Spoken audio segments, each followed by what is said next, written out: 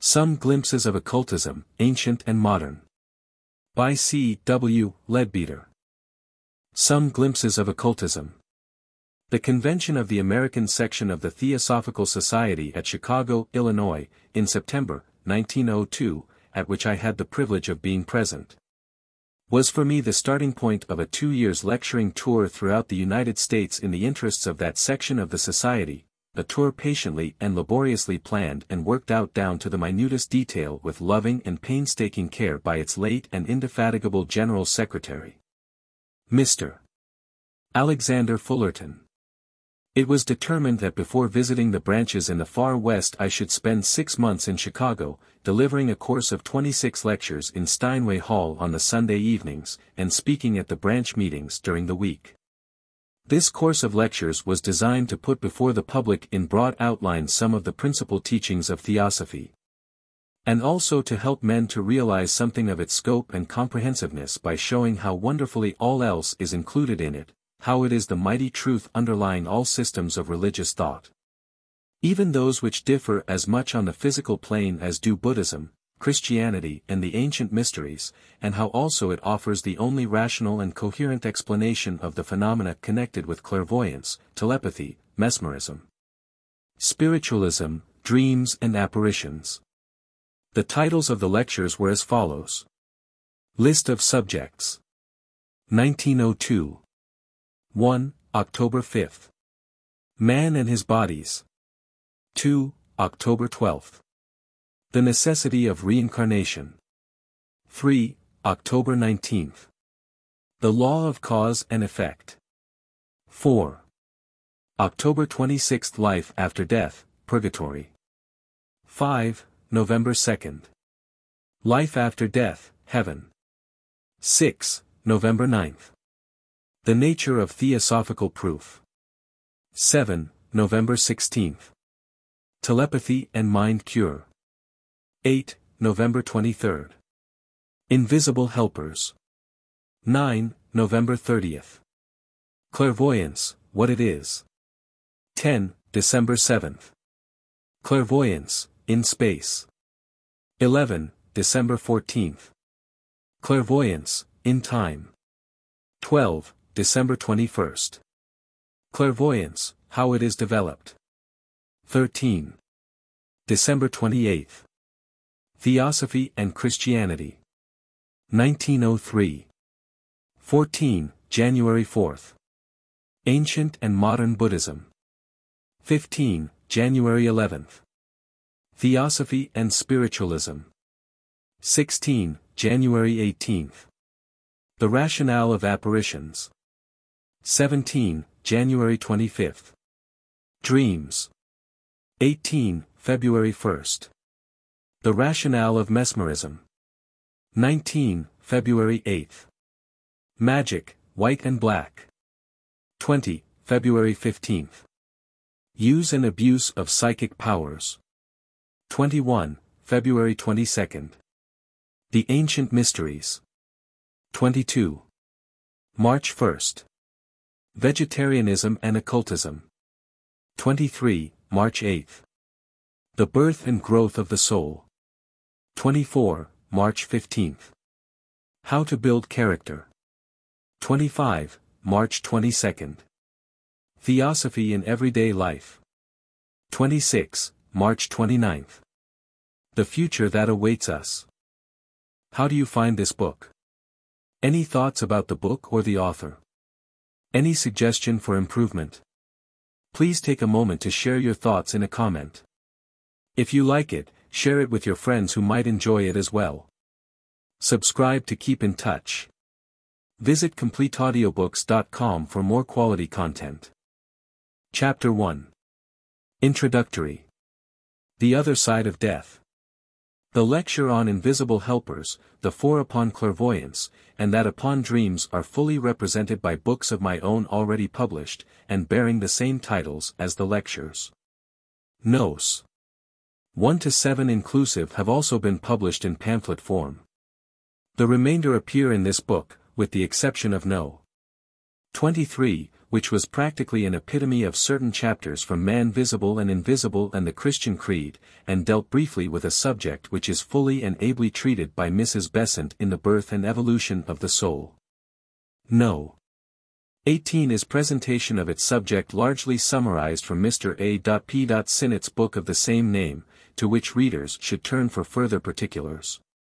The course of lectures as a whole offered a popular and necessarily somewhat superficial exposition from the theosophical standpoint of most of the manifestations of occultism known to the Western world at the present day. And it gave also a few glimpses into the fuller and more perfect manifestations which were current 2,000 years ago.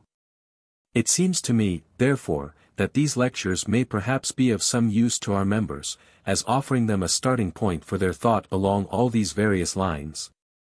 And it is with that hope that I am putting them before our society in this form. They appear here almost as they were delivered, except that, now they are all brought together, some repetitions are excised, and a few quotations are given more fully than in the original lecture. I have made no attempt to recast them from the lecture style into the essay style, as that would have needed far more time than can be given during a somewhat arduous tour, and would therefore have indefinitely delayed their appearance in print. The lecture on the unseen world was delivered during a previous visit to Chicago, but it is included here because it is to some extent a synthesis of some of those earlier lectures of the series which are fully published elsewhere. And so it serves as a useful introduction to many of those that follow it. The Gospel of Wisdom was delivered in connection with the convention to which I have previously referred, before the first lecture of this series. But I have placed it at the end, instead of at the beginning, because it seems to fall naturally into place there. And concludes my book with the strong assertion of a fact whose proclamation I believe to be one great part of the mission of Theosophy to the Western world, the mighty truth that all things are working together for the final good of all. That the great Divine Father means us to be happy, and that we shall be so in proportion to our knowledge of His will and our glad cooperation with its action. Ancient. Chapter 2. Theosophy and Christianity. Many persons who feel themselves attracted towards Theosophy, whose interest is aroused by its reasonableness and by the manner in which it accounts for many things which otherwise seem inexplicable, yet hesitate to take up its study more deeply, lest they should presently find it contradicting the faith in which they have been brought up, lest, as they often put it, it should take away from them their religion. How, if a religion be true, the study of another truth can take it away, is not clear, but, however illogical the fear may be, there is no doubt that it exists. It is nevertheless unwarranted, for Theosophy neither attacks nor opposes any form of religion, on the contrary, it explains and harmonizes all. It holds that all religions alike are attempts to state the same great underlying truths, differing in external form and in nomenclature, because they were delivered by different teachers, at different periods of the world's history, and to widely different races of men, but always agreeing in fundamentals, and giving identical instruction upon every subject of real importance. We hold in Theosophy that this truth which lies at the back of all these faiths alike is itself within the reach of man, and indeed it is to that very truth that we give the name of Theosophy, or Divine Wisdom. And it is that which we are trying to study. This, then, is the attitude of Theosophy towards all religions. It does not contradict them, but explains them. Whatever in any of them is unreasonable or obviously untrue it rejects as necessarily unworthy of the deity and derogatory to him. Whatever is reasonable in each and all of them it takes up and emphasizes, and thus combines all into one harmonious whole. No man need fear that we shall attack his religion, but we may help him to understand it better than he did before. There is nothing in Theosophy which is in any way in opposition to true primitive Christianity, though it may not always be possible to agree with the interpretation put upon that truth by modern dogmatic theology, which is quite another matter. Most people never apply their reason to their religious beliefs at all, they vaguely hope that it is all right somehow. Indeed, many faithful souls consider it wrong to think critically upon any point of faith, for they suppose these things to be greater than human understanding. When people do begin to think, they invariably begin to doubt, because modern theology does not present its doctrines reasonably, and so they soon find that many points are irrational and incomprehensible. Too often they then feel that their whole basis of faith is undermined, and they proceed to doubt everything. To all such souls struggling for light I would recommend the study of Theosophy, for I am convinced that it will save them from the dark abysses of materialism by presenting truth to them in a new light, and giving back to them all that is most beautiful in their faith, but on a new and surer basis of reason and common sense. In order that it may be clear to you that there is in reality to opposition between Christianity and Theosophy, let me put before you the basic principles of the latter. That you may not suppose that I am clothing them in an unusually Christian dress for the purposes of this lecture, I will quote them from a little book which I have recently written for beginners in this study. It is called An Outline of Theosophy, and in it I give 3 great basic truths, certain corollaries which follow from them, and then the results which in turn proceed from theosophical belief. The 3 great truths. The 3 great truths are: 1. God exists, and he is good. 2. Man is immortal, and his future is one whose glory and splendor have no limit. 3. A divine law of absolute justice rules the world, so that each man is in truth his own judge, the dispenser of glory or gloom to himself, the decreer of his life, his reward, his punishment. To each of these great truths are attached certain others, subsidiary and explanatory.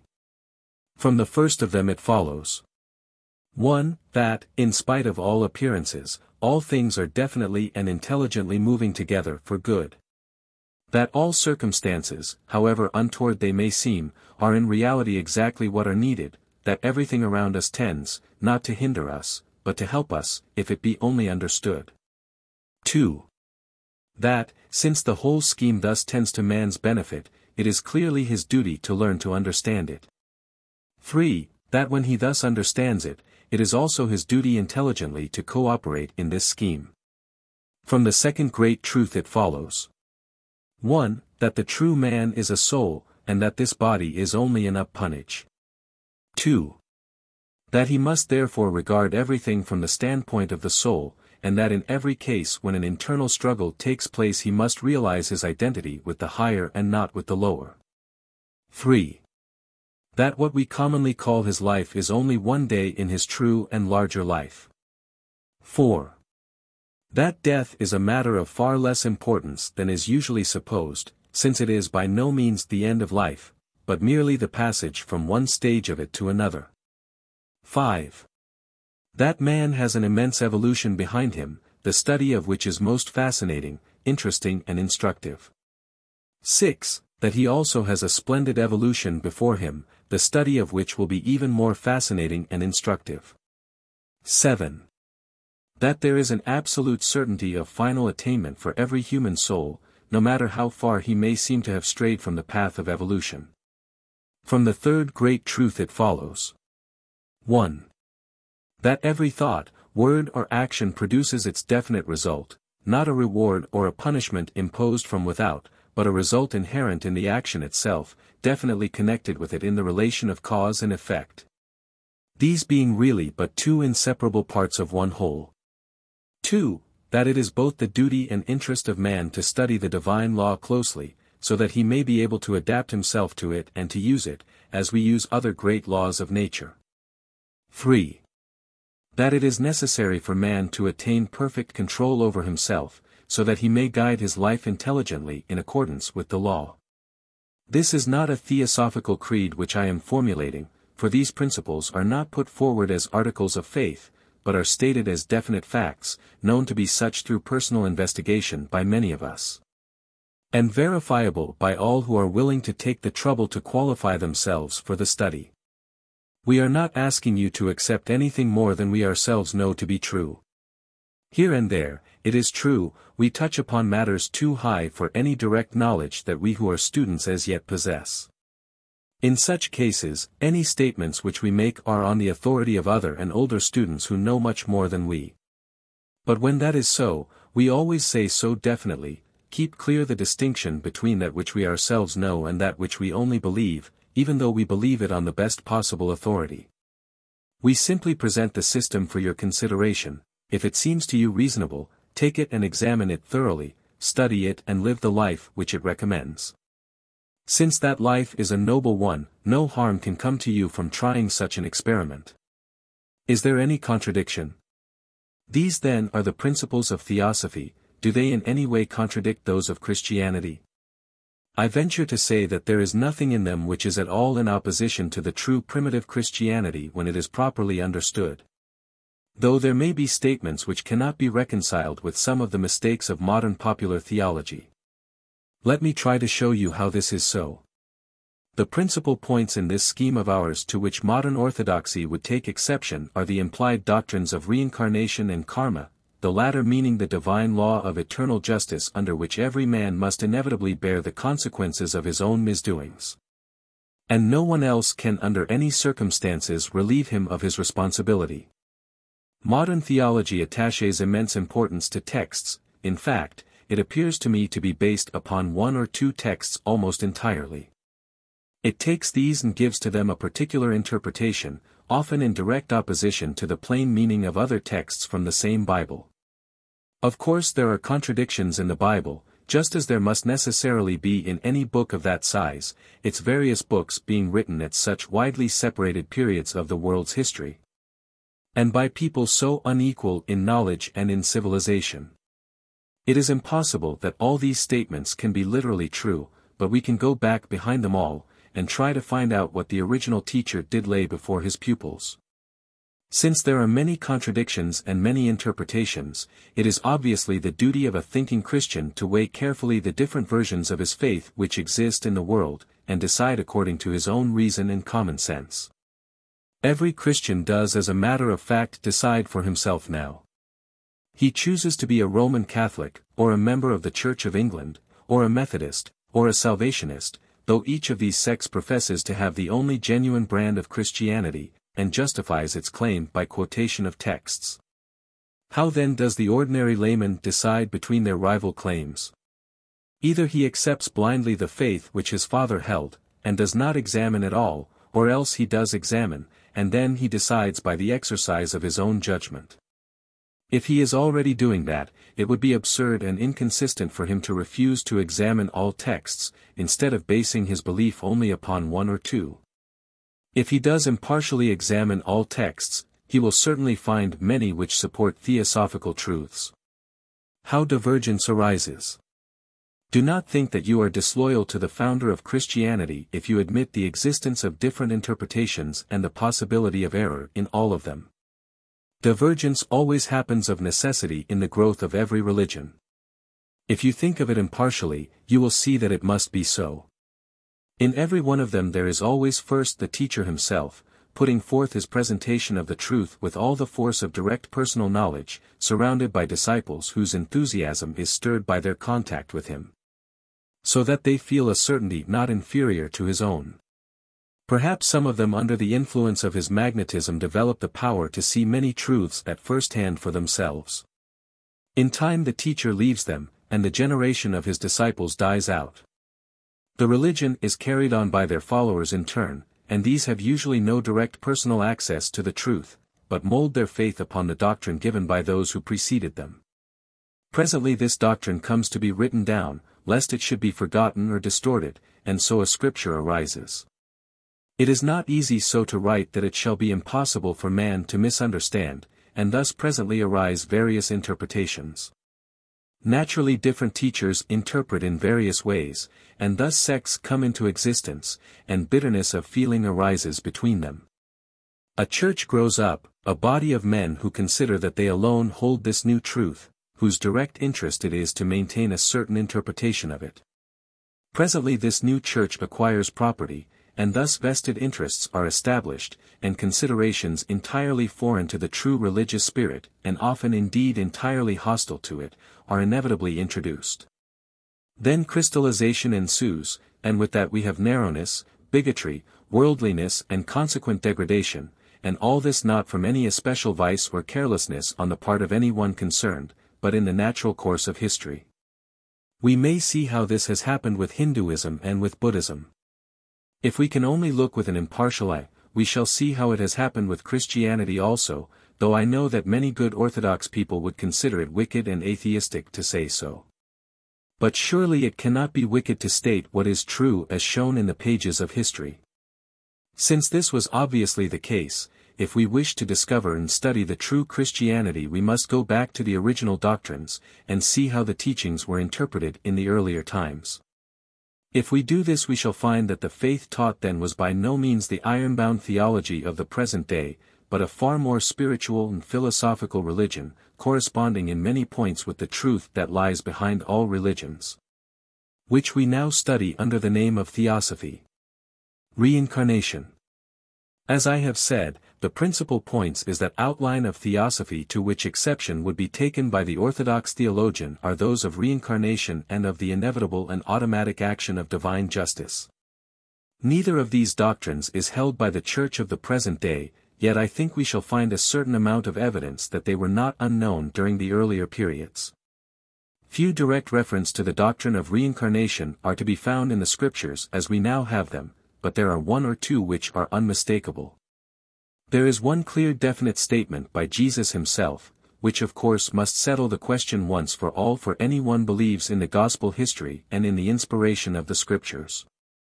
When he has been speaking of John the Baptist, and inquiring what opinions were generally held about him, he terminates the conversation by the emphatic pronouncement, "If ye will receive it, this is Elias which was for to come." Matthew 11:14. I am aware that the orthodox theologian thinks that Jesus did not mean what he said in this case, and wishes us to believe that he was endeavoring to explain that Elias had been a type of John the Baptist. But in reply to such a disingenuous plea it will be sufficient to ask what would be the thought of any one who in ordinary life tried to explain away a statement in so clumsy a fashion. Christ knew what was the popular opinion with reference to such matters.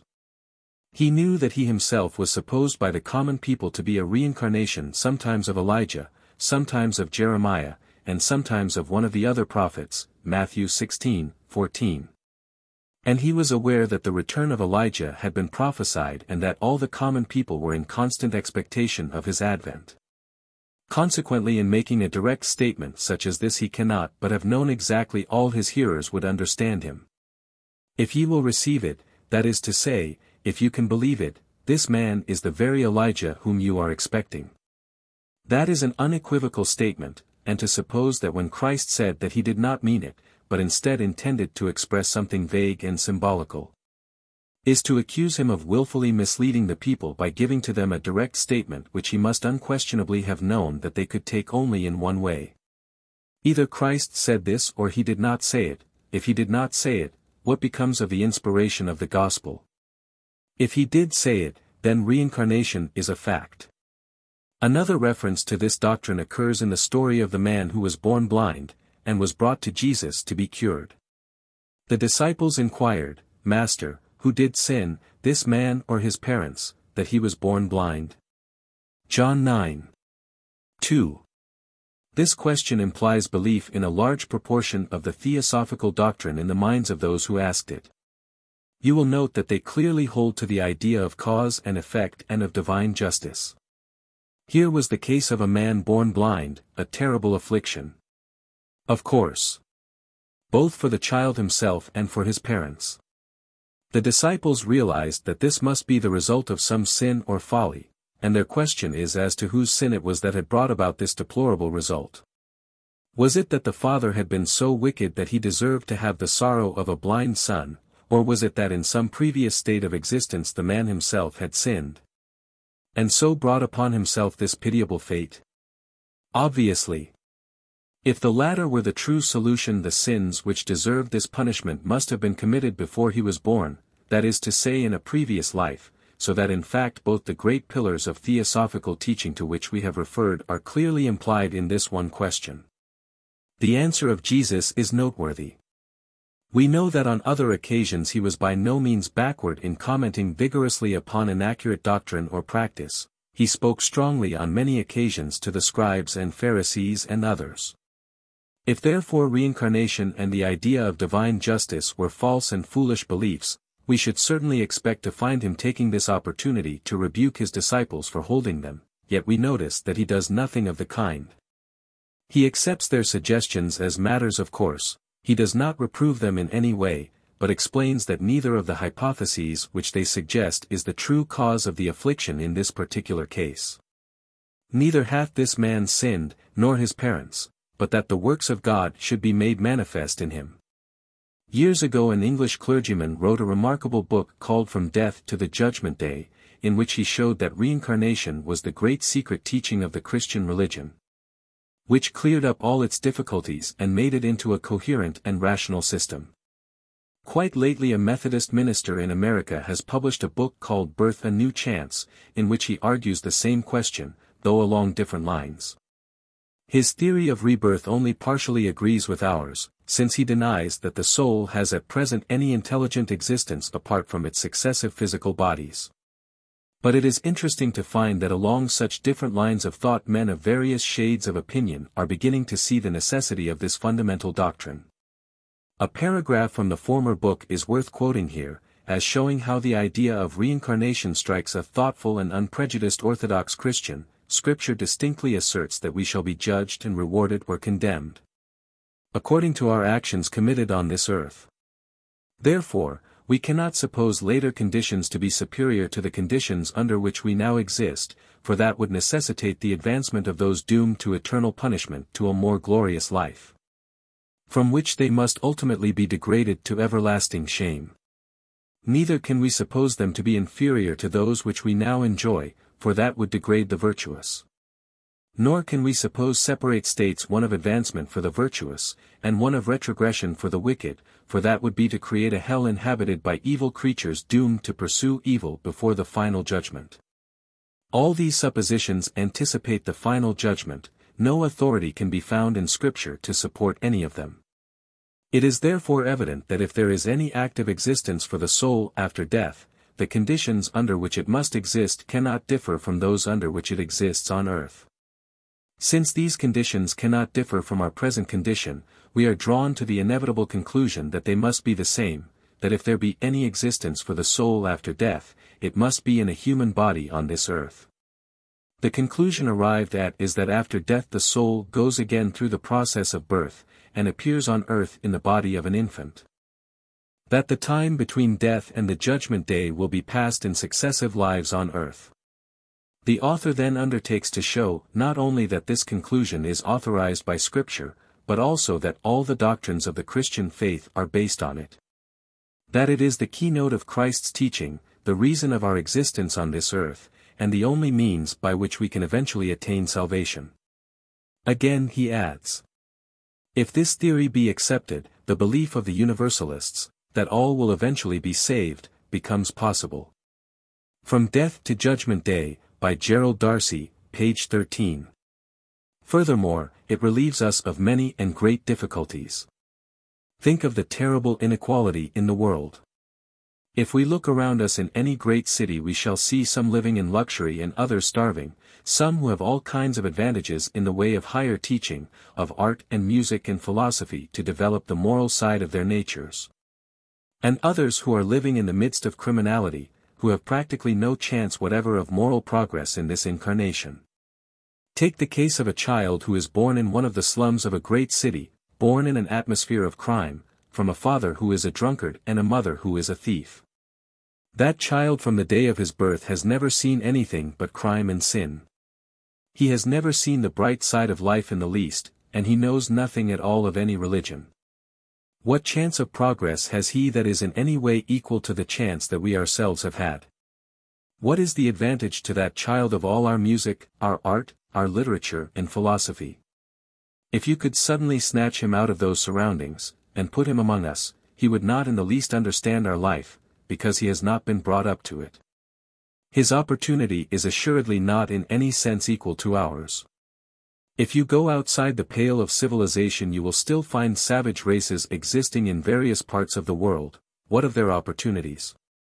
It is not conceivable that those men can develop as fully as we. How is this to be accounted for? The three hypotheses. There are three possible hypotheses, three possible theories of life. First, there is the materialistic hypothesis that there is no scheme of life at all, that we are simply ruled by blind chance. We are born by chance and we die by chance, and when we die that is the end of us. That is not a particularly satisfactory theory, not one which we should desire to accept unless we found ourselves forced to it. But are we so forced? I think not. In fact, all the evidence tells distinctly in the opposite direction. What is the use of all this progress that we see taking place around us if it is not working towards a definite end? The second hypothesis is that of divine caprice, the theory that God puts one man here and another there because he chooses to do so, and that, although their opportunities of progress are utterly unequal, their eternal destiny hereafter nevertheless depends in all cases upon their success in achieving a high level of morality. This theory makes no attempt to account for the inequalities in earth life, and offers precisely the same heavenly reward to all of the small number who are supposed to attain it at all, quite irrespective of the amount of suffering endured here. Some modification of this theory is at present suggested by most of the Occidental forms of religion, though it is by no means the true and original teaching of Christianity. Certainly it would seem to a thinking man that a God who has put us in a position amid respectable surroundings in which we could not easily go far wrong, and at the same time has put another man in a situation such as we have described, where it is almost impossible for him to do right, can hardly be a just deity. Indeed, some of most deeply religious of men have felt themselves sorrowfully forced to admit that either God is not all-powerful, and cannot help the misery and sin which we see in the world about us, or else that he is not all good, and does not care about the sufferings of his creatures. In Theosophy we hold most firmly that he is both all-loving and all-powerful, and we reconcile this belief with the facts of life around us by means of this doctrine of reincarnation. I know of no other theory through which such reconciliation is possible. And surely the only hypothesis which allows us rationally, and without shutting our eyes to obvious facts, to hold the belief that God is an all-powerful and all-loving Father is at least worthy of careful examination. Before we cast it contemptuously aside in order to blazon forth our conviction that he does not possess those qualities. Observe that there is absolutely no other alternative. Either reincarnation is true, or the idea of divine justice is nothing but a dream. How does orthodoxy deal with so weighty a consideration as this? Usually it scarcely attempts to deal with it at all, but contents itself with vaguely remarking that God's justice is not as man's justice. That is probably true, but at least divine justice must be greater than ours, and not less. It must be an extension of ours, including considerations which are beyond our reach, not something falling so far short of ours as to involve atrocities which even we who are only men would never think of committing. But what is our third hypothesis? What does the theory of reincarnation suggest to us? That the life of man is a far longer life than we have supposed. That man is a soul and has a body, and that what we have called his life is but one day in the true and greater life of that soul. Man rises in the morning, and learns the lesson of his day, and when he is tired he lies down to sleep. And the next day he comes back again like a child to school, and learns another lesson. The body is nothing but the dress which he puts on when he is ready to go out for the day's work at school, and lays aside when that day's work is over in order to enjoy greater freedom during his rest at home. For each day he has a new body, and again he revisits earth to learn more and more of these lessons, to acquire new and higher qualities, and so evolution proceeds. Thus we realize that less evolved souls are simply children in a lower class, and that they are not to be regarded as wicked or backsliding, but only as younger brothers. Think of the child at the kindergarten. He practically plays most of the time. They do not set him at once to the higher schoolwork, because at that stage he could not understand it, and such teaching would be useless and injurious to him. Just the same thing is true with regard to a soul, it could not receive the higher teaching at first. It must begin with the stronger, coarser impacts from without, which reach it in savage life. It must be stirred by those vigorous and insistent shakings before it can learn to respond to the finer vibrations at higher levels which an advanced civilization will afford it such varied opportunities of rapid development. So by slow degrees and through many lives that soul will reach our own lever, but it does not stop there. There have been many men in the world who have stood head and shoulders above their fellows. They show us what we shall be, and they are in themselves a proof of reincarnation, for there is no conceivable single life that could evolve a savage into an Emerson, a Plato, or a Shakespeare. If we accept reincarnation, we can account rationally for the existence side by side in the world of the criminal and the philosopher, but on no other hypothesis can this be done.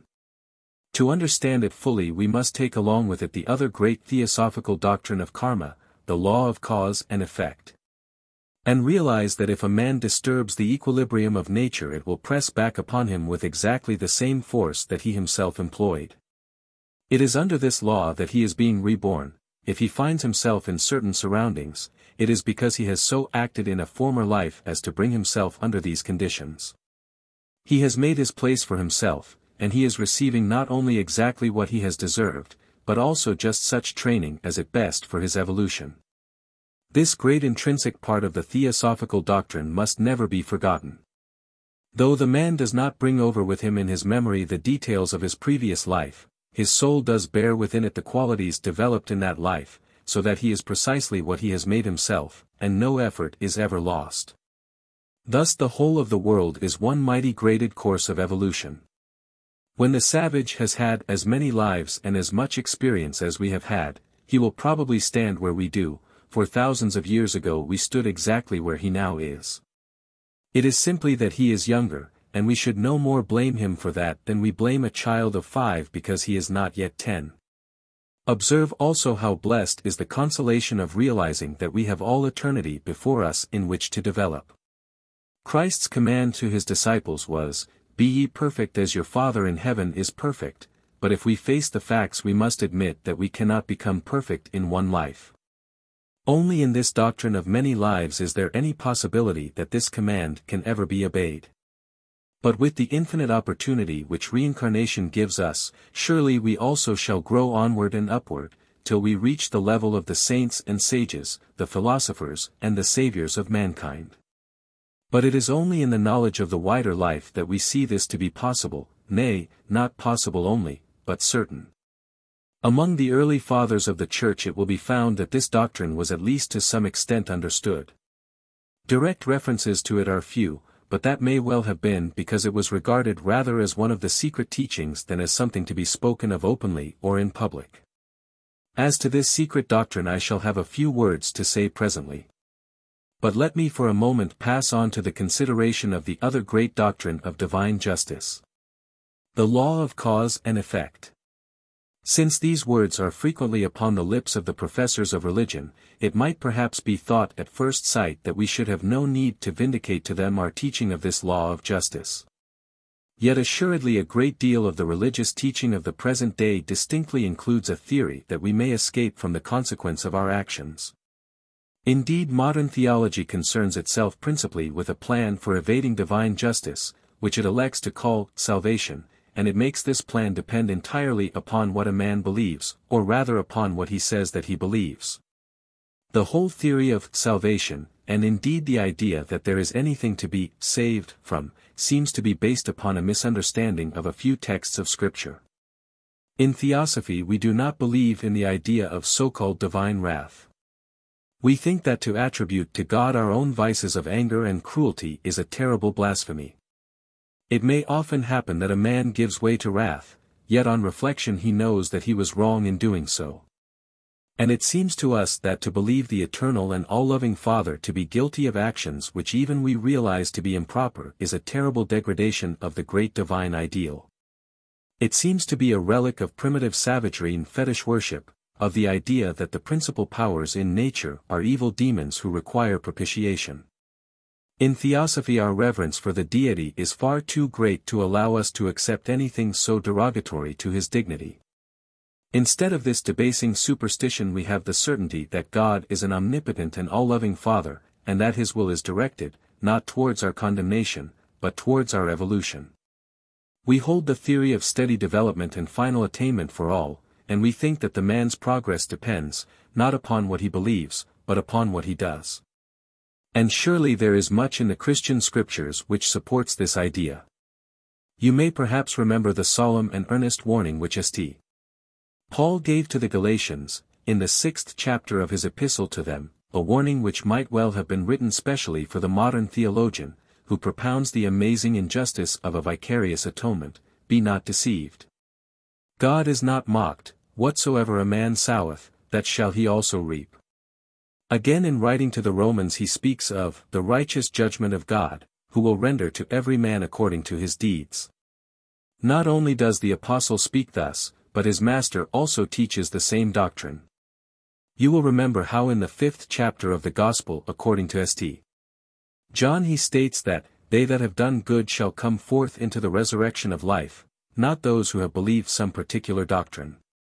Another striking point is to be found in the description which Christ gives of the Last Judgment in the 25th chapter of the Gospel according to St. Matthew. Since, according to theological teaching, he is himself to be the judge on this occasion, surely his account of the proceedings must be correct, and his explanation of the basis upon which the decisions will be given must be accurate and conclusive. He describes how all nations shall be brought before the king, and how they shall be divided into two great classes, some on the right hand and some on the left hand, and the reasons for the classification are clearly and distinctly given. From the study of modern theology we should expect that the one great question upon the answer to which all would turn must inevitably be, have you believed in Christ, or in certain doctrines? Or, have you accepted the teachings of the Church? The orthodox believer must be surprised to note that neither of these questions seems to enter into the matter at all. Not one word is asked by Christ as to what these people have believed, or whether they even now believe in anything whatever. The decision is based not upon belief, but upon action, not upon the doctrines which they have held, but upon what they have done. The only question raised is whether they have fed the hungry, have clothed the naked, have helped the stranger and those who were in sick and in trouble, that is to say, whether they have done their duty towards their neighbors in a compassionate and charitable spirit. It is perfectly obvious that according to this account of the Day of Judgment, again remember, it is an account given by the judge himself, a Buddhist, a Hindu, a Mohammedan, a so-called heathen of any type whatever, would have just as good a chance of attaining the eternal life of heaven as the most bigoted Christian sectarian. It would almost seem that the modern theologian does not read his Bible at all. Or rather it would seem that he has his attention so exclusively fixed upon certain texts, and the deductions which he and his predecessors have drawn from them, that he becomes entirely blind to the plain straightforward signification of many other texts of equal importance. The inner teaching. It may be said, however, that at any rate in the present day these doctrines of reincarnation and of perfect justice are not taught in any of the churches. How is that to be accounted for? We reply that this is because Christianity has forgotten much of its own original teaching, because it is now satisfied with only part, and that a very small part, of what it originally knew. It may be argued that at least the Church possesses the original scriptures, and that the teaching derived from these writings should therefore not have varied. As has been shown, the modern teaching appears to be based exclusively upon certain fragments of these scriptures wrested from their context, and so treated as to contradict many other passages. From these few misapplied texts an insecure edifice of unreasonable doctrine is built, and the original teaching of the early Church is to a great extent neglected. These very scriptures themselves tell us constantly of something more than is written in them, something more than was ever given to the public. It is the fashion in these days to deny that there could ever have been any esoteric teaching in Christianity. Indeed, its present professors make a boast of the idea that it contains nothing which cannot be comprehended by the meanest intellect, and laid open in its fullness to the most ignorant. If this boast were founded upon fact, it would be a most serious reproach against Christianity, for it would mean that this religion had nothing to offer to the thinking man. Every great religion has always recognized the fact that it had to deal with many different classes of men, and that it was necessary that it should be able to meet them all at their various levels. A religion has to provide for large numbers of simple and uneducated people, incapable of comprehending a high system of philosophy or metaphysics. Consequently, it must have a plain and straightforward scheme of ethical teaching, instructing these people how to live, and clearly and strongly putting before them the fact that according to the nature of their lives here and now will be their happiness or their suffering hereafter. But there will be many to whom this alone is far from satisfactory, whose minds will seek for a great scheme in the universe, who will inquire how man comes to be what he is, and what is the future that lies before him. The answers to all these questions will inevitably involve much that would be entirely incomprehensible to the simple faith of the unlearned.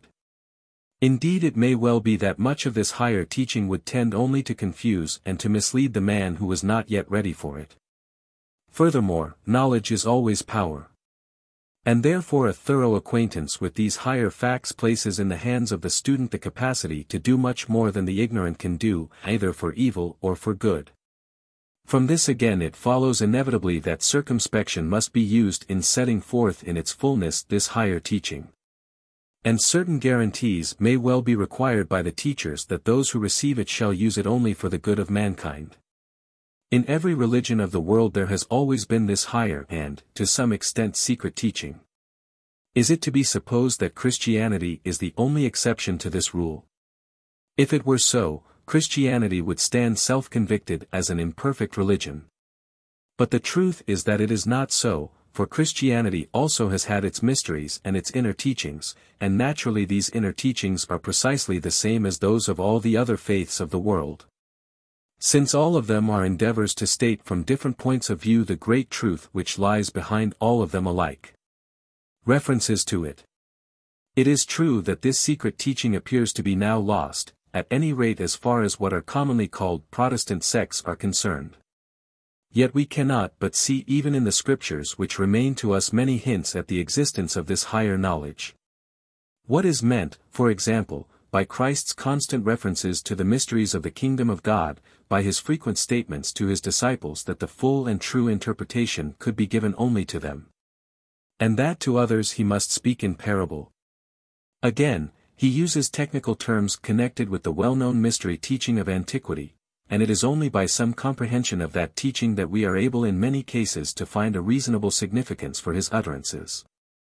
This question as to the existence of an esoteric side in Christianity is not one of sentiment, but of fact. And it is useless for those who do not wish to believe it to clamor against the plain and obvious meaning of the documents of history. The best way to approach this subject is to see first of all what Christ himself said which bears upon it, then to take the evidence in the writings of his immediate successors, the apostles. And then to see whether the same idea shows itself in the church fathers who followed the apostles. I think that in all these cases an unprejudiced examination will convince the student that the secret teaching did exist, and was well known to all of them. There were originally many more Gospels than the 4 which now remain to us, and even these 4 have probably passed through many mutilating hands before they settled down into their present form. Yet even in them traces still remain which it would be difficult for the most bigoted to deny. Jesus himself speaks on several occasions with no uncertain voice.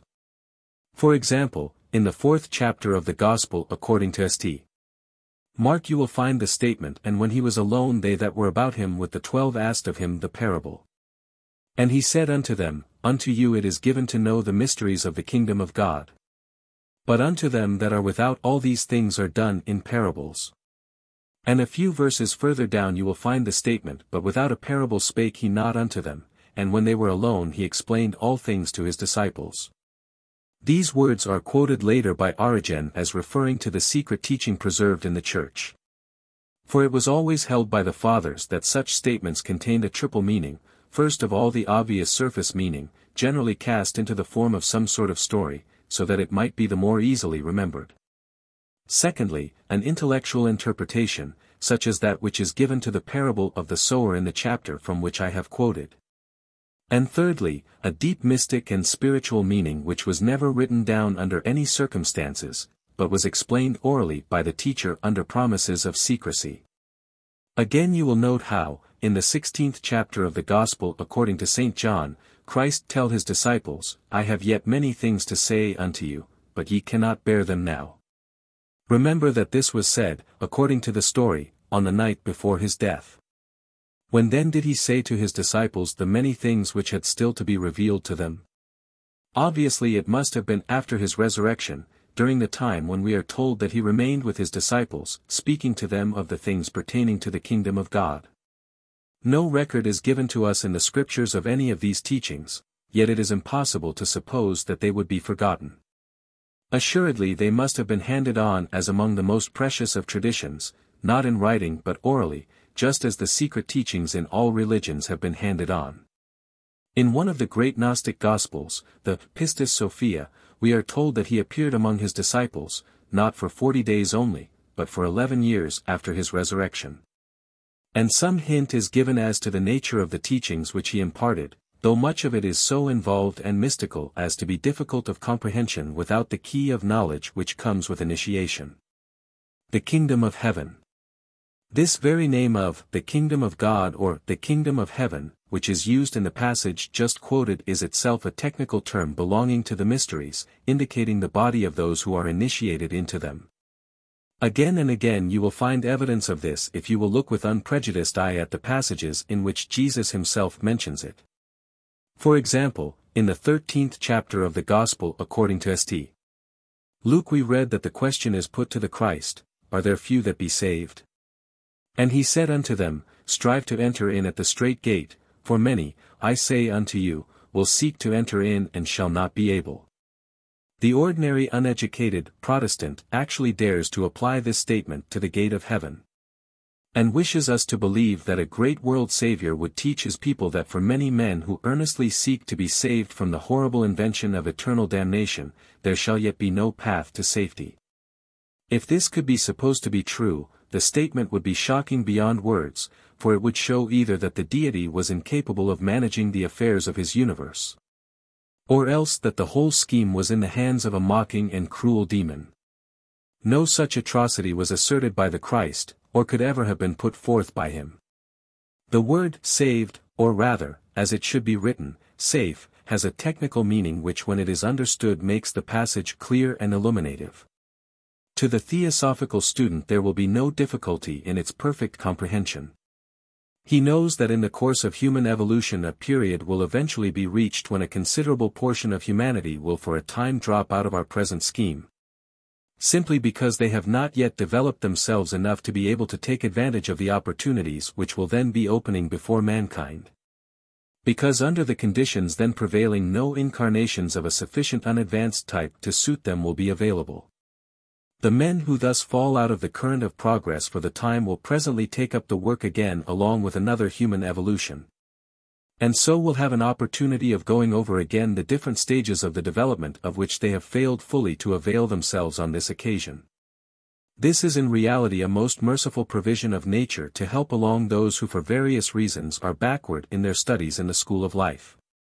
And though they lose the place that they have held in this particular evolution, it is only because the evolution has passed beyond them, and it would have been a mere waste of time for them to attempt to stay in it any longer. The man to whom this happens is in the position of a child at school who is hopelessly behind his classmates. To continue to work with them would mean only strain and fatigue and waste of time for him. While to leave that class and to work with the one next below it will not only be easier for him, but will enable him by further practice to learn thoroughly those lessons which so far he has been unable to master. The ordinary man is by no means as yet above the level at which it might be possible for him thus to have to drop out. But the pupil who has taken the first great initiation, who has entered upon the stream, as is said in the East, is safe from any danger of such delay, and so he is often spoken of as the saved, or the elect. It is in this sense, and this sense only, that we are to understand the use of the word saved, either here or elsewhere in the Scriptures and in the creeds. And when we comprehend this, we shall at once see the force and truth of the remark of the Christ that the gate of initiation is strait and difficult of entry and that there will be many who will strive to reach it for a long time before they are able to attain it. The road that leads to life. Another passage which confirms this is to be found in the 7th chapter of the Gospel according to St. Matthew, in which Christ once more advises his disciples, "Enter ye in at the strait gate. For wide is the gate and broad is the way that leadeth to destruction, and many there be which go in thereat, because strait is the gate and narrow is the way which leadeth unto life, and few there be that find it." Here again the occult student has no difficulty in recognizing a familiar imagery. He knows well how narrow and difficult is the way which leads to that eternal life, which means the avoidance of the necessity of birth and death, that is to say, of the descent into incarnation. He knows too how broad and comparatively easy is the slow line of progress adopted by the ordinary man, which leads him to death and to birth many thousands of times before it conducts him to a permanent residence upon higher levels. It is indeed true that many there be who walk in this longer but smoother road, and there are at present but few among humanity who find the shorter but steeper path of initiation. Read in this, its obvious sense, the statement is true and comprehensible. But if we are to take it in the sense that the straight gate leads to heaven, and that only few are able to enter there, it is not only a barbarous misrepresentation of the facts, but it is in flat contradiction to other texts in which the heaven world is clearly intended. When the biblical scribe is really attempting to picture the heaven world, we find that he speaks of a great multitude which no man could number, of all nations and kindreds and peoples and tongues, who stood before the throne and before the Lamb, clothed with white robes and with palms in their hands. Initiated writers have always known the grand truth that there is no possibility of final destruction, but the certainty of eventual success for all, because that is God's will for them. In this sense, as referring to their ultimate destiny, there is no feeble hope that a few may be saved, but the magnificent certainty that none can by any possibility be lost. It is indeed difficult to understand how modern orthodoxy can speak of Christ as the Savior of the world, and yet in the same breath assert that he does not save it, that he does not succeed in save 1 in 10,000 of its inhabitants, and has to yield all the rest to the devil. Would such a proportion be considered successful if we were speaking of any kind of human effort? Such a doctrine is in reality blasphemy, and every honest Christian should at once cast it out from his stock of religious ideas. We bring a grander gospel, and we preach a nobler creed than that. Truly Christ is the Savior of the world, for each man is saved by the Christ within himself, that Christ in us which is indeed the hope of glory, as the Scriptures have said. For without that divine spark within us, how could it ever be possible for us to reunite ourselves with the divine? Therefore we know that every man will one day realize his own divinity, and so will rise to the treasure of the stature of the fullness of Christ.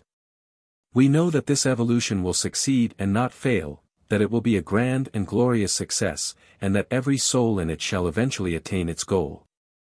The difficulties of the rich. Yet another instance in which only this explanation can make the biblical story rational is to be found in the 19th chapter of the Gospel according to St. Matthew. It will be remembered that on a certain occasion a young man came to Christ and asked him how he might win eternal life, meaning of course, as I have said before, the liberation from the necessity of repeated birth and death. Christ meets him with the usual reply, which would have been given by any of the great teachers: keep the commandments. But the young man proceeds to explain that he has already kept all these exoteric commandments all his life, and wishes to know what more he can do to expedite his progress. Christ in his answer to him employs one of the well-known technical terms of the Essene community in which he himself had been trained, for he says to him, "If thou wilt be perfect, sell all that thou hast and give to the poor, and come and follow me." To be perfect means to attain a certain level of initiation, to belong to a certain class within that kingdom of heaven. And the remark of the Christ simply repeats the universal teaching of the Eastern sages, that poverty and obedience are necessary for those who would enter among the ranks of the higher initiates. The young man finds a difficulty here, not yet feeling prepared to give up his worldly possessions. And then the Christ proceeds to moralize upon the difficulty which stands in the way of the rich man when he attempts to enter upon the higher stages of this path.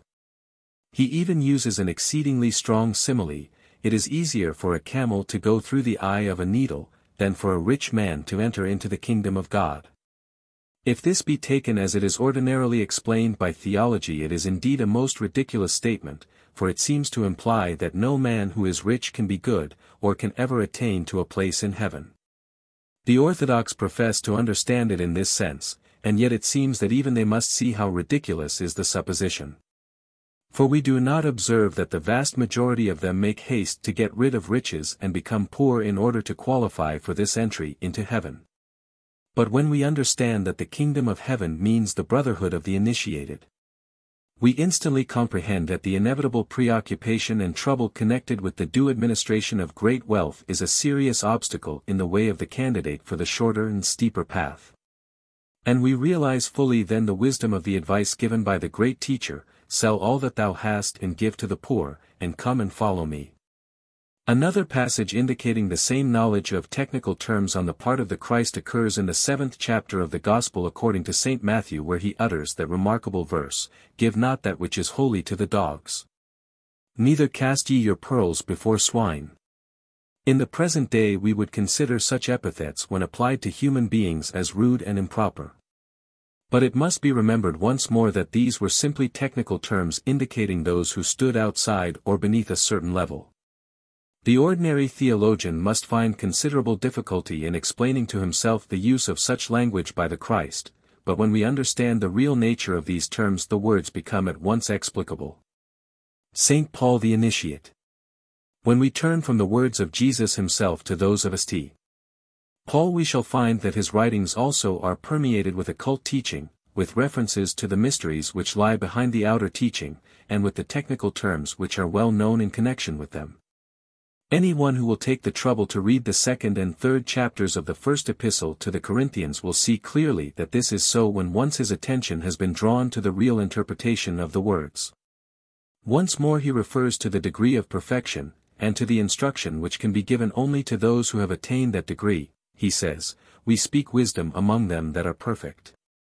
And again, "We speak the wisdom of God in a mystery, the hidden wisdom which God ordained before the world began, which none of the princes of this world know."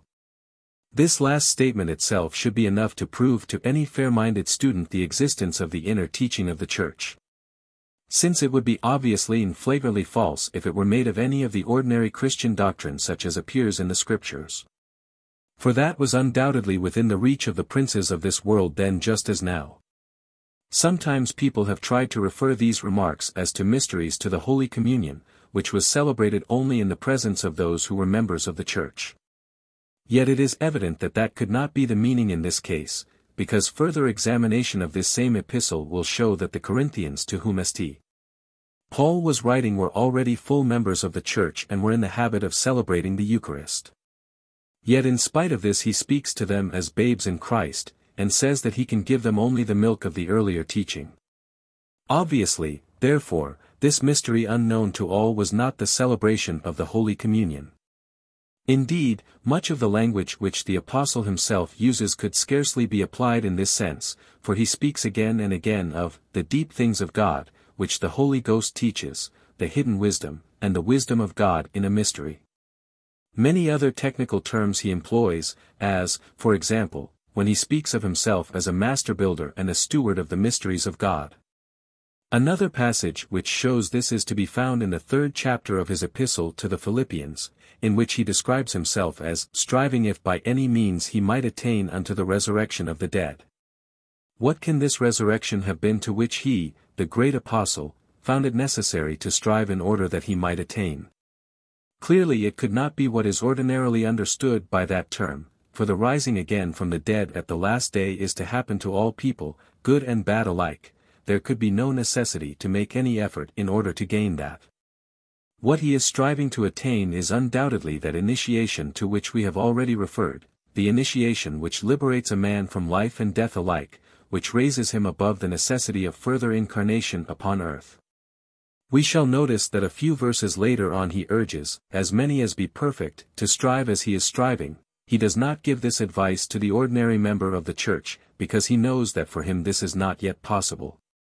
Many other quotations bearing a similar interpretation might be given from the writings of St. Paul, but let us pass on now to those who are called the Fathers of the Church, the writers who immediately followed the apostolic period. We shall find that they know well what St. Paul meant when he spoke so frequently of the mysteries, for they themselves often use exactly the same terms in referring to them. For example, one of the earliest and greatest of them, St. Clement of Alexandria, borrows verbatim from a Neo-Pythagorean document a whole sentence to the effect that it is not lawful to reveal to profane persons the mysteries of the Word. This last term is the translation of the Greek logos, and in this sentence he inserts that word in the place of the Eleusinian goddesses who are mentioned in the original document. The three stages of the Church. In these days the Church considers it her highest glory that she has produced the saint, and she points to the role of her saints as a proof of the truth and the result of her teaching. Yet in these early days this, which now seems the final goal of her effort, was only an introduction to it. Then she had three great order or degrees, through which her children had to pass. And these were called respectively purification, illumination, and perfection. Now she devotes herself solely to producing good men, and she points to the saint as her crowning glory and achievement. But in those days when she had made a man a saint her work with him was only just beginning, for then only was he fitted for the training and the teaching which she could give him then, but cannot now. Because she has forgotten her ancient knowledge. Her purification led the man to saintship, her illumination then gave him the knowledge which was taught in the mysteries, and this led him up towards the condition of perfection and of unity with the divine. Now she contents herself with the preliminary purification, and has no illumination to give. Saint Clement of Alexandria. Read what Saint Clement says on this subject, as quoted in the Christian Platonists of Alexandria by Dr. C. Big, page 62. Purity is only a negative state, valuable chiefly as the condition of insight. He who has been purified in baptism and then initiated into the little mysteries, has acquired, that is to say, the habits of self-control and reflection, becomes ripe for the greater mysteries, for epoptia or gnosis. The scientific knowledge of God. This latter is a startling claim to make from the modern Orthodox point of view. I imagine that few preachers at the present day would claim to have the scientific knowledge of God, or even to know in the least what such an expression meant. Yet there it stands in the writing of one of the earliest and greatest of the Church Fathers. We have only to examine the theosophical teaching to see exactly what he meant, to understand, so far as the intellect of man can at present understand, what is meant by the doctrine of the Trinity, of the incarnation of Christ, and his dwelling within the heart of man. The scientific knowledge of God is still within the reach of the earnest and reverent student. It is no mere form of words, but a glowing and definite fact. How highly St. Clement valued this transcendent knowledge may be seen by another quotation from his writing given in Christian Mysticism, by W. R. Inga, page 86. Knowledge, says Clement, is more than faith. Faith is a summary knowledge of urgent truths, suitable for people who are in a hurry, but knowledge is scientific faith. If the Gnostic, the philosophical Christian, had to choose between the knowledge of God and eternal salvation, and it were possible to separate two things so inseparably connected, he would choose without the slightest hesitation the knowledge of God. That surely is a sufficiently clear statement. Evidently St. Clement thought that faith was only for those who had not time to go into the study of the definite science themselves. They had to be content with accepting its magnificent truths on faith, just as is the case with ourselves with regard to any of the physical plane sciences of the present day. If each man had a life of leisure, no doubt he could take up chemistry or astronomy and study it at first hand for himself. If he has no time to do this, he thankfully accepts the conclusions at which those arrive who have studied it. When we come to this great science of life which is called religion, such acceptance of the result of the investigation of others is spoken of as faith, but assuredly, as St. Clement says, direct knowledge is infinitely better.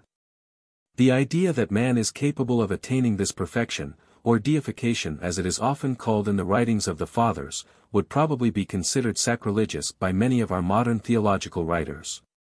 Yet it was clearly held by the early Fathers, and they knew its attainment to be a possibility. Professor Harnack remarks that deification was the idea of salvation taught in the mysteries. And again, after Theophilus, Irenaeus, Hippolytus, and Origen, the idea of deification is found in all the Fathers of the ancient Church, and that in a primary position. We have it in Athanasius, the Cappadocians, Apollinarius, Ephraim Cyrus, Epiphanius, and others, as also in Cyril, Sophronius, and later Greek and Russian theologians.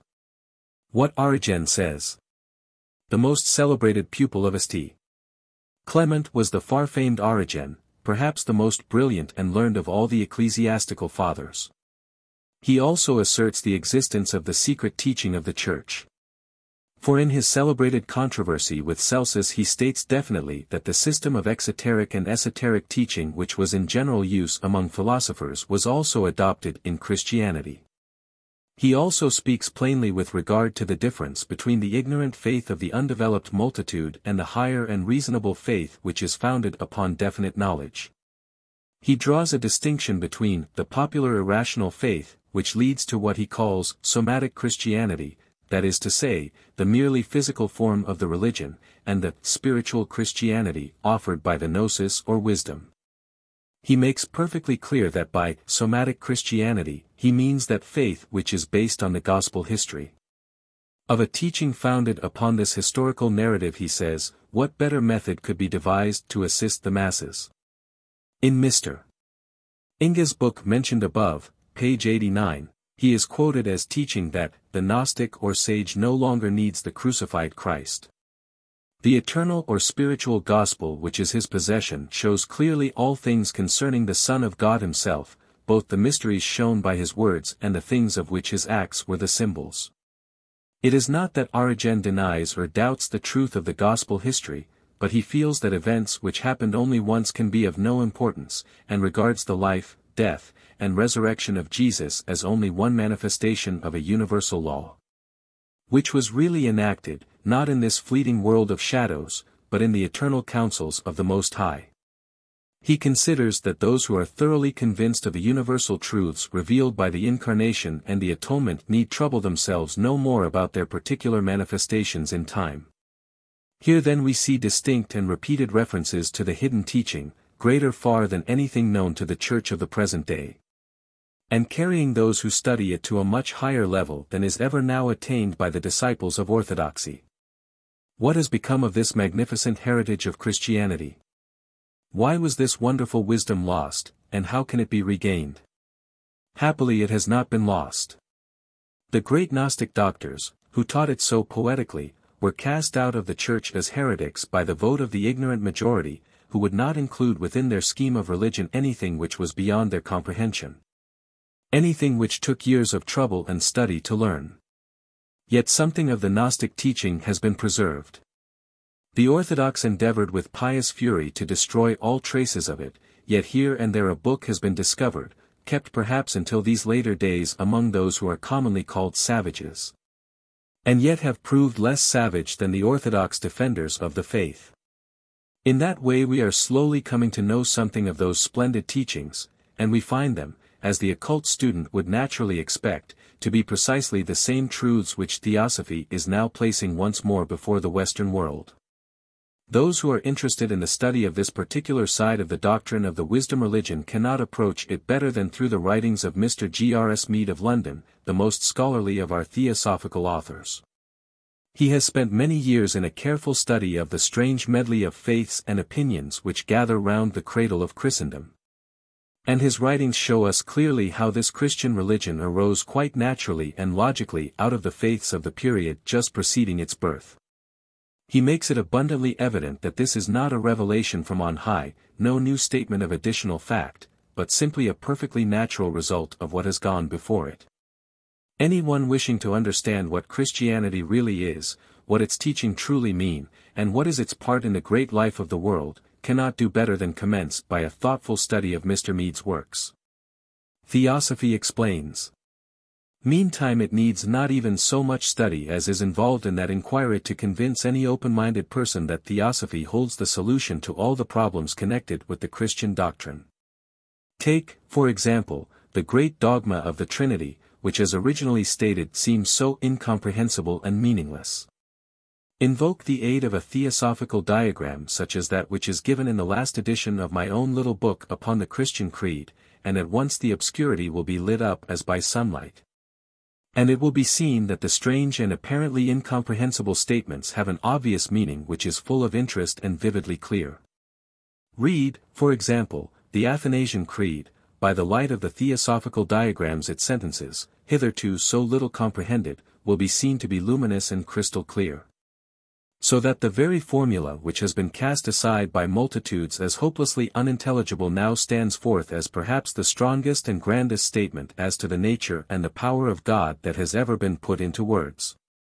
The so-called damnatory clauses, to which so much exception has been taken, fall into their places and are at once seen to be free from all objection, when once their real meaning has been understood.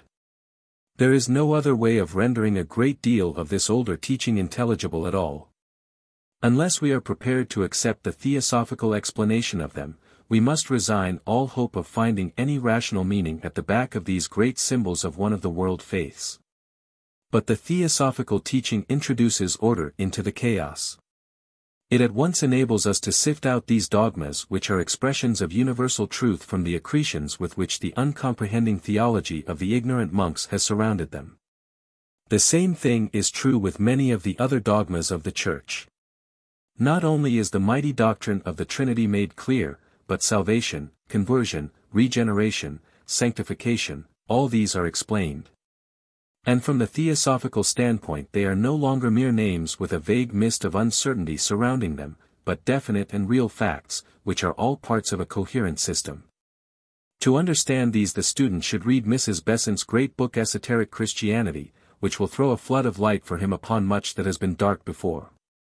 Best of all, it will show him that Christianity in no way contradicts the other great faiths of the world, that they are all alike efforts to state the same great truth. The truth that lies behind them all, this divine wisdom which in modern days we call Theosophy. To the earnest Christian who has in some way or other been aroused into thinking about the doctrines of the Church, and has therefore naturally been led into doubting them in the form in which they are generally presented, we would strongly recommend the study of the teachings of Theosophy. Many a man who begins to doubt finds himself left without definite basis for any belief, and knows not where to turn for comfort and enlightenment. To such an one our advice would be, do not cast aside your religion, but rather try to learn what it really is. Then will be given back to you all that was bright and beautiful and true in the faith of your childhood, but it will be given back to you on a different basis. It will no longer be founded upon authority, whether it be of a book or of a church. For such belief is always liable to be overthrown if you should find that the book or the church is not as historically reliable as you had been led to suppose. You will receive back your faith, but founded this time upon the impregnable rock of reason and common sense, so that the more fully you examine it, the more you will become convinced of its truth and the more you will understand its glory. The Gospel of Theosophy. In saying this we are speaking not from theory but from experience. To us who have studied Theosophy it has brought all this and more. It has been to us a veritable gospel of good news from on high, which has shown us light where before was darkness, which has made life easier to bear and death easier to face. Which has given us, not hope only, but the glorious certainty of future progress. It is for that reason that we put it before you, for that reason that we urge your examination of it. We have no wish to make converts in the ordinary sense of the word. We are not impelled, as is the poor ignorant missionary, by any theory that, unless we can induce our hearers or readers to believe as we do, there will be for them no way of salvation from the horrors of eternal suffering. We know that every one will attain the final goal of humanity, whether he now believes what we tell him or whether he does not. We know that the progress of every man is certain, but he may make his road easy or he may make it difficult. If he goes on in ignorance he is likely to find it hard and painful. If he learns the truth about life and death, about God and man, and the relation between them, he will understand how to travel so as to make the path easy for himself and also, which is much more important, to be able to lend a helping hand to his fellow travelers who know less than he. This is what you all may do, and what we hope you will do. We who are theosophists ask no blind faith from you. We simply put this philosophy before you, and ask you to study it, and we believe that if you do so you will find what we have found, rest and peace and help, and the power to be of use in the world. Above all things we would say to you, not only study the theosophical truth, but try to live the life which Theosophy recommends to you. Now as in the days of old it still remains true that those who do the will of the Father who is in heaven, they shall know of the doctrine whether it be true. And so to those who doubt our teaching we would say, take it up provisionally, take it as a hypothesis, but live the life which it directs, and then you will see for yourselves whether you are the better or the worse for it. Try to realize the unity of the brotherhood which it teaches, and to show the unselfishness which it exacts, and then see for yourself whether this is an improvement upon other modes of living or not. Try the unselfishness and the watchful helpfulness, and see whether here is not an opening into new fields of happiness and usefulness. We who are studying this know that as yet we are only at the beginning of it. Yet we say to you with the utmost confidence, come and join us in our study, and to you also will come the peace and the confidence that has come to us, so that through your knowledge of Theosophy your lives will become purer and brighter. And above all things more useful and helpful to your fellow man. Chapter 3.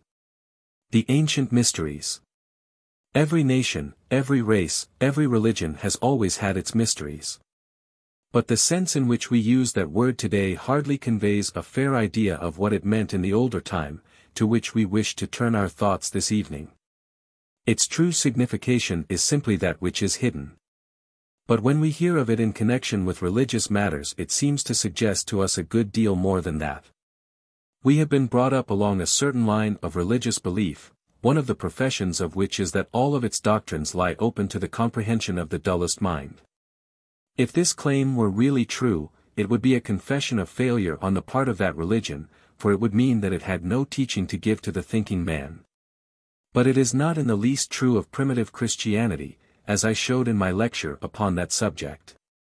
That had its inner teaching, as is true of every great doctrine, so that it may be useful to all classes of humanity, and not only to one. But the mistaken idea which has been so sedulously impressed upon us leads us to feel a certain distrust for the wiser faiths which meet all needs, and to think of them as unnecessarily hiding part of the truth, or grudging it to the world. In the old days there was no such thought as this. It was recognized that only those who came up to a certain standard of life were fit to receive the higher instruction, and those who wished for it set to work to qualify themselves for it. Now there is a tendency to demand all knowledge without making any effort toward this necessary preparation, and to grumble that it is churlishly held back. Because the great ones in their wisdom foresee the dangers of placing certain truths before the minds of those who are not ready to grasp them. Knowledge is power, and people must prove their fitness before they will be entrusted with power, for the object of the whole scheme is human evolution, and the interests of evolution would not be served by promiscuous publication of occult truth. It is generally recognized that it would be foolish to put dynamite into the hands of a child at play, and we have ample evidence around us that such fragments of occult truth as have been allowed to become public have been terribly misused. The fact of the power of thought and will and the possibility of mesmeric influence is now finding wider acceptance, and the immediate result is that we see shoals of advertisements offering, always of course for a consideration, to teach us how to succeed in business by exercising undue pressure of this sort upon our fellow men, in order that we may gain at their expense. The undeveloped man always misunderstands and misuses the least fragment of higher knowledge. To one who comprehends, there is the greatest solace and the most powerful incentive to right living in the profound truth of our unity with the divine.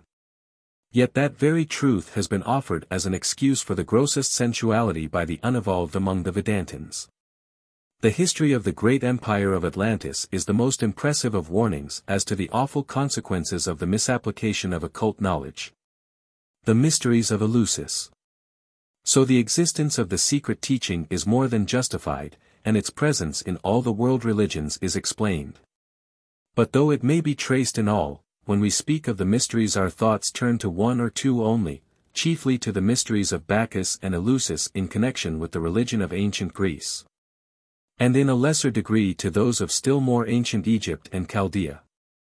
The literature of the subject is scanty, and but little information is to be derived from it. Thomas Taylor's account is perhaps the best, though even in it there is much inaccuracy. Still, there is also a great deal of intuition displayed in his book, so much that it is difficult not to suppose that he may himself have been directly associated with the schools of the mysteries in some past incarnation. Iamblichus, himself an initiate, has written upon the subject, but he gives even less information than Taylor, probably because he was more closely bound by promises of secrecy. A French author of the name of Foucault has also recently written on the subject. A chapter in Mr. Mead's book Orpheus epitomizes all that is known to scholars, a chapter which should be read by everyone is interested in this side of the ancient life. Such information as I have to put before you is obtained in a different manner, not by studying the literary fragments which remain unto us, but rather by investigation and by memory. I have before had occasion to mention that certain members of our society have been engaged in patient examination into the record of past incarnations, in order to study the laws under which rebirth takes place, and the way in which the actions of one life produce their inevitable results in the next. In the course of this research it was found that several of these members had been concerned in these mysteries, and had been regularly initiated into their studies. Of course such initiations must in no way be confounded with those which separate the steps of the path of holiness, for these latter lie at a much higher level, and all the mysteries were only a preparation for them. Nevertheless, there were definite degrees in the mysteries, and the man who entered pledged himself to remain silent as to what he saw. Now such a promise remains binding, even though it may have been made 2,000 years ago. But those to whom it was given may release the disciple from his vow, and with regard to certain parts of the teaching this has been done. The reason is that the world has now evolved somewhat, and so a further experiment is being made. And much that used to be taught only under pledges of initiation is now published to the world in the theosophical literature. Much of this information used to be regarded as secret and sacred. And today, though it is no longer secret, it is as sacred as ever. So that though I may not tell you all that the ancient mysteries of Eleusis offered to the student, I may yet give you an outline of a great deal of it. The first point which I wish to emphasize is that the charge of indecency so frequently brought against these mysteries by their enemies had no foundation in fact, at least so far as the flourishing period of the race is concerned. It should never be forgotten that much of our so-called information about the mysteries comes to us through the unscrupulous and bitterly hostile early Christian writers.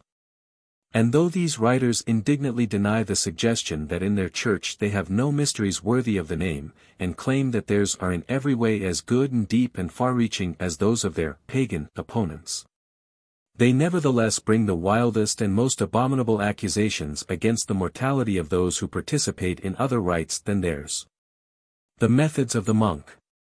Perhaps we hardly realize how entirely we have only one side of all those early controversies, and how absolutely we are in the hands of bitter, unscrupulous sectarians.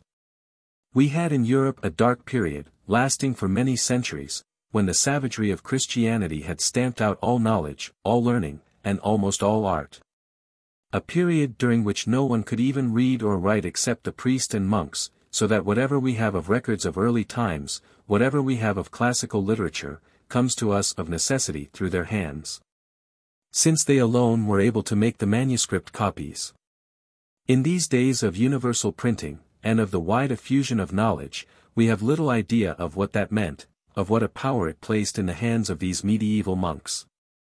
A few older manuscripts may be here and there discovered, but the vast majority of all that literature of the ancient times passed through the censorship of the Church at its most bigoted stage. Another thing that we must realize is that these monks had no conception of what we now mean by literary morality. They were all quite ready to quote to any extent without acknowledgement. They did not see any reason why they should not use good material wherever they found it, and they mentioned whence it was obtained only if they thought that the name of the writer would add to the force of the argument. Often also when they had what they thought a good thing to say, they fathered it on some well-known name in order to secure for it greater attention. In quoting controversially from opponents, they made no attempt to treat the enemy fairly, or to state his case impartially. We know from their own confessions that they cited only what suited their argument of the moment, utilized that of which they thought something edifying could be made, and utterly ignored the rest.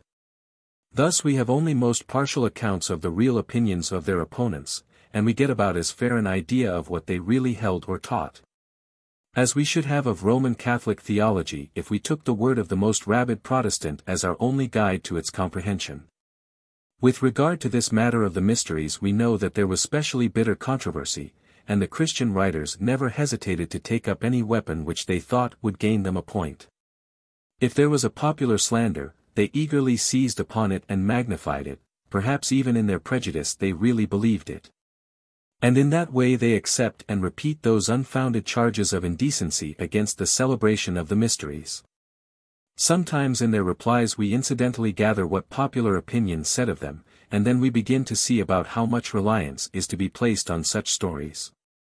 Rumor held the Christian Church as guilty of the most abominable outrages, the commonest accusation being that at their secret meetings they offered human sacrifices and indulged in cannibalism. The statement that they murdered and devoured children recurs again and again, and it is not difficult to see how it may have arisen. They celebrated their Eucharist with closed doors, and spoke of it as meeting together to partake of the body and blood of the Son of Man. And one can easily see how that statement might be misconstrued by the ignorant, and how unworthy of the attention of the historian are the mere rumors on either side in a theological quarrel. There is no doubt that in the long period during which the mysteries flourished the most strenuous discipline was exacted from all candidates, and the utmost purity preserved. But it is probable that in the days of the decadence both of Greece and Rome even the mysteries shared to some extent in the general degradation, just as, it will be remembered, did the Christian agape also, which degenerated into the wildest and most reprehensible orgies. The Bakshik mysteries came to be mere festivities towards the last, when Bacchus or Dionysus was regarded as the god of wine, instead of being recognized as the manifestation of the Logos, from whom came forth all life and strength. The life and strength were indeed sometimes symbolized as wine, or rather as the juice of the grape, and in this way the popular misconception arose. But this was only towards the end of the empire, when all the true mysteries had already been withdrawn into the background, and little but the outer shell remained. We must not judge them from their relics at that period, any more than we should judge the great Roman nation by its condition when it had fallen hopelessly into decay. Let us rather see what they were at the zenith of their glory and usefulness. What the mysteries were. As is generally known, there were two divisions, the greater and the lesser mysteries. What is not generally known is that there was always, behind and above these, the true mystery of the path, towards which these others led. Occult teaching has always been open for those who were ready to enter. The qualifications exacted have never varied, for they are not arbitrarily imposed, but are essentially necessary to advancement. At the present time the path and some of its stages, and the qualifications required, are openly described in books and lectures, just as they were long ago in Indian literature. But in Greece and Rome no definite information seems to have been given on these points. And the very existence of the possibility of that advancement was not certainly known even to the initiates of the greater mysteries until they were actually fit to receive the mystic summons from within. But to the mysteries of which we are speaking large numbers were admitted.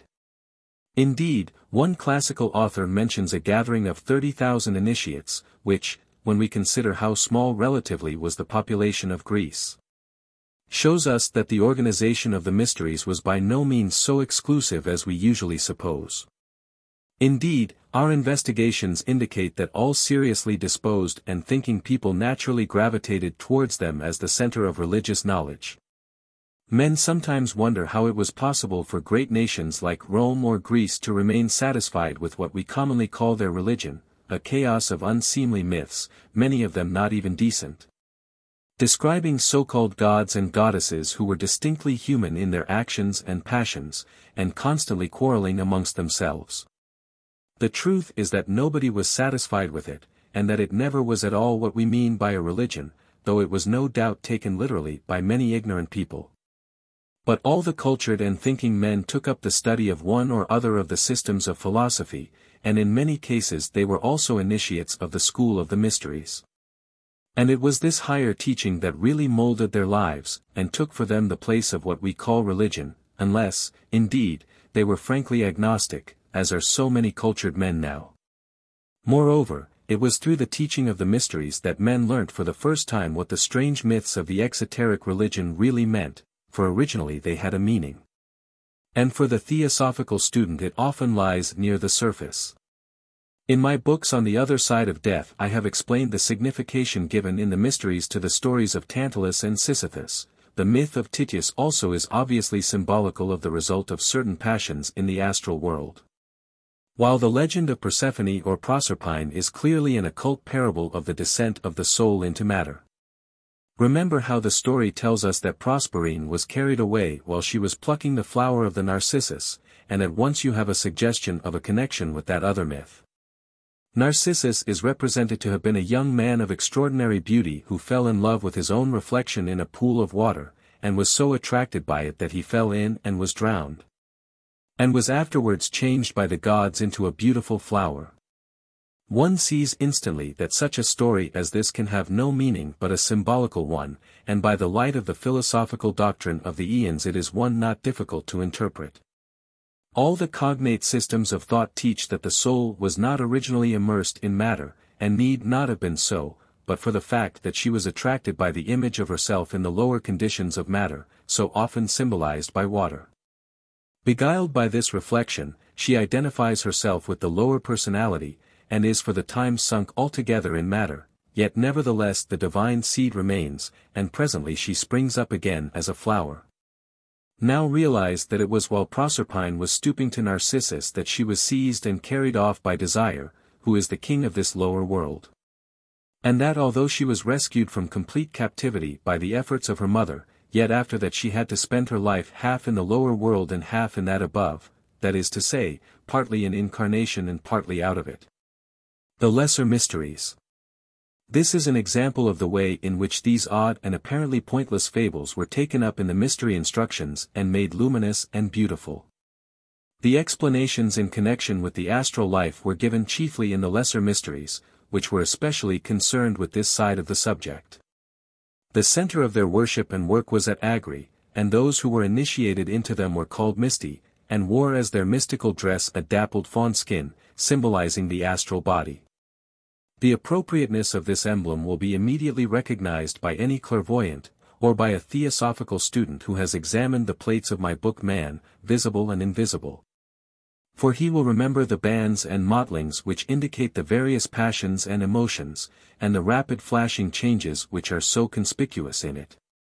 The same idea is expressed by the leopard skin worn by the Egyptian initiated priest while offering his sacrifice, and the tiger or antelope skin so often used by Eastern yogis. Broadly speaking, the lesser mysteries were principally concerned with the astral world, and the greater mysteries with the heaven world. They taught much more than this, of course, but the first and most prominent fact of their instruction was that certain results flowed inevitably from certain actions. And so that the life which a man lived on the physical plane was chiefly important as a preparation for that which it brought in its train. The lesser mysteries taught vividly the astral part of these results, illustrating it by showing the most striking object lessons from real life. In the earlier days when the Hierophant directing the studies described the effect of some particular vice or crime, he used his occult power to materialize some good example of the fate which his words portrayed. In some cases, it is stated, enabling the sufferer to speak and explain the condition in which he found himself as the outcome of a neglect while on earth of the eternal laws under which the worlds are governed.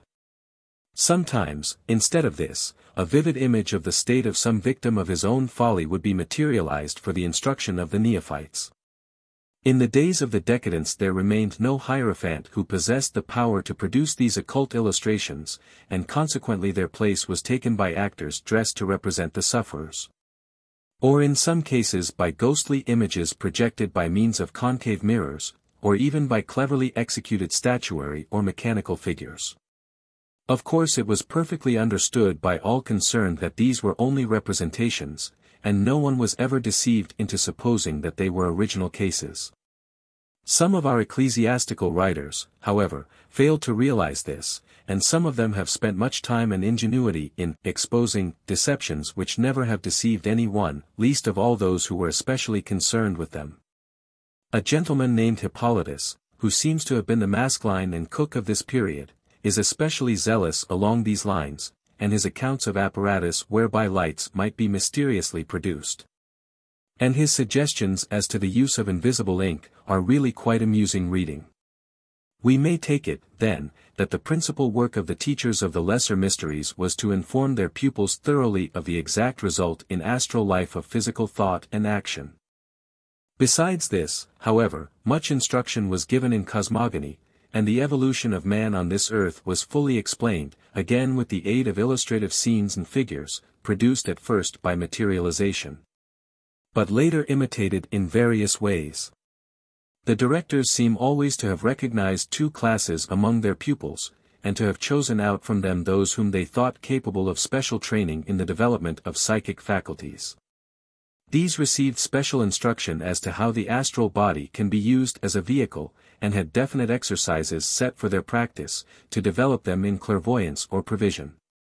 The initiates had a number of proverbs or aphorisms peculiar to themselves, some of which were very characteristic and theosophical in tone. "Death is life, and life is death," is a saying which will need to interpretation for the student of theosophy, who comprehends, at least to some extent, how infinitely more real and vivid is life on any other plane than this imprisonment in the flesh. Whosoever pursues realities during life will pursue them after death. Whosoever pursues unrealities during this life will pursue them also after death, is also a statement entirely in line with the facts as to post-mortem conditions with which theosophy so fully acquaints us. And it emphasizes the great truth upon which we so often find it necessary to insist, that death in no way changes the real man, but that his disposition and his mode of thought remain exactly what they were before. The Greater Mysteries. Turning to the Greater Mysteries, we find that the center of their celebration was at Eleusis, near Athens. Their initiates were named Epoptai, and their ceremonial garment was no longer a fawn skin, but a golden fleece, whence, naturally, the whole myth of Jason and his companions. This symbolized the mental body, and the power definitely to function in it. Those who have seen the splendid radiance of all which pertains to that mental plane, who have noticed the innumerable vortices produced by the ceaseless emission and impact of thought forms, who remember that brilliant yellow is especially the color which manifests intellectual activity, will acknowledge that this was no inapt representation. In this class, as in the lower one, there were two types, those who could be taught to use the mental body, and to form round it the strong temporary vehicle of astral matter which has sometimes been called the Mayavirupa. And the far greater majority who were not yet prepared for this development, but could nevertheless be instructed with regard to the mental plane and the powers and faculties appropriate to it. As in the lesser mysteries men learnt the exact result after death of certain actions and modes of life on the physical plane, so in the greater mysteries they learnt how causes generated in this lower existence worked out in the heaven world. In the lesser the necessity and the method of the control of the desires, passions and emotions was made clear, in the greater the same teaching was given with regard to the control of mind. The other side of the theosophical teaching, that of cosmogenesis and anthropogenesis, was also continued here, and carried to a much greater length. Instead of being instructed only as to the broad outlines of evolution by reincarnation, and the previous races through which man has risen in this world, the initiates now received a description of the whole scheme as we have it now, including the 7 great chains and their relation to the solar system as a whole. Their terms were different from ours, but the instruction was in essence the same. Where we speak of successive life waves and outpourings, they spoke of eons and emanations, but there is no doubt that they were fully in touch with the facts, and that they represented them to their pupils in wonderful visions of cosmic processes and their terrestrial analogies. Just as in the case of the after-death states, their representations were at first produced by occult methods, and later, when these failed them, by mechanical and pictorial means, the results of which were greatly inferior. Illustrations of germ development shown by picture or model, in the same way as we might show some of them by means of a microscope, were employed to teach by the law of correspondences the truth of cosmic evolution. It may possibly be that a misunderstanding of the theatrical representation of some of these processes of reproduction was distorted into an idea of indecency. And so the seed was sown from which sprang later the false and foolish accusations of the ignorant and bigoted Christians. Some have wondered why so much trouble should be taken to explain complicated processes of past evolution, which after all have no obvious bearing on practical life. One can only say in reply that it is important for man to know something of how he came to be what he is, so that he may the better comprehend the future that lies before him. And see from the method of his progress in the past how best to further it in the lives to come. We may estimate the importance which such teaching bears in the minds of the great ones from whom all religions come, from the fact that in every faith in the world, even among those of savages, we always find some traces of an effort to explain the origin of the world and of man, even though often it may be only the wildest and least comprehensible of myths. We have a prominent example of this in the earlier part of the book of Genesis, which gives the account of these transactions which is traditional among the Jews. In the latest communication from the Great Brotherhood which stands behind and directs the affairs of the world, we find once more how prominent a position is assigned to the origin of man and of the system. From the space which is devoted to them in Madame Blavatsky's monumental work The Secret Doctrine. The symbols employed. Among the many interesting facts connected with the mysteries was the use in their ceremonies of certain implements or symbolical treasures, the meaning of which perhaps needs some explanation. One of these was the thyrsus, a rod with a pine cone at the top, and frequently this rod was said to be hollow, and filled with fire. The same symbolic implement is found in India, where it is usually a 7-jointed bamboo which is employed. When a candidate has been initiated he was often described as one who had been touched with thyrsus, indicating that this was not a mere emblem, but had also a practical use. It indicated the spinal cord ending in the brain, and the fire enclosed within it was the sacred serpent fire which in Sanskrit is called Kundalini. It was magnetized by the instructor and laid against the back of the candidate in order to awaken the latent force within him. It may probably also have been employed in the production of trance conditions, and it is possible that the fire within it may often have not only animal magnetism, but electricity. The latent force of Kundalini is closely connected with occult development and with many kinds of practical magic, but any attempt to awaken or use it without the supervision of a competent teacher is fraught with serious dangers. Another interesting group of symbols were the playthings of the infant Bacchus, or Dionysus. As I have already said, Dionysus was one of the names applied to the Logos, and the infancy signifies the commencement of this manifestation. In this infancy he is represented as playing, and his toys are a spinning top, a ball, a mirror and a set of dice. You may think these incomprehensible symbols, but if you could see them you would understand at once, for these playthings are the matter of which the worlds are built. The spinning top is the atom, always whirling round and round. And atoms are the bricks out of which the edifice of the solar system is constructed. The dice are not of the ordinary type, but are all different, for they are the 5 Platonic solids, the only regular solids which exist, the tetrahedron, the cube, the octahedron, the dodecahedron and the icosahedron. These again may be regarded as building material, though in rather a different way. They represent the atoms of the various planes of nature, not that these are the shapes of those atoms, but that they indicate to the student of practical occultism certain fundamental qualities of the atoms, and the direction in which their force can be poured forth.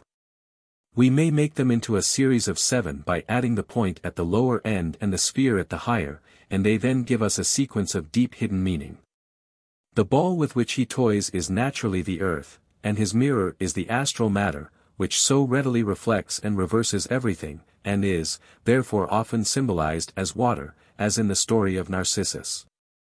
It is interesting to note how all these curious and apparently unmeaning points clear up and become luminous as we study and understand them. It is also noteworthy for the theosophical student that the indication of the earth by a ball shows the acquaintance of the teachers with its sphericity, and that the atom as drawn by Mrs. Besant in the ancient wisdom is by no means inaptly represented by a spinning top. The Pythagorean school.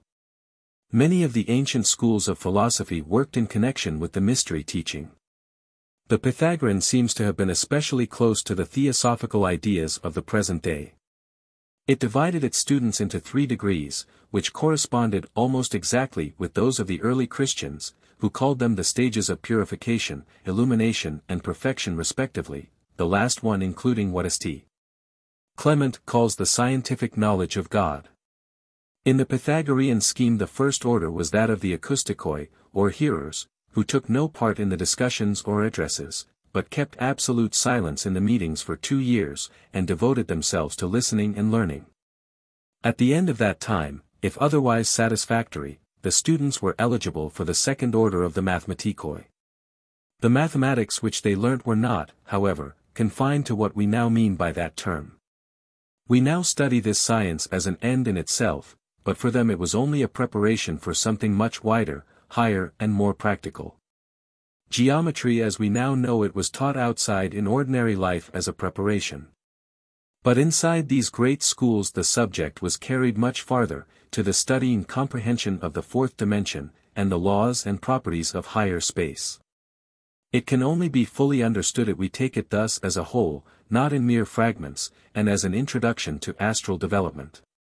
It leads a man to understand all the octaves of vibrations, the vast areas of which as yet science knows nothing, the intricate occult relations of numbers, colors and sounds, the various three-dimensional sections of the mighty cone of space, and the true shape of the universe.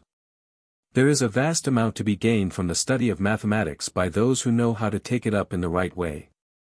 It helps us to see how the worlds are made, for, as was said of old, God geometrizes. The third degree of the Pythagoreans was that of the physicoi, not physicists in our modern sense of the word, but students of the true inner life, who learnt how to distinguish the divine life under all its disguises. And so were able to comprehend the course of its evolution. The life exacted from all these pupils was one of the most exalted purity. In some of the schools it was divided into 5 stages, which correspond fairly with the 5 steps of the probationary path, as described in our own literature. The Greek mysteries appear under different names in different places, but what has been said above will apply to all of them. There were the mysteries of Zeus in Crete, of Hera in Argolis, of Athena in Athens, of Artemis in Arcadia, of Hecate in Aegina, and of Rhea in Phrygia. There was the so-called worship of the Cabaroi in Egypt, Phoenicia and Greece. There were the interesting Persian mysteries of Mitra, and those of Isis and Osiris in Egypt. The Egyptian mysteries. These last were surrounded by much that is of special interest to us. The well-known Book of the Dead is part of one of their manuals. The chapters which have been gradually collected from various tombs do not give us the whole of that work, but only one section of it, and even that is much corrupted. In its entirety it was intended as a kind of guide to the astral plane, containing a number of instructions for the conduct of the departed in the lower regions of that new world. The mind of the Egyptian seems to have worked along exceedingly formal and orderly lines. He tabulated every conceivable description of entity which a dead man could by any possibility meet, and arranged carefully the special charm or word of power which he considered most certain to vanquish the creature if he should prove hostile. The Egyptian initiations were calculated on the same general plan. The candidate was attired in a white robe, emblematic of the purity which was expected, further symbolized by the preliminary bath, from which was derived the idea of Christian baptism, and brought before a conclave of priest-initiates in a sort of vault or cavern. He was formally tested as to the development of the clairvoyant faculty which he had been previously instructed how to awaken, and for this purpose had to read an inscription upon a brazen shield, of which the blank side was presented to his physical vision. Later he was left alone to keep a kind of vigil. Certain mantrams, or words of power, had been taught to him, which were supposed to be appropriate to control certain classes of entities.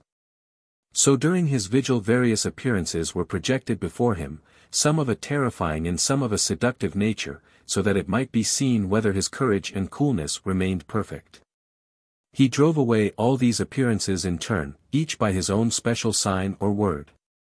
But at the end, all these combined bore down upon him at once, and in this final effort he was instructed to use the mightiest word of power, what is called in the East a Rajamantram, by which all possible evil could be vanquished. Whether the majority of the Egyptian students knew, as we know, that all these various charms and words were given only to aid and strengthen the will of the man, is not clear, though undoubtedly the higher initiates must have understood this. In truth, courage and purity of intention are all that is necessary, when coupled with the knowledge that had already been given. Other ceremonies of the Egyptian mysteries are of interest to us in the Occidental nations, because some of their ritual has curiously been entangled with our religious teachings, and utterly misunderstood and materialized. Even though at these later dates the ritual was shorn of much of its ancient splendor, it was still impressive. At one stage the candidate laid himself upon a curiously hollowed wooden cross, and after certain ceremonies was entranced. His body was then carried down into the vaults underneath the temple or pyramid, while he himself descended into Hades, or the underworld, that is to say, in our modern nomenclature, he passed on to the astral plane. Here he had many experiences, part of his work being to preach to the spirits in prison. For he remained in that trance condition for 3 days and 3 nights, which typified the 3 rounds and the intervals between them, during which man was going through the earlier part of his evolution, and descending into matter. Then, after 3 days and 3 nights in the heart of the earth, on the morning of the 4th day, he rose again from the dead, that is to say, his body was brought back from the vault. And so placed that the rays of the rising sun fell upon his face and he awoke. This symbolizes the awakening of man in the 4th round, and the commencement of his ascent out of matter on the upward arc of evolution. Then was given to the candidate a glimpse of the Buddhic plane, a touch of that higher consciousness which enabled him to feel the underlying unity of all, and so realize the divinity in all, and thus he ascended into heaven. Many other points out of the life of an initiate and the stages through which he passes have been woven into the Christ story by its authors, but they have been horribly misunderstood and degraded by the ignorant. An endeavor has been made to limit them and materialize them as historical events in the life one man.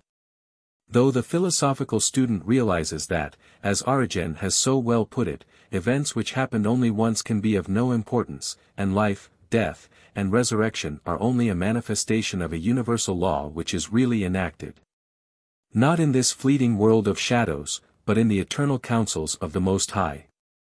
In time there came degradation of the mysteries, and the inner light and life were largely withdrawn from them, yet they did not entirely die. In spite of the Church, all through the darkest times when anyone who was suspected of unorthodoxy was relentlessly persecuted, when it would seem that knowledge was dead, and that anything like intellectual progress was impossible.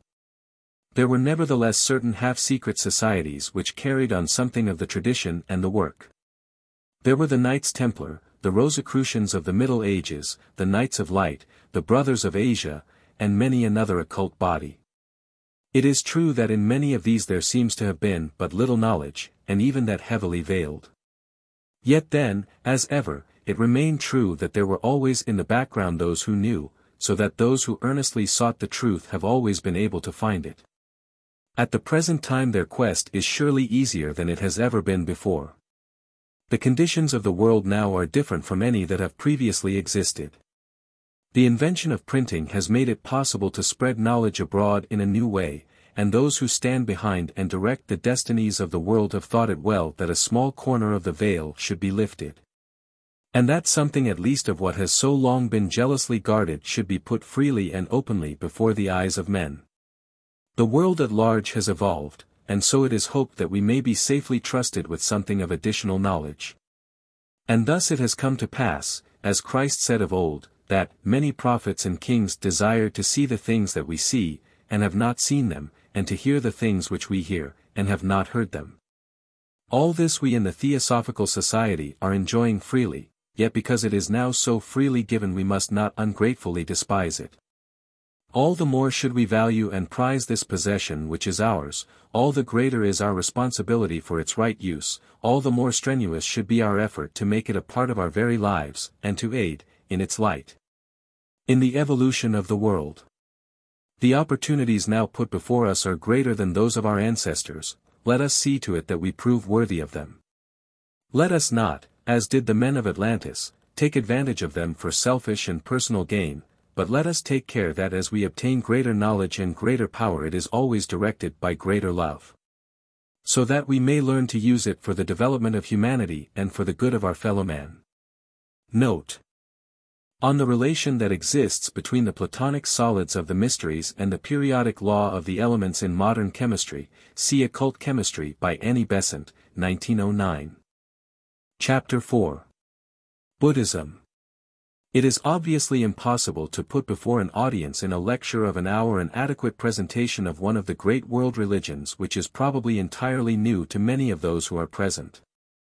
I do not propose therefore to give you the mere formal detail or framework of the subject, which those who wish for it can obtain from any encyclopedia. My wish is rather to endeavor to put before you something of the life of the religion, less to quote from its books than to tell you how it acts and works as a living force today upon those who hold it as their creed. In connection with the Theosophical Society I have worked for years among the Buddhists of Ceylon and of Burma, and I was myself admitted into the Southern Buddhist Church by its chief abbot Hikadu Sumangala. Though I must quote occasionally, I will do so as little as possible, but shall try rather to give you my own impression of this great religion. I must say a few words first as to the life of the founder of Buddhism. Then secondly I will outline its broad principles, and thirdly I will say something of its practical working. The life of the founder. The story of the life of the founder is one of the most beautiful that has ever been told, but I can give you only a slight sketch of it now. Those who wish to read it, told as it should be told, in glowing melodious poetry, should read The Light of Asia, by Sir Edwin Arnold. Indeed, grandly poetical though it be, there is no statement so beautiful of the principles of this great religion as that which Sir Edwin Arnold has given in his matchless verse. And if it be my privilege to introduce to that book anyone who does not know it, assuredly that reader will owe me a debt of gratitude. Briefly, then, this mighty founder was the Prince Siddhartha Gautama of Kapilavastu, a city about 100 miles northeast of Benares in India, within 40 miles of the lower spurs of the Himalaya mountains. He was the son of Suddhodana, king of the Sakyas, and his wife, Queen Maya. He was born in the year 623 BC. And his birth is surrounded with many beautiful legends, just as are the births of all the other great teachers. It is related that various portents took place, for example, that a wonderful star appeared, just as was afterward told with regard to the birth of Christ. His father, the king, as was natural for an Indian monarch, had the child's horoscope cast immediately after his birth, and a remarkable and transcendent destiny was predicted for him. It was foretold that he had before him a great choice, and that the might excel all men of his time along one of two lines, according to his preference. Either he might become a king of much wider temporal power than his father, an overlord or emperor of the whole Indian peninsula such as has arisen only occasionally in history. Or he might abandon all the privileges of his princely birth and become a homeless ascetic, vowed to perpetual poverty in chastity. But if he selected this latter destiny he would be the greatest religious teacher whom the world had ever seen, and the millions who would follow him in this capacity would be more numerous by far than the subjects of any earthly kingdom. Perhaps we can hardly wonder that King Suddhodana shrank somewhat from the idea of this mendicant life for his firstborn son, and wished rather that his royal line should be perpetuated and elevated. So he endeavored from the first to direct the prince's choice rather along temporal than spiritual lines. And since he knew that the acceptance of the spiritual life would be most likely to be determined by the sight of the woes and sorrows of the world, and the desire to remedy them, he decided, so the story tells us, to keep from the prince's sight anything which could suggest these doleful topics.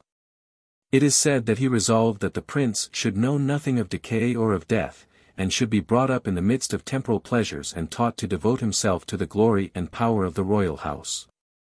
The prince dwelt in a noble palace encircled by miles of beautiful gardens, in which he was practically a prisoner, although he knew it not. He was surrounded by all that could minister to his delights in every possible way. Only the young and the beautiful were allowed to approach him, and anyone who was sick or suffering was sedulously kept out of his sight.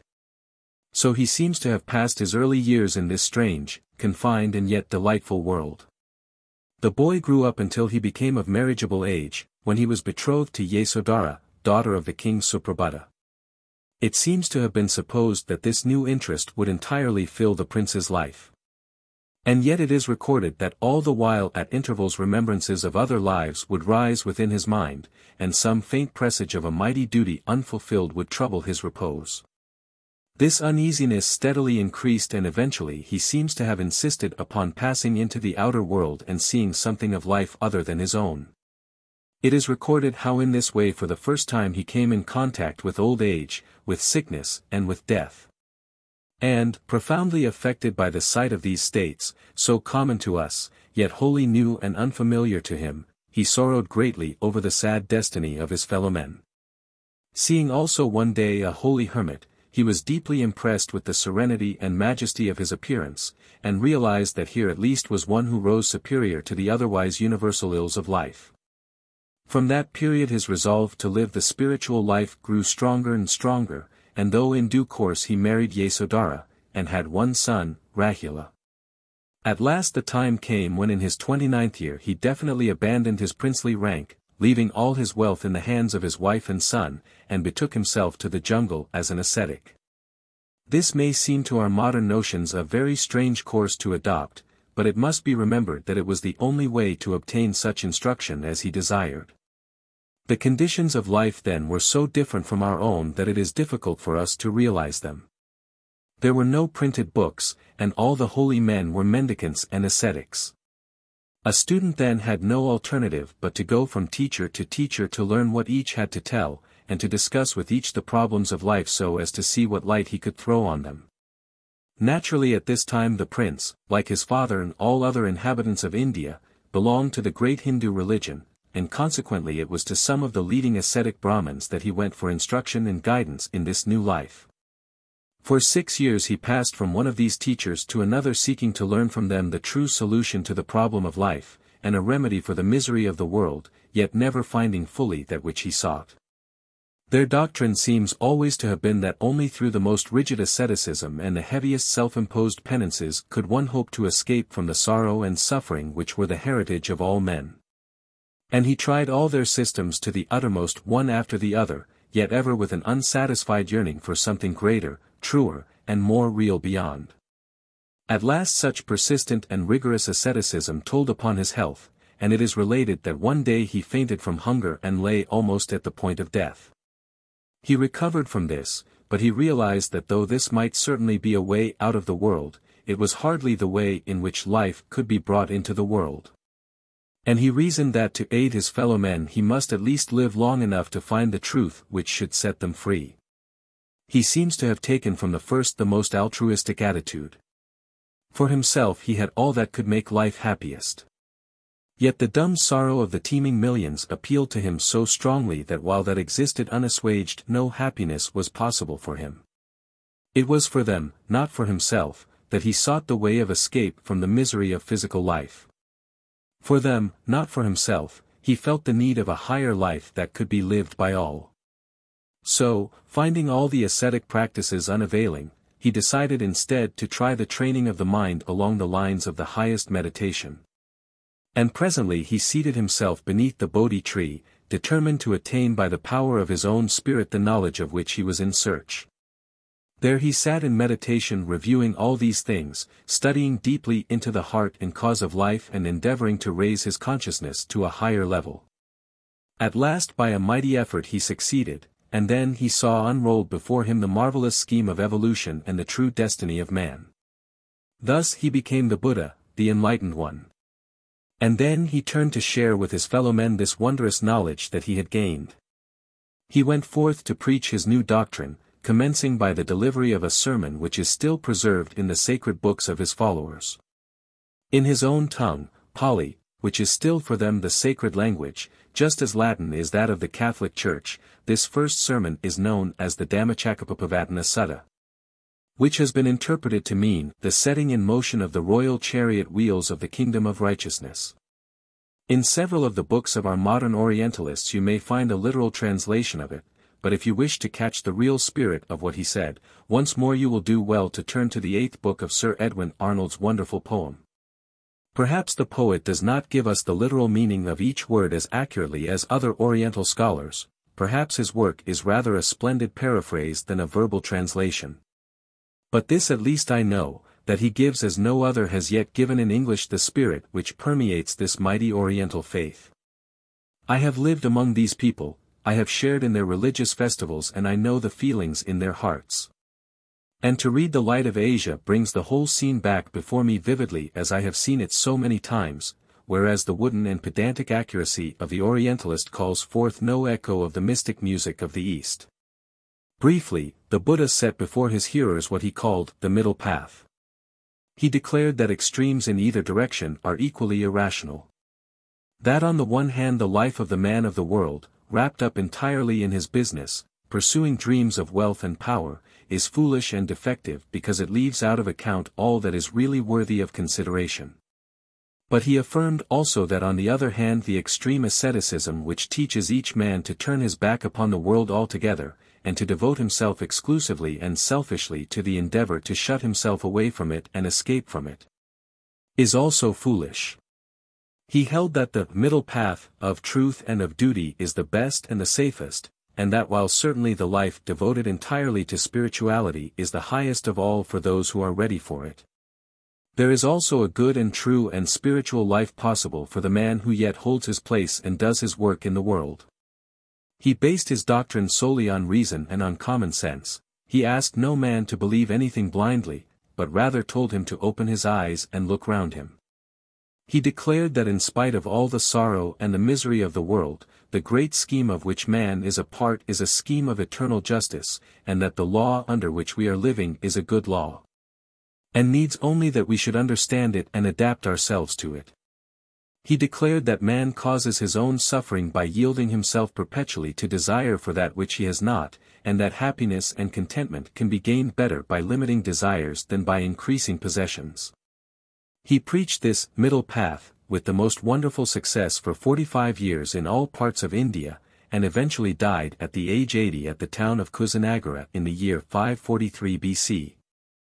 The dates which I have given above are those of the Eastern records. And although European Orientalists at first declined to accept them and tried to prove that the life of the Buddha was much nearer to the Christian era, further discovery has steadily forced them back until most of them now admit that the original records are reliable. The history and the edicts of the great Buddhist Emperor Asoka have done much to clear up this question of chronology. And the Mahawanso of Ceylon gives us a careful and detailed record which proves only the more definite and reliable the more it is investigated. So that now the dates connected with the life of the Buddha are fairly accepted. How far we may depend upon the details of that life as accurate it is difficult to say. Probably the reverence and affection of his followers drew around his memory a certain mist or halo of legend, just as has been the case with all the other great religious teachers. Yet none can doubt that we have here a beautiful story embodying the life of a most saintly man of splendid purity of life and wonderful clearness of spiritual vision. As Monsieur Barthélemy Saint-Hilaire says, his life is absolutely without stain. His constant heroism equals his conviction, he is the perfected example of all the virtues which he preaches, his abnegation, his charity, his unchanging sweetness never fail him for a single instant. He prepares silently his doctrine through 6 years of labor and of meditation. He propagates it by the sole power of speech and of persuasion during more than half a century, and when he dies in the arms of his disciples it is with the certainty of a sage who has practiced the highest all his life, and who is assured of having found the truth. His teaching. Let us turn now to examine the great principles of his doctrine. He himself was once asked whether it was possible for him to embody it in one sutta, or verse of 4 lines, and in reply he spoke what follows. Sabapapasa akaranam.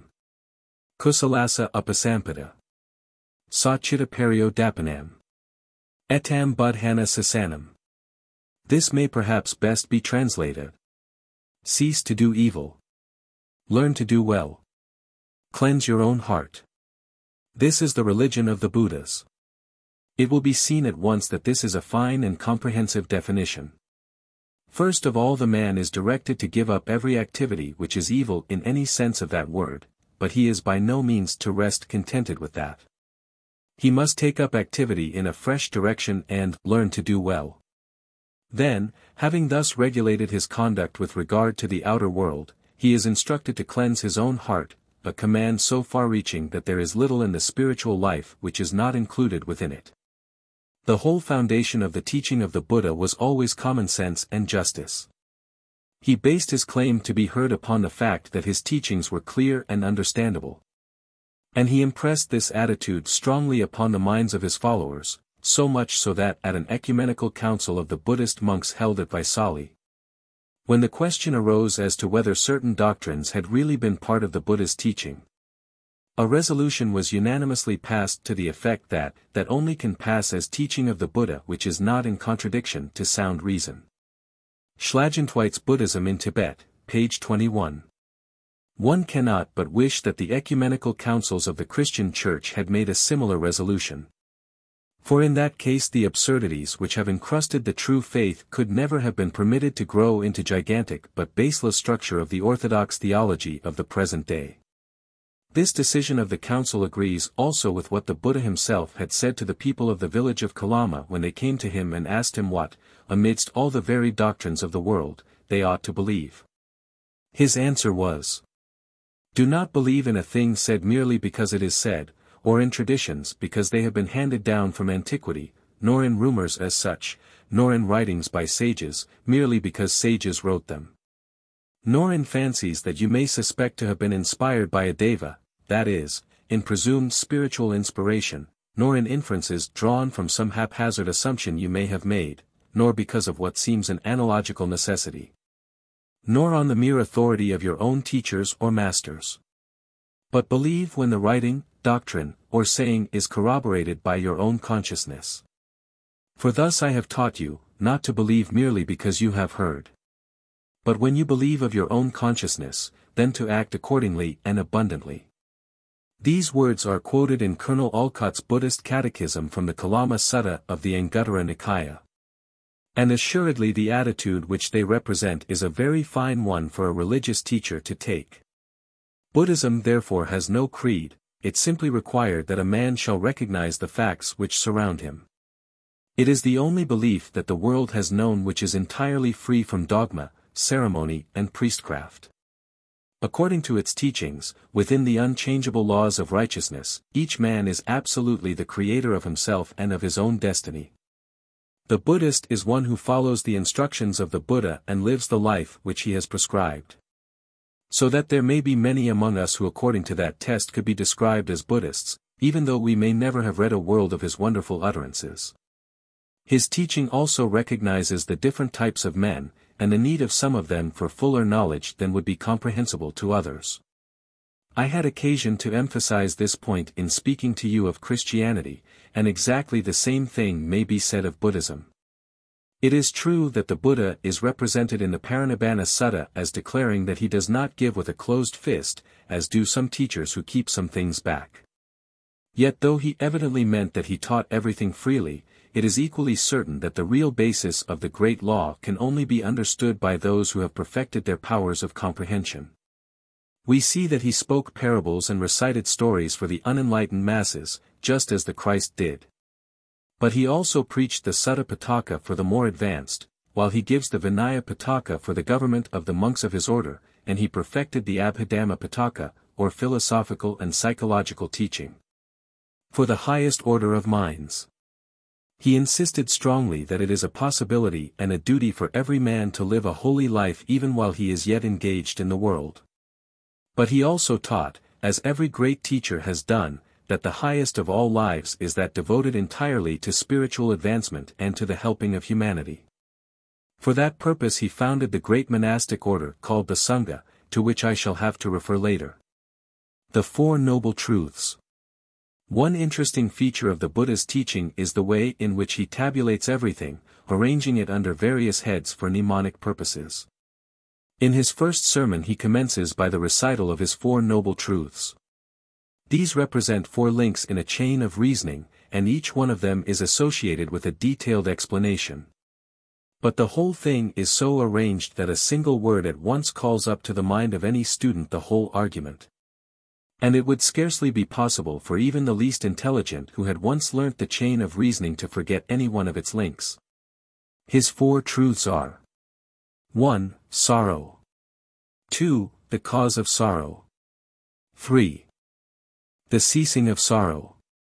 4. The path to the ceasing of sorrow. The first truth he explains in this way. All the life of the man of the world is a life which is either full of sorrow or at any moment liable to sorrow. Constantly the man is striving to attain something which he does not possess, and sorrowing because he does not get it. Or, on the other hand, he is in constant fear of being dispossessed of something which he has already. The man suffers because he loses those whom he loves, or that to which he is strongly attached. He suffers sometimes because he desires affection which is not given to him, or because that which he loves is passing away from him. He suffers from a fear of death, either for himself or for those who are dear to him. So, all the way through, the life of the ordinary man in the world is a life of more or less disturbance and sorrow. Then he passes on to the second of his truths and proceeds to inquire what is the cause of this sorrow. And after careful analysis he comes to the conclusion that the cause of all sorrow is the lower desire. If a man has no desire for riches or for fame, he will remain serene and unruffled whether these come to him or whether they are taken away from him. If his affection is fixed at higher levels, if he loves his friend and not merely the physical body of his friend, then he can never be separated from him and there can be no decay or loss of that affection. Man sorrows sometimes when he finds old age descending upon him, but this is only because he has a keen desire for those physical faculties which he now finds to be leaving him. If he realized truly that the soul remains unchanged however the bodily faculties may alter, there would be no sorrow in this wearing out of the earthly garment. So we are led on to the third noble truth, the ceasing of sorrow. And naturally the way to escape sorrow is to put aside this lower desire. Thus he explains how if we fix our thoughts upon the highest and learn to withdraw our desire from lower levels, all sorrow will cease for us and we shall become serene and untroubled. A man may live happily in the physical world, if only he will not allow himself to be attached to it by desire. Be content with that you have, and take this lower life with calm philosophy, and then for you sorrow will have ceased. His fourth noble truth expresses to us the way in which this absence of desire may be attained. The path to this, he says, contains 8 steps, and therefore it is constantly spoken of in Buddhist literature as the Noble Eightfold Path. The first of these steps he states to be right belief, but we must be careful not to misunderstand him here. No blind belief is expected in Buddhism, indeed, as we have seen, such faith as that is distinctly deprecated. A man should believe not because he is told that such and such a thing is true, but because he sees it to be inherently reasonable. Still, unless he has assured himself that certain broad facts are true, he will be little likely to make the necessary effort to raise himself along the path of evolution. His definition of right belief comes very near to a statement of theosophical principles. For the belief required is that in the perfect law of justice or cause and effect, and in the possibility of attaining the highest good by following the path of holiness. These postulates will lead him to the second step, which is right thought, and from that he passes naturally to the third and fourth, which are right speech and right action. Another necessity for the man still living in the world is the fifth step, right means of livelihood, and the criterion by which a man may know whether his method of gaining a living is a right one is that it can do no harm to any living thing. The sixth of these steps is described as right energy, or right exertion. The Pali word means also strength, and the suggestion is that the man must not merely be passively good, but that he must exert himself to be of use to his fellow men. The seventh step is translated as right remembrance, and it involves recollection and self-discipline, that a man should remember what he has done that is wrong, and so take care to avoid falling into the same error again. Then the last step is right concentration or meditation, definite control of thought and the direction of it toward high and unselfish objects. All these 8 steps he suggests as necessities in order that a man, while living in the world, may be so far detached from its power as to live wisely and happily. For the man in ordinary life are given also the Pancha Sila, or 5 commandments, to which I shall refer presently. The order of the yellow robe. The Buddha has other rules, however, for his Sangha, the order of the yellow robe, those who help the world, as they are often called. This Sangha is in many ways not unlike the Christian monastic orders. In it, as in them, the monks are vowed to poverty and chastity, but there is this decided advantage in the Buddhist rule, that no one is permitted to take vows in perpetuity, as is done in the Christian orders. We know that it not infrequently happens in European countries that a man enters some monastic body under the influence of religious enthusiasm, or perhaps sometimes of disgust for the world, or as the result of some great sorrow. Later, when the rush of feeling has passed away, he may discover that he has in reality no vocation for the religious life, and often much misery results from the fact that his vows are irrevocable and that no change is now possible for him. In the Buddhist system full provision is made for such a case as this. Anyone who by his life has shown himself fit to do so may prepare himself for what is called ordination or admission to the brotherhood of monks. If after a few months or a few years he should find himself no longer able to adhere to the strict rules of the monastic life, he may put off the robe again and enter once more into the ordinary life of the world without any reproach of any kind attaching to him. No one thinks the worse of him in any way, he has simply tried to live upon a level for which he is not quite fitted, he needs a few years longer in the world in order that he may develop himself to the requisite position. But no one blames him for this.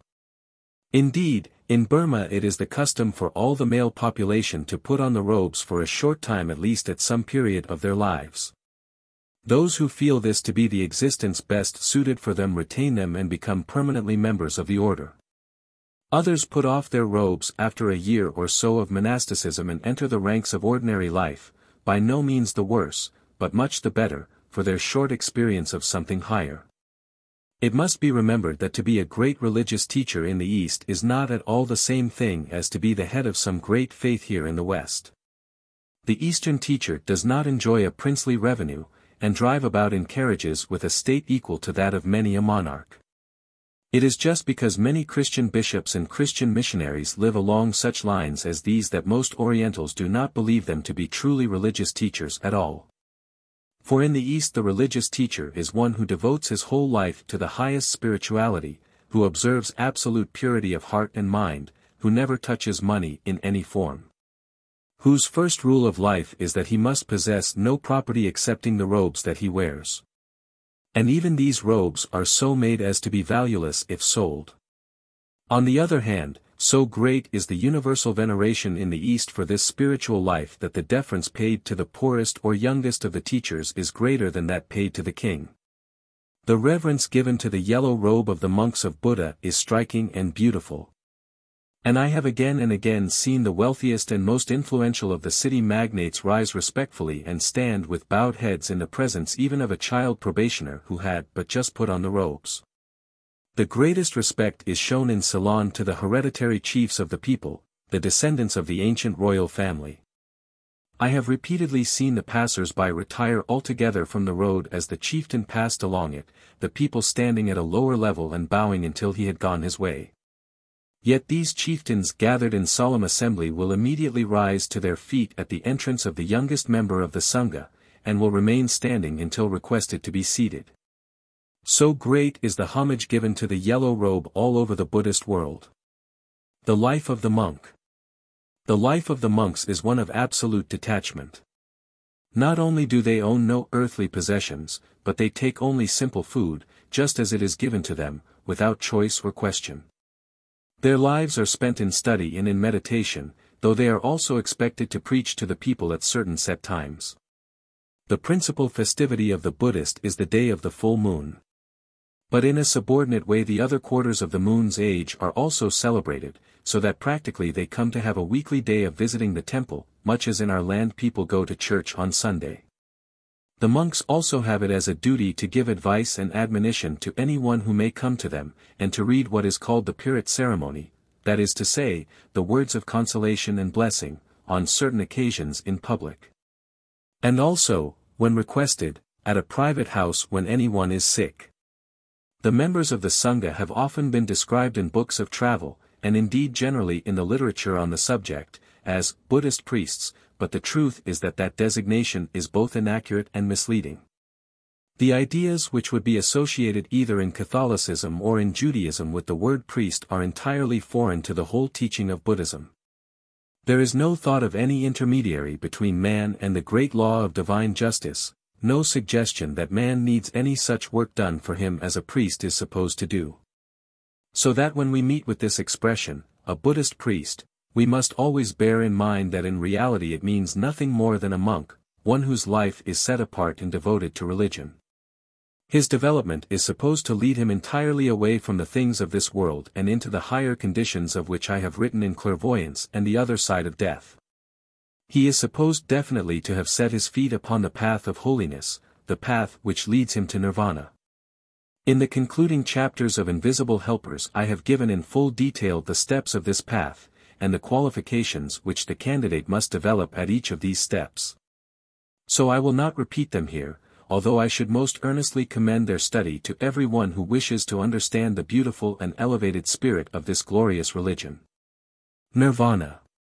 There is another point, however, with regard to nirvana, the goal of this path, which I must not omit to mention, because there has been a widespread misunderstanding upon the subject. The description which the Buddha himself gives of nirvana is so far above the comprehension of any man who is trained only in ordinary and worldly methods of thought that it is little wonder that it should have been misunderstood at first sight by the European Orientalist. Even Max Muller, the great Oxford Sanskritist, held for many years that nirvana was simply equivalent to annihilation, and unfortunately this misconception seems to have been widely spread. Later in his life, with further and deeper study, he came to understand that in this he had been mistaken. And indeed no one who has lived in the East among the Buddhists can for a moment suppose that they regard annihilation as the end which they are striving to reach. It is quite true that the attainment of nirvana does involve utter annihilation of that lower side of man which is in truth all that we know of him at the present time. The personality and everything connected with the lower vehicles is impermanent and will disappear. If we endeavor to realize what man would be when deprived of all which is included under those terms, we shall see that for us at our present stage it would be difficult to comprehend that anything remained. And yet the truth is that everything remains, that in the glorified spirit that then exists.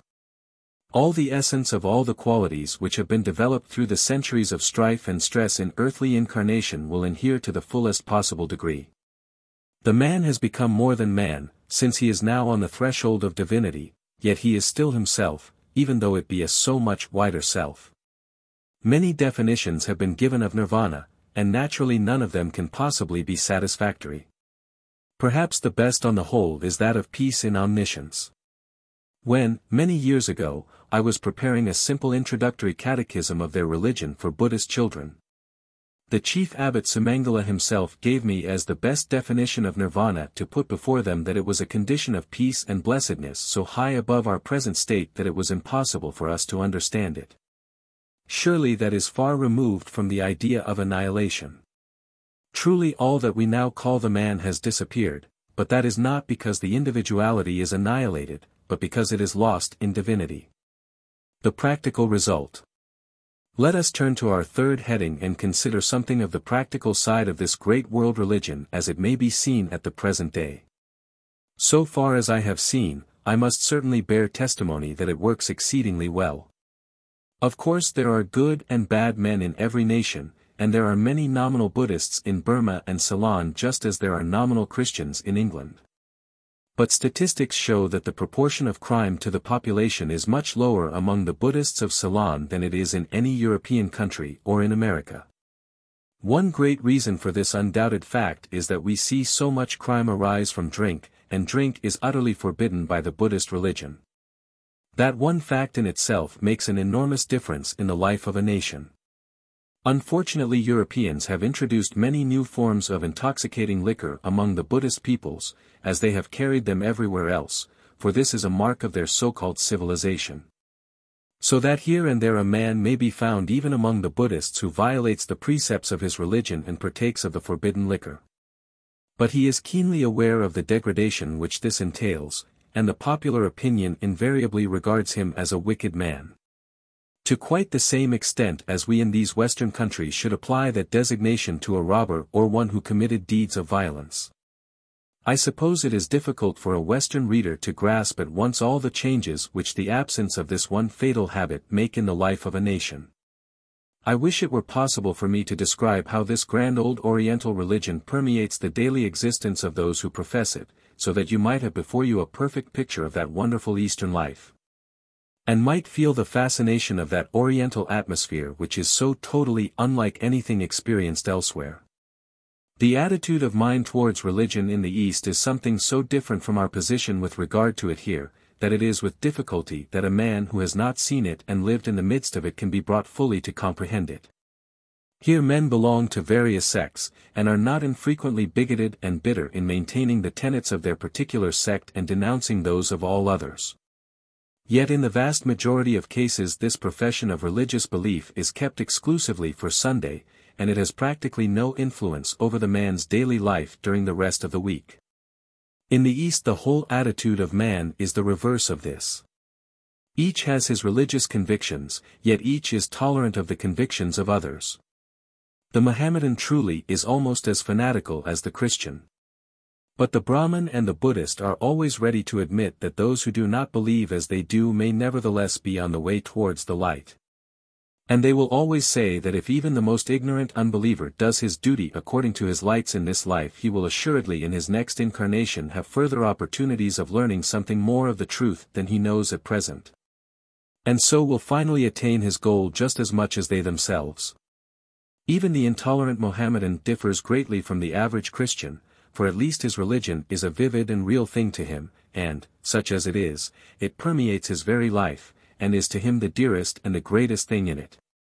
Every traveler in the East will have noticed how at the moment when the call of the muezzin rings from the minaret every Mohammedan within hearing, whatever he may be doing or however great a crowd may surround him, immediately pauses, draws forth his prayer carpet, spreads it before him, and prostrates himself in prayer.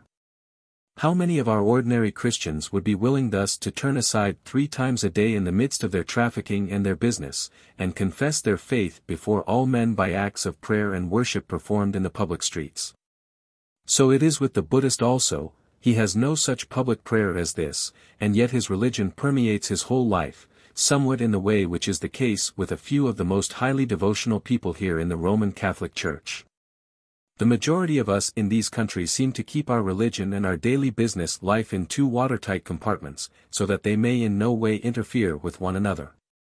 To the Buddhist that attitude is incomprehensible and insincere, for to him the religion is everything, and although sometimes in daily life he may depart from its precepts, he recognizes afterwards with sorrow that he has done so, and never attempts to justify himself with the plea of business interests, as men so often do with us. Buddhism in Burma. By far the best account that I read of the practical effect of the religion upon its votaries is contained in The Soul of a People, by H. Fielding Hall. It is indeed refreshing to find a writer who so fully understands and appreciates a faith other than his own, who has so entirely comprehended the spirit of Buddhism as it lives in the hearts of the people. He tells us that under its benign sway, the Burmese are a community of equals, in a sense that has probably never been known elsewhere. He bears high testimony to the earnestness of the monks, and describes how in the time of the Burmese War, while the country was seething with strife, they went about their business calmly as ever, preaching of peace, not war, of kindness, not hatred, of pity, not revenge. The difference between Buddhism and our modern Occidental theology was well expressed by an English cavalry officer, who explained that Buddhism would never do for a man of his profession. What the soldier wants, he said, is a personal God who will always be on his side, always share his opinions, always support him against everyone else. But a law that points out unalterably that right is always right, and wrong always wrong, that nothing can alter one into the other, nothing can ever make killing righteous and violence honorable, that is no creed for a soldier. Mr. Hall evidently feels very strongly the charm of a common sense, consistent religion, which recognizes the unity of nature and the divine life which underlies it. In another passage in his delightful book he draws the distinction between the comfortless petrifaction of modern theories, and the living beauty and romance of real knowledge. Knowledge so far has brought us only death. Later on it will bring us a new life. But now all is dark. And because we have lost our belief in fairies, because we do not now think that there are goblins in our caves, because there is no spirit in the winds nor voice in the thunder, we have come to think that the trees and the rocks, the flowers and the storm, are all dead things. They are made up, We say, of materials that we know, they are governed by laws we have discovered, and there is no life anywhere in nature. To the Buddhist, not less than to the Greek of long ago, all nature is alive. The offering in the temple. Let us see now what are the especial commandments or ordinances of this religion which the man has to obey in common life. We have spoken before of the Pancha Sila, or 5 commandments. But the truth is that, although these are distinctly more far-reaching than our own Decalogue, they are not really commandments at all. Each of them is not an order but an assertion. The form is not a command from on high, thou shalt not do this, but it is an affirmation by the man, I will observe the teaching to avoid this sin. The Buddhist visits his temple, as we have said, on one day of the week at the least, but many contrive to present themselves there for a few minutes daily. And they never go empty-handed, for each devotee will carry with him a flower, or sometimes a bunch of flowers, which he lays upon the altar of the Buddha with a few words of love and gratitude. Wishing to arrive at the idea in the minds of the simple peasantry who perform this ceremony daily, I have frequently asked such a man through an interpreter, why do you offer these flowers to the Buddha? Do you think that it pleases him? The man would invariably reply with a look of surprise, how can it please him, since he has entered nirvana more than 2,000 years ago? If I still pressed the question as to why the flowers were offered, the reply would always come, we offer them out of gratitude to the memory of the founder of our religion who has showed us the way of escape from the wheel of birth and death. And we lay them before his image with the desire that our souls may be pure as the flower, and like it may shed a sweet perfume around us. Even the word altar is perhaps misleading, for the Buddhist has no conception of what we mean by the offering of sacrifice or of worship. To him the Lord Buddha is not in any sense a god, but a man just like ourselves, though so infinitely far in advance of us, not in the least one to be worshipped, but only to be deeply reverenced and loved.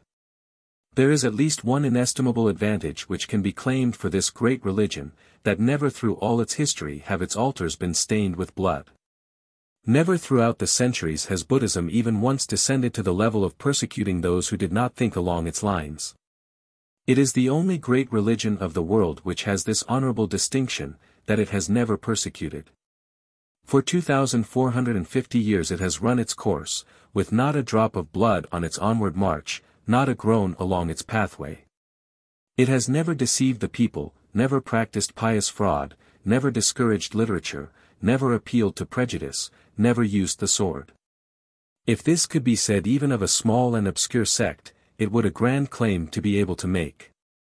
But when we remember the vast extent of this wondrous religion and the number of races which are included within its sway, it is indeed a marvelous fact.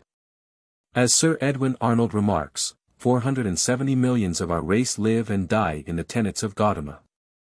And the spiritual dominions of this ancient teacher extend at the present time over Nepal and Ceylon, over the whole eastern peninsula to China, Japan, Tibet, Central Asia, Siberia, and even Swedish Lapland. India itself might fairly be included in this magnificent empire of belief. For though the profession of Buddhism has for the most part passed away from the land of his birth, the mark of Gautama's sublime teaching is stamped ineffaceably upon modern Brahmanism. And the most characteristic habits and convictions of the Hindus are clearly due to the benign influence of Buddhist precepts. More than a third of mankind therefore owe their moral and religious ideas to this illustrious prince. Forests of flowers are daily laid upon his stainless shrines, and countless millions of lips daily repeat the formula, I take refuge in Buddha. The Three Guides. These last words are a translation, although not quite an accurate one, of the opening words of the Tisarana. The recitation of which with the 5 precepts constitutes the only public formula used by the Southern Church of Buddhism. The word Saranam, which has so often been rendered refuge, seems to mean much more nearly a guide. So that the threefold formula which is repeated by each Buddhist as he visits his temple would really be translated thus. I take the Lord Buddha as my guide. I take his law as my guide. I take his order as my guide. The word Dharma, which is usually translated law, really bears a much wider signification than that English term. It is not in the least a law or series of commandments ordained by the Buddha, but his statement of the universal laws under which the universe exists, and consequently of the duties of man as part of that mighty scheme. It is in this sense that the expressions quoted above are employed by the Buddhist. In pronouncing the Tisarana, he expresses his acceptance of the Lord Buddha as his guide and teacher, his adherence to the doctrine which the Buddha taught, and his recognition of the great order of Buddhist monks as the practiced interpreters of the meaning of the doctrine. This does not in the least imply the acceptance of the interpretation of any particular monk, but only that of the order in the most Catholic sense. He believes that interpretation to be accurate which is held by the entire brotherhood in all places and at all times. The 5 precepts. Following upon this confession of faith comes the recitation of the 5 precepts to which we have already referred, which in Ceylon are shortly called the Pancil. These run as follows. 1. I observe the precept to refrain from the destruction of life. 2. I observe the precept to refrain from taking that which is not mine. 3. I observe the precept to refrain from unlawful intercourse. 4. I observe the precept to refrain from falsehood. 5. I observe the precept to refrain from using intoxicating liquors or stupefying drugs. It can hardly fail to strike the intelligent person that, as Colonel Olcott observes, one who observes these strictly must escape from every cause productive of human misery. For if we study history we shall find that it has all sprung from one or another of these causes. The far-seeing wisdom of the Buddha is most plainly shown in the 1st, 3rd, and 5th, for the taking of life, sensuality, and the use of intoxicants cause at least 95% of the suffering among men. It is interesting to notice how each of these precepts goes further than the corresponding Jewish commandment. Instead of being told to do no murder, we find ourselves enjoined to take no life whatever. Instead of being commanded not to steal, we have the more far-reaching precept not to take that which does not belong to us, which would obviously cover the acceptance of praise not honestly due to us. And many another case quite outside of what is commonly called stealing. It will be observed also that the 3rd of these precepts includes a great deal more than the 7th of the commandments of Moses, forbidding not only one particular type of unlawful intercourse, but all types. Instead of being forbidden to bear false witness in a court of law, we are enjoined to avoid falsehood altogether. I have often thought of what a good thing it would have been for all these European countries which have taken up the teaching of Christ if the legendary Moses had included in his Decalogue the 5th of these Buddhist precepts, the instruction to touch no intoxicating liquor nor stupefying drugs. How much simpler would be all our essential problems if that commandment were observed in England and America as it is observed in Buddhist countries. The recitation of the Tisarana and the Pancha Sila which I have just described is the nearest approach of the Southern Buddhist to what we should call a public service. There is, however, the regular weekly preaching by the monks, which is attended by large crowds of people. There is usually a large preaching hall attached to each of the temples, but in many cases this is used only in wet weather, and when the day is fine the preaching is held in the palm grove near the temple. There is a great deal of this preaching, and it is often carried on far into the night, different monks relieving one another, and taking up the word in turn. I suppose that it is scarcely possible for you in these temperate climes to form any idea of the peaceful and almost unearthly beauty of such a scene. The splendid light of the tropical moon, brilliant enough to enable one easily to read the type of newspaper, pours down upon the many-colored crowd, flecked with the shadows of the graceful waving palm leaves. And in the midst sits the yellow-robed monk pouring forth fluently his simple and homely address to the villagers. Usually he recites some story or parable from the sacred books, and then proceeds to explain it. A curious old custom which I have seen many times in Ceylon is that one monk preaches in the sacred language, Pali, and another interprets what he says sentence by sentence into Sinhalese, the common tongue of the people. It is evidently a relic of the time, more than 2,000 years ago, when Buddhism was being preached in Ceylon by those missionaries from northern India whose mother tongue was Pali. And the fact that it should thus have been preserved is a curious instance of the conservatism of the immemorial East. The chanting of the blessing. One other ceremony the Southern Church possesses to which a passing reference has already been made, that of the recitation of the verses of Paritta or blessing. It is of so interesting a nature as to merit a somewhat detailed description. In essence it is, as the name implies, a recitation of blessings and invocations for the purpose of warding off evil influences, the chanting of those verses from the sacred books of the Buddhists in which the Buddha declares that blessing follows upon certain actions. And also of hymns from the same books invoking the benevolent attention of the Sun God and of the Arhats and Buddhas. The principal of these is the beautiful hymn of the Peacock King from the Jataka stories. These Pyrrhic verses are chanted by the Buddhist monks on various occasions, alike of sorrow and of rejoicing. We may divide such occasions roughly into two classes, public and private. The most common example of the latter is that in case of serious sickness or the approach of death, one or two monks from the nearest temple are often invited to come and chant these verses of benediction by the bedside of the sufferer, keeping in mind all the time an earnest wish for his recovery, or, if that is considered hopeless, for his welfare in the condition after death.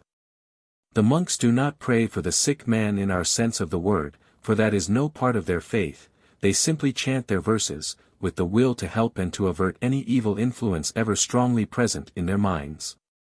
Of course no remuneration is offered to the monks, for their rules forbid them to touch money under any circumstances. A meal may perhaps be given to them, if the ceremony be performed in the morning, but later than noon they cannot accept even that, as they eat nothing after the middle of the day.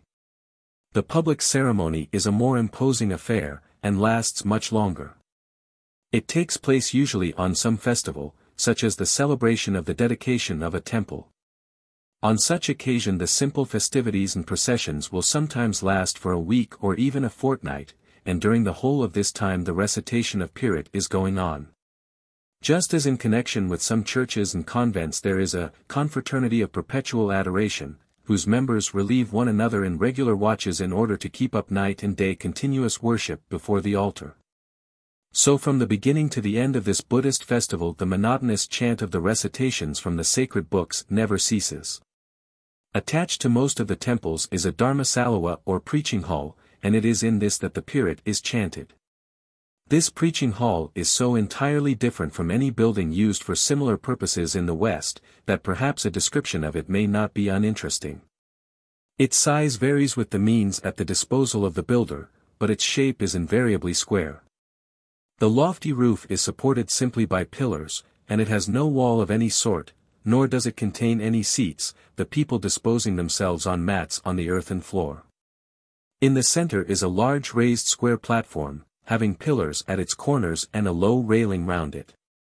And round the edge of this, inside the railing, runs a low seat, often scarcely more than a step, on which, facing inwards, the members of the Sangha or monastic order sit, while one of their number addresses the people, who are thus. It will be seen, not grouped in front of the speaker only, as is usual in the West, but surround him on all sides. On the platform, in the center of the hollow square thus formed by the monks, is usually a small table with flowers upon it, or sometimes a relic, if the temple happens to possess one. When no permanent building of this sort exists, a temporary one, but always exactly on the same plan, is put up for the festival. And a stranger is surprised to see how substantial these temporary erections of bamboo, palm leaves and colored paper can be made to appear under the skillful hands of native workmen. It is in this preaching hall, then, whether permanent or temporary, that the constant recitation of the Pyrrhit goes on. And there also 3 times in each day the whole available band of monks assembles to chant the more imposing Maha Pyrrhit, an interesting mesmeric ceremony which merits special description. It should be premised that before the ceremony commences a huge pot of water carefully covered has been placed in the center of the platform and numerous threads or strings have been arranged to run from pillar to pillar above the heads of the monks. As they sit, this system of threads being connected by several converging lines with the pot of water in the center. At the time of the Maha Pyrrhit, when all the monks are seated in a hollow square as above described, a piece of rope, about the thickness of an ordinary clothesline, is produced and laid on the knees of the monks. Each of whom holds it in his hands all through the ceremony, thus establishing a connection with his fellows not unlike that of the circle at a spiritualistic séance. Care is taken that after the circle is completed one of the ends of the rope shall be carried up and connected with the threads and strings above, so that the whole arrangement in reality converges on the pot of water. This being done the Maha-Pirit commences, and the whole body of monks, with the united will to bless, recite for some 40 minutes a series of benedictions from the sacred books. The portions selected vary, but to give an idea of their general nature I will quote from the Mahamangala Sutta, which is one of those most frequently chosen. A question has been put to the Buddha: man, yearning for good, have held diverse things to be desirable, do thou inform us, O Master, what are in reality the greatest blessings? In reply the Buddha says, not to serve the foolish, but to serve the wise, to honor those worthy of honor. This is the greatest blessing. To dwell in a pleasant land. To have done good deeds in a former birth. To have a soul filled with right desires. This is the greatest blessing. Much insight and much education. Self-control and a well-trained mind. Pleasant words that are well spoken. This is the greatest blessing. To support father and mother. To cherish wife and child. To follow a peaceful calling. This is the greatest blessing. To bestow alms and live righteously. To give help to one's kindred. To do deeds which cannot be blamed. This is the greatest blessing. To abhor and cease from sin. To abstain from strong drink. Not to be weary in well-doing. This is the greatest blessing. To be long-suffering and meek. To associate with the tranquil. Religious talk at due seasons. This is the greatest blessing. Self-restraint and purity. The knowledge of the four great truths. The realization of nirvana. This is the greatest blessing. Beneath the stroke of life's changes. The soul that stands unshaken. Passionless, unsorrowing, secure. This is the greatest blessing. Invincible on every side. Is he who acteth thus. On every side he walks in safety. His is the greatest blessing. As this ceremony of the Maha-Pirit is performed 3 times daily for 7 days, and the influence kept up in the interval by the ceaseless chanting of the ordinary Pirit. The student of Mesmerism will have no difficulty in believing that by the end of that time the cord, the connected threads and the pot of water in the center of the circle are all thoroughly magnetized. On the last day comes the crowning glory of the festival, the distribution of the mesmerized water. First of all the principal men and honored guests go up to the steps of the platform, and the chief monk, uttering a form of benediction, pours 3 times a few drops of the water into their outstretched palms, they bending reverently the while. At the conclusion of the benediction the recipient drinks a little of the water and applies the rest to his forehead, the whole ceremony to a Western mind strangely suggesting a combination of 2 well-known Christian rites. The rest of the water is then poured into smaller vessels and distributed by the assistants among the crowd, each person receiving it in the same manner. The mesmerized thread is cut into pieces and distributed among the people, who wear it around the arm or neck as a talisman. It is not uncommon to attach special threads to the circle, and allow them to hang down outside the platform, so that any who are suffering from fever, rheumatism or other ailments may hold the ends in their hands during the chanting of the Maha-Pirit, and the patient frequently seems to derive advantage from this tapping the mesmeric battery. This much of ceremony, at any rate, the Southern Church of Buddhism possesses, but I think we must all agree that it is a harmless and interesting one. The 2 churches. The Great Northern Church of Buddhism has many more public ceremonies. But as I have no personal experience of them I will not repeat to you that which you yourselves may read in any book on the subject. You may remember how in speaking of Christianity I explained that every religion in course of time inevitably departed somewhat from the primitive teaching given by its founder. This has been less the case with Buddhism than with any other of the great world religions, yet nevertheless it is an undoubted fact that the tenets have varied with the lapse of time. Curiously enough the 2 churches have varied in exactly opposite directions. The Northern Church has undoubtedly added, while the Southern Church, in its zeal to retain the purity of the doctrine, and to avoid accretions, has lost something of its pristine fullness. The Northern Church spread chiefly among the wilder tribes of Central Asia, and has been considerably influenced by relics of their original nature worship. If one reads any of the more accurate accounts of the Buddhism of Tibet, it will at once be noted that a great deal of this nature worship exists in connection with it. Unknown deities appear, many of them of a dangerous nature and requiring propitiation, while many of the orders and hierarchies of devas and other beings have taken on a gloomier cast, and are regarded as at least potentially evil. On the other hand, some part at least of the highest metaphysics is clearly preserved, the Amitabha and Avalokiteshvara of their system corresponding closely to Parabrahm, the unmanifested, and to Ishvara, the manifested logos, among the Hindus. The Southern Church, on the other hand, has almost entirely refused accretions of any sort. In Burma, though one may see hundreds of images in some of the great temples, yet they are every one images of the Buddha himself in many different positions. In Ceylon, it is true, images of Hindu deities, of Vishnu and Subramani Iyer, are often to be seen, presumably as a concession to the Hindu faith of the later Tamil rulers of Ceylon. But even so they are invariably represented as inferior to the Buddha, and as acting under his orders. The Southern Church has somewhat forgotten the higher metaphysics, and gives but little study at the present day to the Abhidhamma Pitaka, in which all the higher philosophical teaching is contained. It devotes itself, however, with great assiduity to those other books which expound the rules of daily life, and also those which prescribe the life of the monks. Materialistic tendencies. Its tendency has been on the whole distinctly materialistic.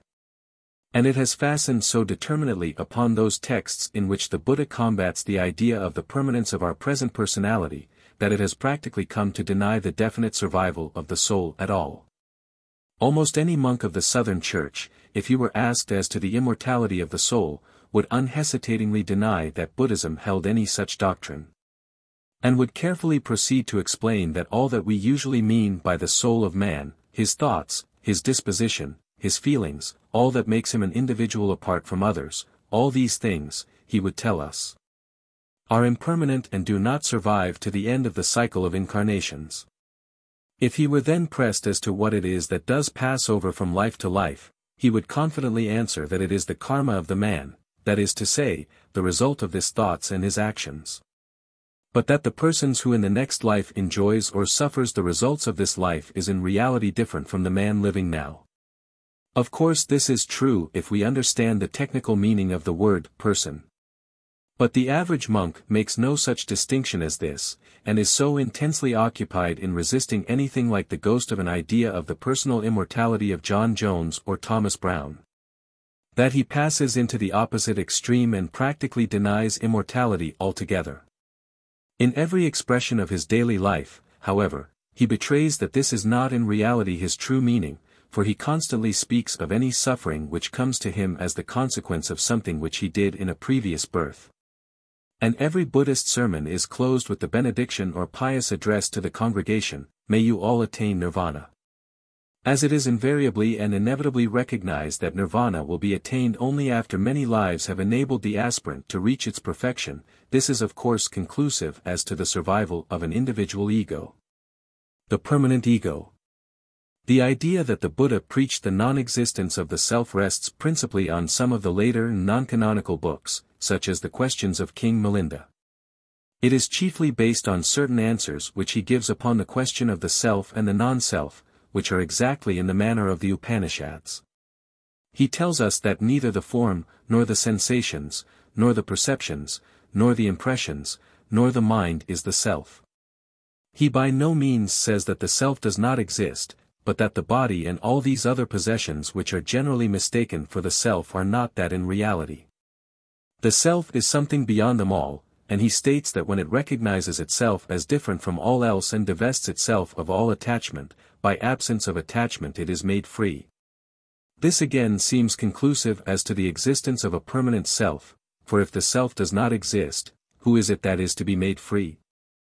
Our Western minds, untrained in the ideas of the Hindus to whom the Buddha addressed his sermons, see nothing but annihilation before them when they hear that even reason is stated not to be the self. Few can comprehend the idea that mind and reason, and even much that is behind these, no matter how sublime they be, are essentially merely vehicles, themselves composed of matter. The true self transcends them all. And we may find abundant evidence in the direct teaching of the Buddha which contradicts the theory that he denied this presiding ego. Let me quote here only one instance from the Samanaphala Sutta of the Dhyana. After first mentioning the condition and training of the mind that are necessary for success in spiritual progress, the Buddha describes how a man can recover the memory of his past lives, and how he sees all the scenes in which he was in any way concerned passing in succession before his mind's eye. He illustrates it by saying, if a man goes out from his own village to another, and thence to another, he may think thus, I indeed went from my own village to that other. There I stood thus, I sat in this manner. Thus I spoke, and thus I remained silent. From that village again I went to another, and I did the same there. The same I am returned from that village to my own village. In the very same way, O king, the ascetic, when his mind is pure, knows his former births. He thinks, in such a place I had a name, I was born in such a family, such was my caste, such was my food, and such a way I experienced pleasure and pain, and my life extended through in some other place. And there also I had such and such conditions. Thence removed, the same, I am now born here. This quotation shows very clearly the doctrine of the Buddha with regard to the reincarnating ego. He gives illustrations also in the same sutta of the manner in which an ascetic can know the past births of others, how he can see them die in one place, and after the sorrows and joys of hell and heaven. The same men are born again somewhere else. It is true that in the Brahmajala Sutta he mentions all the various aspects of the soul, and says that they do not absolutely exist, because their existence depends upon contact, that is to say, upon relation. But in thus denying the absolute reality of the soul he agrees with the other great Indian teachers, for the existence not only of the soul, but even of the Logos himself is true only relatively. Untrained minds frequently misunderstand these ideas, but the careful student of Oriental thought will not fail to grasp exactly what is meant, and to realize that the teaching of the Buddha in this respect is exactly that given now by Theosophy. Theosophy and the religions. Naturally it is only the barest outline of this magnificent system which I have been able to put before you tonight. Yet I hope that what I have said may give you some slight idea of another of the world's great religions, and show you that however much its outward form may differ, however unlike our own are the surroundings in which it flourishes. It also is but another statement of the glorious truth which lies behind all religions alike. Often in endeavoring to explain Theosophy we are met with the objection that it is identical with Hinduism, or with Buddhism, and that it is simply an attempt to propagate one or the other of these religions here in the West. We can meet that only with the careful and patient explanation that in Theosophy we do not seek to propagate any religion, but rather to set forth the ancient wisdom that underlies them all. To many a Western mind its teachings seem to savor of the Oriental religions, because, as a matter of fact, those religions have retained within their popular doctrine more of the great truths of nature than has the Orthodox faith as it is commonly taught in Europe. And consequently some of the first ideas which a theosophist acquires from the study of our literature are likely to remind him of what he has heard of these great Eastern systems. In one sense such an objection has truth in it, for Theosophy is identical with esoteric Buddhism and Hinduism, but then so it is also with esoteric Christianity, the latter being well shown in Mrs. Besant's admirable book under that title. It is not only here that such an objection has been raised against theosophical teaching. In India there have been men who have misunderstood Theosophy in a similar way, who, because the founders of the society and some of its prominent members and officials happen to be Buddhists by religion, have hinted that the whole work of the society is nothing but the propagation of Buddhism. And this remark has occasioned hesitation on the part of some Indians who were about to join its ranks. In Ceylon and other Buddhist countries the misunderstanding has taken the opposite direction, and some Buddhists whose zeal outran their discretion and their knowledge have accused our theosophical leaders of unduly favoring the faith of our Hindu brothers. The very fact that such contradictory reports exist ought to show where the truth lies to those who have eyes to see, whose minds are large enough, whose heads are steady enough to stand upon the real theosophical platform. The Theosophical Standpoint. The motto of our society is, there is no religion higher than truth, and as a corporate body it holds no particular belief or dogma. No one on joining it is required to change his faith, or is even asked what his faith is. We have members among Hindus, Buddhists, Parsis, Mohammedans, Jews, and Christians, and each is entirely at liberty to seek to attain the highest truth along the lines of thought to the use of which he is most accustomed. Indeed, adherents of each of these systems have again and again spoken gratefully of the flood of light which Theosophy has thrown upon the real meaning of the more obscure points in the teaching handed down to them from their ancestors. The only stipulation made when a man joins our ranks is that he shall show to his brothers the same enlightened tolerance and kindly courtesy which he himself would wish to receive at their hands. This is the true theosophical standpoint. But it is a high one, and its air is too rarefied for the respiration of the sectarian or the bigot.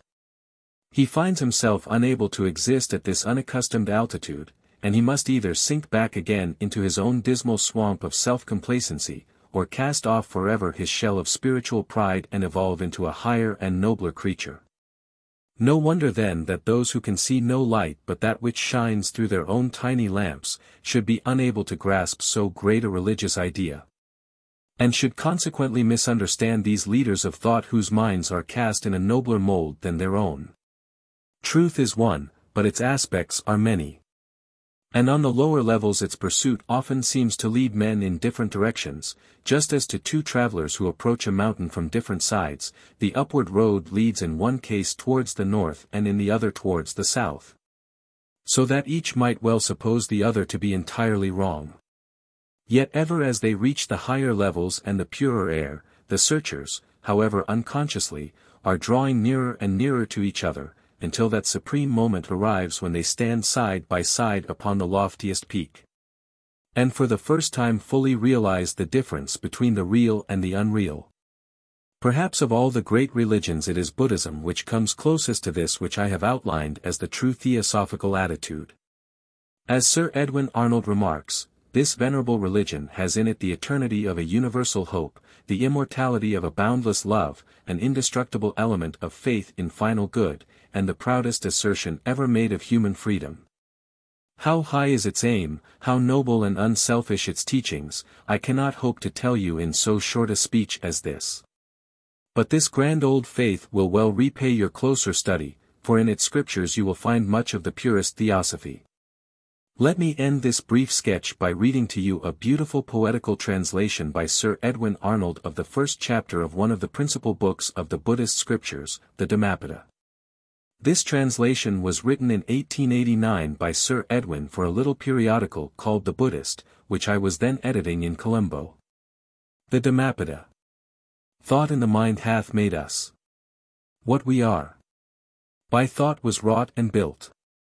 If a man's mind hath evil thoughts, pain comes on him as comes the wheel the ox behind.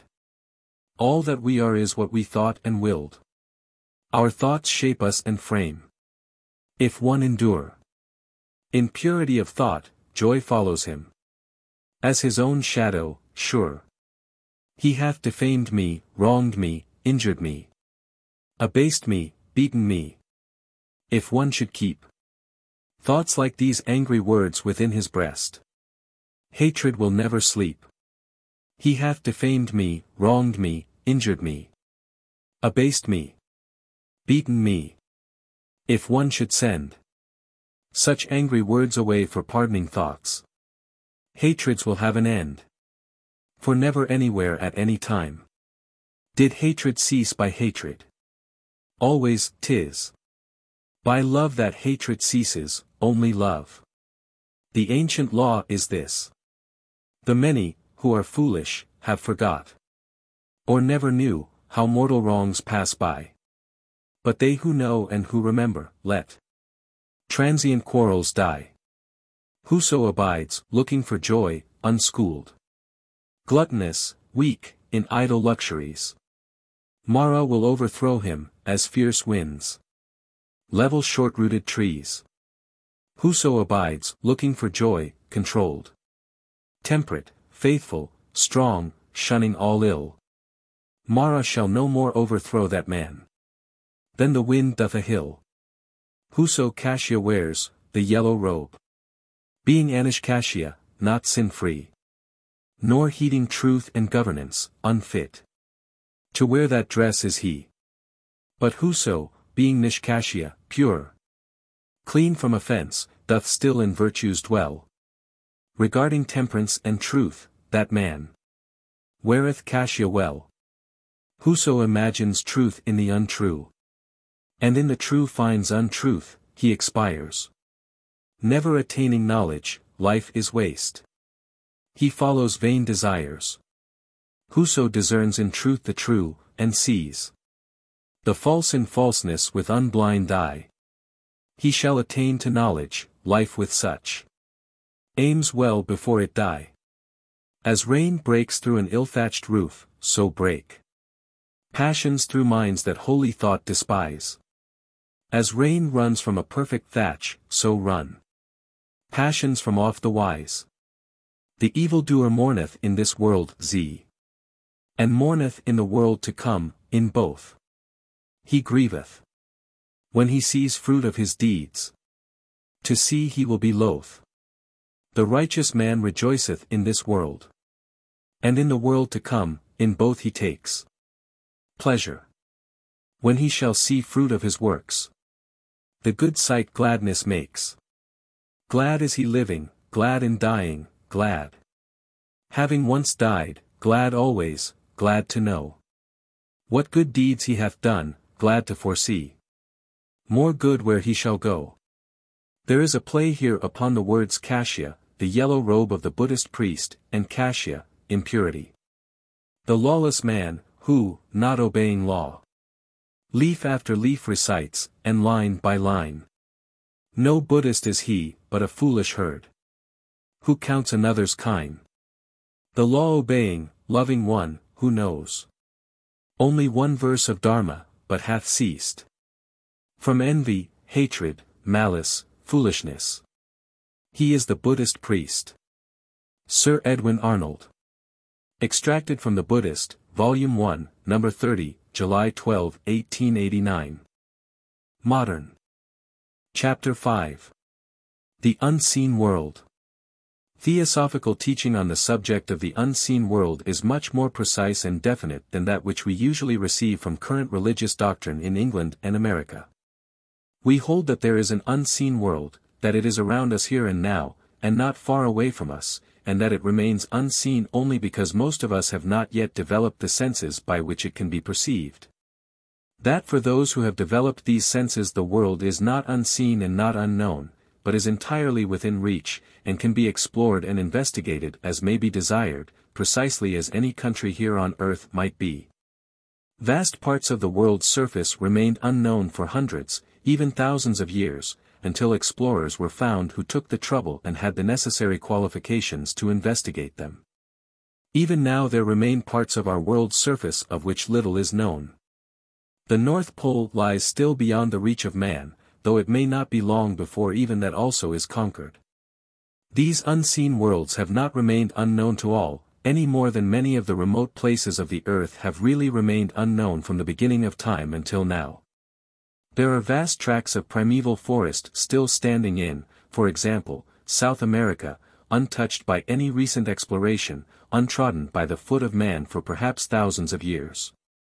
But long before that there were great races to whom all that country was not unknown or untrodden, but, on the contrary, to whom it was perfectly familiar, for whom it as a native land.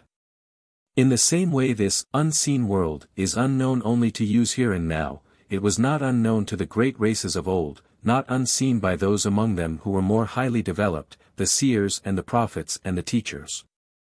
There is a great deal of information about this unseen world among the sacred writings of the various religions, and in many cases exactly what has been taught by Theosophy is to be found in the ancient faiths. It is only here and now, and especially among the followers of the religion which is predominant in Western countries, that any uncertainty seems to have arisen with regard to this unseen world. The consequence of all the vague thought and speech about it is that the world itself is supposed to be vague and dim and uncertain also. People feel that because they individually know nothing for certain with regard to it, there is therefore nothing certainly to be known, and the whole affair is misty, distant, and unreal. Let me endeavor to put before you the theosophical teaching on this subject, and to show you that we have every reason for accepting that teaching and understanding that this higher world, though at present unseen to many, is by no means unreal, but is in every way as actual as this which we can all touch and see and hear. The first idea to be grasped is that this unseen world is merely a continuation of what is known, and that the senses, latent in all of us, though developed only in few, by which it may be cognized, are in the first place an extension of the senses which we all possess. That may, perhaps, help us to understand the reality of this unseen world, and to see that there is no difficulty in our way in accepting it. Unfortunately, all that most people know about it, or think they know, has been given to them by the religions. And the religions have contrived to be so unscientific in their presentment of it that they have cast doubt and thrown discredit upon the whole affair in the minds of thinking men. So that those among the orthodox who most thoroughly believe in the unseen world now, who feel most certain that they know exactly what that world contains, and what will be the fate of man after death, are usually precisely the most ignorant people of all. Now that should not be so. It should not be for the ignorant, the bigoted, to feel certain about these matters. On the contrary, the most highly intelligent and most scientifically trained men ought to be best able to grasp the evidence for the existence of this unseen world, ought to be the foremost in upholding it as a truth. Let me first say something about the senses by which this unseen world is perceived, and about the constitution of the world itself, because those two subjects are closely connected, and we cannot examine one without also looking into the other. States of matter. It is obvious that we may have matter in different conditions, and that it may be made to change its condition by variations of pressure and of temperature.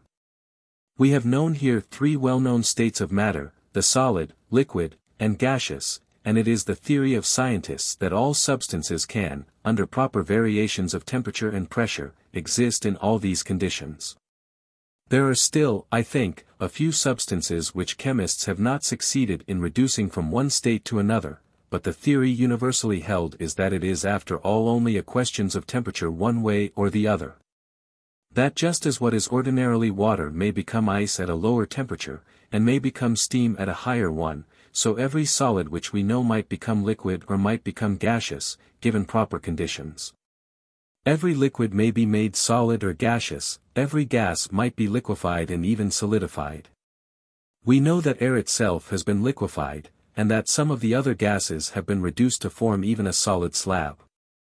Since that is so, it is supposed that all substances can in this way be changed from one condition to another, either by pressure or heat.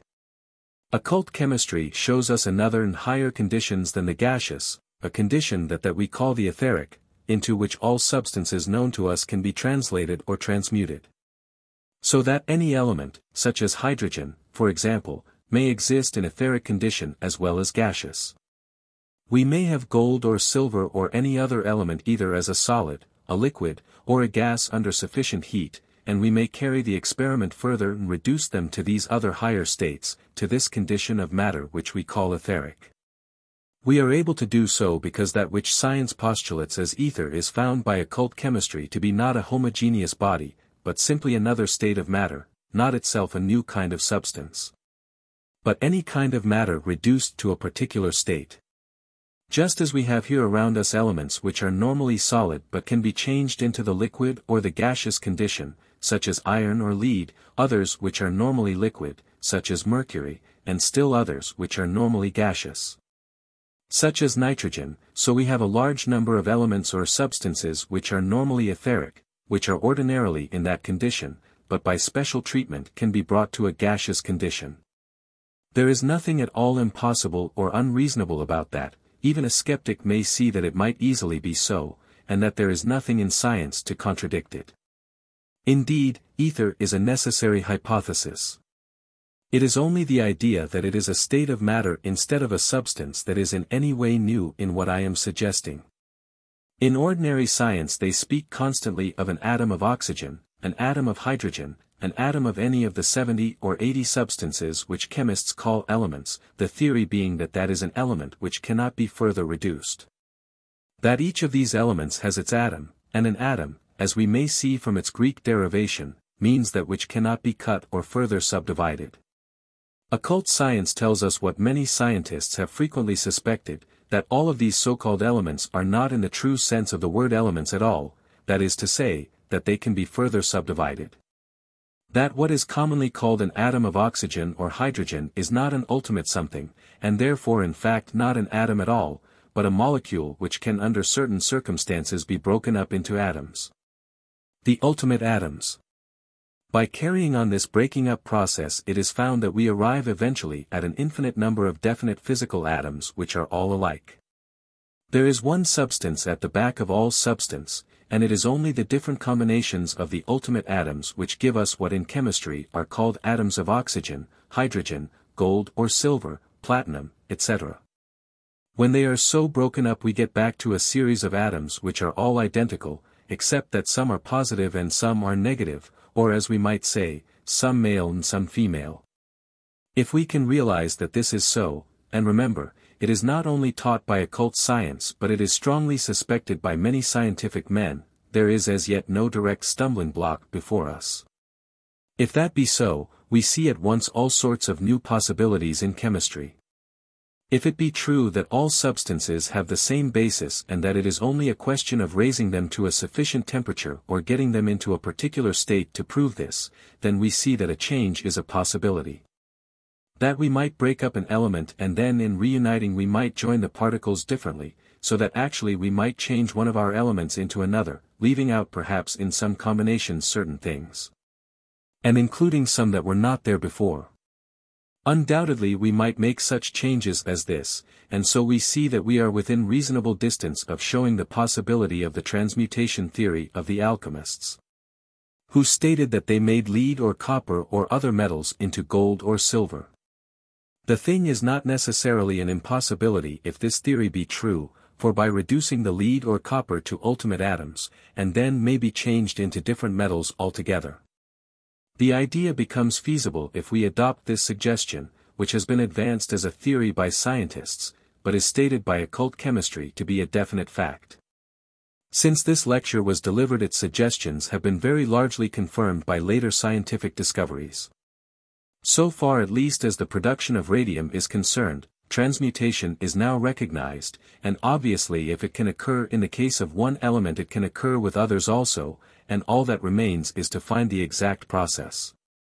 Since the principle is established that all substances are but modifications of one substance is now generally admitted, and what for the moment is supposed to be the ultimate atom is just now called the electron. It seems likely that the electron is not what we in Theosophy have called the physical atom, but more probably the astral atom, though it is difficult to speak with certainty until science has defined its discovery a little more closely. We eventually get back, then, to the ultimate physical atom, and we find that it is an atom as far as the physical plane is concerned. We cannot break it up any further and still retain the matter in physical condition. Nevertheless, it can be broken up, only when that is done the matter belongs to a different realm altogether, to part of this unseen world of which I am going to speak. It can no longer be called physical because it has ceased to obey some of the laws which all physical matter does obey. It is no longer apparently contractible by any cold or expandable by any heat of which we know anything, though there is some evidence to show that it can be affected by solar temperatures. It no longer seems to obey the ordinary laws of gravity, although it has what I suppose we may call a kind of law of gravity of its own. It is very difficult to put the conception of the finer matter of this higher realm clearly into words upon the physical plane, in fact, I might say it is impossible to put it fully. But this much at least must be emphasized, that the planes above this physical follow naturally from it and fit in with it, and are not abruptly divided and entirely different. Indeed, we have only to suppose a finer subdivision of matter than that with which we are familiar, and a much higher rate of vibration than any which we know, and we shall realize one aspect of the conditions of the astral plane. Though there are many other aspects which are not so readily comprehensible. Planes of subtler matter. We find that above and beyond this physical atom we have another series of states of that finer kind of matter, which corresponds fairly to the degrees of matter down here, solid, liquid, gaseous, and etheric. Again, by pushing up the division far enough we have another atom, the atom of that astral world, and then the process may be repeated. By further subdivision of that astral atom we find ourselves in another still higher and still more refined world, still composed of matter. But of matter so much subtler that nothing that we predicate of matter down here would be true of that except its capability of being subdivided into molecules and atoms.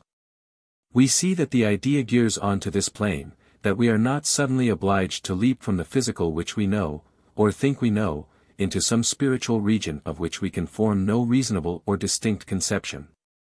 It is true that these other realms are unseen, but they are not therefore at all incomprehensible when we approach the subject in this manner. All students are aware that a great part of even this physical world is not appreciable by our senses. That the whole of the etheric part of the world is to us as though it were not, except for the fact that it carries vibrations for us. We never see the ether which carries the vibration of light to our eyes, though we may demonstrate its necessity as a hypothesis to explain what we find. Just in the same way vibrations are received from the other and higher matter. Although the ether cannot be seen, yet its effects are constantly known and felt by us. And just in the same way, although the astral matter and the mental matter are not visible to ordinary sight, yet the vibrations of that matter affect man, and he is conscious of them in a large number of ways. Indeed, some of them he habitually uses, as we shall see when we come to consider the subject of telepathy in a later lecture. It is important that those who approach the investigation of theosophical teaching should understand this idea of the various planes or degrees of matter in nature, making in one sense each a world in itself. Though in a higher sense they are all parts of one great whole. If people can be induced to examine this, they will see that we are in no way claiming their faith in a miracle, but rather their investigation of a system, which we offer to them simply as a hypothesis for their study. Though to us it is not a hypothesis, but an ascertained fact. Where are these worlds? They are here round about us all the time, though unseen. We need only open the senses which correspond to them in order to be conscious of them, because each of them is full of life, exactly as is this physical world that we know. Just as earth and air and water are always found to be full of various forms of life, so is the astral world, so is the mental world, each full of its own kind of life. And among the inhabitants of these two stages of the unknown world are the vast hosts of those whom we call the dead. The higher senses. How does man become cognizant of this? As I said, by the development of the senses corresponding to them. That implies, and it is true, that man has within himself matter of all these finer degrees. That man has not only a physical body, but that he has also within him that higher etheric type of physical matter, and astral matter, and mental matter, the vibration of which is his thought. That is not an unreasonable thing, and if a man is prepared to accept that as a hypothesis, he will also see that a vibration of matter of one of these finer planes can communicate itself to the corresponding matter in the man and can reach the ego within him through that vehicle. Just as vibrations of physical matter are conveyed to the senses of the man through his physical organism on this plane. The whole thing is precisely analogous. Perhaps the easiest way to get some idea of these higher senses will be to begin by considering the senses that we have now. All sensation which reaches us from without is a matter of vibration. Heat, for example, and light, what are these but rates of vibration? There seem to be infinite numbers of possible rates of vibration.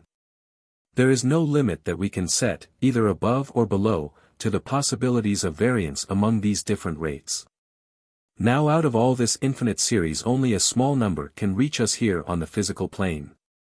It is only a small set of vibrations of exceeding rapidity which appear to our eyes and are recognized by us as light. Anything which we see only because it either emits or reflects some out of this small set of vibrations. The gamut of vibrations. We know in many ways that there are other vibrations beyond those that we see. For example, we know it by photography. If we take a bisulfate of carbon prism and let a ray of sunlight pass through it, we shall get a beautiful colored spectrum cast upon a sheet of paper of a piece of linen or anything white that we may use. It is a beautiful spectrum, but only a small one. If, instead of putting there the white sheet of paper which reflects to us what we see, we put a highly sensitive photographic plate, taking care, of course, to exclude all other light except that which comes through the prism, we shall have a spectrum reproduced which contains a good deal more than we previously saw. It is considerably extended at the violet end, because the plate is capable of being impressed by ultraviolet rays which do not affect the eye. Our eyes are absolutely blind to this extension of the spectrum, but nevertheless it is there, and it is utilized in various branches of scientific research. An interesting example of this is seen in the photographs of the sun taken by Professor Hale and others. One of the most abundant elements in the sun is calcium, but the rays from the calcium in the sun are invisible to us, though they appear in the ultraviolet part of the spectrum, and therefore produce an impression upon the photographic plate. Sir Robert Ball writes, "Views of the sun by this invisible light are utterly unlike the pictures of the sun by ordinary photographs. In ordinary photographs, the brilliant clouds forming the photosphere are represented. These consist of masses of carbon vapors, or rather masses of particles of solid carbon heated to dazzling incandescence. Floating above this region are the mighty calcium vapors. Their subdued light cannot be photographed in the glare of the photosphere, but when all that glare has been filtered away we obtain pictures of what is indeed a new sun. Or rather of the wonderful developments of rolling volumes of calcium vapors of whose existence we must without this device have remained in ignorance. In some cases Professor Hale has given us striking duplicate pictures of the same part of the sun, but taken with two different lights. These pictures show large differences in detail, arising from the circumstance that the parts of the sun which give out one kind of light are often not the same as those which give out another kind. Such pictures reveal the structure of the sun as it has never been revealed before. The description of a scientific experiment such as this is of great interest to the occult student, because it exactly illustrates what he so well knows, that the same object seen simultaneously by two observers may not present at all the same appearance to them. The two photographs of the sun, one taken by the ultraviolet calcium light and the other in the ordinary way, produce very different results, yet each is perfectly accurate, and all that is shown in each is really there. In the same way, if two men simultaneously look at a friend, one using clairvoyant sight and the other ordinary physical vision, they will see their friend very differently, and yet each will be right as far as his vision extends. The clairvoyant faculty, like the ultraviolet light, will reveal much that can never be seen without it, and for exactly the same reason, because it brings within our ken vibrations which otherwise remain out of our reach. If we come down to the other end of this great gamut, to the slow vibrations, we shall find a certain number so slow as to affect the heavy matter of the atmosphere, to strike upon the tympanum of our ear and reach us as sound. There may be, and there must be, an infinity of sounds which are too high or too low for the human ear to respond to them, and to all such sounds, of which there must be millions and millions, the human ear is absolutely deaf. If there be vibrations so slow that they appear to us as sound, and other exceedingly rapid ones which appear to us as light, what are all the others?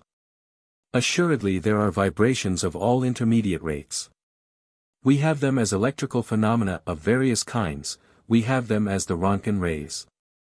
In fact, the whole secret of the Röntgen rays, or X-rays, is simply the bringing within the capacity of our eyes and within the field of our vision a few more rays, a few of the finer rates of vibration, which normally would be out of our reach. I will append here a table of the vibrations at present recognized by scientific men. It is that issued by the Polytechnic School in Paris. Table of vibrations, whose effects are recognized and studied. Number of vibrations per second. First octave. 2. Second, 4. Third, 8. Fourth, 16 sound. Fifth, 32. Sixth, 64.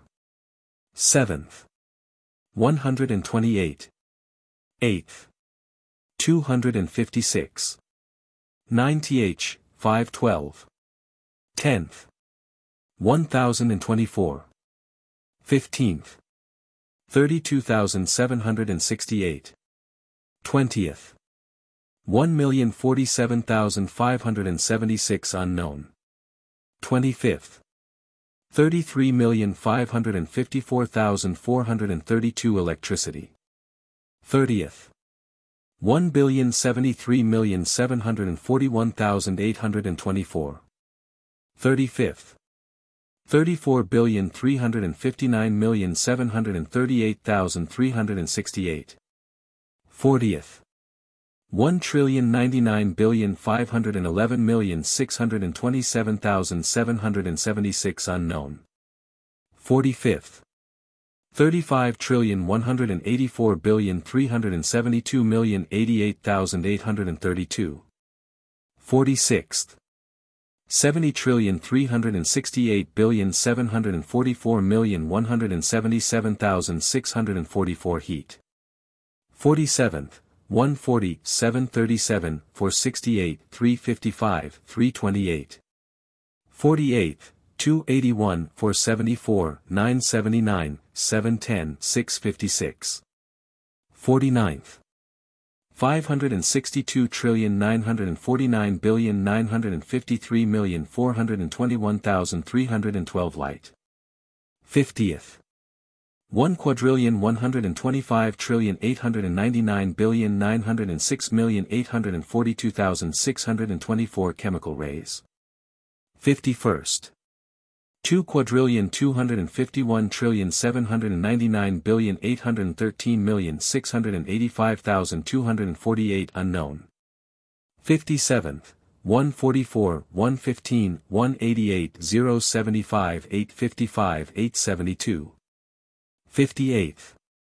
288,230,376,151,711,744 X-rays. 59th. 576, 460, 752, 303, 423, 488. 60th. 152, 921, 504, 606, 846, 976. 61st. 305, 843, 009, 213, 693, 952. 62nd. For quintillion 611 quadrillion 686 trillion 618 billion 427,389,904 unknown. Extension of faculty. Many people suppose that our faculties are limited, that they have their definite bounds, beyond which we cannot go. But this is not so. Now and then we find an abnormal person who has the X-ray sight by nature and is able to see far more than others, but we can observe variations for ourselves without going as far as that. If we take a spectroscope, which is an arrangement of a series of prisms, its spectrum, instead of being an inch or an inch and a half long, will extend several feet, although it will be much fainter. If we throw that upon a huge sheet of white paper, and get a number of our friends to mark on that sheet of paper exactly how far they can see light, how far the red extends at one end, or how far the violet extends at the other, we shall be surprised to find that some of our friends can see further at one end, and some further at the other. We may come upon someone who can see a great deal further than most people at both ends of the spectrum, and if so, we have found someone who is on the way to becoming clairvoyant. It might be supposed that it is only a question of keenness of sight, but it is not that in the least. It is a question of sight which is able to respond to different series of vibrations, and of two people the keenness of whose sight is absolutely equal, we may find that one can exercise it only toward the violet end, and the other toward the red end. The whole phenomenon of colorblindness hinges on this capacity, but when we find a person who can see a great deal further at both ends of this spectrum, we have someone who is partially clairvoyant, who can respond to more vibrations. And that is the secret of seeing so much more. There may be and there are many entities, many objects about us which do not reflect rays of light that we can see, but do reflect these other rays of rates of vibration which we do not see. Consequently some of such things can be photographed, though our eyes cannot see them. What are called spirit photographs have often been taken, although there is a great deal of skepticism in connection with them, because, as is well known to any photographer, such a thing can easily be produced by a slight preliminary exposure. There are various ways in which it can be done, nevertheless, although they can be counterfeited by fraud, it is certain that some such photographs have been taken. Dr. Baraduc's experiments. The recent experiments of Dr. Baraduc, of Paris, seem to show conclusively the possibility of photographing these invisible vibrations. When last I was there he showed me a large series of photographs in which he had succeeded in reproducing the effects of emotion and of thought. He has one of a little girl mourning over the death of a pet bird, where a curious sort of network of lines produced by the emotion surrounds both the bird and the child. Another of two children, taken the moment after they were suddenly startled, shows a speckled and palpitating cloud. Anger at an insult is manifested by a number of little thought forms thrown off in a shape of flecks or incomplete globules. A lady who has seen the collection since I did describes a photograph demonstrating the purr of a cat, whose sonorous contentment projected a delicately tinted cloud. The doctor employs the dry plate system without contact and with or without a camera, in total obscurity through black paper or in a darkroom. The plate is held near the forehead, the heart, or the hand of the person who is experimenting. He says, vital force is eminently plastic and, like clay, received impressions as lifelike as if modeled by the invisible hand of some spirit sculptor. These phantom photographs, these telepathic images of the invisible, are produced by concentration of thought. Thus, an officer fixed his mind upon an eagle and the majestic form of the bird was depicted upon the plate. Another shows the silhouette of a horse. He tells us that sometimes faces appear upon the plates, and especially describes one case in which a mother's thought produces a portrait of a dead child. He gives us also the following interesting account of an impression made during an astral visit. An astonishing feat of telepathic photography is related by a medical practitioner of Bucharest, Dr. Hasdu. Being interested in telepathic phenomena, he and his friend, Dr. Estratai, determined to put it to a photographic test, so as to prove whether it were possible to project an image at a distance upon a plate already prepared. The evening agreed on for the crucial experiment arrived. Dr. Hasdu before retiring placed his camera beside his bed. Dr. Estratai was separated from him by several hundred miles. The latter according to agreement was, just before going to sleep, to concentrate his thoughts in the endeavor to impress his image upon the plate prepared by his friend in Bucharest. The next morning, on awakening, Dr. Estratai was convinced that he had succeeded, being assured of it in a dream. He wrote to a mutual friend, who went to Dr. Hasdu's residence and who found that gentleman engaged in the development of the plate in question. Upon it there appeared three distinct figures, one of them particularly clear and lifelike. It depicted Dr. Estratai gazing with intensity into the camera, the extremity of the instrument being illuminated by a phosphorescent glow which appeared to emanate from the apparition. When Dr. Estratai returned to Bucharest he was surprised at the resemblance of his fluidic portrait, which revealed his type of face and most marked characteristics with more fidelity than photographs taken by ordinary processes. Our wider powers. All these experiments show us how much is visible to the eye of the camera which is invisible to ordinary human vision. And it is therefore obvious that if the human vision can be made as sensitive as the plates used in photography we shall see many things to which now we are blind.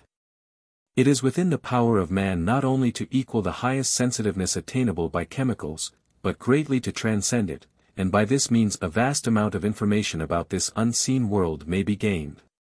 With regard to hearing, the same thing is true.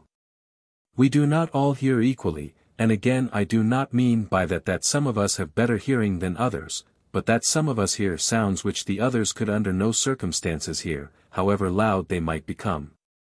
This, again, is demonstrable. There are various vibratory sounds caused by machinery which may be carried to such a height as to become inaudible.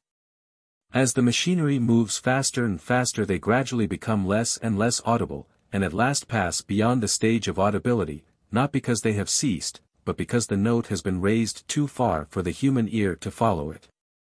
The pleasantest test I know of, which anyone can apply in the summer months if he is living in the country, is the sound of the squeak of the bat. That is a very razor edge of sound, a tiny, needle-like cry like the squeak of a mouse, only several octaves higher. It is on the edge of the possibility of human hearing. Some people can hear it and others cannot, which shows us again that there is no definite limit, and that the human ear varies considerably in its power of responding to vibrations. If, then, we are capable of responding only to certain small groups out of the vast mass of vibrations, we may readily see what an enormous change would be produced if we were able to respond to all. The etheric sight of which we sometimes speak is simply an added power of responding to physical vibrations, and much of the clairvoyance on a small scale which is shown by dead people at séances is of that type. They read some passage out of a closed book, or a letter which is shut up within a box. The X-rays enable us to do something similar, not to read a letter, perhaps, but to see through material objects, to descry a key inside a wooden box, or to observe the bones of the human body through the flesh. All such additional sight is obtained in the way I have described, by being able to respond to a larger set of vibrations. Let us carry that a little further. Let us go beyond the vibrations of physical matter and imagine ourselves able to respond to the vibrations of physical matter and imagine ourselves able to respond to the vibrations of astral matter. At once another world is ours for the winning, and we see the objects of a plane material still, but on a higher level. In this, although there may be much which is unfamiliar, there is nothing which is impossible. It all leads on stage by stage from the faculties which we already know and use, and this world of astral matter follows step by step from the world with which we are so familiar.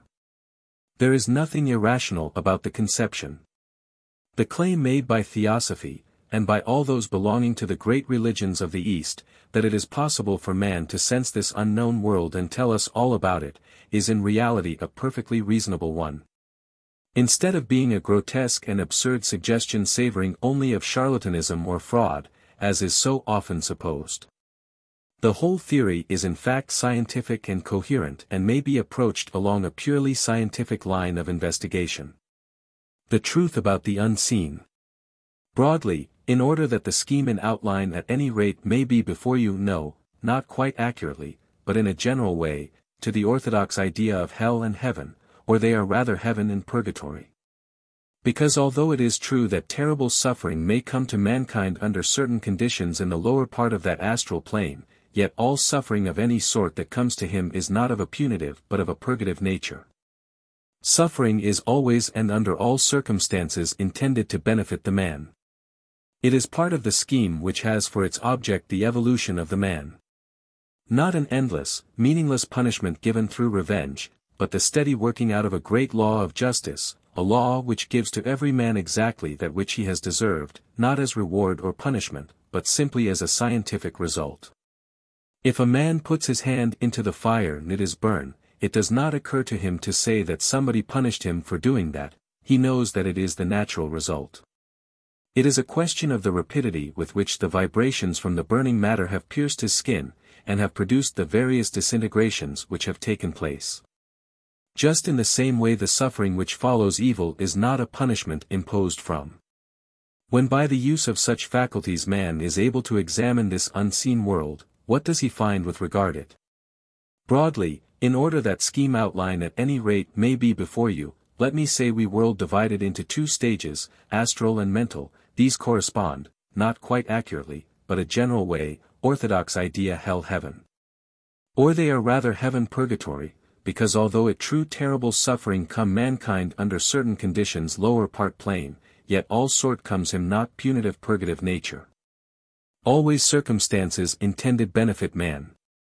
Which has for its object evolution man, an endless, meaningless punishment given through revenge, steady working out great law justice, gives every exactly deserved, as reward punishment, simply scientific result. If puts his hand fire burnt, occur somebody punished doing that, knows natural result, question rapidity vibrations from burning matter have pierced skin, produced various disintegration taken place. Just same way follows evil imposed from outside, but merely the result under an unvarying law of what the man himself has done. And so all the suffering that comes to him comes under the great law and is intended to purify and help him, and will undoubtedly produce that effect. The lower astral world, therefore, corresponds very much more to purgatory than to the ordinary and most blasphemous idea of hell. There is nothing in the whole universe, happily, which in the least corresponds to that. Although there is no endless torture such as has been pictured for us by the diseased mind and disordered imagination of the medieval monk, there are individual cases of suffering. But even that suffering, terrible though it may sometimes be, is the best thing for the man, because only in that way can he get rid of the desire which has come upon him, the evil which he has allowed to grow within him.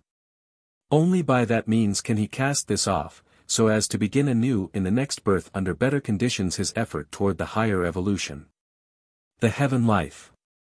The second part of life after death, the heaven world, is also the result of the man's actions, but of the higher and nobler part of them. There all the spiritual force which he has set in motion during his world life finds its full result. Here again it is merely a scientific question of the amount of energy invested, for the law of the conservation of energy holds good in all these loftier planes, just as it does on the physical. A man's intensity of feeling for some high ideal, the intensity of the unselfish affection which he pours out, whether it be in devotion upon his deity, or merely in love upon those around him, whether it be an exalted type of impersonal love which includes all, or the more ordinary variety which fully lavishes itself only upon one or two, all these are spiritual forces at their different stages of their different degrees, and all represent energy generated, which can never bear its full result in this physical life, because all our highest thoughts and aspirations belong to the realm of the untrammeled soul, and so this lower plane is incapable of providing a field for their fulfillment or realization. None knows it better than the artist or the poet who tries to realize them, the man who paints a picture or writes a poem, hoping thereby to convey to others what he has seen in a vision of that higher world. None knows better than such an artist how utterly the expression of that thought fails, how the best that he can do, the most satisfactory reproduction that he makes, falls infinitely short of the reality. All that being so, all these higher ideals and aspirations remain a vast force stored up, which can never be exhausted on the physical plane or during physical life. It is only after death and the lower passions and desires are dissipated that it is possible for all these grander forces to work themselves out. And so there comes to be a higher unseen world of transcendent beauty and unimaginable splendor which has been called heaven. Attempts have been made to picture it by all religions, but they have all fallen miserably short of the truth. We have passages imaging heaven as containing gates of pearl and streets of gold and seas of fire mingled with glass, and trees which bear 12 manner of fruits, and jewelry and precious stones of various sorts. All clumsy endeavors presenting the highest and best that the imagination of the writer could attain. We shall find similar symbology in the Hindu and Buddhist manuscripts, the same trees of gold and silver with fruits of precious stones in the gardens of the gods. Crude yet genuine endeavors of the early writers to image something that they had seen, something too glorious for words to express. We, in our day, draw a different picture of the heaven world. It is something far more refined, more intellectual for those who understand what spirituality means. But still our efforts, although to us they are so much more satisfactory, equally fall short of the reality of the grand truth behind. So it remains true as it was written long ago, eye hath not seen, nor ear hath heard, neither hath it entered into the heart of man to conceive the things which God hath prepared for them that love him. But there is a happy difference. It is not only for a faithful few, but for all, for surely all must love him as far as they know him. There is no limitation, this heaven world is heaven for all who can reach it. Each has his reward. Instead of consigning some men to heaven and some to hell, as modern theology does, it would be more true to say that every man must pass through both the states which are typified by those names. Every man must pass through the astral plane on his way to the heaven world. Every man at the end of his astral life will attain that heaven world, unless he be a person so elementary, so degraded as never yet to have had any unselfish thought or feeling. If that be so, there can indeed be no heaven world for him, because all these selfish desires and feelings belong exclusively to the astral plane, and they will find their result on that plane. There are those who have scarcely anything which is unselfish in their nature. Such people also will reap the reward of whatever good they have done, not in that heaven world, but at a lower level, in the higher part of the astral plane. As was said long ago about those who prayed in public places in order that they might be seen of men, verily, I say unto you, they have their reward. As it is with those of high ideals, who do not get all that they desire here, so it is with those whose ideals are selfish, they have their reward also after death. In the higher part of the astral world they will gain their result. They will find themselves surrounded by that which they desire, but they will miss the higher things which they have not desired, because as yet they have not evolved to that level. Still, all will be happy in their own way and at their own time. The selfish will doubtless suffer much on the way to that stage, but there will be something even for them, something for all. It will be seen that this is a less confined idea than that of the orthodox religions. We go somewhat further than they, and we are enabled to do so because the whole scheme is scientific, because there is no question of a favoritism that consigns some people to heaven and shuts others out of it. All this is no surmise. It is the simple truth, truth based upon careful observation, and capable of being verified by those who have eyes to see upon the higher planes. Nor is this heaven world a mere land of dreams, it is full of the most vivid reality. Indeed, it is the plane of the divine mind, which responds to whatever call is made upon it. If one man has a wealth of the grandest aspirations, he draws down a corresponding outpouring from above. If another has only just a little grain or two of anything unselfish within his nature, even that little grain still brings forth its appropriate result. There is no question of one entering and the other being shut out, but each gains just what he is capable of gaining. This is the essence of the heaven world. Every man there is happy. Necessarily all are not equally happy, nor all happy in the same way, but every individual is happy to the fullest extent of his capacity for happiness. The only thing which prevents him from going further is that he is unable to grasp any more. Each vessel is filled to the utmost. Though some vessels are small and some are large, they are filled to their respective capacities. We must, I think, admit that this is a far more reasonable theory than that held by modern theology. My intention today has been not so much to give you details as to the conditions of the worlds beyond the grave, as to show you they are all part of the same world. To show you that there is no sudden break of any kind, but that everything is reasonable, coherent and graded all the way through. As to their place, I have told you that these worlds are about us here. But, you will say, how can that be? How is it possible, the space around us being filled with matter, that other matter, however fine, can exist? Interpenetration. I do not think it will be difficult for us to realize how this may be.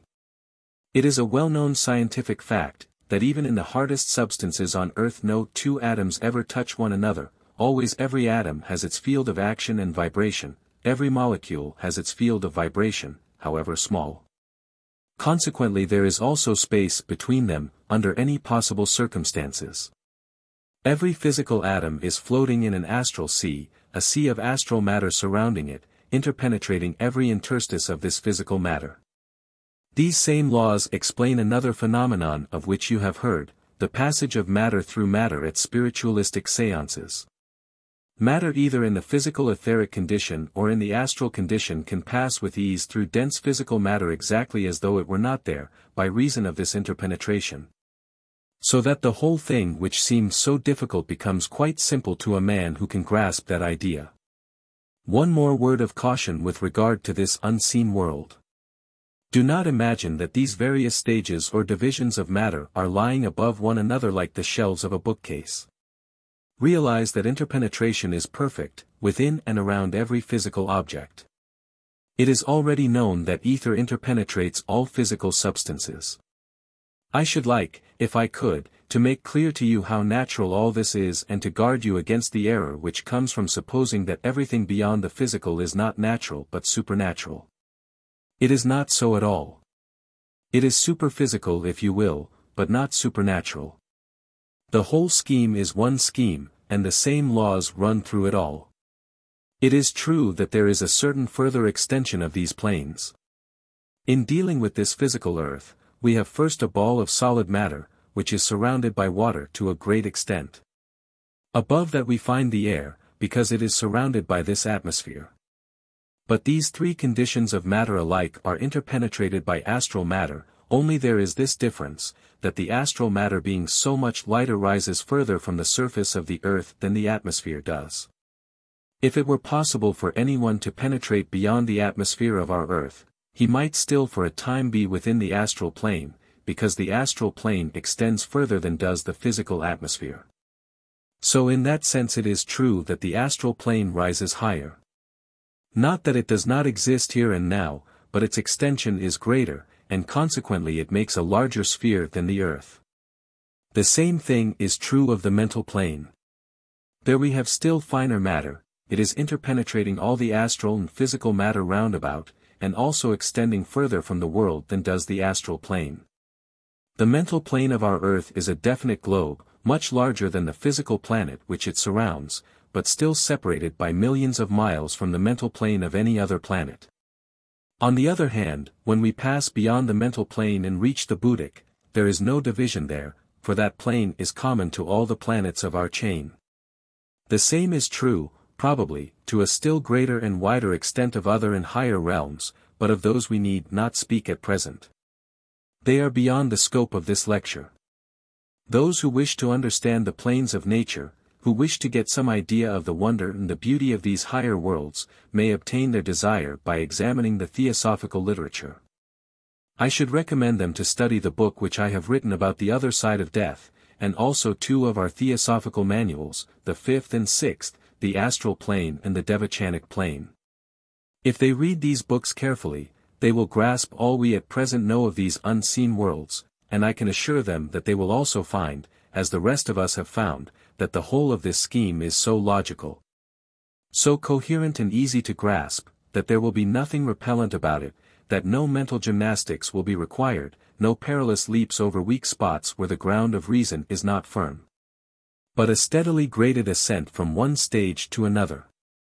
For we do no violence to the convictions of any man. Reason and common sense. They will find that this system of teaching which we put before them is full of the same reasonableness in every direction. That it is in fact an apotheosis of common sense, as is all occultism of which I know anything. If you find some pretended occultism, so-called, which makes violent demands on your faith, which suggests all sorts of curious, unnatural performances, you have at once strong reason to suspect that occultism. To feel that it is not of the true kind. In every case that can arise man must apply his reason and common sense. I do not say that there is nothing except reason that can aid you. There is a spiritual certainty which comes from behind, about which it is impossible to reason. But that comes only from previous knowledge. The man who has that definite intuitive certainty about anything has known the fact beforehand at some time, in another life. As a soul, therefore, he still knows it, and his conviction with regard to it is based upon experience and reason, although the links of the chain of reasoning by which he arrives at that certainty are not within the memory of the physical brain. Such intuitions, however, are rare, and reason must be our guide in all of our beliefs. Assuredly any scheme which asks us to do violence to our reason is one which should be instantly rejected. In Theosophy we specially emphasize the fact that blind faith of any kind is a fetter which holds man back in the spiritual race. He who wishes to advance must throw aside blind faith, he must learn that no particular book is infallible. For our knowledge of truth is progressive, and we are steadily learning more and more with every day that passes over our heads. Theosophy has no dogma to impose upon his students, no faith once for all delivered to the saints. It has a certain amount of knowledge to offer for their examination. But students should never forget that those upon whom it has devolved to write books and give lectures upon these subjects are themselves also fellow students who are constantly observing and learning. Those who wish to follow theosophical thought must read the latest editions of the books, not the earlier, because in the interval between any two editions new facts have been observed. There are members who would prefer to have a definite, perfect creed given to them which they could learn once and for all, so that it would be unnecessary to do any further thinking. But this is a desire which our writers are unable to gratify, for though the theosophical ideas are in the highest degree religious, they are approached entirely from a scientific standpoint. It is the mission of Theosophy to bring together these two lines of thought, to show there need be no conflict between religion and science, but that on the contrary science is the handmaid of religion. And religion is the highest of all possible objects of scientific examination. Those who will study the theosophical teaching will find, as we have found, that year after year it will grow more interesting and more fascinating, giving them more and more satisfaction for their reason as well as more perfect fulfillment and realization of their higher aspirations. Those who examine it will never regret it. Through all their future lives they will find reason to be thankful that they undertook the study of the mighty and all-embracing wisdom religion, which in these modern days we call Theosophy. Note: since this chapter has been revised for the second edition of this book, additional important facts concerning the structure of the unseen world have been discovered, and appear in Mrs. Besant's Occult Chemistry, especially in the appendix on The Ether of Space, by A. Besant and C. W. Leadbeater. Chapter 6. The Rationale of Mesmerism. This subject of mesmerism must be, I think, one of considerable interest to every one who understands at all what it includes. There is a great deal of misconception as to the signification of the word, so it is well to commence with some sort of definition. In these days we hear little of mesmerism, but much of hypnotism, and the question at once arises, are these two things the same? I believe myself that we may usefully make a distinction between them, though many people use them practically as synonyms. Hypnotism is derived from the Greek word hypnos, sleep, so that hypnotism is the study of the art of putting to sleep. The word, however, has rather unfortunate associations, and a history behind it which is far from credible. There is no question that originally the name of mesmerism was applied to all phenomena which are now covered by the other, because Mesmer was, as far as Europe is concerned, the discoverer of the power which has been called after him. He was ridiculed and persecuted by the ignorant and prejudiced scientific men of his time, and the medical profession would have nothing to say to his experiments. They simply denied the facts, just as many people now think it intelligent to deny the facts of spiritualism. 50 years later a certain Mr. Braid, a surgeon of Manchester, published a little book approaching these facts from a new standpoint, and stated that they were all due to the fatigue of certain muscles of the eyelid. He called his book Neuropnology, and there are still many who suppose him to be the first man to treat these subjects scientifically. This, however, by no means represents the facts, for his hypothesis leaves most of the phenomena unaccounted for. And it seems to have won official acceptance only because it offered a line of retreat from an untenable position. The phenomena which the profession had decided to ridicule and deny were constantly recurring. Here was a method by which they could at least partially be admitted without having to make the humiliating confession that Mesmer had after all been right, and orthodox science wrong. So the theory was set up that this was in reality an entirely new discovery, and must be called by a distinct name. Along this line followed Charcot, Binet and Fear, and a number of recent writers, all taking but a partial view of the subject, all ignoring any facts which did not square with this partial view. Mesmer himself, the real pioneer of this line of discovery, came much nearer to the facts in the opinions which he expressed. He held the existence of a subtle fluid which passes from the operator to the subject, and in this correct assumption he was followed by the earlier French experimenters, the Marquis de Puységur, Deleuze, Baron Dupotet and Baron von Reichenbach. The experiments of Reichenbach. The last mentioned patiently tried and recorded a long series of experiments with sensitives, and his works deserve careful study. His first discovery was that certain young people among his patients could, in a dark room, see flames issuing from the poles of a magnet. Then a little later he found that similar flames were seen flowing from the tips of his fingers while he was engaged in making mesmeric passes. It was because of this similarity that he bestowed upon the fluid which is transferred from the operator to the patient in mesmerism the name of animal magnetism. He suspected its connection with the vital force poured forth from the sun, and confirmed his idea by an ingenious experiment. He arranged a copper wire so that one end should be exposed to the sunlight out of doors, and the other he led into his dark room. He then found that if the outer end of the wire was kept in the shade, the sensitive in the room saw nothing. But if the wire was exposed to the sunlight, the patient was at once able to point out the end of the wire in the dark room, because a faint light began to issue from it. When a copper plate was attached to the outer end of the wire, so as to collect more of the sun's power, quite a brilliant light was discernible by the sensitive. Through all his earlier experiments he was under the impression that this magnetic sensitiveness was always a symptom of ill health. And it seems to have been a great surprise to him when he found that one of his patients retained her power after her recovery. Further investigation led him to understand that its possession was not a question of health but of psychic faculty. And he conjectures, correctly enough, that all in reality have the power to a greater or less degree, but that in some it is only able to come to the surface when the ordinary physical faculties are weakened by sickness. It will at once be seen that these earlier writers were much nearer to the truth about such matters than many of their successors have been. Even at the present day there are probably no better records of cases of surgical operations under mesmerism, and of curative mesmerism generally, than those contained in the books of Dr. S. Dale of Calcutta, and of Dr. Eliot's son, who was working in North London. At about that period, in 1842, I think it was, considerable attention was attracted by an operation performed at St. Bartholomew's Hospital in London by a Mr.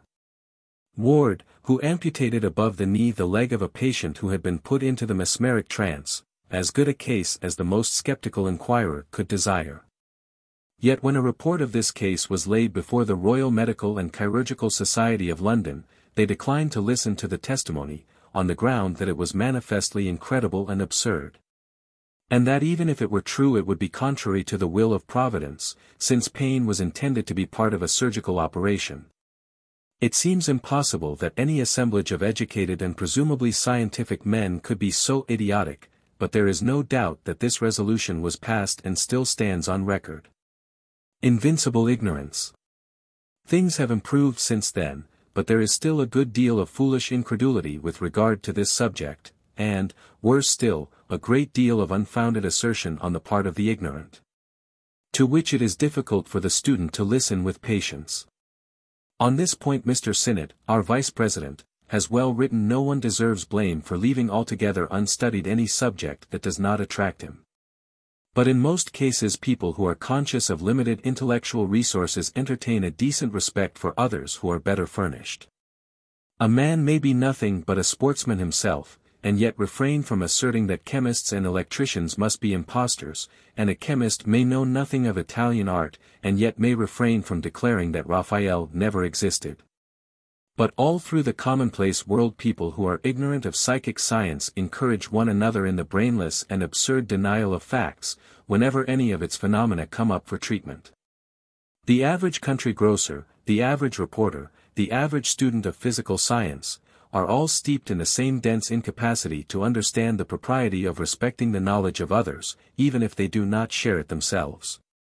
Whenever they brush up against any statement relating to the work of those who are engaged in any branch of psychic inquiry.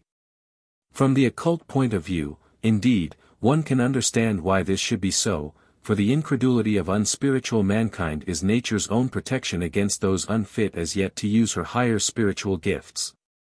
The book from which that quotation is made is called The Rationale of Mesmerism, and it is one which no student of this subject should neglect to read, for it puts the theosophical theory of the matter much more ably than I can.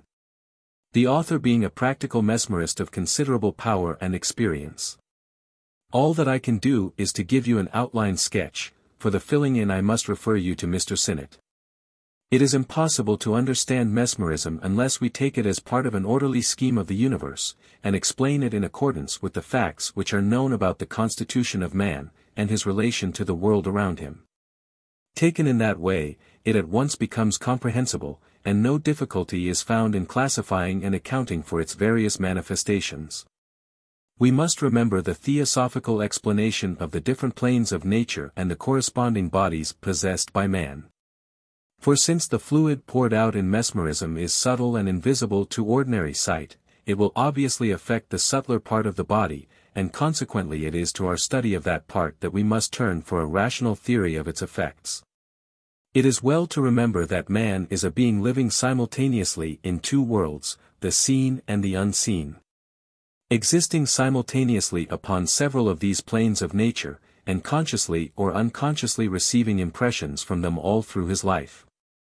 When we realize this, we are prepared to understand how partial any merely physical view of man must be, and how easily we may miscalculate actions and happenings on this plane, if we are ignorant of their causes on higher levels. Mr. Sinnett, in the book just mentioned, compares our position in that respect to that of a fish which, swimming in the water, tries to understand the motions of the keel of a ship as it moves beside him. He will no doubt be able to comprehend the resistance offered by the water to the keel, its deflection from a straight course by currents, and so on. But there must frequently appear motions of the reason of which he can have no conception, because it belongs to another and higher world. The slope given to the hull of the vessel by the setting of the sails this way or that would be to him a mysterious and unaccountable movement, and he would probably suppose it to be due to a living will residing in the creature. A flying fish might conceivably learn to understand something of the conditions both of the air and the sea, and so would come nearer to a correct theory. And in this respect the clairvoyant student is like the flying fish, he is able to transcend his element to some extent, and so to enter a wider world, in which he learns many lessons. The thoughts and passions of the man are seen on the physical plane only by their effects, yet they are the motive power, and must be taken into account if we wish to understand. Just as our supposititious fish would have to know something about sails before he could know why his ship moved as it did. We may approach this subject of mesmerism along one of two lines. We may either commence to make practical experiments for ourselves, or we may take up the study of the experiments of others through the books which they have written. To any man who decides for the books, I should recommend Dr. Estales as the best of all to begin with, for his subjects were all Orientals, and they are on the average far more sensitive to mesmeric influence than white men are. The nature of sensitiveness. That does not mean that they are necessarily of weaker will, it is a question of the side of the man which is developed. You may remember how I have explained in previous lectures that the evolution of man is cyclical in its character, that is consists in a descent into matter and then a rising out of it again, bearing the results of the immersion in experience gained and quality developed. There comes in the course of this cycle a lowest point, at which the man is most deeply buried in matter, and consequently least open to any influences from subtler forces. And this point of extreme materiality is often coincident with strong intellectual development. In this way we have a combination of a grossly material nature with a specially materialistic mental attitude, and just at that period the man would certainly not be a good subject mesmerically. I do not say that his resistance might not be overcome by a sufficiently strong will, but it would require more effort than it would be in the least likely to be worth while to make, and so we should call him a bad subject. Before that there would be a period when the psychic side of him could be more readily reached, and again later in his evolution it would reappear. Though at this second stage it would hardly be possible to control him mesmerically except with his own consent, for this is the truer psychism in which the man possesses his powers in full consciousness, and can use them voluntarily efficiently. But at the intermediate point it is not the amount of intellect which he possesses which saves him from mesmeric influence, as he often proudly thinks, but simply the materialism of his conceptions. It is because he is tied down to the merely physical plane that he resists any effort to impress him in that way from without. When, however, an impression can be made, the effects are often of the most striking character. Not only may one person subjugate the will of another to almost any conceivable extent, but physical results may be produced such as anesthesia or rigidity, and many diseases may be readily cured. How is all this to be produced? We must remember that the physical body contains a great deal of matter that is invisible to ordinary sight. Not only has it its solid and liquid constituents, but there is also much that is gaseous, and a great deal that is etheric. This latter constituent plays no small part in the man's well-being, for the whole of his body is permeated by it, so that if it were possible to withdraw from him all the solid, liquid, and gaseous particles. The form of his body would still be clearly marked out in etheric matter. This part of his body, which has sometimes been called the etheric double, is the vehicle of vitality in the man. The nervous circulation. We know that besides the system of veins and arteries, we have a system of nerves running all through the body. And just as arteries and veins have their circulation, whose center is the heart, so have the nerves their circulation, whose center is the brain. But it is a circulation not of blood but of the life fluid, and it flows not so much along the nerves themselves as along a sort of coating of ether which surrounds each nerve. Many electricians have thought it probable that electricity does not flow along a wire at all, but along a coating of ether surrounding the wire, and if that be so, the phenomenon is exactly duplicated by this flowing of the vital force. Normally in the healthy man two types of fluid are connected with this system of nervous circulation. First, there is the nerve aura, which flows regularly and steadily round from the brain as a center. And secondly, there is this vital fluid, which is absorbed from without and carried round by the nerve aura in the form of rose-colored particles, which are easily visible to clairvoyant sight. Let us consider the nerve aura first. It has been observed that upon the presence of this fluid depends the proper working of the nerve, a fact which can be demonstrated by various experiments. We know that it is possible by mesmeric passes to make a person's arm quite insensible to pain.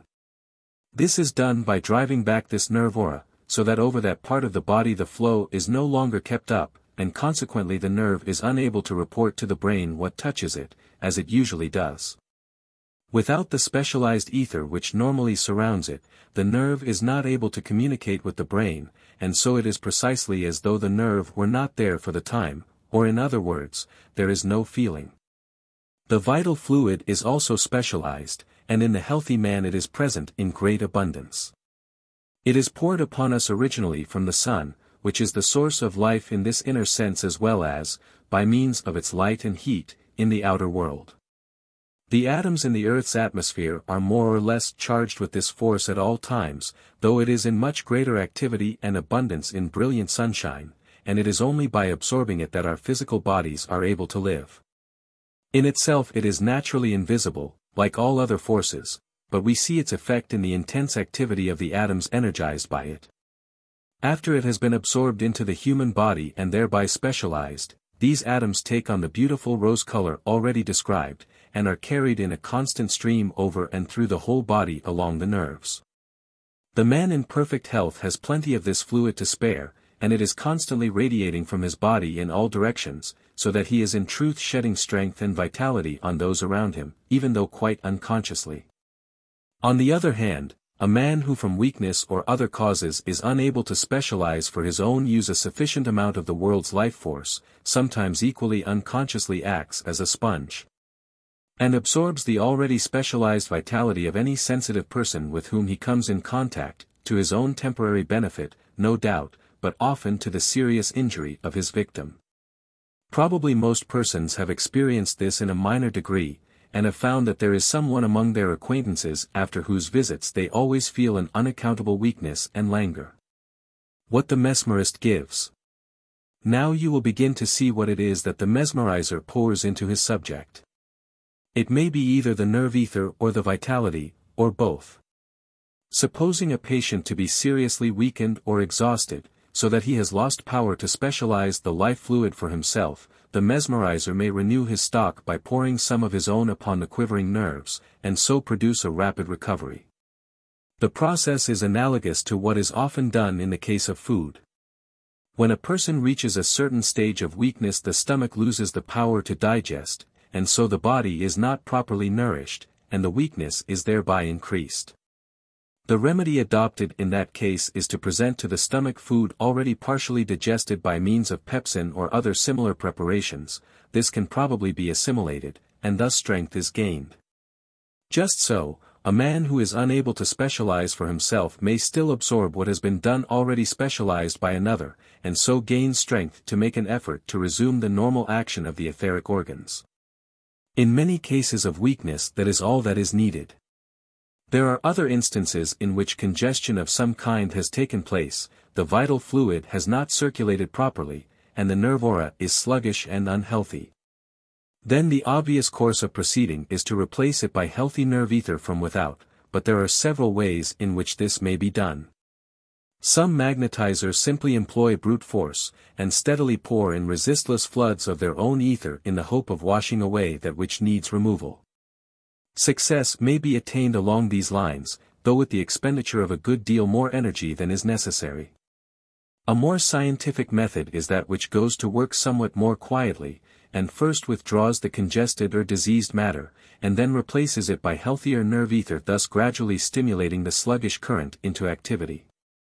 If the man has a headache, for example, there will almost certainly be a congestion of unhealthy ether about some part of his brain, and the first step is to draw that away. How is this to be managed? Just in the same way as the outpouring of strength is managed, by an exercise of the will. We must not forget that these finer subdivisions of matter are readily molded or affected by the action of the human will. The mesmerist may make passes, but they are at most nothing but the pointing of his gun in a certain direction, while his will is the powder that moves the ball and produces the result, the fluid being the shot sent out. A mesmerizer who understands his business can manage as well without passes if he wishes. I have known one who never employed them, but simply looked at his subject. The only use of the hand is to concentrate the fluid, and perhaps to help the imagination of the operator, for to will strongly he must believe, and the action no doubt makes it easier for him to realize what he is doing. Just as a man may pour out magnetism by an effort of will, so may he draw it away by an effort of will, though in this case also he may often use a gesture of the hands to help him. In dealing with the headache, he would probably lay his hands upon the forehead of the patient, and think of them as sponges steadily drawing out the unhealthy magnetism from the brain. That he is actually producing the result of which he thinks, he will probably soon discover. For unless he takes precautions to cast off the bad magnetism which he is absorbing, he will either himself feel the headache or begin to suffer from a pain in the arm and hand with which the operation is being performed. He is actually drawing into himself diseased matter, and it is necessary for his comfort and well-being that he should dispose of it before it obtains a permanent lodgment in his body. He should therefore adopt some definite plan to get rid of it, and the simplest is just to throw it away, to shake it from the hands as one would shake water. Although he does not see it, the matter which he has withdrawn is physical, and can be dealt with by physical means. It is therefore necessary that he should not neglect these precautions, and that he should not forget to wash his hands carefully after curing a headache or any malady of that nature. Then, after he has removed the cause of the evil, he proceeds to pour in good strong healthy magnetism to take its place and to protect the patient against the return of the disease. One can see that in the case of any nervous affection this method would have manifold advantages. In most of such cases what is wrong is an irregularity of the fluids which course along the nerves. Either they are congested, or they are sluggish in their flow, or on the other hand they may be too rapid, they may be deficient in quantity, or poor in quality. Now if we administer drugs of any sort, at the best we can only act upon the physical nerve, and through it to some limited extent upon the fluid surrounding it. Whereas mesmerism acts directly upon the fluids themselves, and so goes straight to the root of the evil. Magnetic sympathy. In those other cases where trance is produced, or where the rigidity of certain muscles is one of the results, the will of the operator is also concerned, and force of some sort is always poured in. But the will is somewhat differently directed. Instead of thinking of curing, or of withdrawing evil magnetism, the mesmerizer is thinking of dominating the will of the subject, or of replacing the man's nerve aura either partially or entirely by his own. When this latter is the case, the subject's nerves no longer report to his brain, but a close sympathy is created between the two persons concerned. This may be made to work in two ways, so that the operator feels instead of the subject, or that the subject feels everything that touches the operator. I have seen instances in which, while the subject was entranced, the operator stood with his hands behind him a few yards away. And if some third person pricked the hand of the operator, hidden behind his back, so that the sensitive could by no possibility see it in the ordinary way, the subject would immediately rub the corresponding hand, as though she had felt the prick instead of the mesmerizer. Presumably his nerve ether was in connection with her brain instead of her own, and when she received from this aura the feeling that she would have otherwise associated with a prick in her hand, she supposed it to come from its usual source. And acted accordingly. This is after all only a phenomenon of precisely the same nature as that which we observe when a man has had his arm removed by an operation. Sometimes something will cause irritation to one of the nerves which were originally connected with the fingers, and his brain will refer this sensation to its accustomed cause, and the man will assert that he feels pain in the amputated limb. Another analogous experiment is made in optical study. It is possible to produce a slight electrical discharge inside a person's head, thus affecting the optic nerve at an intermediate point, instead of through the retina of the eye. When this is done, the brain registers the flash as though it had come through the ordinary channel, and it seems to the man that he has seen a flash external to himself. The brain instinctively refers the impression which it receives to the source from which such impressions have always hitherto come. It is as though we should tap a telegraph wire at an intermediate point, and send a message thence. The operator at each end would suppose that the message came from the operator at the other. It would not occur to them that the signals which had always hitherto come from the other station were now caused at an intermediate point. The phenomena we know begin to glimpse the method in which mesmeric phenomena are produced. This nerve aura or nerve ether is the intermediary on the one hand between will and physical action, and on the other between the impressions received upon the physical plane and the mind which accepts and analyzes them. So when the mesmerist substitutes his own nerve aura for that of the subject, he can control both the actions and sensations of his patient. The nerves which normally bear messages from the man's own brain now bring them from a different brain. But the muscles, receiving their message through the accustomed channel, obey it unhesitatingly, and so the man can be made to do all kinds of foolish and incongruous actions. On the other hand, since the reception and translation of all impressions from without depends upon this nerve aura, when it is under foreign control any illusion may be conveyed to the undeveloped and therefore undiscerning ego. I remember seeing a good instance of that in Burma. Our president-founder, Colonel H.S. Olcott, is a good mesmerist, and I have seen him try many interesting experiments. I recollect that in one case he threw into the mesmeric condition a native servant who could not speak English. The man seemed as usual, and was not in any obvious kind of trance, yet as to impressions he was absolutely under the control of the colonel's will. Our president asked, in English, what illusion should be produced, and someone suggested that a line of fire should be seen in a certain part of the room. The colonel made one strong pass in the direction indicated, thereby creating a vigorous thought form, and then the servant was called up and told to walk around the room. He moved quite naturally until he reached the imaginary line, when he manifested symptoms of great surprise and terror, and cried out that there was a fire in the way, and that he could not pass.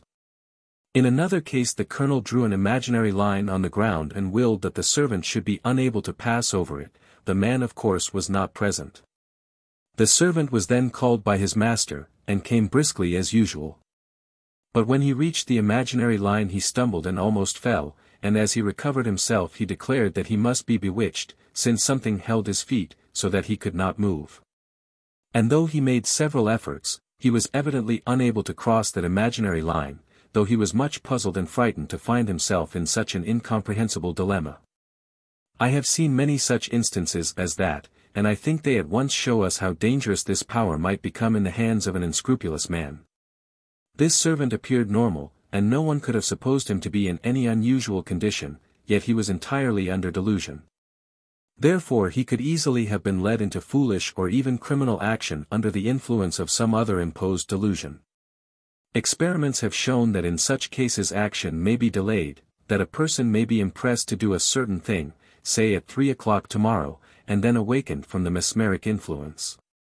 But at 3 o'clock tomorrow a sudden uncontrollable impulse will come over him to do that thing, and in the vast majority of cases he will at once proceed to do it.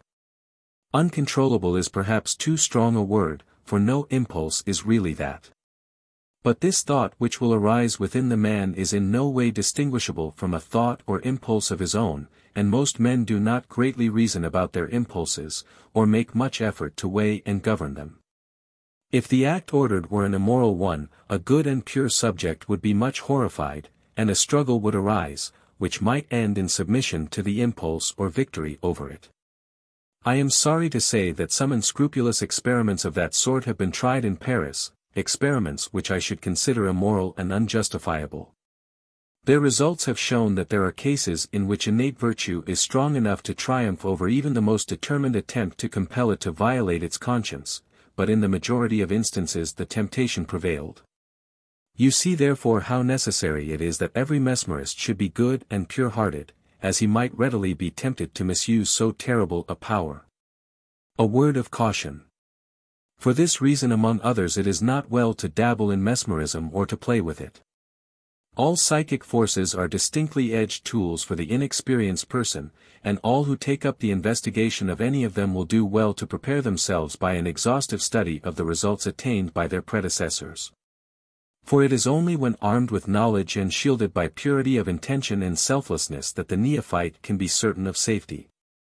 All these things, mesmerism, spiritualism, telepathy, id genus omni, should be taken up seriously and scientifically if they are taken up at all. As Mr. Stead remarks with regard to similar studies, if you cannot or will not examine the subject seriously, you had 1,000 times better leave it alone. It is unwise for a boy to go fooling round a buzzsaw. Anybody with a smattering of chemistry can manufacture dynamite, but the promiscuous experimenting with high explosives is more likely to result in explosion than profit. And if you feel disposed to go in, for the fun of the thing, every serious investigator has only one word to say, and that is, don't. There is no need, however, for the peaceable member of the general public to go about in fear of having gruesome and uncanny currents of mesmeric influence poured upon him from unexpected directions. It is quite easy for any ordinary person to resist any effort on the part of another to act upon him in this way, and in all the terrible cases of which we hear. Where some weak-willed victim is used as a tool in the hands of an unscrupulous villain, we may be sure that there has been a long series of previous experiments, to which the victim willingly lent himself, before that baneful control was so firmly established. It is only in novels that one glance from the eye of the bold, bad man reduces the unfortunate heroine to abject submission. In real life those who are unselfish and determined need have no fear. In close connection with mesmerism is the study of the various types of clairvoyance which may be developed under its influence. But I have devoted several lectures recently to clairvoyance, so I am purposely omitting special reference to that subject now. The connection is simply that before the higher faculties can be employed the lower must be controlled, and as many persons have not yet learnt to do this for themselves. It is only when some external repression is applied that their inner senses have any opportunity of action. But in all cases it is better for the man to manage his own affairs, and wait for psychic powers until he can obtain them naturally in the course of his evolution, without needing the application of force from without to aid him in conquering his own lower nature. Steady natural development is always the safest and best, and the character is in all cases the first point to which training should be applied. Let him educate his heart, that it shall be pure and true. And his intellect, that he may be balanced by common sense and reason. So shall he be ready for psychic faculty and mesmeric power when they come to him, and as of old, it still remains true, seek ye first the kingdom of God and his righteousness, and all these things shall be added unto you. Chapter 7. Telepathy and Mind Cure. Let us commence by defining the meaning of our terms. The term telepathy is derived from two Greek words, and its literal meaning is feeling at a distance, but it is now generally used almost synonymously with thought transference, and may be taken to cover any transfer of an image. A thought or a sensation from one person to another by non-physical means unknown to ordinary science. The word mind cure bears its meaning on its face, unless indeed one reverses the arrangement of the words. It does not mean a cure for a mind diseased, but the curing of physical ills by the use of the mind, or at least by distinctly non-physical means. So we see that both these subjects are closely connected with the influence and power of thought, and a comprehension of them will therefore largely depend upon thoroughly understanding these latter questions. Let us spend a few minutes, then, in considering exactly how we think. To us thought seems an instantaneous process. We have a proverb, quick as thought, yet, rapid though it be, it is more complicated than we suppose. In that respect it resembles the process by which sensation reaches the brain from the different parts of the body. We commonly think of that also as almost instantaneous, but science assures us that it is not so in reality. When, for example, we grasp something which is too hot, we quickly drop it, yet in that moment of time two distinct transactions have taken place. The nerves of the hand have, as it were, telegraphed to the brain the message, this object is too hot, and the brain has sent back the answer, then drop it, and it is only in response to this order that the hand relaxes. And the object is released. The rate at which these messages travel has been measured by students of physics, so that the time occupied is appreciable by their instruments, though to us it seems indistinguishable. How we think. An analogous process takes place every time we think, though in this case it needs clairvoyant sight to watch what happens. To one who possesses the sight of the mental plane, thought is distinguishable in its formation as a vibration of the matter of the mental body of the thinker. Then it is observable that by that vibration another is set up, a vibration an octave lower, as it were, in the grosser matter of the thinker's astral body, and from that in turn the etheric particles of the man's brain are affected. And through them at last the denser grey matter is brought into action. All these successive steps must be taken before a thought can be translated into action on the physical plane. It may be said that the thought has to pass through two whole planes and part of another before it can come into effect down here. I must describe to you how this appears from the clairvoyant point of view, so that you may have a clear mental image before you. Every cell in the physical brain, every particle of its matter even, has its corresponding and interpenetrating astral matter, and behind, or rather within, that, it has also the still finer mental matter. The brain is a cubical mass, but for the purposes of our examination let us suppose that it could be spread out upon a surface so that it should be only one particle thick. Let us further suppose that the astral and mental matter corresponding to it could also be laid out in layers in a similar manner, the astral layer a little above the physical, and the mental a little above the astral in turn. Then we should have 3 layers of matter of different degrees of density all corresponding one to the other, but not joined together in any way, except that here and there wires of communication existed between the physical and astral particles, and were continued up into the mental matter. That would fairly represent the condition of affairs existing in the brain of the average man. In the adept, the perfected man, every particle has its own wire, and there is full communication in every part of the brain alike. But the ordinary man has at present only very few of these channels of communication opened. Now we know that the brain is mapped out into certain areas, each corresponding to a certain set of qualities. In the perfect man all these qualities are fully developed, for the wires belonging to all of them are active. But in the ordinary man the great majority of the wires are as yet inactive, or hardly formed at all, and so the qualities corresponding to them are dormant in his brain. We may image these wires as tubes, through which the true man within has to send down his thoughts to his physical brain. In the developed man, each thought has its own appropriate channel, through which it can descend directly to the correspondingly appropriate matter in the physical brain. But in the average man many of those channels are not yet open, and so the thought which ought to flow through them must go a long way out of its way, as it were, must find its expression through other and inappropriate channels. Going laterally through the brain of mental matter until it can find a way down, passing eventually through a tube not at all suited to it, and then, when it does reach the physical level, having to move laterally again in the physical before it encounters the physical particles which are capable of expressing it. We see at once how awkward and clumsy such a roundabout expression is likely to be, and we thus understand why it is that some people have no comprehension of mathematics, or no taste for music or art, as the case may be. The reason is that in the part of the brain devoted to that particular quality the communications have not yet been opened up, so that all thought connected with that subject has to go round through unsuitable channels. The brain is not yet in full working order, and therefore the thought cannot work freely in all directions. The physical brain is a solid mass, and the astral and mental brains interpenetrate it, so that the layers and tubes do not really exist. But nevertheless the symbol is an accurate one as describing the want of communication between the mental, astral and physical particles.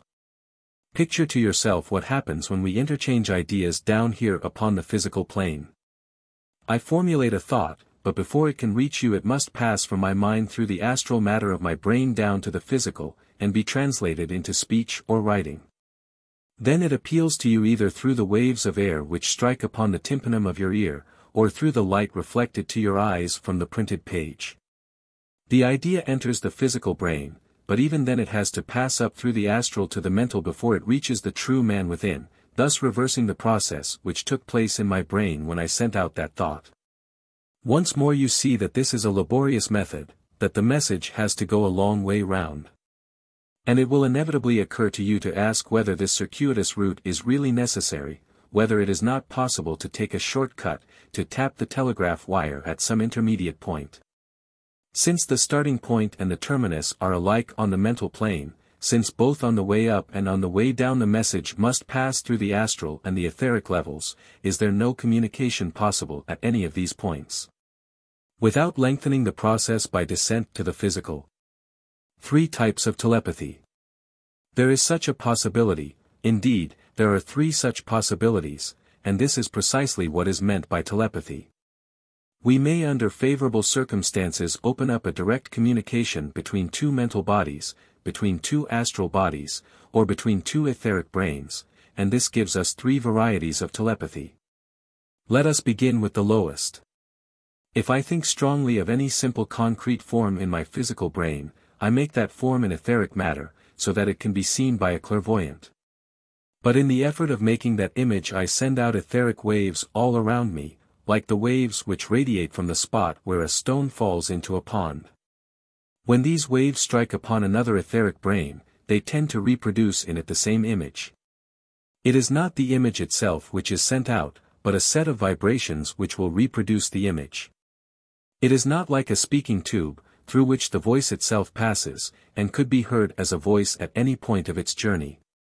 It rather resembles a telephone, in which it is not the voice itself which is conveyed, but a number of electrical vibrations set up by the voice, which when they enter the receiver are transmuted into the sounds of that voice once more.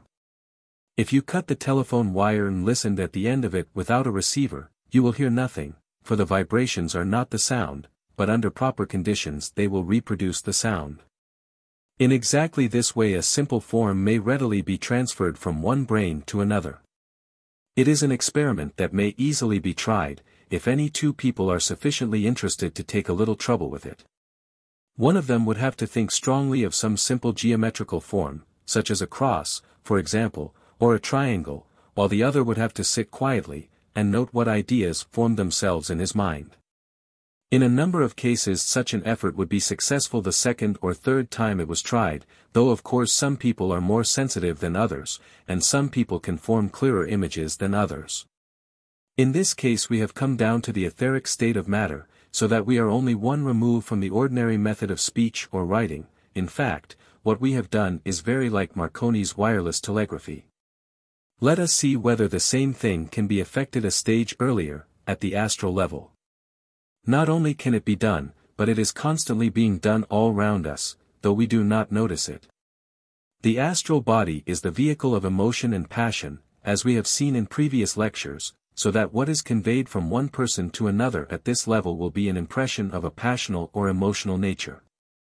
Notice it for yourselves in family life. When one person is in a condition of deep depression, it will be found that others round him are liable to be affected in the same way. If one person is especially irritable, it will soon be observed that others in turn become less serene and more readily affected than usual. This means that any person who gives way to a strong wave of feeling of any sort is radiating a certain rate of astral vibration which tends to reproduce that state of feeling in others as it impinges upon their astral bodies. The case in which above all others this is important is with regard to the dead, for they are living entirely in the astral vehicle, and so are more sensitive to these waves of emotion than the living. who are to some extent protected by the density and dullness of their physical bodies. So if a man selfishly gives way to uncontrolled grief for the dead, he often causes his departed friend the most acute and profound depression. On the other hand, if he thinks of his friend with love and an earnest desire for his progress, he may help instead of hindering, because these feelings also will faithfully reproduce themselves in the astral body of the dead man. This is a case of real telepathy, or feeling at a distance. Now let us advance one stage more, and see whether it is not possible that the thought may be communicated directly from mind to mind on its own level, without descending even so far as to the astral plane. This also can be done, and often is done, but as a regular thing it is a means of converse for the more exalted souls only. One who is highly developed may thus flash his ideas through space with literally the speed of thought, but for ordinary men as yet such power is rare. Nevertheless, it sometimes exists where there is unusually close sympathy between two persons, and I feel sure that when mankind is further evolved this will be our common method of communication. It is already employed by the great masters of wisdom in the instruction of their pupils, and in this way they can convey with ease the most complicated ideas. We have before us, then, these three kinds of telepathy, all of them consisting simply of the conveyance of vibrations at their respective levels, liable, perhaps, to be confused by the superficial observer, but readily distinguishable by the trained clairvoyant. In a minor way we may find evidence of one or other of them almost daily, for we often observe cases in which some friend is thinking simultaneously along the same lines as ourselves, thinking, it may be, about a subject which has not occurred to either of us for months previously. Mind cure. We at once see how closely associated is telepathy with mind cure, which aims to transfer good, strong thoughts from the operator to the patient. We meet with various types of mind cure, differing considerably in their teachings, and calling themselves Christian Science, mental science, mind healing, etc., but they all agree in endeavoring to produce physical cures by non-physical means.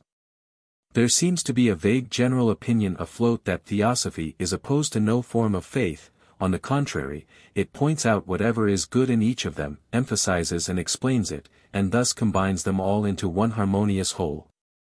It objects only to misunderstanding and misuse of dogma or practice. It seeks, not to attack these multitudinous religions, but to comprehend them intelligently and to select from them impartially whatsoever things in them are beautiful and true. Our belief is that it is a serious mistake for religious people to quarrel over trifles as they do. On broad principles of right and wrong they are all at one, they all agree that man ought to leave the lower and seek the higher. Let them then band together to convert the rest of the world to that much of religious faith, and leave the discussion of unimportant details until that great task is accomplished. That seems to us to be a suggestion of the merest common sense. Yet how few can be induced to listen to it for a moment. So we who study Theosophy are in no way opposed to mind cure, though there are sometimes things connected with it to which we take exception. Its leading idea is a grand one, that of the power of thought. It is in no way new conception, for the old religions have always taught it. You will find it, for example, clearly laid down in the first chapter of that noble Buddhist book, the Dhammapada, a beautiful translation of which by Sir Edwin Arnold was quoted in my lecture on Buddhism. To claim for the mind curists the credit of discovering the power of thought is a mistake, and shows a sad ignorance of the teaching of the great Oriental faiths. But it is true that they are making many people in this country see it now for the first time. For this, then, we owe thanks to them, that they are raising some people out of materialism, and opening their eyes to something higher and more rational. And that is a grand thing to do, for when it has once been done, further advance becomes possible.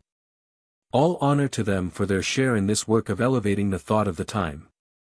And though there are points in their schemes that we may criticize, let us never forget that they have this always to their credit. Let me briefly mention first certain dogmas of theirs with which I cannot agree, and get those out of our way, so that afterwards we may turn to the more congenial task of stating the ideas with which we found ourselves in sympathy. Some objections to it.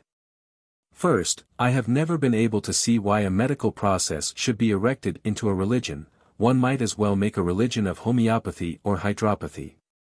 So to those who are working upon such an unsatisfactory mental basis, I would offer the magnificent system of philosophy which they will find in Theosophy, a scheme which will give them food for thought, and supply them with a rational theory of the universe. One of the principal schools of mind cure denies altogether the existence of matter, one which calls itself Christian Science, though it is difficult to see upon what grounds such a name was assumed. Since to deny the existence of matter is neither Christian nor scientific. Certainly it cannot be the latter, for it is matter only that science can cognize, and all its experiments are conducted by its means. And this doctrine of the non-existence of material things is emphatically not Christian, but pagan, for it is the teaching of one of the oldest Oriental systems. There is a grand truth behind it, if it is rightly understood. All manifestation comes forth from the Absolute, and presumably all will one day return to him. All manifestation, therefore, is impermanent, and from the point of view of eternity may be regarded as fleeting and momentary and hardly worth taking into account at all. Still, to say that it does not exist seems to be misleading, since it is in truth just as much one of the manifestations of the Logos as is that spirit which is its other pole. The Lord Buddha has said that there are two things which are eternal, akasa and nirvana, and the context seems to show us that he means what we now call matter and force. Herein modern science agrees with him. And it seems to me that it is both truer and safer to recognize that while manifestation exists, each type of matter is real on its own plane. It is true that while we are on the physical plane only physical matter is real to us, and astral and mental matter remain invisible to the lower senses. While when we raise our consciousness to the higher planes this condition of things is reversed. But it is the focus of our consciousness that has changed, not the manifestation of the Logos. So while we fully recognize that the unseen things are the most important, we yet prefer to regard matter as real to us as long as we are upon its level. It scarcely seems sensible first to deny the existence of the body, and then to point to an improvement in its condition as the result of the denial of its existence, for how can one cure that which does not exist? I incline to believe that this denial of matter is probably in essence a reaction against the old and horrible theory of a personal devil. Our friends feel intuitively that the idea of evil imposed upon us from without is an absurdity, since every man makes his own good and evil destiny for himself. So they say there is in truth no evil but that which we make, all is subjective. And then, since they constantly find themselves struggling against matter and its qualities, they make the old mistake of identifying matter with evil, and so come to the conclusion that there is really no matter. It is strange thus to find Bishop Berkeley's theory reappearing amidst such different surroundings, and we find ourselves reminded of Swift's remark about him, if Berkeley says there is no matter, then surely it is no matter what he says. But the point in all these theories to which I feel myself bound to take exception is the idea of securing wealth by undue influence. There I must most emphatically disagree altogether. Even to ask money for the use of mental power in curing disease seems to me undesirable. To use mental power in order unlawfully to extract it from others is a degradation and prostitution of the higher knowledge which ought to be held sacred for unselfish work. He who would seek wealth through mental effort should do so through legitimate channels only, and his attempt should be rather to limit his desires than to increase his possessions, for that alone is the path of true wisdom. Yet again, I know the value of strong faith and affirmation as well as any man, yet truth forbids that I should deny that a body can ever be in ill health. The true man, the ego, the soul, is not ill, and if the denial is understood in that sense there can be no objection to it. But it is not usually understood in that sense. The statement is clearly made that the way to get rid of a headache is to assert, "I have no headache," an assertion which may presently become true, but is undoubtedly false when it is first made. I do not deny that by persistently making that false statement an effect may be produced, but it seems to me that the falsehood is a much more serious evil than the headache or the toothache which it eventually removes. Any man may lawfully say, "My head or my tooth shall not ache," and in thus setting his will persistently against the pain he may probably drive it away. Such an effort of will is legitimate and even admirable. The concentration of thought which it implies is a splendid exercise for any man. In this way one may well think against any disease, and thus repel its attacks, avoiding it altogether if it has not yet effected a lodgment in the body, and greatly enhancing the effect of remedial measures if it is already in possession. The power of thought is enormous, and can hardly be exaggerated. The power of thought.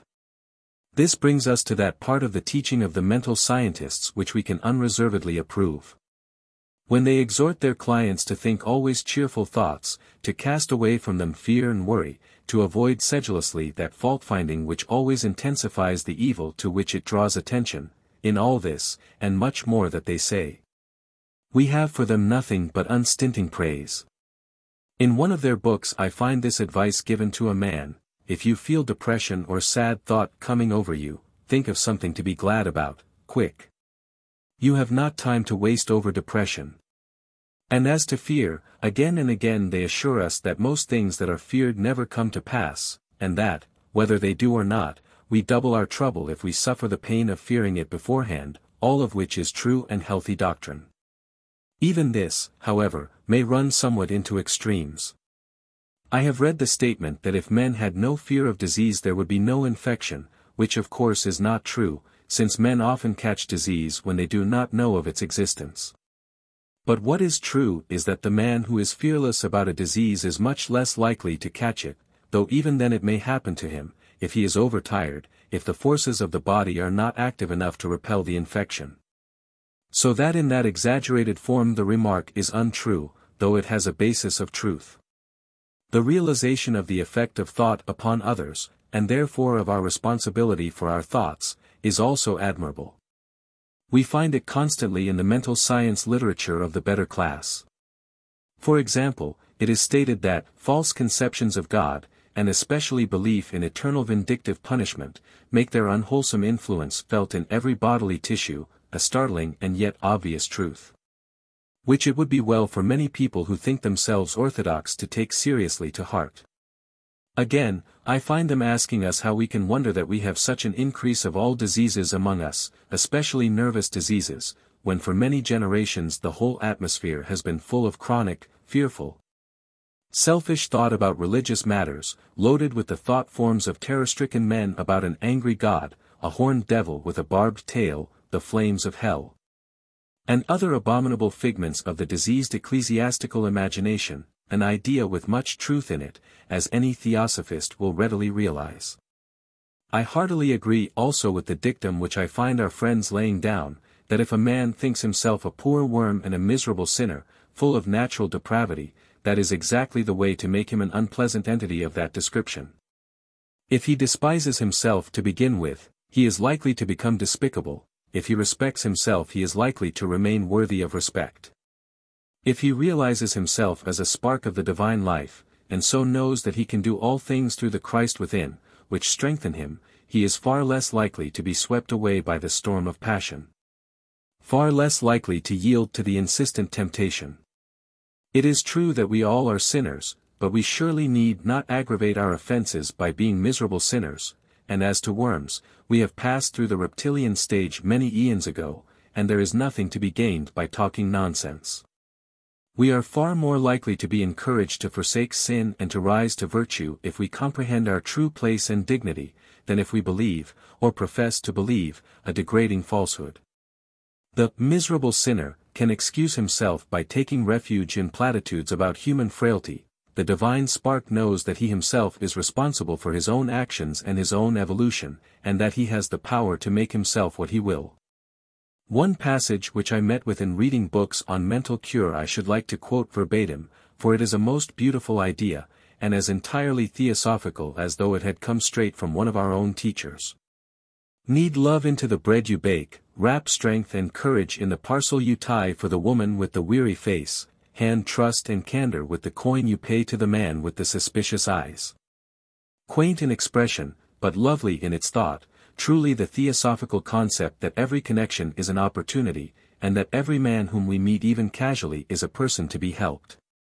Thus the student of the good law goes through life distributing blessings all about him, doing good unobtrusively everywhere, though often the recipients of the blessing and the help may have no idea whence it comes.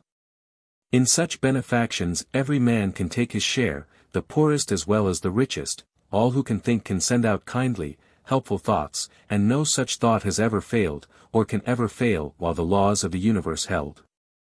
You may not see the result, but the result is there, and you know not what fruit may spring from that tiny seed which you sow in passing along your path of peace and love. How men are cured.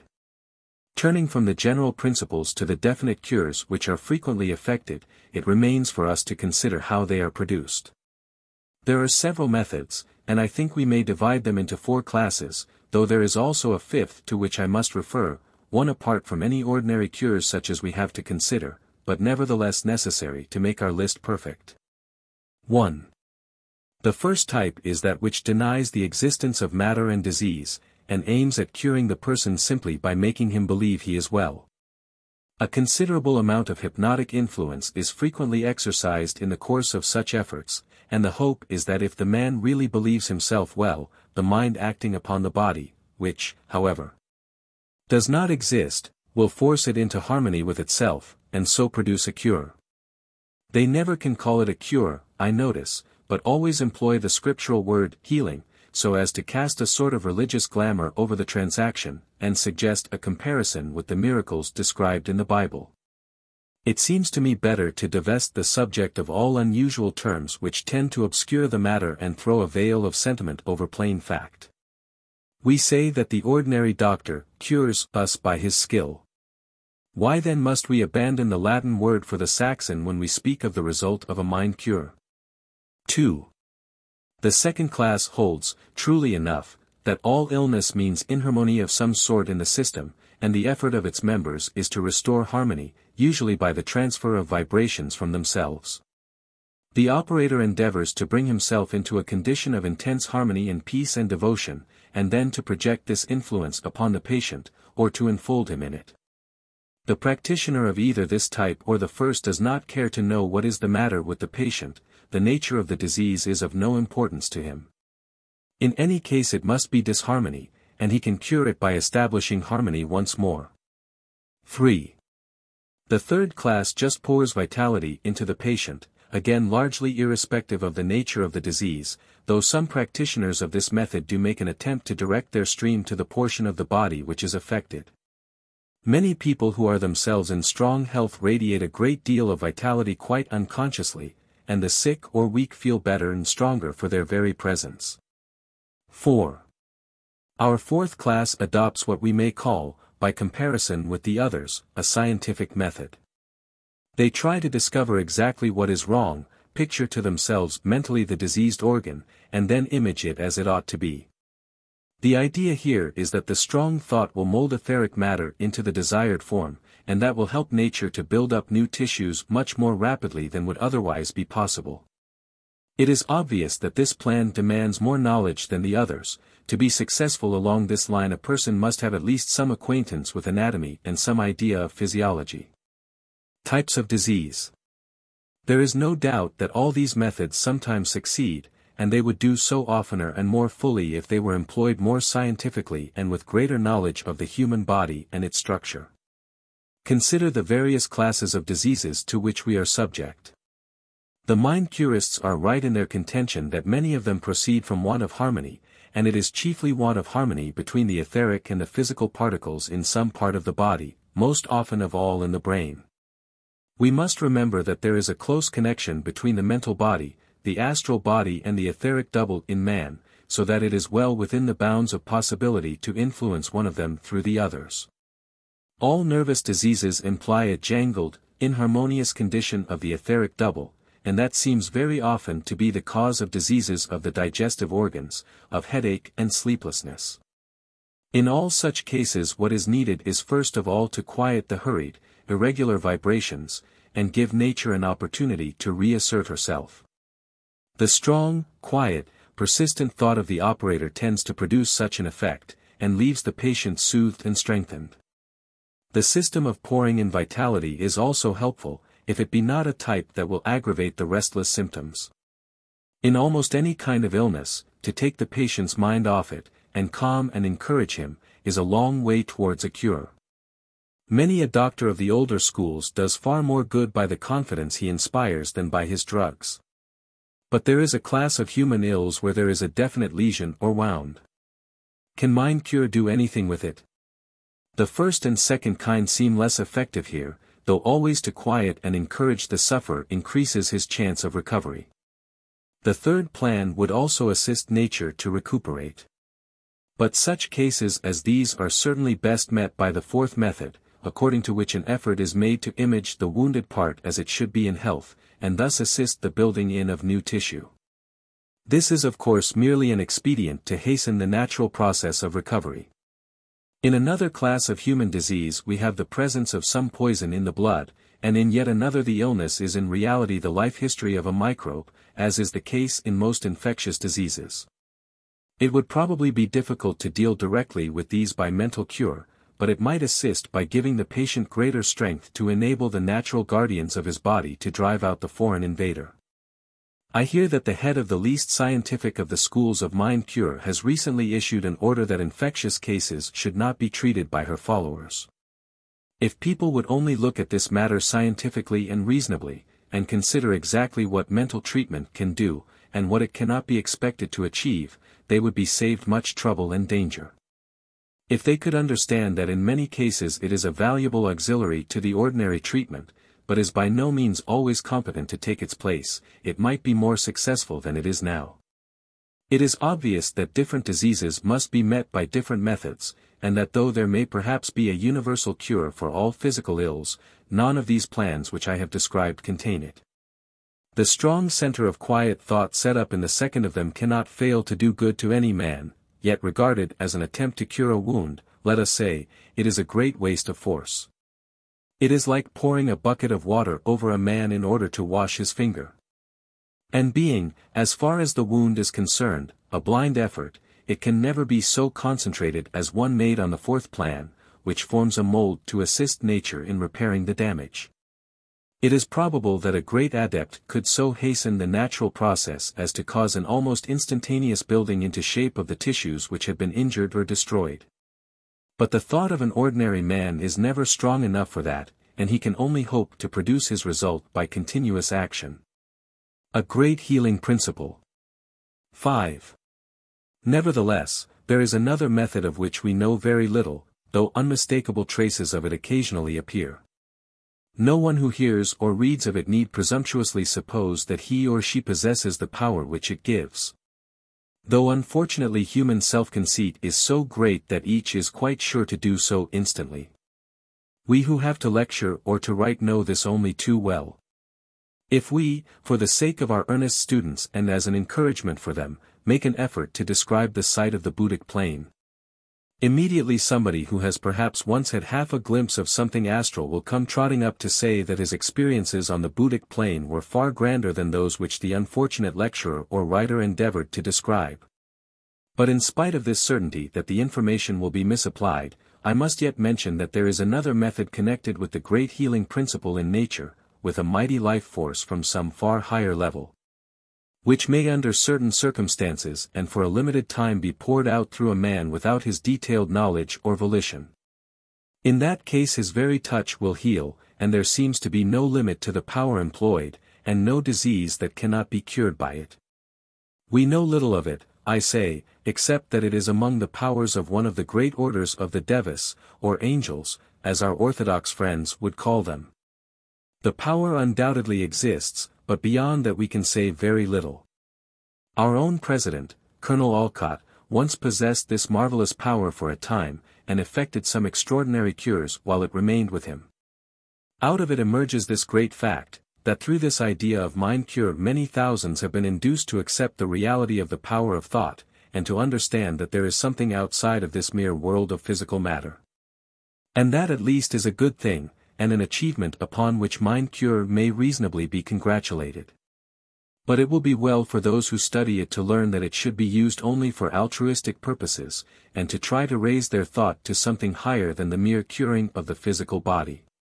For those who have no thought beyond that will presently find their occupation gone, since as the world evolves there will surely come a time when disease shall be no more, because man will at last have learnt to live reasonably, purely and healthily. But if they turn their knowledge to a higher use, and leave the physical for the mental, the curing of the body for the development of the soul, they may be a mighty force for the evolution of the world.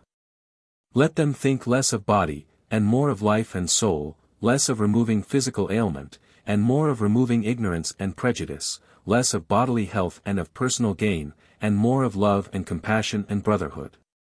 So shall their rapidly spreading movement become a power for good which cannot readily be overestimated, a worldwide blessing which shall endure and flourish through the ages which are yet to come. Chapter 8. Magic, White and Black.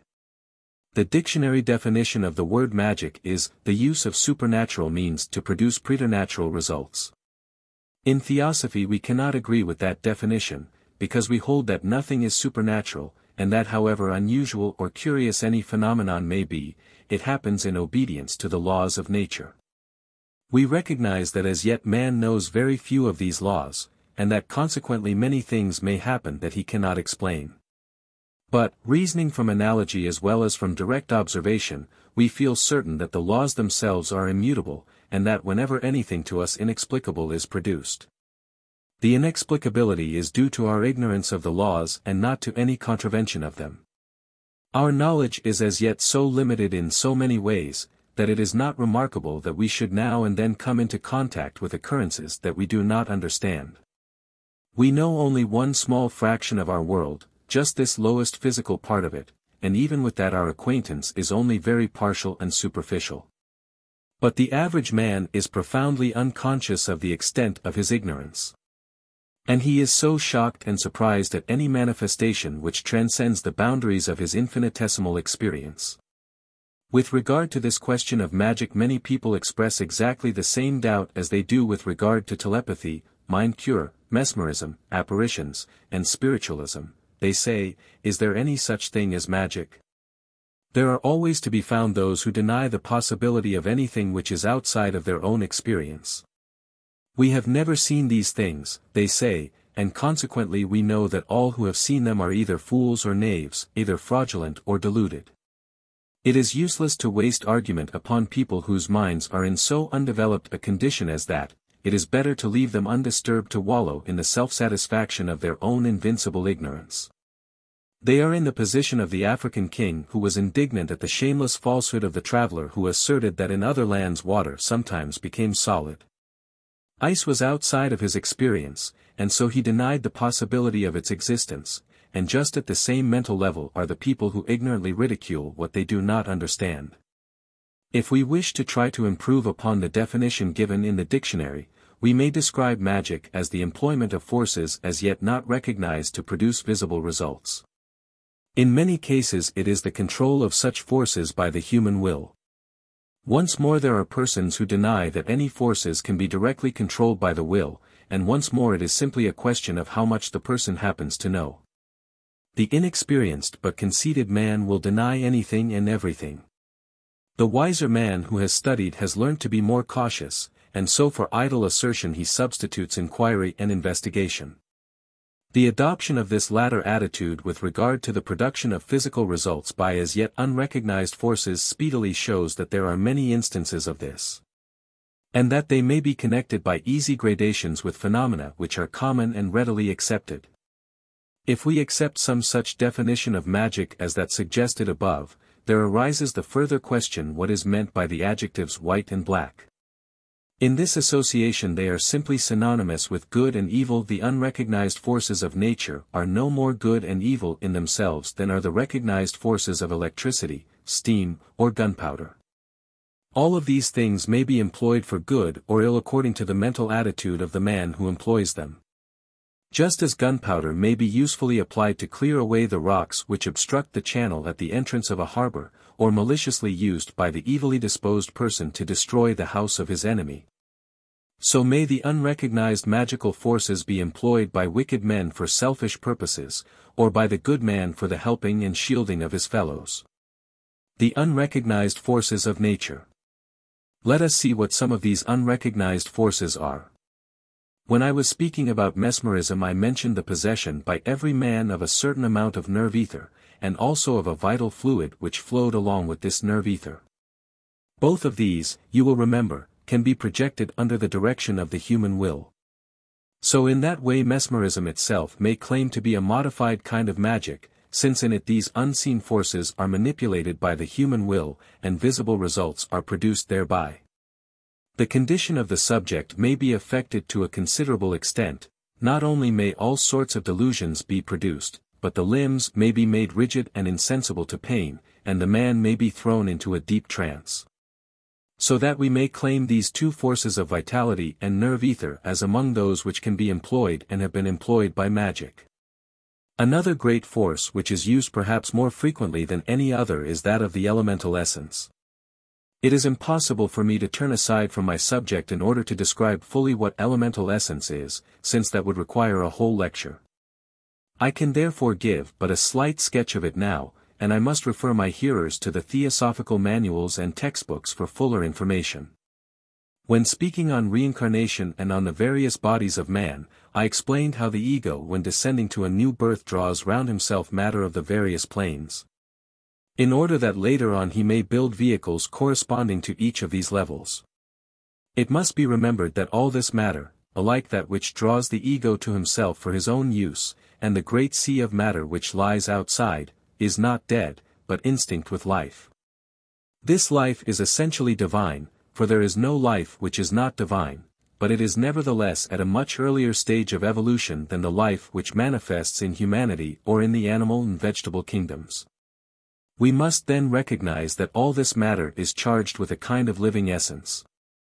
And the study of occultism enables us to distinguish between the many varieties of this strange living essence and to learn that these different kinds may be employed for different purposes in magic. The finer and more plastic matter of the astral and mental planes is readily sensitive to the action of the human will. So that the living force contained in this essence, even though it be divine force, is to a great extent at the disposal of anyone who learns how to use it. Sometimes we read in theosophical literature of elementals. Properly speaking, the word applies only to temporary creations built up by the action of the human will out of this living essence and the matter in which it inheres. Such entities are impermanent, and are in no sense of the word evolving beings. The divine essence of which they are composed has an evolution of its own as essence, but the entity temporarily built out of it has no evolution as an entity, and no power to reincarnate. It may be described indeed as consisting for the time of a body and a soul, for the matter and its living essence make a vehicle, which is energized by the thought form as a separate entity will depend upon the strength of the thought force which is its ensouling principle and holds it together. As soon as that force dies away, its body of astral or mental matter, infused with elemental essence, will disintegrate, and the essence and matter will return to the surrounding atmosphere from which they were drawn. These thought forms, however, may be capable and forceful while they last, and their employment by the will of the thinker is one of the commonest and yet one of the most effective of the acts of magic.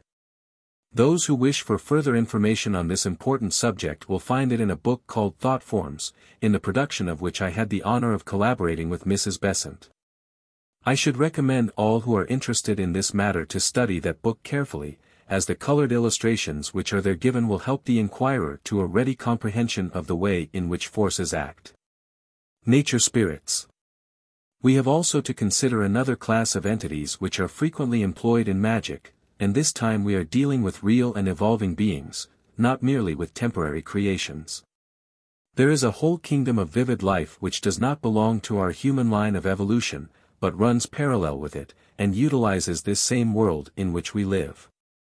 This evolution contains all grades of intelligences, from entities at the level in that respect of our animal kingdom, to others who equal or even greatly surpass the highest intellectual power of man.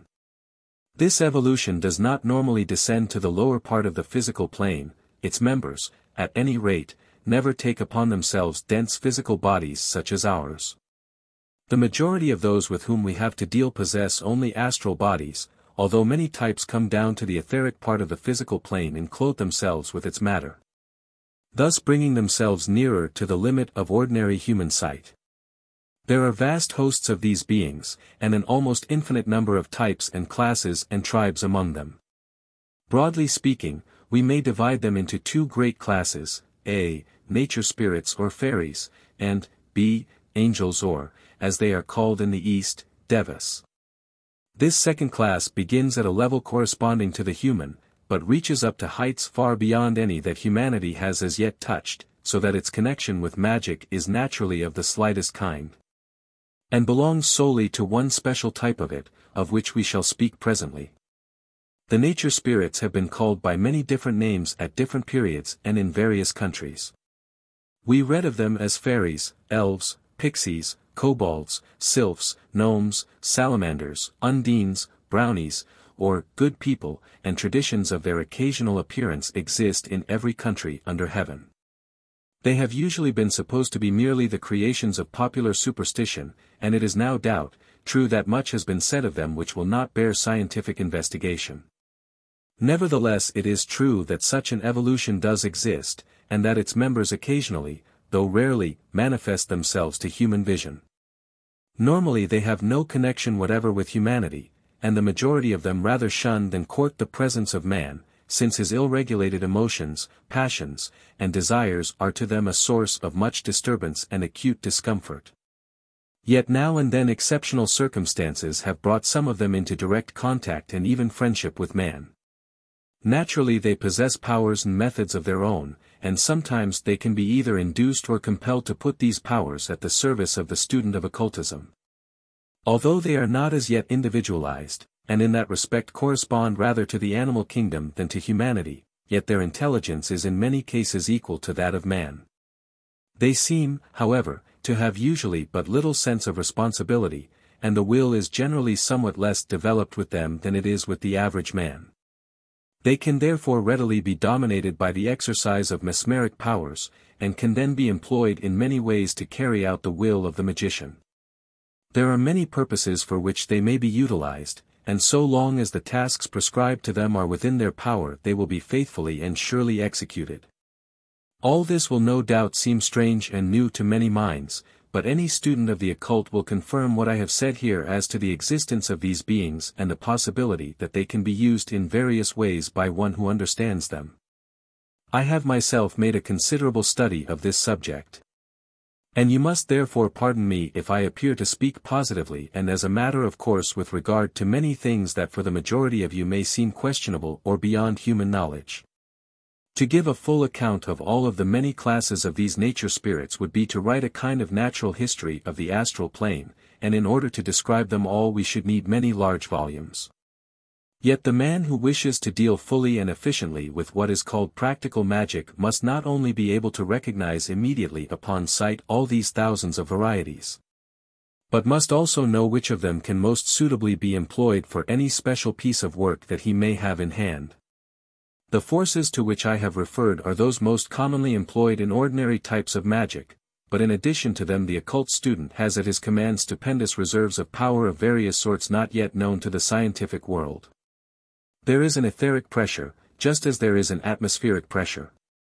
But the scientific man will never be able to use this force, or even to demonstrate its existence, until he can invent some substance which shall be impervious to ether, so that he can construct a chamber or vessel out of which ether can be pumped.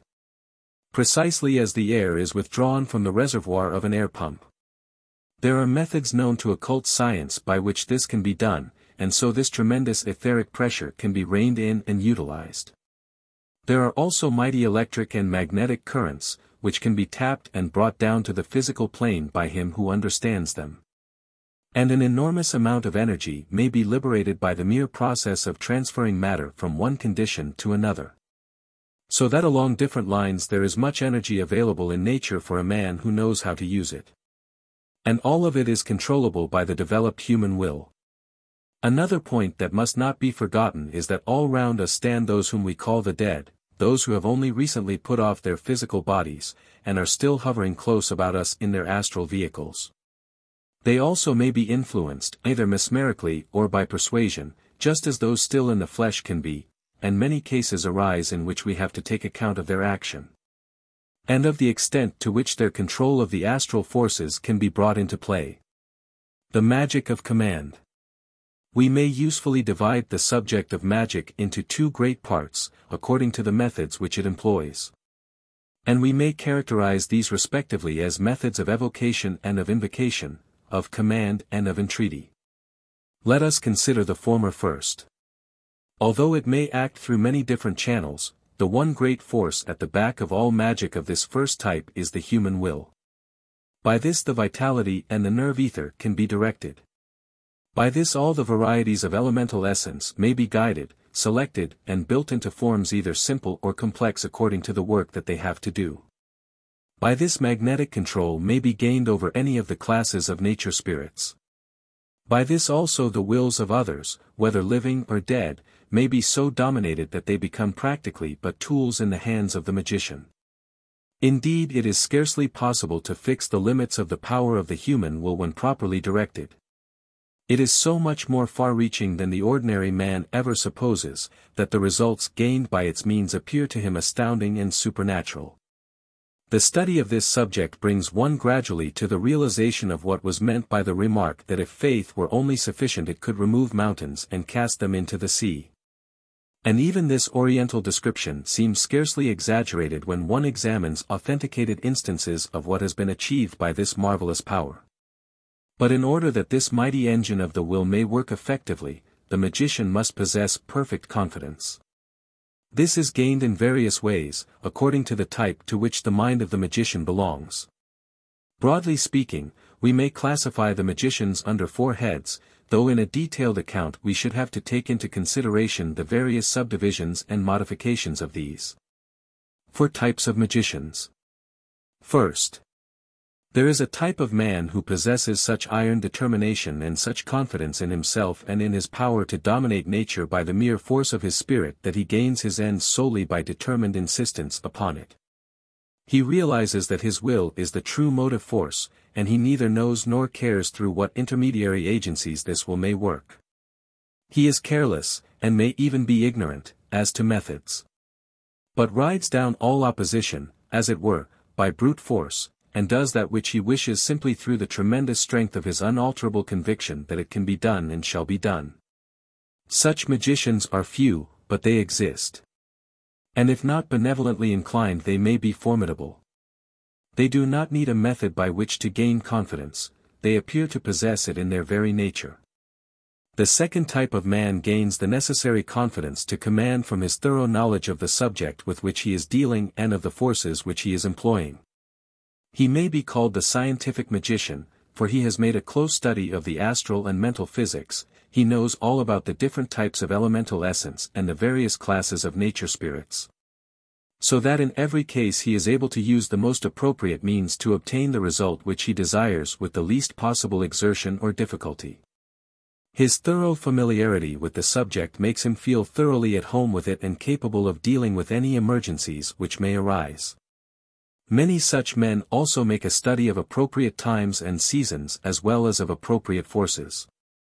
They know at what moment it will be easiest to produce a certain result, and so they gain what they need with the least possible expenditure.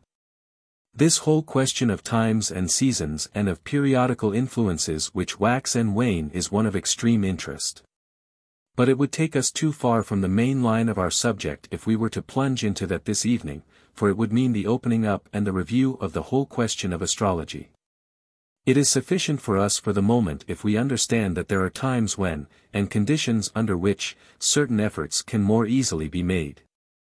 So that what can be done only with extreme difficulty, or perhaps even cannot be done at all, at one time, may be managed with comparative ease at another. This obviously implies the existence of influences, planetary or otherwise, which are acting upon and within our world, and the exhaustive knowledge of all these and of their combinations is naturally necessary for the worker in practical magic. Another type of magician attains the confidence necessary to ensure obedience to his commands by means of faith or devotion. He has so firm a faith in his leader or deity, that he is certain that any command pronounced in that name must be instantly obeyed. I am not speaking merely of results which may be produced upon the mental and upon the astral planes, but also of definite and visible physical effects. We have only to read ecclesiastical history to come across many cases of wonderful cures of physical diseases which have been produced through just such determined efforts of faith as those to which I have referred. The authenticated accounts of the cures at Lourdes in France and at Knock in Ireland show that a great many ills, even of purely physical type, will yield before determined faith. Any man who has in this way obtained sufficient confidence will find his will so much strengthened thereby that he will be able to produce the most unexpected results. It should be remembered that it is his own will which brings the satisfactory result, not the intervention of the Greater One whose name he speaks. I know that many earnest Christians attribute the healing directly to Christ, in whose name it is performed. But deeper study of the subject will show them that cures precisely similar and quite as astonishing have been performed by equally earnest men in the name of the Lord Buddha, or in the name of Mitra, or of any other of the great leaders and teachers of the world. It is the tremendous faith that gives the power. In what or in whom is the faith matters but little. The greater person whose name is invoked may not even be aware of the circumstance. Although if he does know and does in any way interfere, we may be sure that it will rather be by the strengthening of the faith and will of his follower than by any special effort of his own power. Yet another class consists of those who believe in the efficacy of certain ceremonies, or of certain formulae. For them and in their hands the formulae or the ceremonies are effective. But in most cases it is not because of any inherent virtue which the forms possess, but because of the confidence of the magician that when he employs them the result must inevitably ensue. If we read any account of the working of medieval alchemists, we shall see that they had many such ceremonies, and that the majority of them would have considered themselves incapable of obtaining their results without the surroundings to which they were accustomed. They wore robes of various types, they used Kabbalistic figures, they waved round their heads swords magnetized for definite purposes, they burnt their drugs or sprinkled their essences. It is true that some of these things have also a certain potency of their own, but in the majority of cases all that they do is to give confidence to the performer, and so to strengthen his will to the requisite point. He has been told by his teachers or his scriptures that all these paraphernalia are effective, and that in using them he will certainly succeed. The man by himself might possibly waver and feel frightened. But with the proper robes and signs and weapons he feels so sure of success that he goes straight through without hesitation. 3 types of force. A magician of any one of these types has at his disposal the forces of 3 levels, the mental, the astral, and the etheric physical. All of these can be directed by the human will, and in using any one of them a man necessarily sets in motion vibrations in the others also. The scientific magician will choose among these, and so will save himself much exertion. Along other lines of magic than the scientific it is probable that the performer nearly always sets in motion much more force and power, and employs much more energy than is at all needful for the object in hand. Nevertheless he also attains his results, though it may be at the cost of superfluous disturbance and unnecessary fatigue to himself. Without going into details, it is not difficult to see how a man who understands will make choice of his materials. If he is dealing with a man of great intellectual development and keen receptivity on the mental plane, it will obviously be better to approach him on that level by means of definite thought, or through the services of the nature spirits abiding there. If on the other hand, he is dealing with a man whose life is intensely emotional, he will probably find it easier to impress him along that line, and consequently he will send thought forms veiled in astral matter, or employ the services of the lower type of nature spirits whose bodies are built of the matter of that plane. If he is dealing with a man of grossly material type, one who has dipped very deeply into the physical plane, it seems reasonable to employ the forces and intelligences which clothe themselves most readily in physical matter. But in all these cases alike the motive power at the back is the indomitable will of the operator, through whatever channels he may find it best to work. Magic in religion. We find abundant traces of this magic of command in the ceremonies connected with almost every religion in the world. You may remember that in speaking of Buddhism I drew your attention to a manifestation of it which appears in connection with the chanting of the Pirit, and you will see many signs of it in the accounts given to us of old Egyptian ceremonies. Indeed, we have obvious relics of it much nearer to us than that, for they appear again and again in the ritual of the Christian Church. For example, it is well known to students of practical occultism that of all substances water is one of the most easily charged with force. It may readily be induced to absorb influence of any particular type, and will retain this unimpaired for a long period of time. We see analogy to this on the physical plane, for we know that water which has stood uncovered in a bedroom during the night is unfit for drinking purposes. Because it has absorbed into itself all the impurities cast off during that period from the physical bodies of the sleepers. It is found that it may equally readily be charged with magnetism of any type, either for good or evil purposes, as will be seen by the accounts of various mesmeric experiments in almost any of the books devoted to that subject. This fact seems to have been well known to those who established the ceremonies of the early Christian Church. Even at the present day, upon entering any Roman Catholic church we find at the door a stoup of holy water, as it is called. And it will be observed that the faithful as they enter dip their fingers into this water and make with it the sign of the cross upon their foreheads or breasts. If interrogated as to the meaning of this, they tell us that it is in order to drive away from them evil thoughts or feelings and to purify them for the services in which they are about to take part. The ignorant and boastful Protestant probably regards this as an instance of degrading superstition, but, as usual, that shows only that he knows nothing whatever of the subject. Any student of occultism who will take the trouble to read in the Roman prayer book the office for the making of holy water cannot fail to be struck with the fact that it is undoubtedly a definite magical ceremony. For the purpose of consecration of holy water the priest is directed to take clean water and clean salt, and he commences operations by a process which is called the exorcising of the salt and the water. He has to recite certain forms which, though by courtesy they are called prayers, are in reality adjurations of the strongest type. He adjures the salt and the water successively in the most determined language, commanding that all evil influences shall be driven out from them and that they shall be left clean and pure. And as he does this he is directed again and again to lay his hand upon the vessels containing the salt and the water. Evidently the whole ceremony is a mesmeric one, and the objectionable influence, if there be any, would be driven out by the time the priest had finished his devotions. Then having purified his elements, having removed from them anything that might be undesirable, he proceeds to magnetize them vigorously for a particular and definite purpose. Once more he recites determined adjurations, and is directed again and again as he uses these powerful words to make over the elements with his hand the sign of the cross, holding strongly in mind the will to bless. This means that he is saturating both the salt and the water with his own magnetic influence.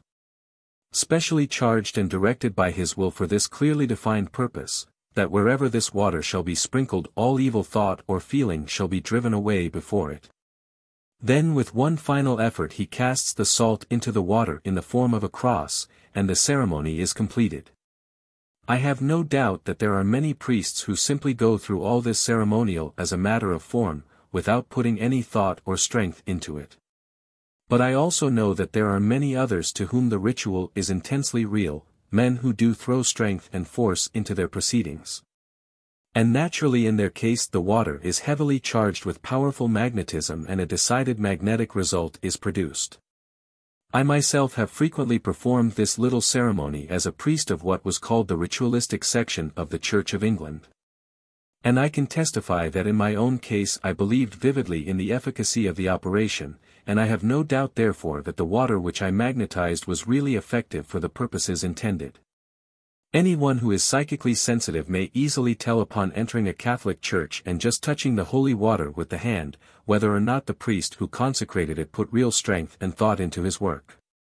Consecrated water is employed in many other of the ceremonies of the Church. In baptism, for example, the water is carefully blessed before the ceremony commences.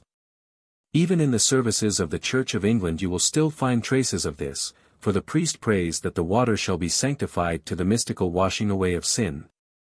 And as he utters these words it is usual for him to make the sign of the cross in the water which is to be employed. It will be remembered also that churches and burial grounds are consecrated or set apart for a holy purpose, and there also a special effort is made to scatter good influences, so that all who enter shall thereby be brought into a proper and devotional frame of mind. Almost every object utilized in the service of the church was originally consecrated in the same manner: the vessels of the altar, the vestments of the priest, the bells, the incense, all had their special services of blessing. In the case of the bells, they were permeated with certain rates of vibration and a certain type of magnetism. The idea being that the thoughts and feelings which these suggested should be spread abroad wherever the sound of the bells traveled, a perfectly scientific idea from the point of view of the higher occult physics.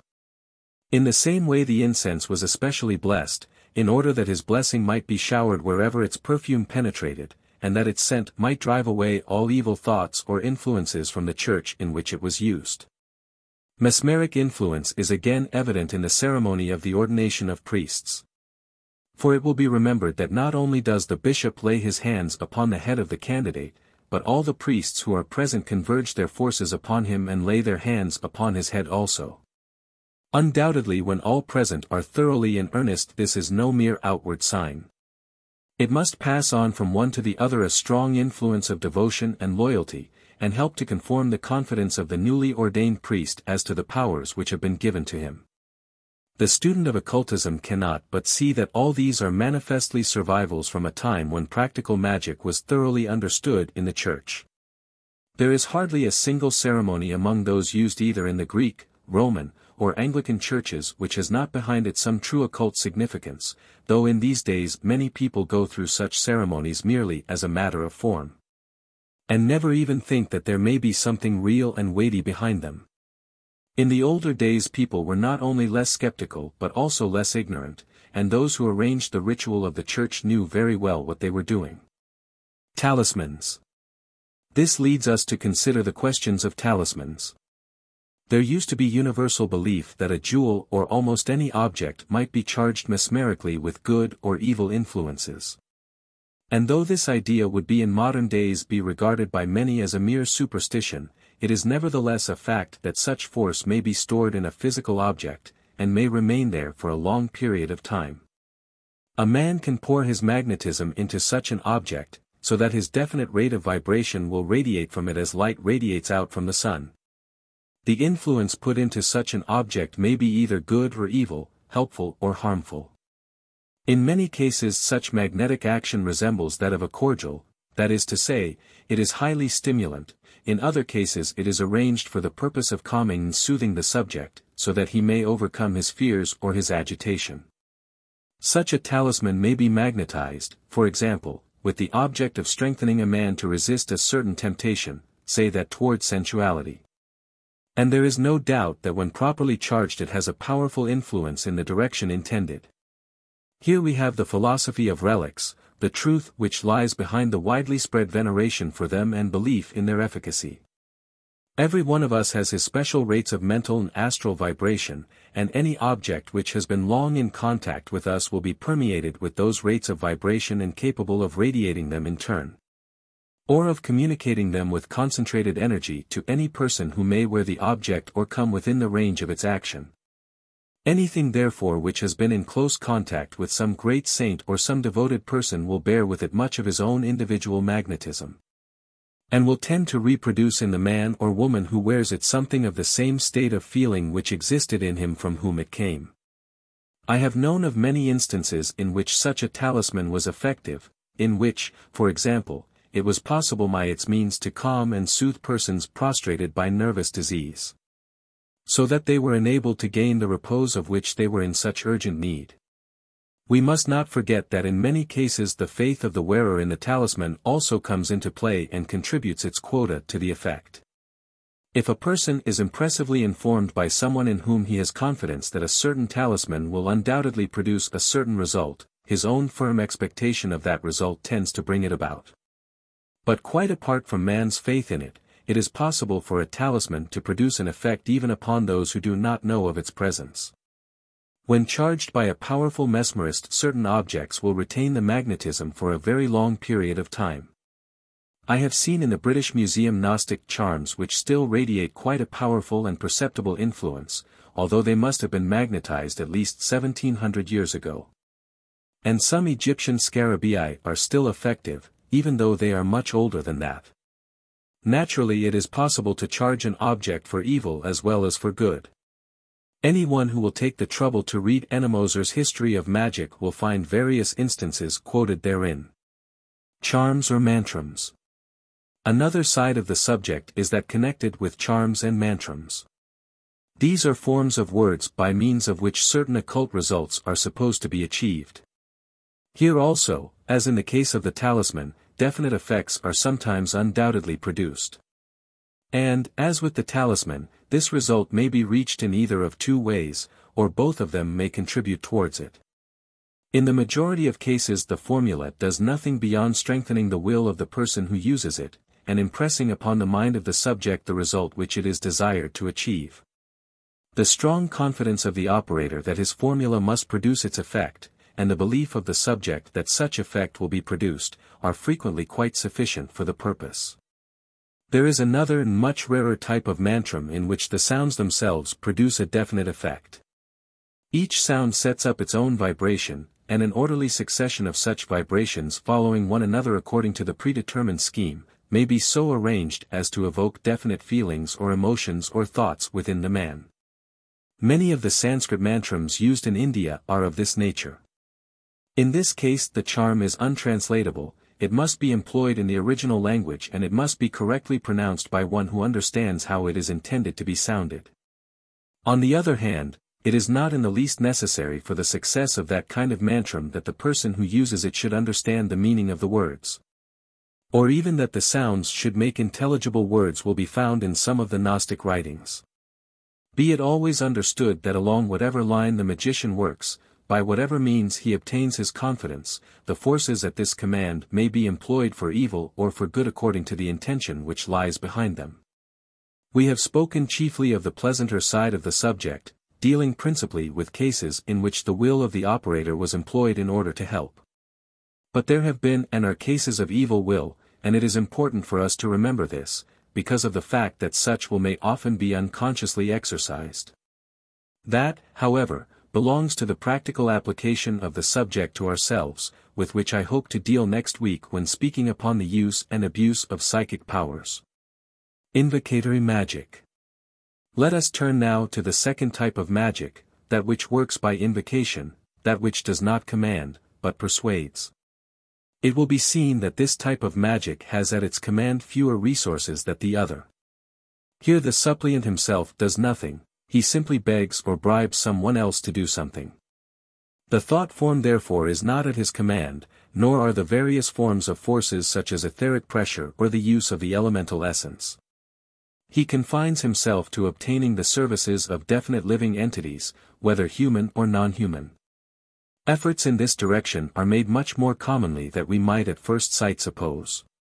For you will observe that whenever a man tries to produce a result, to obtain anything for himself, or to have facts or conditions modified by means of some agency outside of the physical plane, he is in reality using invocatory magic. Although no such name may have entered his mind. A great deal of the ordinary kind of prayer for selfish purposes is an example of this. I am speaking here only of that lower variety of prayer to which alone the name can properly be applied, that which definitely asks for something. The word prayer is derived from the Sanskrit prashna, through the Latin precer, and is connected with the German fragen, so that its original and proper meaning can be only a definite request. Often people incorrectly apply the name of prayer to what is in reality meditation or worship, the contemplation of the highest ideal known to the worshipper, and the endeavor to raise his own mind and heart upwards toward that object of worship. But the mere ordinary prayer, for definite and frequently physical gains, is certainly an attempt to draw down an influence from higher planes to produce visible results, and so comes clearly within our definition of magic. It frequently happens when two nations are engaged in a war that each of them will pray for its own success and for the destruction of the opposing armies, and this is clearly an endeavor to enlist invisible forces upon its side. Fortunately, however, this idea of calling in extraneous influences may be used for good as well as evil purposes, and we find that many efforts are made in this way to invoke from above some help for the soul. Perhaps the most striking instance of this is to be found in the life of the Brahmin. The whole of that life is practically one continuous prayer. For every one of his acts, even the smallest, a special form of petition is assigned.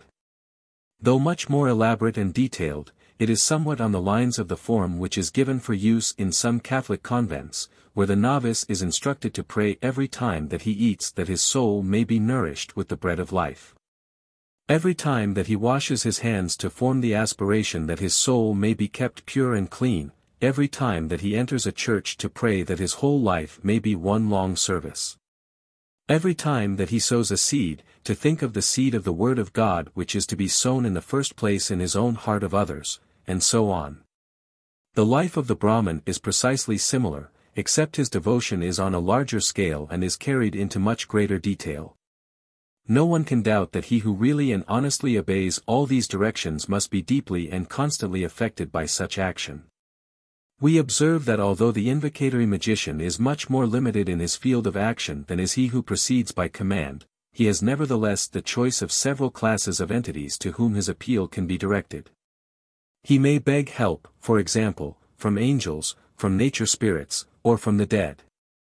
We know how frequently and how readily our Roman Catholic friends invoke help from the guardian angels whom they believe to be always about them. That is an effort at invocatory magic, and it may in many cases obtain a definite response.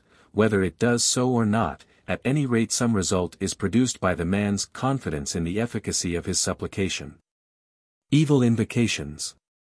That is the good side of such magic, but it has also a real and serious evil side. We shall find that showing itself with painful prominence in the voodoo or obeah ceremonies of the Negroes. In these the magicians are endeavoring to invoke outside aid in order to work evil upon the physical plane, and it is unquestionable that they sometimes meet with a considerable amount of success in their nefarious efforts. I have seen a good deal of this in South America, and am therefore able personally to testify that results are produced along this undesirable line of activity. The same thing may occasionally be seen in India, more especially among the hill tribes. There it is by no means uncommon to find tribal gods worshipped, and the worship frequently takes the shape of propitiatory sacrifices, in return for which the tribal deity sometimes produces results upon the physical plane. We read, for example, of villages in which all goes well so long as the village god receives his accustomed offerings, but the moment that these regular meals are intermitted, trouble instantly manifest in some way or other. I heard of one case in which spontaneous fires broke out in the various huts of the village as soon as they neglected to look after their tribal deity in the usual way. In such cases there is an entity posing as the deity, an entity who enjoys the worship paid to him, or finds real pleasure and profit in the sacrifices which are offered. It will be noticed that such sacrifices are usually of two kinds. Either there is a sacrifice of some living creature in which blood is poured out, or else food of some kind, and preferably fresh food, is burnt, so that the fumes of it may arise. This implies that the tribal deity is a very low grade of entity, possessing a vehicle upon the etheric portion of the physical plane, a vehicle through which he can absorb these physical fumes and either draw nourishment from them or experience pleasure from partaking of them. It may be taken as a certain rule that every deity, under whatever name he may masquerade, who claims blood sacrifices or burnt sacrifices, is only a nature spirit of a low and brutal type. For it is only to such an entity that such abominations could by any possibility be pleasing. It will be remembered that in the earlier days of the Jewish religion horrible holocausts of this nature were frequently offered. But as we draw nearer to the present age and the Jewish race has taken its place in civilization, such sacrifices have naturally been discontinued. It is surely unnecessary to insist upon the obvious fact that no developed being of any sort, no angel or deva, could for one moment exact or consent to receive any form of offering which involves death and suffering. No beneficent deity has ever yet delighted in the foul scent and fumes of blood, and the higher types of religion have consistently avoided such horrors. The darker magic. The distinguishing characteristic of that evil side of magic which has usually been called black, is that its object is entirely selfish. There are many cases in which it is nothing more than this, in which its object is not to do evil for evil's sake, but to obtain for the possessor of the powers whatever he may happen to desire at the moment. Much of the witchcraft of primitive tribes is of this nature, and here also there is no doubt that a certain measure of success frequently attend the efforts of the magician. I have myself seen instances of this. Indeed, I once took the trouble to learn an elaborate ritual of this nature, which, if put into practice, would have given me the services of an entity which undertook to procure whatever its coadjutor might require. Not only would it furnish him with boundless wealth, but it would also carry out his wishes with regard to either his friends or his enemies. From what I saw in connection with other practitioners, I know that these offers could certainly be made good up to very high limits. But the conditions required were such that it was impossible for any right-thinking man to go further into the matter. The ritual required was easy of accomplishment, but the agreement with the entity would have had to be cemented with human blood in the first instance. And the creature would afterwards have needed regular food involving the sacrifice of lower forms of life. Much more of such magic exists in many parts of the world than is usually suspected. On the other hand, interesting developments of it are free from such horrors as were involved in the type just mentioned. Petty magic. It is no uncommon thing to find in the East men who have inherited from their fathers the services of some non-human entity, who in consideration of an occasional trifling provision of food will perform small phenomena of various kinds for the person to whom it is especially attached. Usually there are curious restrictions connected with the compact.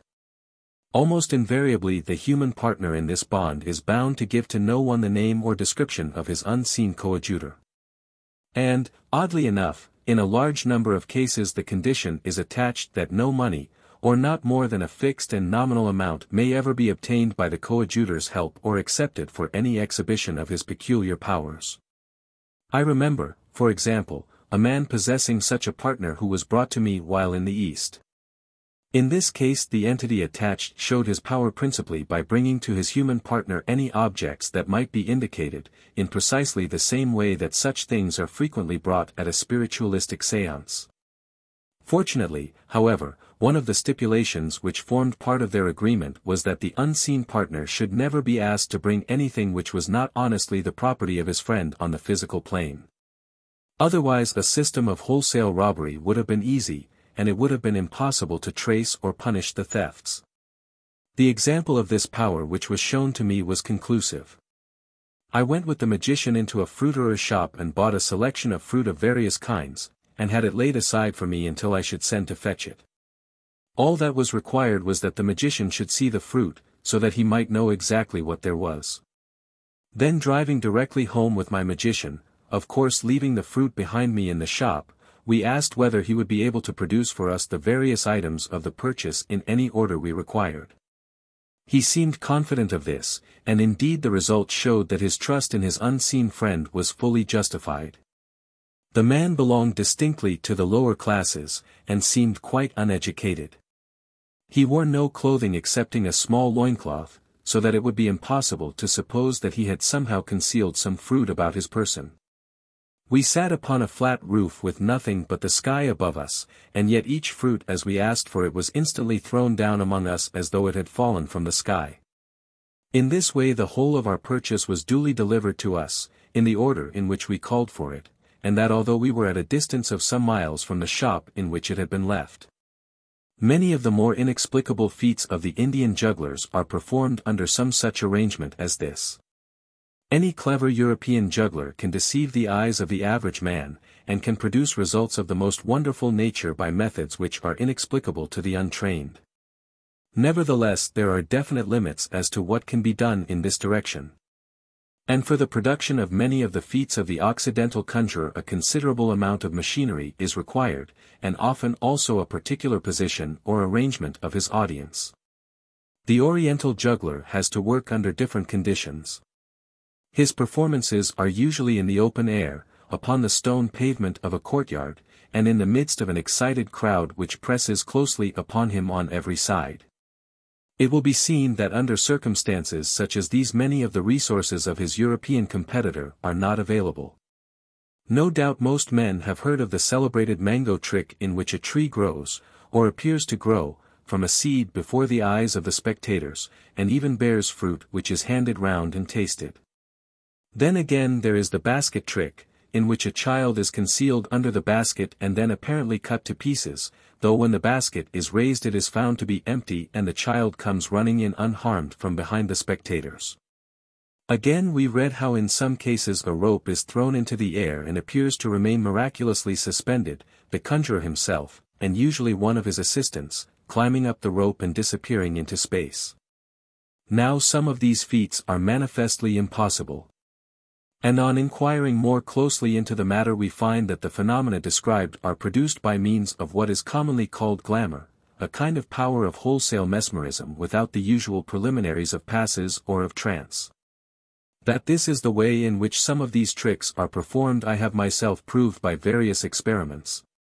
So we need not consider any of these under our present head of invocatory magic, though it is probable that in some cases this power of glamour is exercised not by the conjurer himself, but by the unseen partner, who has at his command the various resources of the astral plane.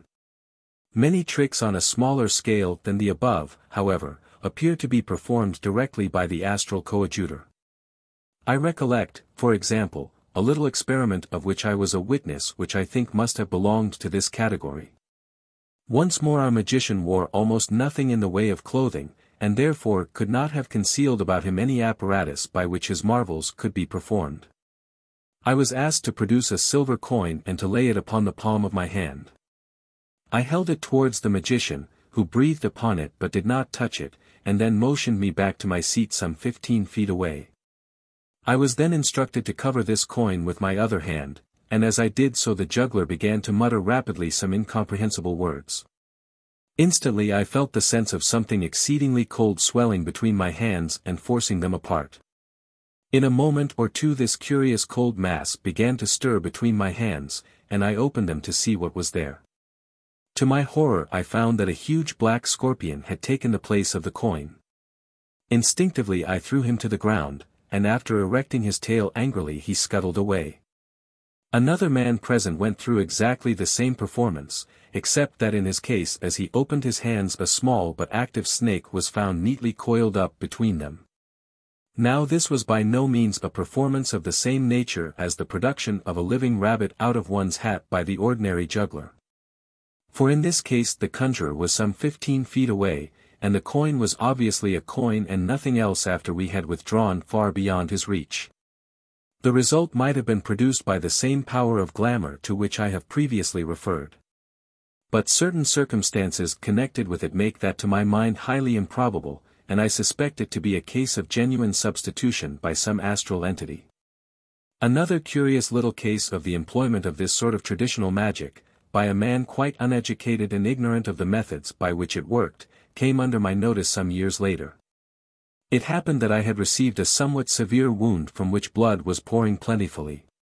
A passing coolie hastily snatched a leaf from a shrub at the roadside, pressed it for a moment to the wound and muttered half a dozen words, and the flow of blood instantly ceased. Naturally I asked the man how he had done this, but he was unable or unwilling to give any satisfactory reply. All he could say was that this charm, which he was forbidden to disclose, had been handed down in his family for some generations, and his belief was that there was a spirit of some sort summoned by the charm who produced the required result. I inquired whether the leaf selected had any part in the success of his experiment, but he answered that any leaf, or a fragment of paper or cloth, would done equally well. He evidently believed that the effect was wholly due to the form of words employed, and it may have been that it was his own confidence in this which enabled his will to produce the physical result. In none of the cases which I have described was there anything evil or selfish about the magic employed, but I fear that there are many instances in which the work done in such ways is less innocent. Many of the witch stories of medieval times, and the curious tales of supposed compacts with the devil, were probably examples of the black art on a lower scale. All of this may be paralleled in certain parts of the world at the present day. And the wiseacres who dismiss all accounts of such things as merely superstitious fancy are, as usual, speaking of that which they do not in the least understand. There is, however, no need that any should be nervous with regard to such performances, or should fear that they may be injured in this way by those whose enmity they have incurred.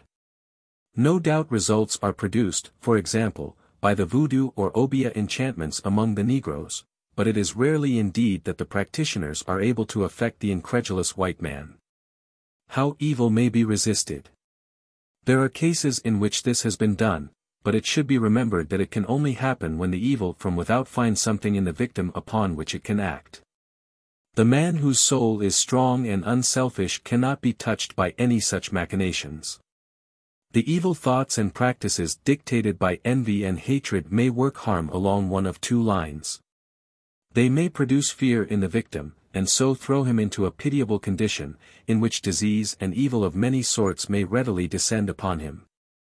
The man who is perfectly fearless has a much greater capability of resisting all such things, precisely as the man who has no fear of contagious disease is less likely to be infected by it than the man who is always in terror of it. Any clairvoyant who watched the conditions produced both in the astral body and in the etheric part of the physical vehicle by nervousness and fear will easily understand why this should be. And will see the immunity of the fearless man is explicable on purely scientific grounds. Another and even more deadly way in which such forces may act upon a person for evil is that they may stir up within him vibrations of the same nature as their own.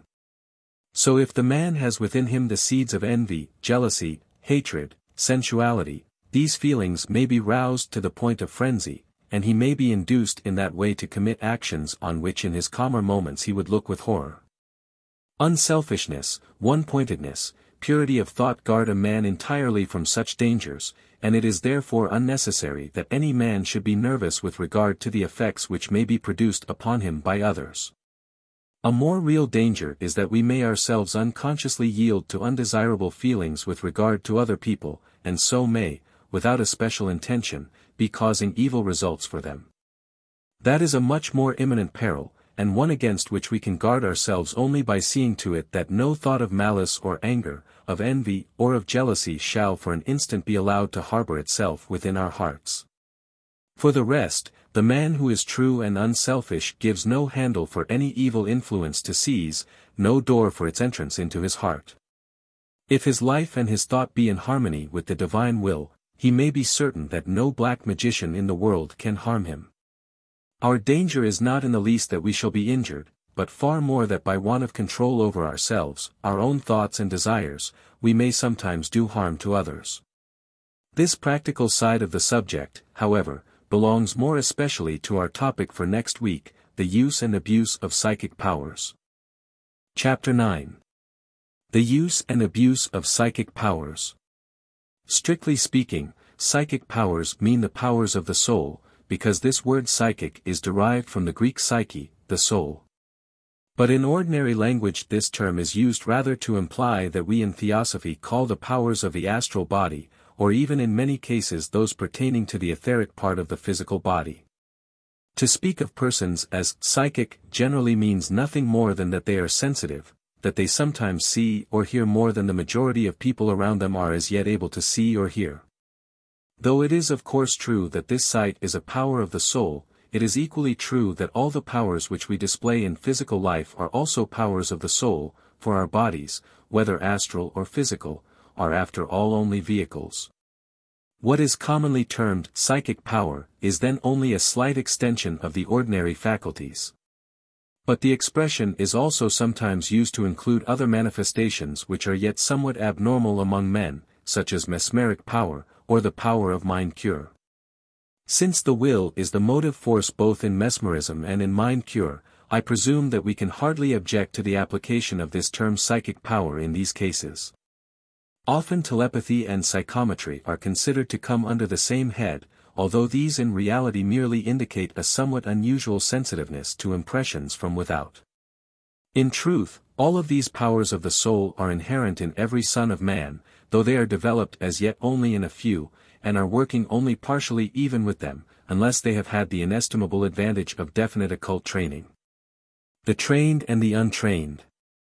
In my lectures upon clairvoyance I have often had to draw a distinction between the trained and the untrained man.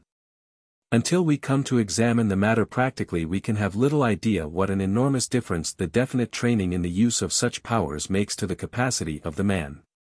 Practically all those of whom we commonly think as psychic in this Occidental country are entirely untrained. They are simply persons who possess a little of this higher faculty, which has been born in them as a consequence of some efforts which they have made to attain it in past lives, possibly as Vestal virgins in ancient temples, or possibly as practitioners of less desirable forms of magic in medieval times. In most cases in this life they have used such powers somewhat blindly, or perhaps have made no conscious effort to use them at all, but have rather been satisfied to accept whatever impressions came to them. In India, and in other Oriental countries, these things have been scientifically studied for many centuries, so that anyone who shows signs of such development is instructed to either to repress its manifestations altogether, or else to put himself under the definite training of those who thoroughly understand the subject. The Indian mind approaches these problems from a totally different point of view. To the Hindu mere sensitiveness seems an undesirable quality, lest it should degenerate into mediumship, a condition which he regards with the utmost horror. To him these powers of the soul are not in the slightest degree abnormal, he knows that they are inherent in every man, and so he is in no way surprised at their occasional manifestation. But he knows also that unless carefully trained and kept in control they are likely to mislead their possessor in the early days of his experience. The Indian student knows what he is doing in regard to these matters, for they have all been classified thousands of years ago. There are many teachers in India who will take a man and train him psychically, just as here a man might be trained in athletics or in the practice of some science. In Eastern countries the whole thing is systematized, and all of those who are here called psychic and clairvoyant would be regarded in the East as somewhat unpromising pupils.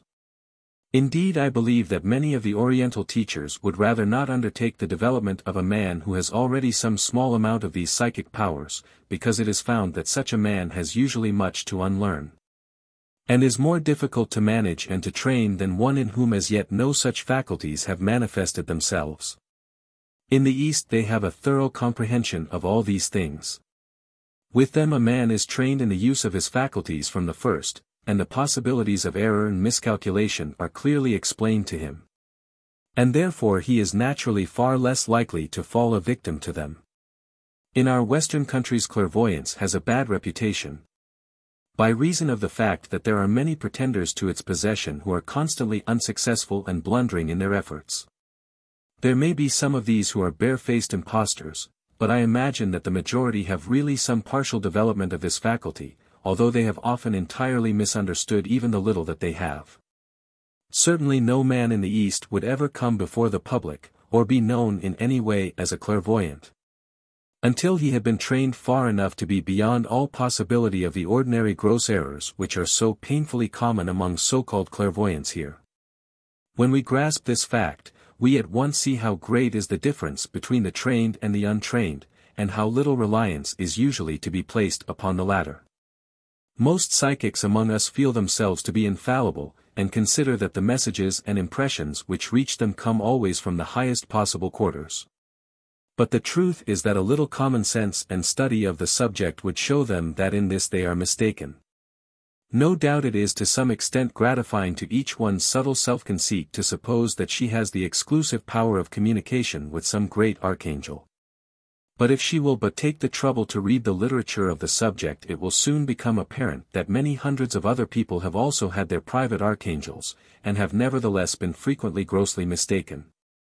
Of course no trained man could possibly fall into such an error as this, but then, as I have said, the vast majority of our psychics in Europe and America are entirely untrained.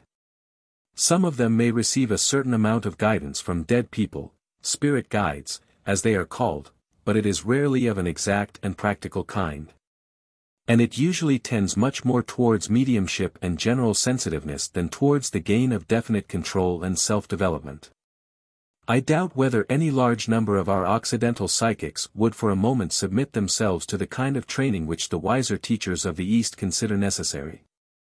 There a man has to try persistently, patiently, over and over again at the simplest feats until he succeeds in producing his results neatly and perfectly. He is expected to build up his knowledge of higher planes step by step from those with which he is already familiar, and he is not encouraged in lofty flights which take his feet away from the bedrock of ascertained fact. Our Western psychics would probably consider themselves much injured if they were made to work laboriously at self-control in the way which is always exacted as a matter of course in all Oriental schools of development of these psychic powers. Studies not definitely psychic. I suppose that many people would include among psychic powers astrology, palmistry and phrenology. I think, however, that we are hardly justified in describing these as psychic, because in all of them the theory is that the results are obtained by deduction from matters of fact and of observation. The astrologer ascertains the position of the stars at any given moment, and from that he casts his horoscope or sets up his figure, and after that it is supposed to be a mere matter of calculation to discover what influences are at work. In the same way the palmist observes the lines of the hand and then gives his delineation according to the accepted rules of his science, and the same is done by the phrenologist from his examination of the varied configuration of the skull. In all these sciences the real proficiency lies in the capacity to balance the contradictory indications and to judge accurately between them. And many practitioners of these arts are no doubt aided in such decision by impressions which come much nearer to psychic faculty. To these last perhaps we might permit the name of psychic power, but hardly to the sciences themselves. So that I think we may put them on one side for the purpose of our lecture. It sometimes happens that one who practices these arts is in the habit of receiving impressions and communications from some astral entity, impressions which greatly assist him in judging accurately from the facts put before him.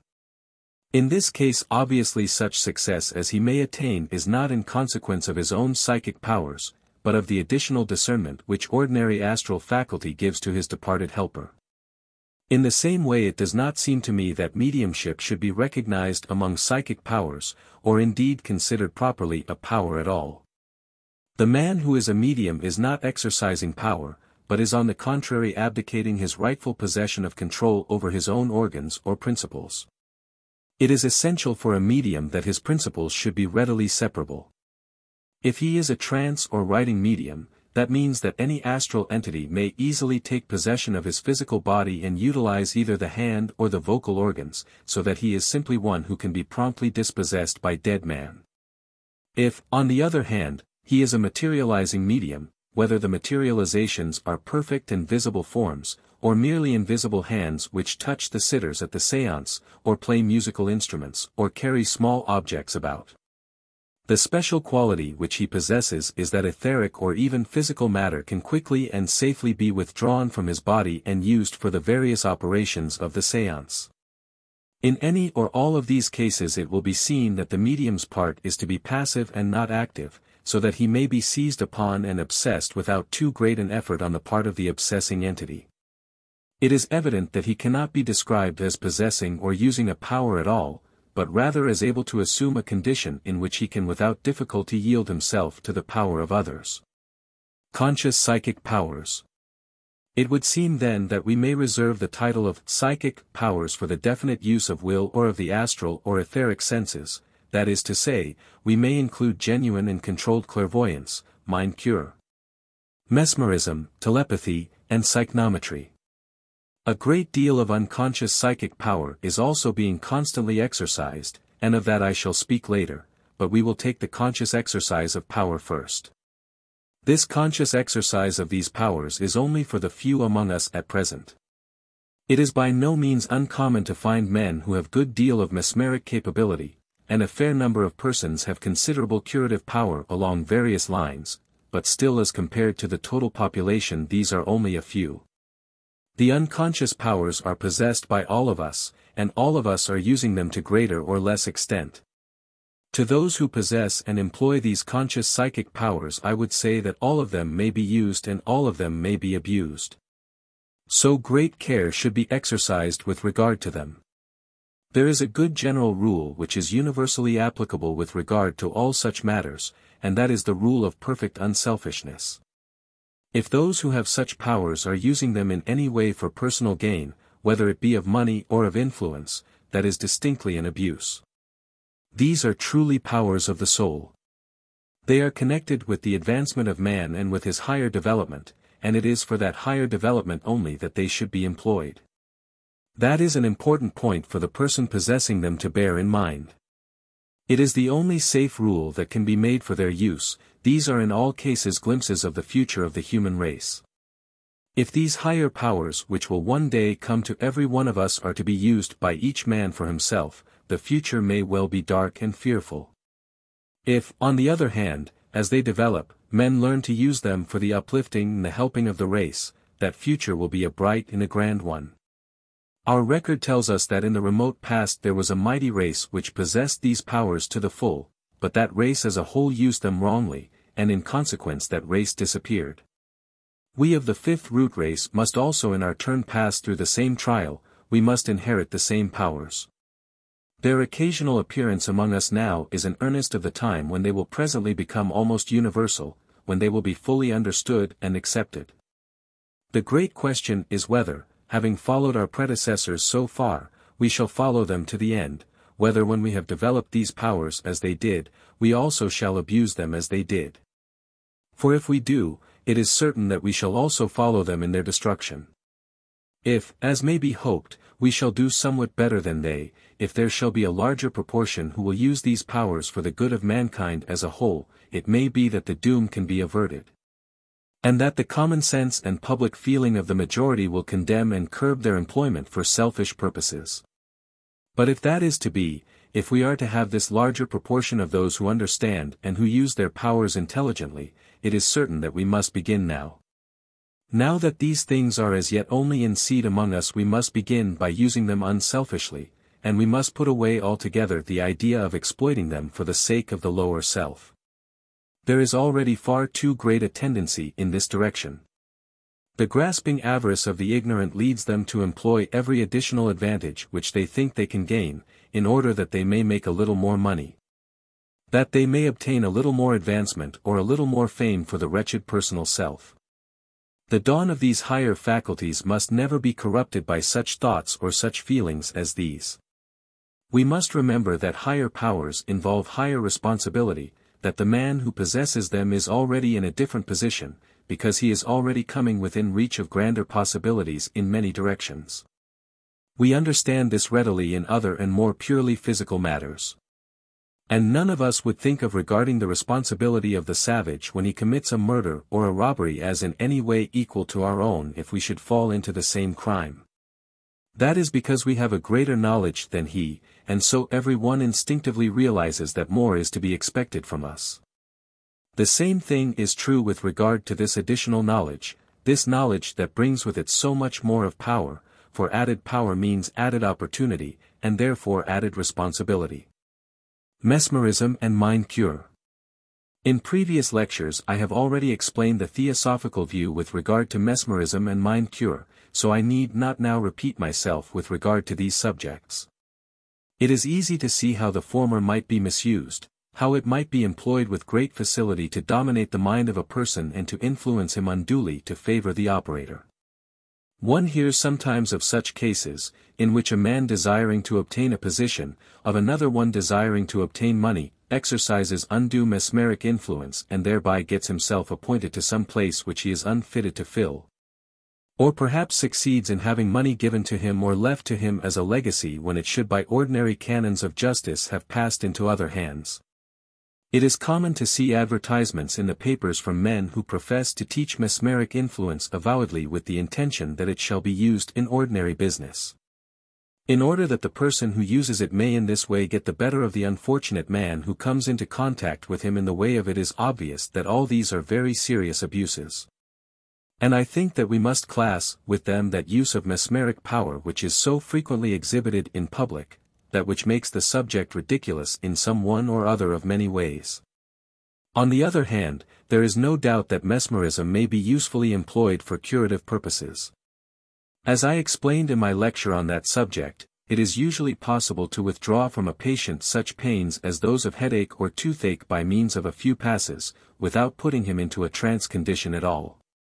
Indeed, I imagine that a large number of ills to which flesh is heir can be cured in this way without the use of trance. This latter should be used very sparingly, because it involves domination of one man's will by another. Perhaps almost the only case in which it is justifiable is that of a surgical operation. We shall find accounts of its successful employment in such cases in the works of Dr. S. Dale of Calcutta and Dr. Elliotson of London. One may see equally readily how easy it would be to misuse the power of mind cure. It is often employed as a means of making money. And it seems to me that wherever that is done there is a terrible danger of impurity in the motive and unscrupulousness in the practice. It is sometimes said that those who devote the whole of their time and strength to the curing of others must themselves obtain their livelihood in some way, and that in this respect mind cure stands only on the same level as ordinary medicine. I do not feel myself able to agree with this latter contention. In the case of the ordinary doctor we all know that he passed through an expensive training in order to fit himself to deal with the especial needs of the human body. And we all realize what it is that we are buying from him, the services which his skill and experience enable him to place at our disposal. But the mind curist is often entirely ignorant, and has undergone no preliminary training. In any case he is using a power which cannot be measured upon the physical plane, because it belongs to something higher and less material.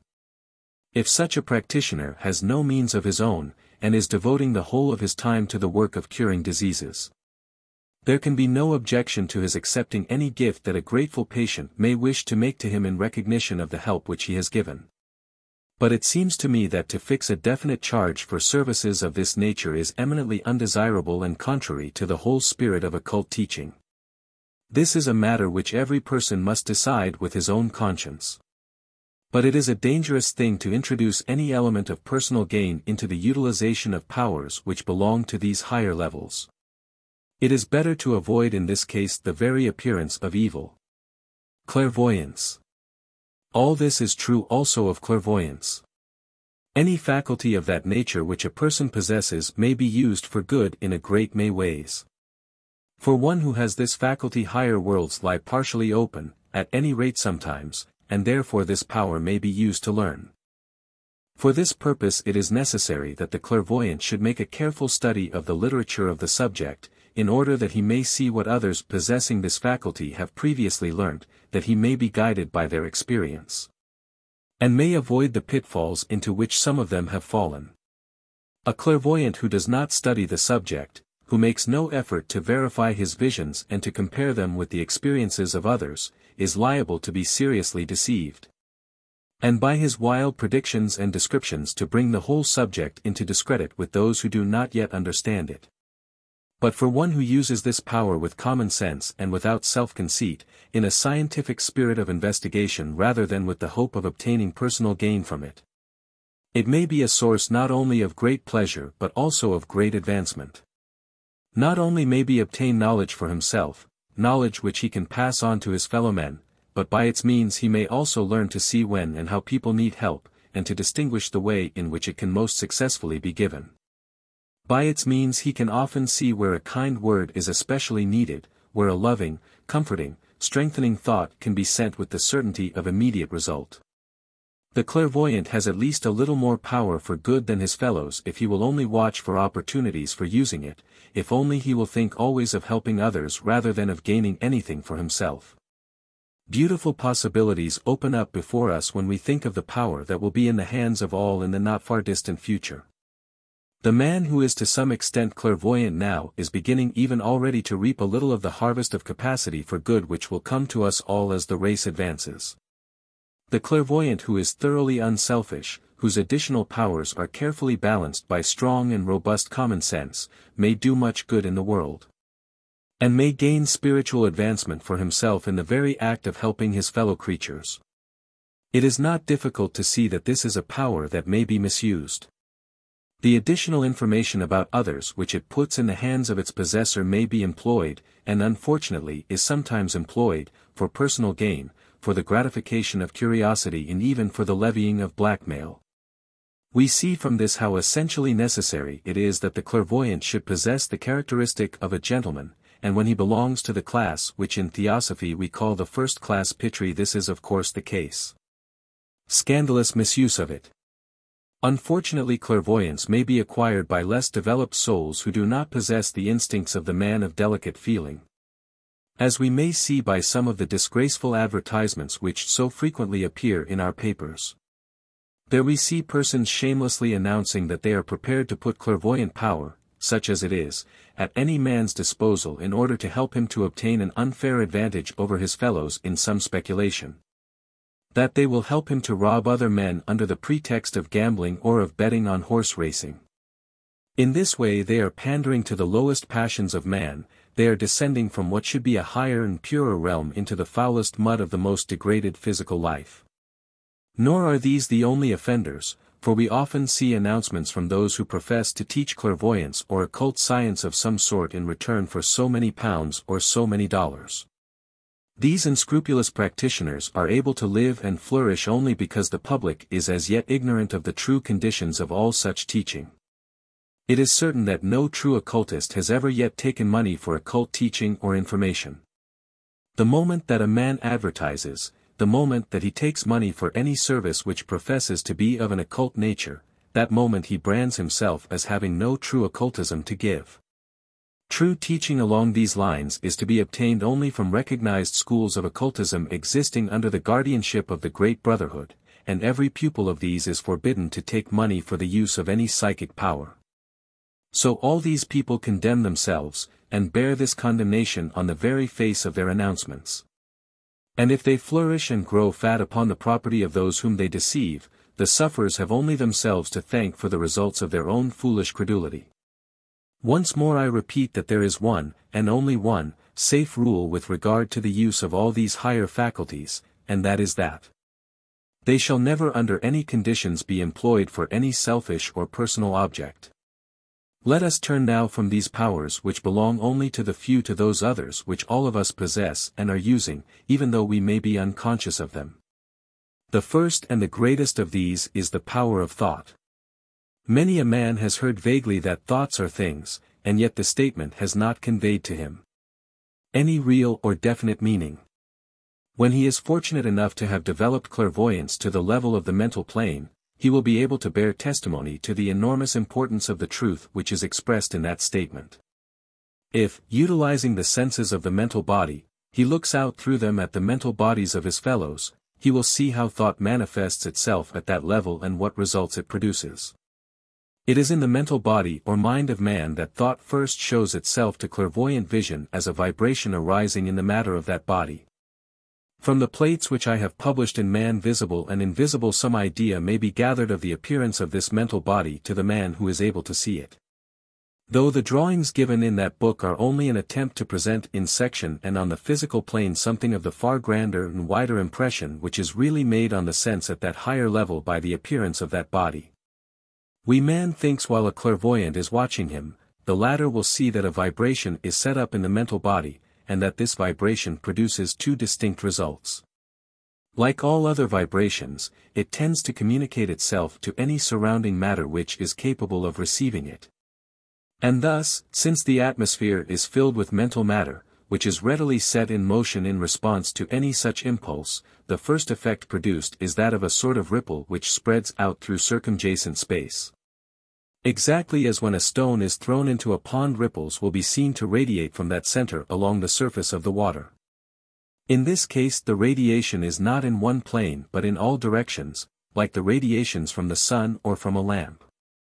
It must be remembered that man exists in a great sea of mental matter, just as we here on the physical plane are living in the midst of the atmosphere, although we so rarely think of it. This thought vibration, therefore, radiates out in all directions, becoming less powerful in proportion to the distance from its source. Again, like all other vibrations, this one tends to reproduce itself wherever opportunity is offered to it. And as each variety of thought is represented by its own rate of vibration, that fact means that whenever this wave strikes upon another mental body it will tend to provoke in it vibrations similar to those which gave it birth in the first place. That is to say, from the point of view of that other man whose mental body is touched by the wave, it tends to produce in his mind a thought identical with that which had previously arisen in the mind of the thinker. The distance to which such a thought wave penetrates, the strength and persistence with which it impinges upon the mental bodies of others, depend upon the strength and clearness of the original thought. The voice of a speaker sets in motion waves of sound in the air, which radiate from him in all directions, and convey his message to all those who are, as we say, within hearing. And the distance to which his voice can penetrate depends upon its strength and the clearness of his enunciation. In the same way the strong thought will carry further than the weak and undecided one. But clearness and definiteness are of even greater importance than strength. But just as the speaker's voice may fall upon heedless ears where men are already engaged in business or in pleasure, so may a strong wave of thought sweep past without affecting the mind of man if he is already deeply engrossed in some other line of thought. Large numbers of men, however, do not think definitely or strongly except when in the immediate prosecution of some business which demands their whole attention. Consequently there are always many minds within our reach which are likely to be considerably affected by the thoughts which impinge upon them. And we therefore are responsible for the thoughts which we send out and for the effects which they produce upon others. This is a psychic power which we all possess, which we are constantly exercising. And yet how few of us ever think of it, or of the serious responsibility which it involves. Inevitably and without any effort of ours every thought which we allow to rest within our minds must be influencing the minds of others about us. Consider how frightful is the responsibility if this thought be an impure or an evil one, for we are then spreading moral contagion among our fellow men. Remember that thousands of people possess within them latent germs of evil, germs which may never blossom and bear fruit unless some force from without plays upon them and stirs them into activity. If you yield yourself to an impure or unholy thought, the vibration which you thus produce may be the factor which awakens a germ into activity and causes it to begin to grow, and so you may start some soul upon a downward career. Later it may blossom out into thoughts and words and deeds of evil, and these in their turn may injuriously affect thousands of other men even in the far distant future. We see then how awful is the responsibility of a single evil thought. Harm is constantly done in this way, and though it is done unconsciously, a heavy responsibility lies upon the doer, for at least he knows that he ought to have purified his mind but has neglected to do so. If it should ever happen to us to have a selfish or evil thought arising within us, let us hasten at once to send out a strong and vital thought of goodness and charity to follow hard upon the other vibration and, so far as may be, undo any evil which it may have done. Happily all this is true of good thought as well as of evil, and the man who realizes this may set himself to work to be a veritable sun, constantly radiating upon all his neighbors thoughts of love and calm and peace. This is a grand psychic power, and yet it is one that is within the reach of every human being, of the poorest as well as the wealthiest, of the little child as well as of the great sage. How clearly this consideration shows us the duty of controlling our thought and of keeping it always at the highest level which is possible for us. Thought forms. That, however, is only of the results of thought. Our clairvoyant watching the genesis of this thought sees that it not only sets up this ever-radiating and divergent vibration, but that it also makes a definite form. All students of Theosophy are acquainted with the idea of the elemental essence, that strange half-intelligent life which surrounds us. They know how readily it responds to the influence of human thought, and how every impulse sent out from the mind-body of man immediately clothes itself in a temporary vehicle of this essence. Thus it becomes for the time being a kind of living creature, the thought force being the soul and the elemental essence the body. There may be infinite variety in the color and shape of such thought forms, artificial elementals, as they are sometimes called. Each thought draws round it the matter which is appropriate for its expression and sets that matter into vibration in harmony with its own. Thus the character of the thought decides its color, and the study of its variations and combinations is an exceedingly interesting one. A list of these colors with their signification is given in the book which I have just mentioned, Man Visible and Invisible, and a number of colored drawings of various types of such forms will be found in the companion volume Thought Forms. In many cases these thoughts are merely revolving clouds of the color appropriate to the idea which gave them birth, but in the case of a definite form, a clear-cut and often beautiful shape will be assumed. If the thought be intellectual and impersonal, for example if the thinker is attempting to solve a problem in algebra or geometry, then his thought forms and waves of vibration will be confined to the mental plane. If, however, his thought be of a spiritual nature, if it be tinged with love and aspiration of deep unselfish feeling, then it will rise upwards from the mental plane and will borrow much of the splendor and glory of the Buddhic levels above. In such a case its influence is most powerful, and every such thought is a mighty force for good which cannot but produce a decided effect upon all other mental bodies within reach, if they contain any quality at all capable of response. If, on the other hand, the thought has in it something of self or of personal desire, at once its vibrations turn downward, and it draws round itself a body of astral matter in addition to its clothing of mental matter. Such a thought form is capable of acting upon not only the minds but the astral bodies of other men, capable not only of arousing thought within them, but also stirring up their feelings. Here once more we see the terrible responsibility of sending forth a selfish thought, or one charged with low and evil magnetism.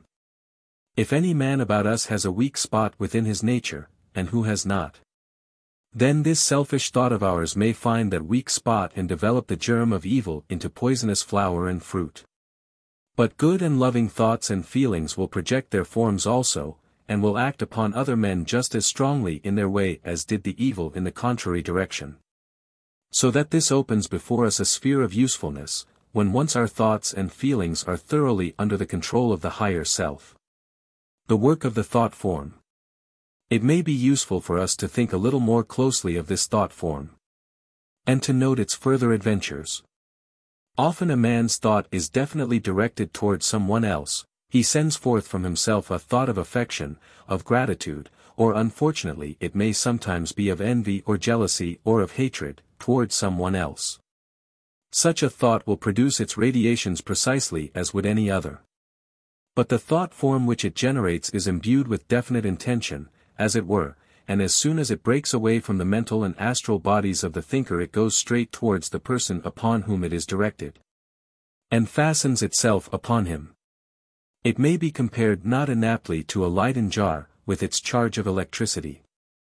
If the man towards whom it is directed is at the moment in a passive condition, or if he has within him active vibrations of a character harmonious with its own, it will at once discharge itself upon him. Its effect will be to provoke a vibration similar to its own if none such already exists, or to intensify it if it is already to be found there. If the man's mind is so strongly occupied along some other lines that it is impossible for the vibration to find an entrance, the thought form hovers about him waiting for an opportunity to discharge itself unfortunately. However, at our present stage of evolution the majority of the thoughts of men are usually self-centered, even when not actively selfish. They are often heavily tinged by desire, and in such cases they at once descend into and clothe themselves with astral matter, and react strongly and persistently upon the man who set them in motion. Many a man may be seen surrounded by a shell of thought forms, all of them hovering closely about him and constantly reacting upon him. Their tendency in such a case is to reproduce themselves, that is to say, to stir up in him a repetition of the thoughts to which he has previously yielded himself. Many a man feels this pressure upon him from without, this constant suggestion of certain thoughts, and if the thoughts are evil he frequently thinks of them as tempting demons goading him into sin. Yet they are none the less entirely his own creation, and thus, as ever, man is his own tempter. Helpful thought. Note, on the other hand, the happiness which this knowledge brings to us and the enormous power which it places in our hands. See how we can utilize this when we know, and who does not, of someone who is in sorrow or in suffering.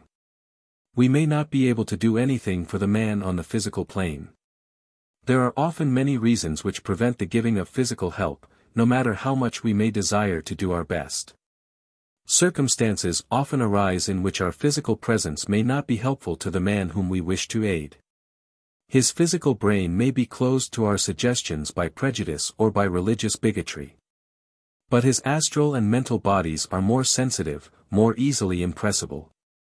And it is always open to us to approach these by waves of helpful thought or of affectionate and soothing feeling.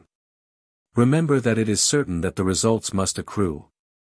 There is no possibility of failure in such an effort or endeavor to help, even though no obvious consequences may follow on the physical plan. The law of the conservation of energy holds good at this level as it does in our terrestrial mechanics, and the energy we pour forth must reach its goal and must produce its effect. There can be no question that the image which we wish to put before our friend for his comfort or his help will reach him. Whether it will present itself clearly to his mind when it arrives depends first upon the definiteness of outline which we have been able to give to it, and secondly upon his mental condition at the time. He may be so fully occupied with thoughts of his own trials and sufferings that there is little room for any new idea to insinuate itself, but in that case our thought simply bides its time, and when at last his attention is diverted, or exhaustion forces him to suspend the activity of his own train of thought, assuredly ours will slip in and will do its errand of mercy. The same thing is true at its different level of the strong feeling of affection and friendliness which we send out towards a person thus suffering. It may be that at the moment he is too much occupied with his own feelings, or perhaps too much excited to receive and accept any suggestion from without, but presently a time comes when the faithful thought form can penetrate and discharge itself. And then our sympathy will produce its due result. There are so many cases where the best will in the world can do nothing on the physical plane, but there is no conceivable case in which either on the mental or the astral plane some relief cannot be given by steady concentrated loving thought. The phenomena of mental cure show how powerful thought may be even on the physical plane, and since it acts so much more easily on the astral and the mental we may realize how tremendous a power is ours if we will but exercise it. Let us remember always to think of a person as we wish him to be. The image we thus make of him will act powerfully upon him and tend to draw him gradually into harmony with itself. Let us fix our thoughts upon the good qualities of our friends, because in thinking of any quality we tend to strengthen its vibrations and therefore to intensify it. It can never be right to endeavor to dominate the thought and will of another, even though it may be for what seems a good end. But it is always right to hold up before a man a high ideal of himself, and to wish strongly that he may presently be enabled to attain it. In this way our steady train of thought will always act upon those whom we love. And we should remember that at the same time it is acting upon ourselves also, and we can utilize it to train thought power within ourselves so that it will become ever stronger and more definite. If we know of certain defects or vices in a man's character, let us send to him strong thoughts of the contrary virtues, so that these may by degrees be built into his character. Never under any circumstances should we dwell upon that which is evil in him, for in that case our thought would tend to intensify that evil. That is the horrible wickedness of gossip and of scandal, for there we have a number of people fixing their thought upon the evil qualities of another, calling to that evil the attention of others who might otherwise not have observed it. And in this way, if the evil already exists, their folly increases it, and if, as is often the case, it does not exist, they are doing their best to produce it. When we reach a more enlightened state of society, people will learn to focus their connected thought upon others for good instead of for evil. If a man suffers from the domination of a vice, they will endeavor to realize strongly the opposite virtue, and then send out waves of that thought toward him. They will think of his good points and try by concentrating attention upon them to strengthen him and help him through them. Their criticism will be of that happy kind which grasps at a pearl as eagerly as our modem criticism pounces upon an imaginary flaw. Sensitiveness. There is another psychic quality which all of us possess in some degree, and that is the quality of sensitiveness to impressions. We all receive these impressions at times. As yet they are imperfect and by no means always reliable, but nevertheless they may be noted and watched carefully, and used as training towards the development of a more perfect faculty. Many a time they may be useful to us in telling us where help is needed, where a loving thought or word is required. When we see a person we may sometimes feel radiating from him the influence of deep depression. If we remember the illustration in Man Visible and Invisible of the man who was under the influence of depression, we shall recollect how he seemed shut in by it. Almost as effectively as the miser was shut in by his prison house of self-centered thought. Those who recollect that impressive picture will at once see what it is that thought can do for this man. It can strengthen his vibrations and help him to break these prison bars, to throw off their terrible weight and to release himself from the heavy cloud that surrounds him. If we receive the impression of depression from him, we may be sure that there is some reason for it, and that this is an opportunity for us. Since man is in truth a spark of the divine, there must always be that within him which will respond to our calm loving thought, and so he may be reassured and helped. Let us try to put before him strongly the feeling that in spite of his personal sorrows and troubles the sun still shines above all, and there is still much for which he ought to be thankful, much that is good and beautiful in the world. Often we shall see the change that is produced, and this will encourage us to try again, for we shall learn that we are utilizing these psychic powers which we possess, first our sensitiveness in discovering what is wrong, and then our thought in order to help to put it right. Yet this difficulty of sensitiveness also may be misused. A case in point would be if we allowed ourselves to be depressed, either by our own sorrows and sufferings, or by coming in contact with depression in others. The man who is sensitive will often meet with much that is unpleasant to him, especially if his lot is cast in a great city or in the midst of what is called modern civilization. Yet he should remember that it is emphatically his duty to be happy, and to resist all thoughts of gloom or of despair. He should try his best to imitate on the higher planes the action on the physical plane of the sun, which is so glorious a symbol of the Logos. Just as that pours out its light and life, so should he try to hold a steady calm serene center through which the grace and the power from on high may be poured out upon his fellow man. In this way he may become in very truth a fellow worker with Claude, for through him and through his reflection of it this divine grace and strength may affect many whom directly it could not reach. The physical sun floods down its life and light upon us, yet there may easily be caverns or cellars into which that light cannot penetrate directly. But a mirror which is upon the earth and upon the level of the cavern or the cellar may so reflect these glorious rays that they may reach to the innermost extremity and dispel the gloom and darkness. Just so it sometimes happens that man may make himself into a mirror for the divine glory, and that through him it may manifest to those whose eyes would otherwise remain blind to its shining. Trouble and sorrow come at times to us all, but we must not selfishly yield ourselves to them, for if we do we shall inevitably endanger others, we shall radiate depression around us and intensify it among our friends. There is always enough sorrow and worry in the world. We must not therefore selfishly add to it by mourning over our own share of the trouble and the sorrow, but rather range ourselves on the side of God, who means man to be happy. Let us strive to throw off the depression from ourselves, so that we may radiate at least resignation and calmness, even if we cannot attain to the height of positive joyousness. Along this line also there is a great and splendid work for every one of us to do, and it lies close to our hands if we will but raise them to undertake it.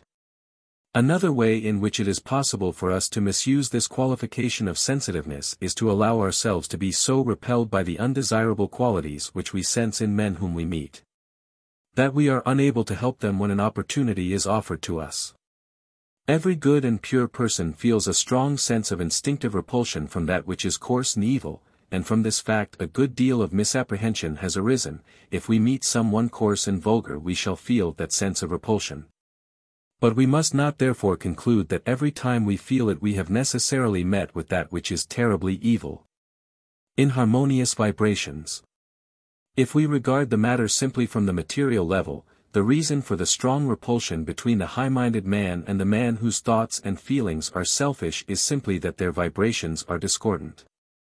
Each of them has within his astral body something at least of the matter of all the levels of the astral plane, but they have used it very differently. The good man has persistently developed the finer type of vibrations which work most readily in the highest types of astral matter, whereas the man of selfish thought has scarcely utilized that part of his astral body at all, and has strengthened and intensified within himself such vibrations as belong especially to the grosser type of matter. Consequently, when these two come together their vibrations are inharmonious and produce a strong sense of discord and discomfort. So they instinctively avoid one another, and it is only when the good man has learned of his duty and his power to help that he feels it incumbent upon him to try, even though it be from a distance, to influence his inharmonious brother. We have, however, to remember that two persons who are in every way equally good and equally developed may nevertheless be far from harmonious. Although the difference between them may not be so extreme as that which we have instances, it may nevertheless be sufficient to produce a sense of inharmony and therefore of repulsion. It is by no means safe to decide that, when we feel a distaste for the society of a certain person, that person is necessarily wicked. This mistake has so often been made by good and well-meaning people that it is worth while to emphasize this matter somewhat strongly.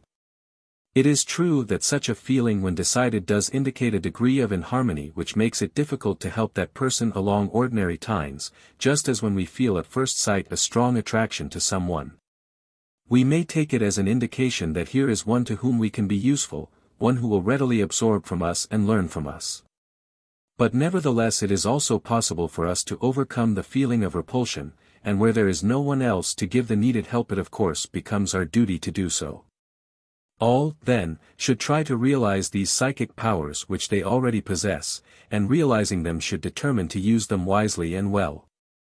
It is true that the responsibility is great, yet let us not shrink from them on that account. If many are unconsciously using these things for evil, all the more is it necessary that we who are beginning to understand a little should use them consciously and for good. Let us then welcome all such powers gladly, yet never forget to balance them with careful study and with sound common sense. In that way we shall avoid all danger of misusing them. In that way we shall prepare ourselves to use other and greater powers as they come to us in the course of our evolution, to use them always for the furtherance of the great divine scheme and for the helping of our fellow man. Chapter 10. Vegetarianism and Occultism. In speaking of the relation between vegetarianism and occultism, it may be well for us to begin by defining our terms, as we have generally done on other occasions. We all know what is meant by vegetarianism, and although there are several varieties of it, it will not be necessary to discuss them. The vegetarian is one who abstains from eating flesh food.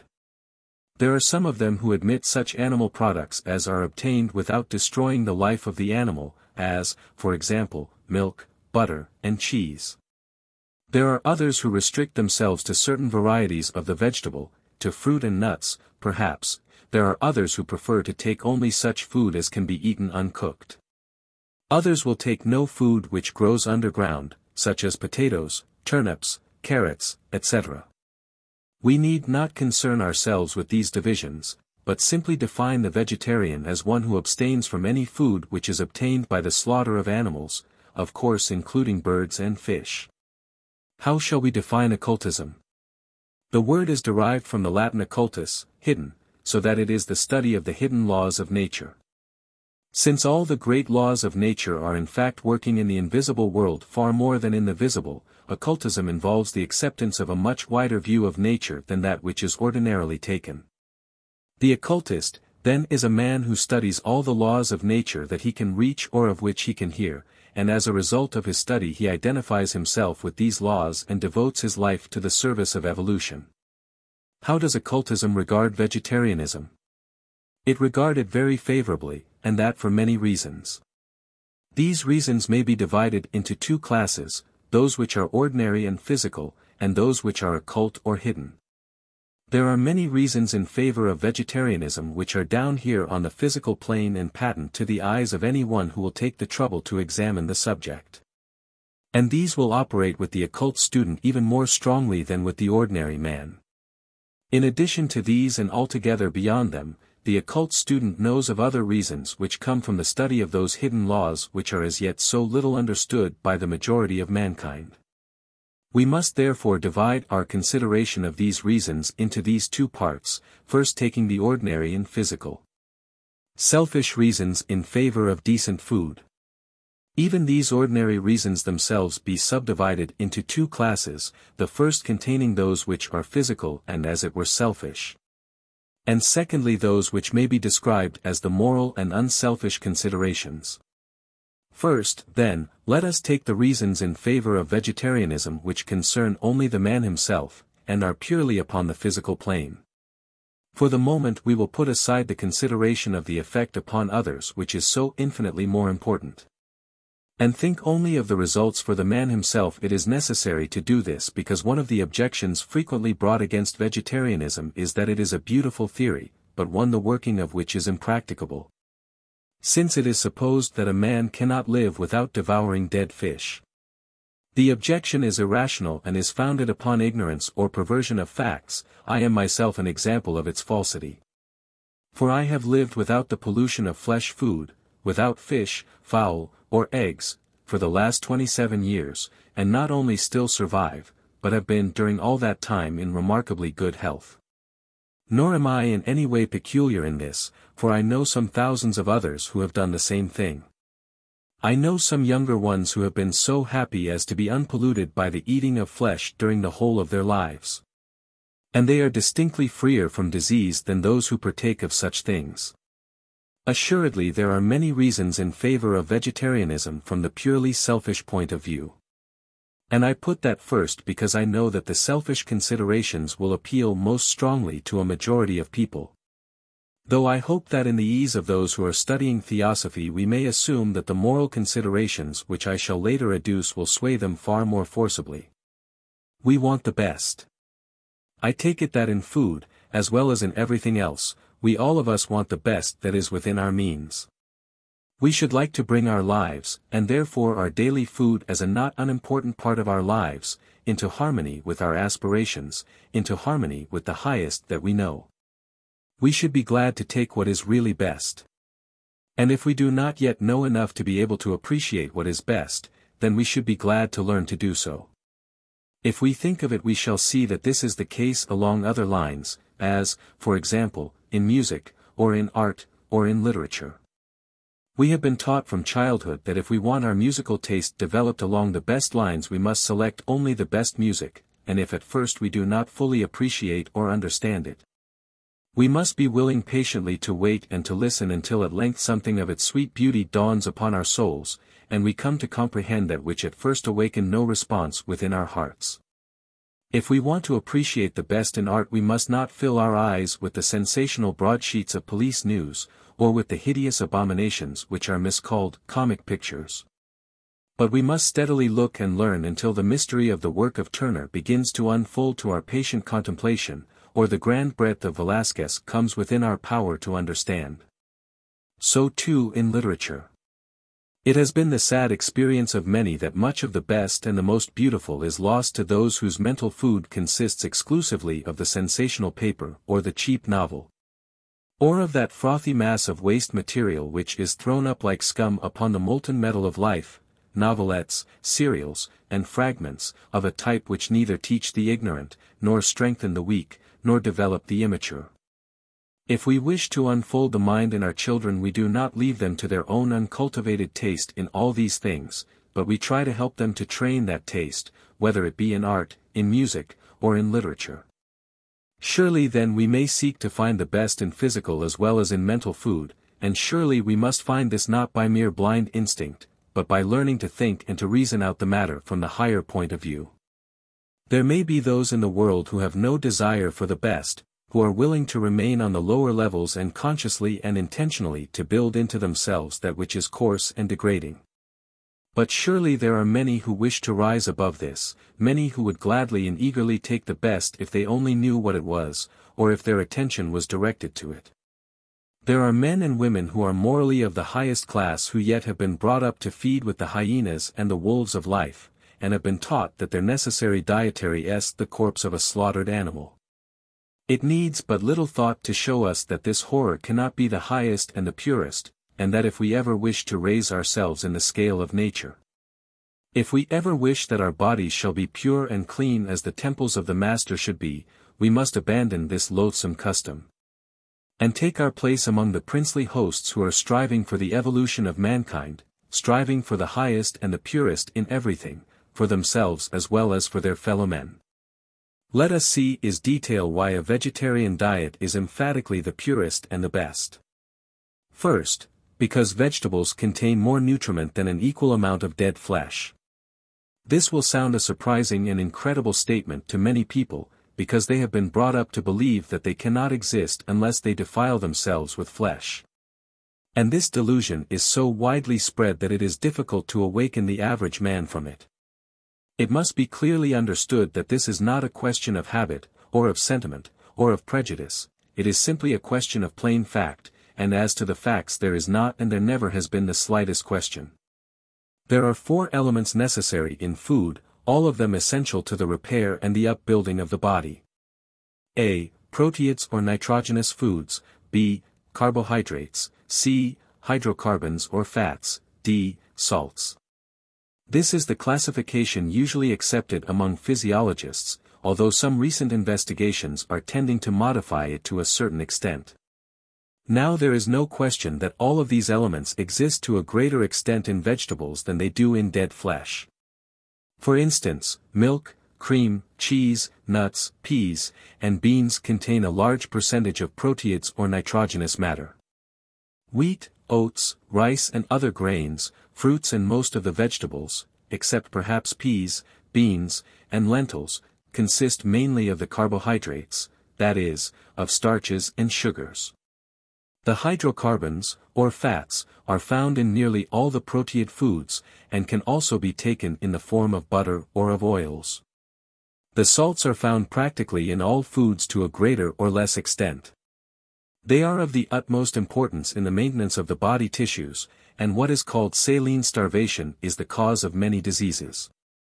It is sometimes claimed that flesh meat contains some of these things to a larger degree than vegetables, and some tables are drawn up in such a way as to suggest this. But once more this is a question of facts, and must be faced from that point of view. The only sources of energy in dead flesh are the proteid matter contained therein, and the fat. And as the fat in it has certainly no more value than other fat, the only point to be considered is the proteids.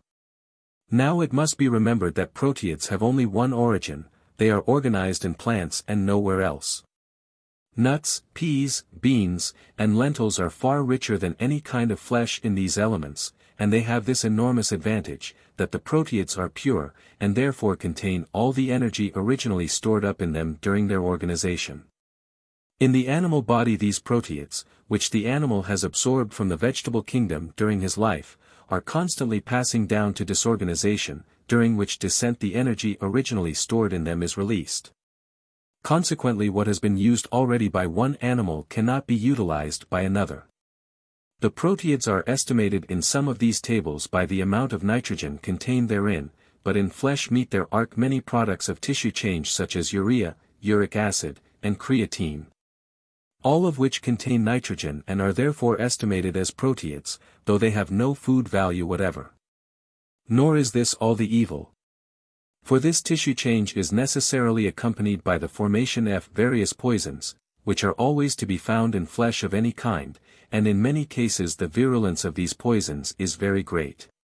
So you will observe that if you gain any nourishment from the eating of dead flesh, you obtain it because during his life the animal consumed vegetable matter.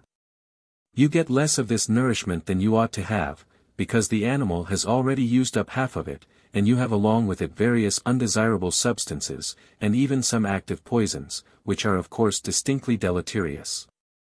I know that there are many doctors who will prescribe the loathsome flesh diet in order to strengthen people, and that they will often meet with a certain amount of success, though even on this point they are by no means agreed, for Dr. Milner Fothergill writes, all the bloodshed caused by the warlike disposition of Napoleon is as nothing compared to the loss of life among the myriads of persons who have sunk into their graves through a misplaced confidence in the supposed value of beef tea. At any rate the strengthening results can be obtained more easily from the vegetable kingdom when the science of diet is properly understood. And they can be obtained without the horrible pollution and without all the undesirable concomitants of the other system. Let me show you that I am not in all this making any unfounded assertions. Let me quote to you the opinions of physicians, of men whose names are well known in the medical world, so that you may see that I have abundant authority for all that I have said. We find Sir Henry Thompson, F.R.C.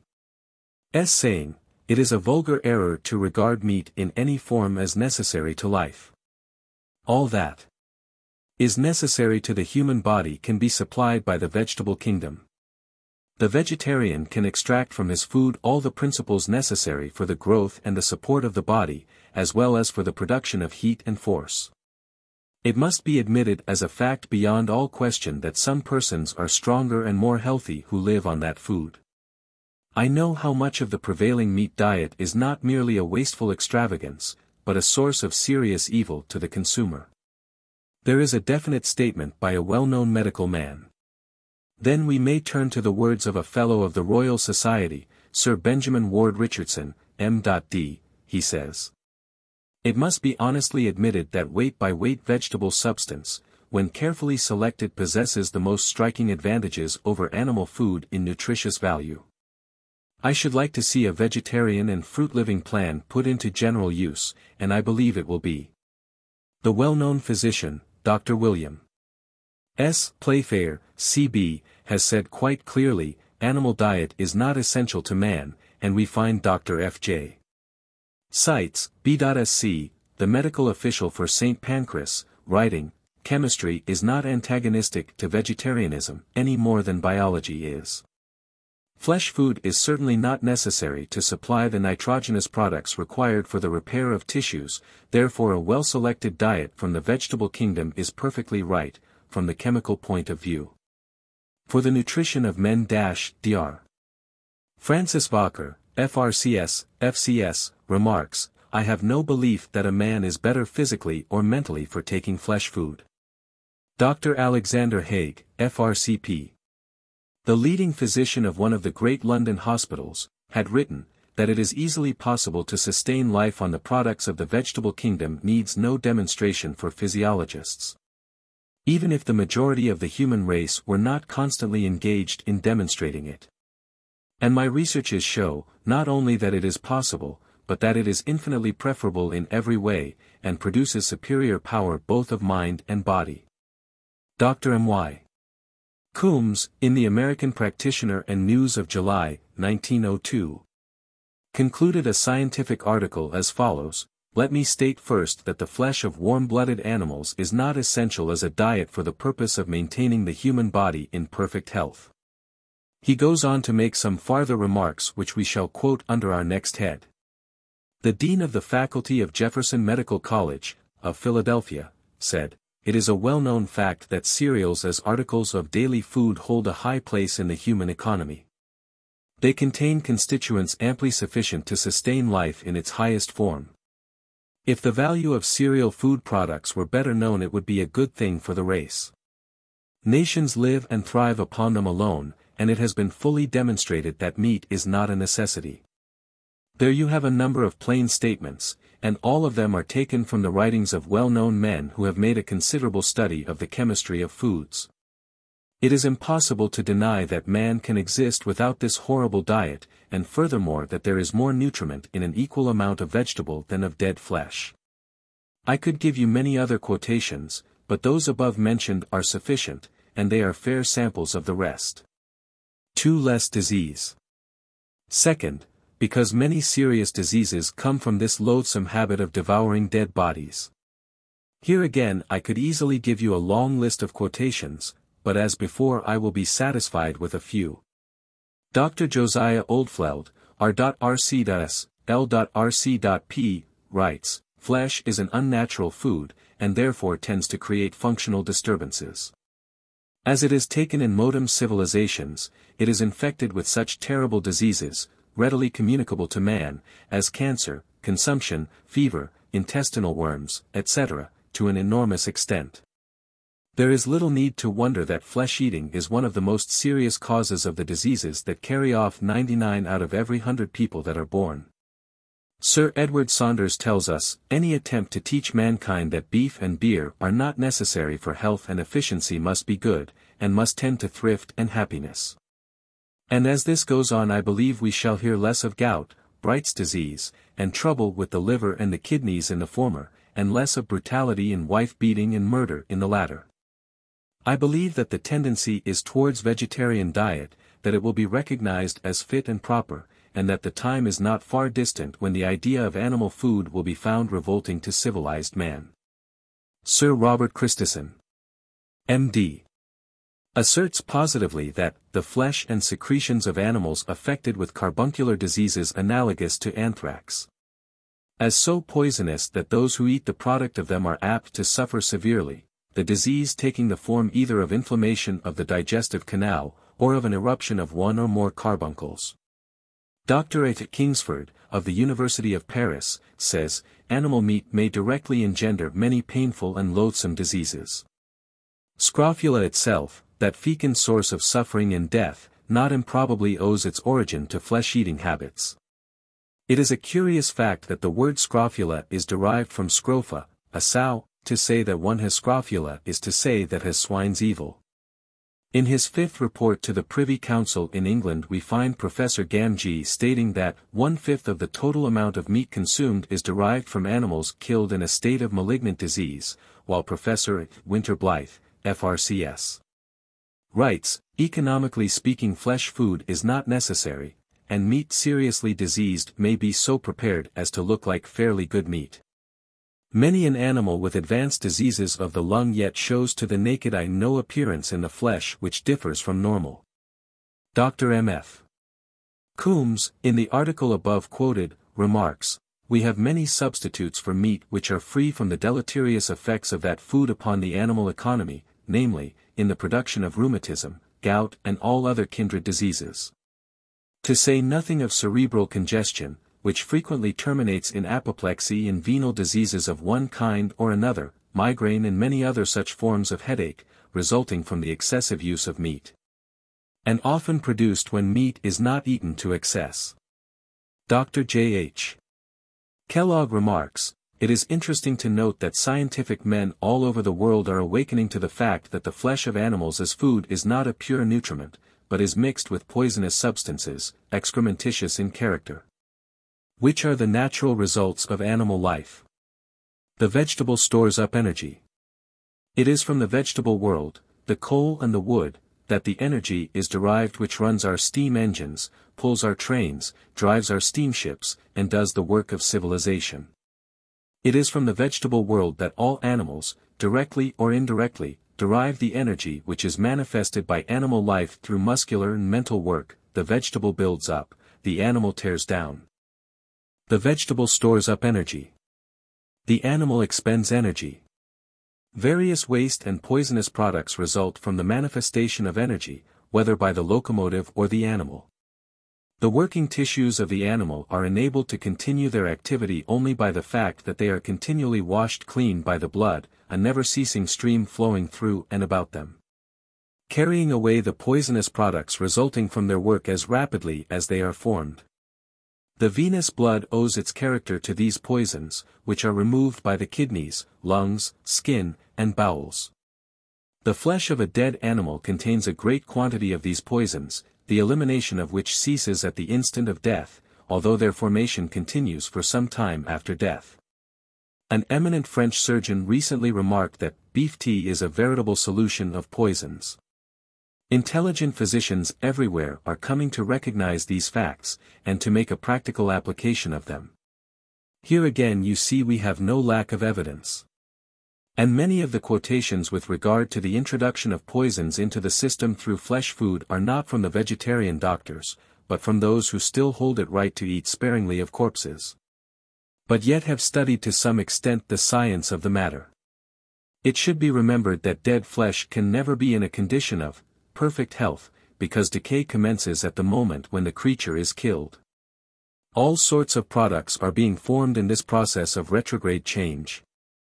All of these are useless, and many of them are positively dangerous and poisonous.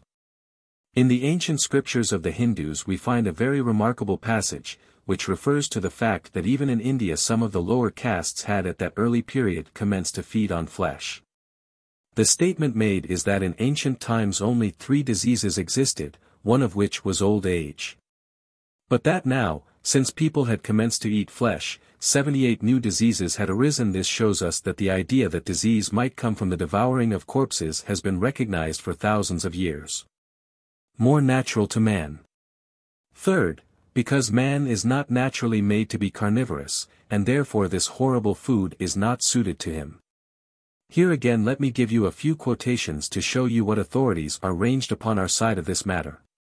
Baron Cuvier himself writes, "The natural food of man, judging from his structure, consists of fruit, roots and vegetables." And Professor Ray tells us, "Certainly man was never made to be a carnivorous animal." Sir Richard Owen, FRCS, writes, "Anthropoids and all the quadrumana derive their alimentation from fruits, grains, and other succulent vegetable substances." And the strict analogy which exists between the structures of these animals and that of man clearly demonstrates his frugivorous nature. Another Fellow of the Royal Society, Professor William Lawrence, writes, "The teeth of man have not the slightest resemblance of those of carnivorous animals, and whether we consider the teeth, the jaws, or the digestive organs, the human structure closely resembles that of the frugivorous animals." Once more Dr. Spencer Thompson remarks, "No physiologist would dispute that man ought to live on vegetarian diet, and Dr. Sylvester Graham writes, "Comparative anatomy proves that man is naturally a frugivorous animal, formed to subsist upon fruits, seeds, and farinaceous vegetables." The desirability of the vegetarian diet will of course need no argument for any who believes in the inspiration of the scriptures, for it will be remembered that God in speaking to Adam while in the Garden of Eden said, "Behold, I have given you every herb-bearing seed which is upon the face of all the earth, and every tree in which is the fruit of a tree yielding seed. To you it will be for meat." It was only after the fall of man, when death came into the world, that a more degraded idea of feeding came along with it. And if now we hope to rise again to Edenic conditions, we must surely commence by abolishing unnecessary slaughter performed in order to supply us with horrible and degrading food. 4. Greater strength. Fourth, because men are stronger and better on a vegetarian diet. I know what people say, "You will be so weak if you do not eat dead flesh." As a matter of fact, this is untrue. I do not know whether there may be any people who find themselves weaker on a diet of vegetables. But I do know this, that in many athletic contests recently the vegetarians have proved themselves the strongest and most enduring, as for example in the recent cycling races in Germany, where all those who took high places in the race were vegetarian. There have been many such trials, and they show that, other things being equal, the man who takes pure food succeeds better. We have to face facts, and in this case the facts are all ranged on one side, as against foolish prejudices and loathsome lust on the other. The reason was plainly given recently by Dr. J.D. Craig, who writes, "Vigor of body is often boasted by flesh-eaters, particularly if they live mostly in the open air, but there is this peculiarity about them, that they have not the endurance of vegetarians. The reason for this is that flesh meat is already on the downward path of retrograde change, and as a consequence its presence in the tissues is of short duration. The impetus given to it in the body of the animal from which it was taken is reinforced by another impulse in the second one, and for these reasons what energy it does contain is soon given out. And there are urgent demands for more to take its place. The flesh-eater, then, may do large amounts of work in a short time if well fed. On the other hand, vegetable products are of slow digestion, they contain all of the original store of energy and no poisons. Their retrograde change is less rapid than meat, having just commenced, and therefore their force is released more slowly with less loss, and the person nourished by them can work for a long time without food if necessary, and without discomfort. The people in Europe who abstain from flesh are of the better and more intelligent class, and the subject of endurance has been approached and thoroughly investigated by them. In Germany and England a number of notable athletic contests that required endurance have been made between flesh-eaters and vegetarians, with the result that the vegetarians have invariably come off victorious. We shall find, if we investigate, that this fact has been known for a long time, for even in ancient history we find traces of it. It will be recollected that of all the tribes of Greeks the strongest and the most enduring, by universal admission and reputation, were the Spartans, and the simplicity of their vegetable diet is a matter of common knowledge. Think too of the Greek athletes, those who prepared themselves with such care for participation in the Olympian and Isthmian games. If you will read the classics you will find that these men, who in their own line surpassed all the rest of the world, lived upon figs, nuts, cheese, and maize. Then there were the Roman gladiators, men on whose strength depended their life and fame, and yet we find that their diet consisted exclusively of barley cakes and oil. They knew well that this was the more strengthening food. All these examples show us that the common and persistent fallacy that one must eat flesh in order to be strong has no foundation in fact. Indeed, the exact contrary is true. Charles Darwin remarked in one of his letters, "The most extraordinary workers I ever saws, the laborers in the mines of Chile, live exclusively on vegetable food, including many seeds of leguminous plants." Of the same miners Sir Francis Head writes, "It is usual for the copper miners of central Chile to carry loads of ore of 200 pounds weight up 80 perpendicular yards 12 times a day. And their diet is entirely vegetarian, a breakfast of figs and small loaves of bread, a dinner of boiled beans, and a supper of roasted wheat." Mr. F.T. Wood in his discoveries at Ephesus writes, "The Turkish porters in Smyrna often carry from 400 to 600 pounds in weight on their backs. And the captain one day pointed out to me one of his men who had carried an enormous bale of merchandise weighing 100 pounds up an incline into an upper warehouse. So that with this frugal diet their strength was unusually great." Of these same Turks Sir William Fairbairn has said, "The Turk can live and fight where soldiers of any other nationality would starve." His simple habits, his abstinence from intoxicating liquors, and his normal vegetarian diet, enable him to suffer the greatest hardships and to exist on the scantiest and simplest of foods.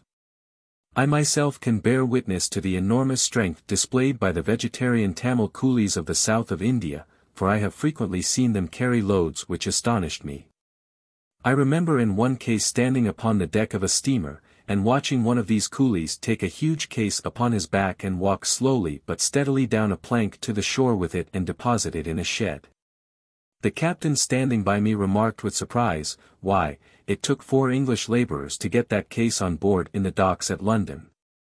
I have also seen another of these coolies, after having had a grand piano put on his back, carry it unaided for a considerable distance. Yet these men are entirely vegetarian, for they live chiefly upon rice and water, with perhaps occasionally a little tamarind for flavoring. On the same subject Dr.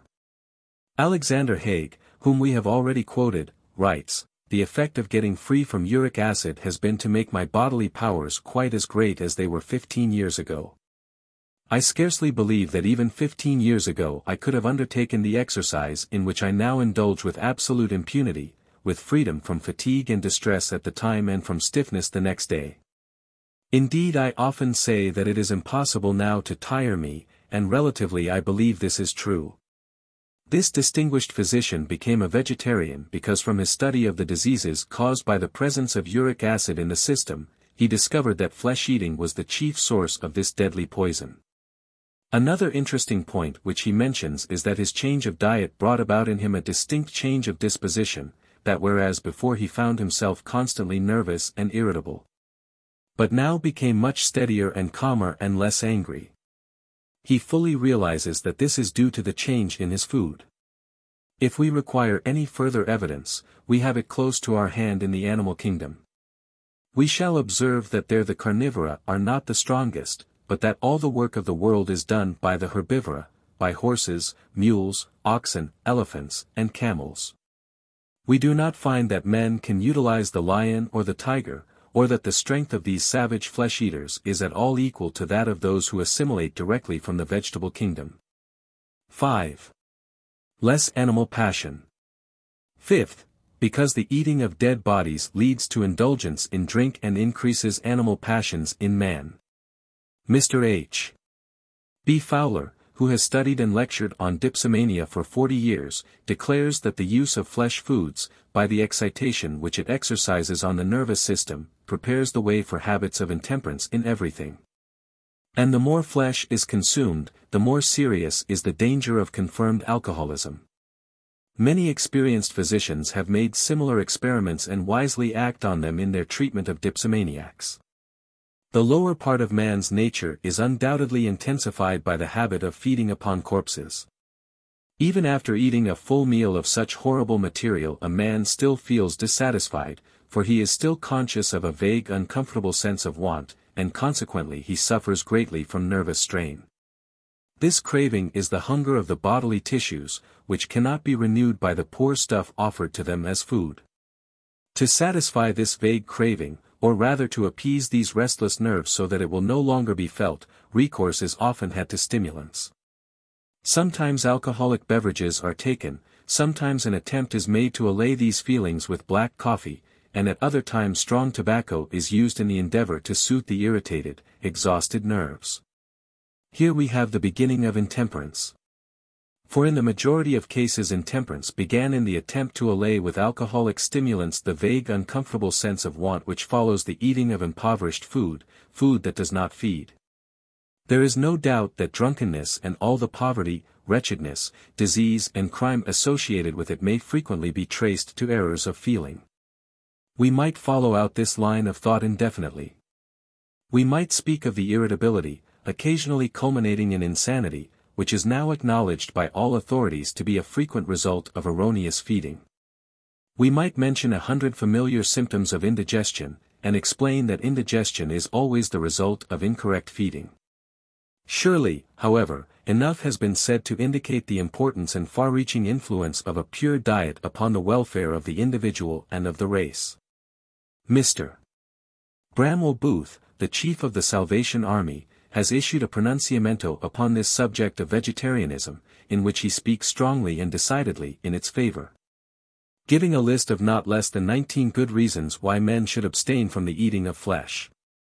He insists that a vegetarian diet is necessary to purity, to chastity, and to the perfect control of the appetites and passions which are so often the source of great temptation. He remarks that the growth of meat-eating among the people is one of the causes of the increase of drunkenness, and that it also favors indolence, sleepiness, want of energy, indigestion, constipation and other like miseries and degradations. He also states that eczema, piles, worms, dysentery, and severe headaches are frequently brought on by flesh diet, and that he believes the great increase in consumption and cancer during the last 100 years to have been caused by the corresponding increase in the use of animal food. 6. Economy. Sixth, because the vegetable diet is in every way cheaper as well as better than flesh. In the encyclical just mentioned Mr. Booth gives as one of his reasons for advocating it that a vegetarian diet of wheat, oats, maize, and other grains, lentils, peas, beans, nuts and similar food is more than 10 times as economical as flesh diet. Meat contains half its weight in water, which has to be paid for as though it were meat.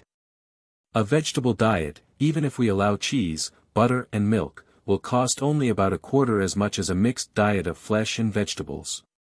Tens of thousands of our poor people, who have now the greatest difficulty to make ends meet after buying flesh food, would by the substitution of fruit and vegetables and other economical foods, be able to get along in comfort. There is also an economic side of this question which must not be ignored.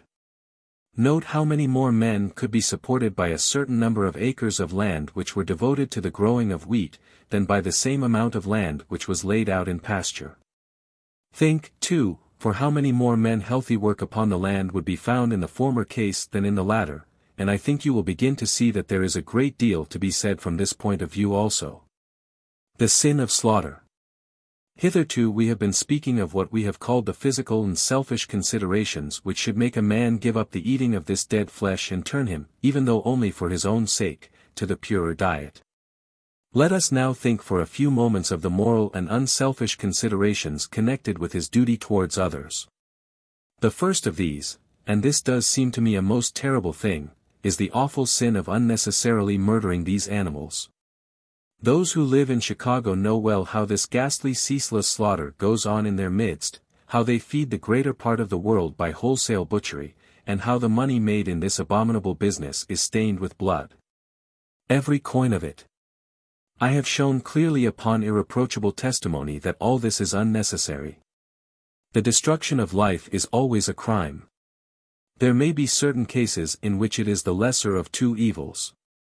But here it is needless and without a shadow of justification. For it happens only because of the selfish and scrupulous greed of those who coin money out of the agonies of the animal kingdom in order to pander to the perverted tastes of those who are sufficiently depraved to desire such loathsome aliment. Remember that it is not only those who do the obscene work, but those who by feeding upon this dead flesh encourage them and make their crime remunerative, who are guilty before God of this awful thing.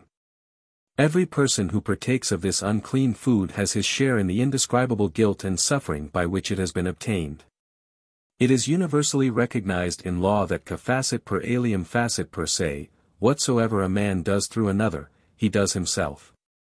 A man will often say, but it would make no difference, for although you may consume only a pound or two each day, that would in time amount to the weight of an animal. Secondly, it is not a question of amount, but of complicity in a crime. And if you partake of the results of the crime, you are helping to make it remunerative, and so you share in the guilt. No honest man can fail to see that this is so. But when men's lower lusts are concerned, they are usually dishonest in their view, and decline to face the plain facts. There surely can be no difference of opinion as to the proposition that all this horrible unnecessary slaughter is indeed a terrible crime. Another point to be remembered is that there is dreadful cruelty connected with the transport of these miserable animals, both by land and sea, and there is often dreadful cruelty in the slaughtering itself. Those who seek to justify these loathsome crimes will tell you that an endeavor is made to murder the animals as rapidly and painlessly as possible. But you have only to read the reports to see that in many cases these intentions are not carried out, and appalling suffering ensues. The degradation of the slaughterman. Yet another point to be considered is the wickedness of causing degradation and sin in other men. If you yourselves had to use the knife of the pole axe, and slaughter the animal before you could feed on its flesh, you would realize the sickening nature of the task and would soon refuse to perform it. Would the delicate ladies who devour sanguinary beefsteaks like to see their sons working as slaughtermen? If not, then they have no right to put this task upon some other woman's son. We have no right to impose upon a fellow citizen work which we ourselves should decline to do. It may be said that we force no one to undertake this abominable means of livelihood. But that is a mere tergiversation, for in eating this horrible food we are making a demand that someone shall brutalize himself, that someone shall degrade himself below the level of humanity. You know that a class of men has been created by the demand for this food, a class of men which has an exceedingly bad reputation. Naturally those who are brutalized by such unclean work as this prove themselves brutal in other relations as well. They are savage in their disposition and bloodthirsty in their quarrels. And I have heard it stated that in many a murder case evidence has been found that the criminal employed the peculiar twist of the knife which is characteristic of the slaughterman. You must surely recognize that here is an unspeakably horrible work, and that if you take any part in this terrible business, even that of helping to support it, you are putting another man in the position of doing, not the least for your need, but merely for the gratification of your lusts and passions, work that you would under no circumstances consent to do for yourself. Then we should surely remember that we are all of us hoping for the time of universal peace and kindness, a golden age when war shall be no more. A time when man shall be so far removed from strife and anger that the whole conditions of the world will be different from those which now prevail. Do you not think that the animal kingdom also will have its share in that good time coming, that this horrible nightmare of wholesale slaughter will be removed from it?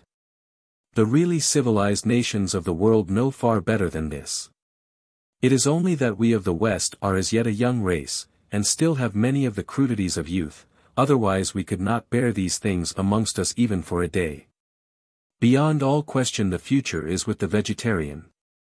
It seems certain that in the future, and I hope it may be in the near future, we shall be looking back upon this time with disgust and with horror. In spite of all its wonderful discoveries, in spite of its marvelous machinery, in spite of enormous fortunes which have been made in it, I am certain that our descendants will look back upon this age as one of only partial civilization, and in fact but little removed from savagery. One of the arguments by which they will prove this will assuredly be that we allowed among us this wholesale unnecessary slaughter of innocent animals, that we actually fattened on it and made money out of it, and that we even created a class of beings who did this dirty work for us, and that we were not ashamed to profit by the result of their degradation. All of these are considerations referring only to the physical plane. Now let me tell you something of the occult side of this. Up to the present I have made to you many statements, strong and definite, I hope, but every one of them statements which you can prove for yourself. You can read the testimony of well-known doctors and scientific men. You may test for yourselves the economic side of the question, you may go and see, if you will, how all these different types of men contrive to live so well upon vegetarian diet. All that I have said hitherto is thus within your reach. But now I am abandoning the field of ordinary physical reasoning, and taking you up to the level where you have, naturally, to take the word of those who have explored these higher realms. Let us then turn now to the hidden side of all this, the occult. Occult reasons. Under this heading also we shall have two sets of reasons, those which refer to ourselves and our own development, and those which refer to the great scheme of evolution and our duty towards it. So that once more we may classify them as selfish and unselfish, although at a much higher level than before. I have, I hope, clearly shown in the earlier part of this lecture that there is simply no room for argument in regard to this question of vegetarianism. The whole of the evidence and of the considerations are entirely on one side, and there is absolutely nothing to be said in opposition to them. This is even more strikingly the case when we come to consider the occult part of our argument. There are some students hovering round the fringes of occultism who are not yet prepared to follow its dictates to the uttermost, and therefore do not accept its teaching when it interferes with their personal habits and desires. Some such have tried to maintain that the question of food can make little difference from the occult standpoint. But the unanimous verdict of all the great schools of occultism, both ancient and modern, has been definite on this point, and they have asserted that for all true progress purity is necessary. Even on the physical plane and in matters of diet as well as in far higher matters. In previous lectures I have already explained the existence of the different planes of nature and of the vast unseen world all about us. And I have also had occasion to refer often to the fact that man has within himself matter belonging to all these higher planes, so that he is furnished with a vehicle corresponding to each of them, through which he can receive impressions and by means of which he can act. Can these higher bodies of man be in any way affected by the food which enters into the physical body with which they are so closely connected? Assuredly they can, and for this reason. The physical matter in man is in close touch with the astral and mental matter, so much so that each is to a great extent a counterpart of the other. There are many types and degrees of density among astral matter, for example, so that it is possible for one man to have an astral body built of coarse and gross particles, while another may have one which is much more delicate and refined. As the astral body is the vehicle of the emotions, passions and sensations, it follows that the man whose astral body is of the grosser type will be chiefly amenable to the grosser varieties of passion and emotion. Whereas the man who has a finer astral body will find that its particles most readily vibrate in response to higher and more refined emotions and aspirations. The man therefore who builds gross and undesirable matter into his physical body is thereby drawing into his astral body matter of a coarse and unpleasant type as its counterpart. We all know that on the physical plane the effect of overindulgence in dead flesh is to produce a coarse gross appearance in the man. That does not mean that it is only the physical body which is in an unlovely condition. It means also that those parts of the man which are invisible to our ordinary sight, the astral and the mental bodies, are not in good condition either. Thus a man who is building himself a gross and impure physical body is building for himself at the same time coarse and unclean astral and mental bodies as well. That is visible at once to the eye of the developed clairvoyant. The man who learns to see these higher vehicles sees at once the effects on the higher bodies produced by impurity in the lower. He sees at once the difference between the man who feeds his physical vehicle with pure food and the man who puts into it this loathsome decaying flesh. Let us see how this difference will affect the man's evolution. Impure vehicles. It is clear that a man's duty with regard to himself is to develop all his different vehicles as far as possible, in order to make them finished instruments for the use of the soul. There is still a higher stage in which that soul itself is being trained to be a fit instrument in the hands of the Logos, a perfect channel for the divine grace. But the first step towards this high aim is that the soul itself shall learn thoroughly to control the lower vehicles, so that there shall be in them no thought or feeling except those which the soul allows. All these vehicles therefore should be in the highest possible condition of efficiency, all should be pure and clean and free from taint. And it is obvious that this can never be so long as the man absorbs into the physical vehicle such undesirable constituents. Even the physical body and its sense perceptions can never be at their best unless the food is pure. Anyone who adopts vegetarian diet will speedily begin to notice that his sense of taste and of smell is far keener than it was when he fed upon flesh. And that he is now able to discern a delicate difference of flavor in foods which before he had thought of as tasteless, such as rice and wheat. The same thing is true to a still greater extent with regard to the higher bodies. Their senses also cannot be clear if impure or coarse matter is drawn into them. Anything of this nature clogs and dulls them, so that it becomes more difficult for the soul to use them. This is a fact which has always been recognized by the student of occultism. You will find that all those who in ancient days entered upon the mysteries were men of the utmost purity, and of course invariably vegetarian. Carnivorous diet is fatal to anything like real development, and those who adopt it are throwing away serious and unnecessary difficulties in their own way. I am well aware that there are other and still higher considerations, which are of greater weight than anything upon the physical plane, and that the purity of the heart and of the soul is more important to a man than that of the body. Yet there is surely no reason why we should not have both. Indeed, the one suggests the other, and the higher should include the lower. There are quite enough difficulties in the way of self-control and self-development. It is surely worse than foolish to go out of our way to add another and a very considerable one to the list. Although it is true that a pure heart will do more for us than a pure body, yet the latter can certainly do a great deal. And we are none of us so far advanced along the road towards spirituality that we can afford to neglect the great advantage which it gives us. Anything that makes our path harder than it need be is emphatically something to be avoided. In all cases this flesh food undoubtedly makes the physical body a worse instrument, and puts difficulties in the way of the soul by intensifying all the undesirable elements and passions belonging to these lower planes. Nor is this serious effect during physical life the only one of which we have to think. If, through introducing loathsome impurities into the physical body, the man builds himself a coarse and unclean astral body, we have to remember that it is in this degraded vehicle that he will have to spend the first part of his life after death. Because of the coarse matter which he has built into it, all sorts of undesirable entities will be drawn into association with him and will make his vehicles their home, and find a ready response within him to their lower passions.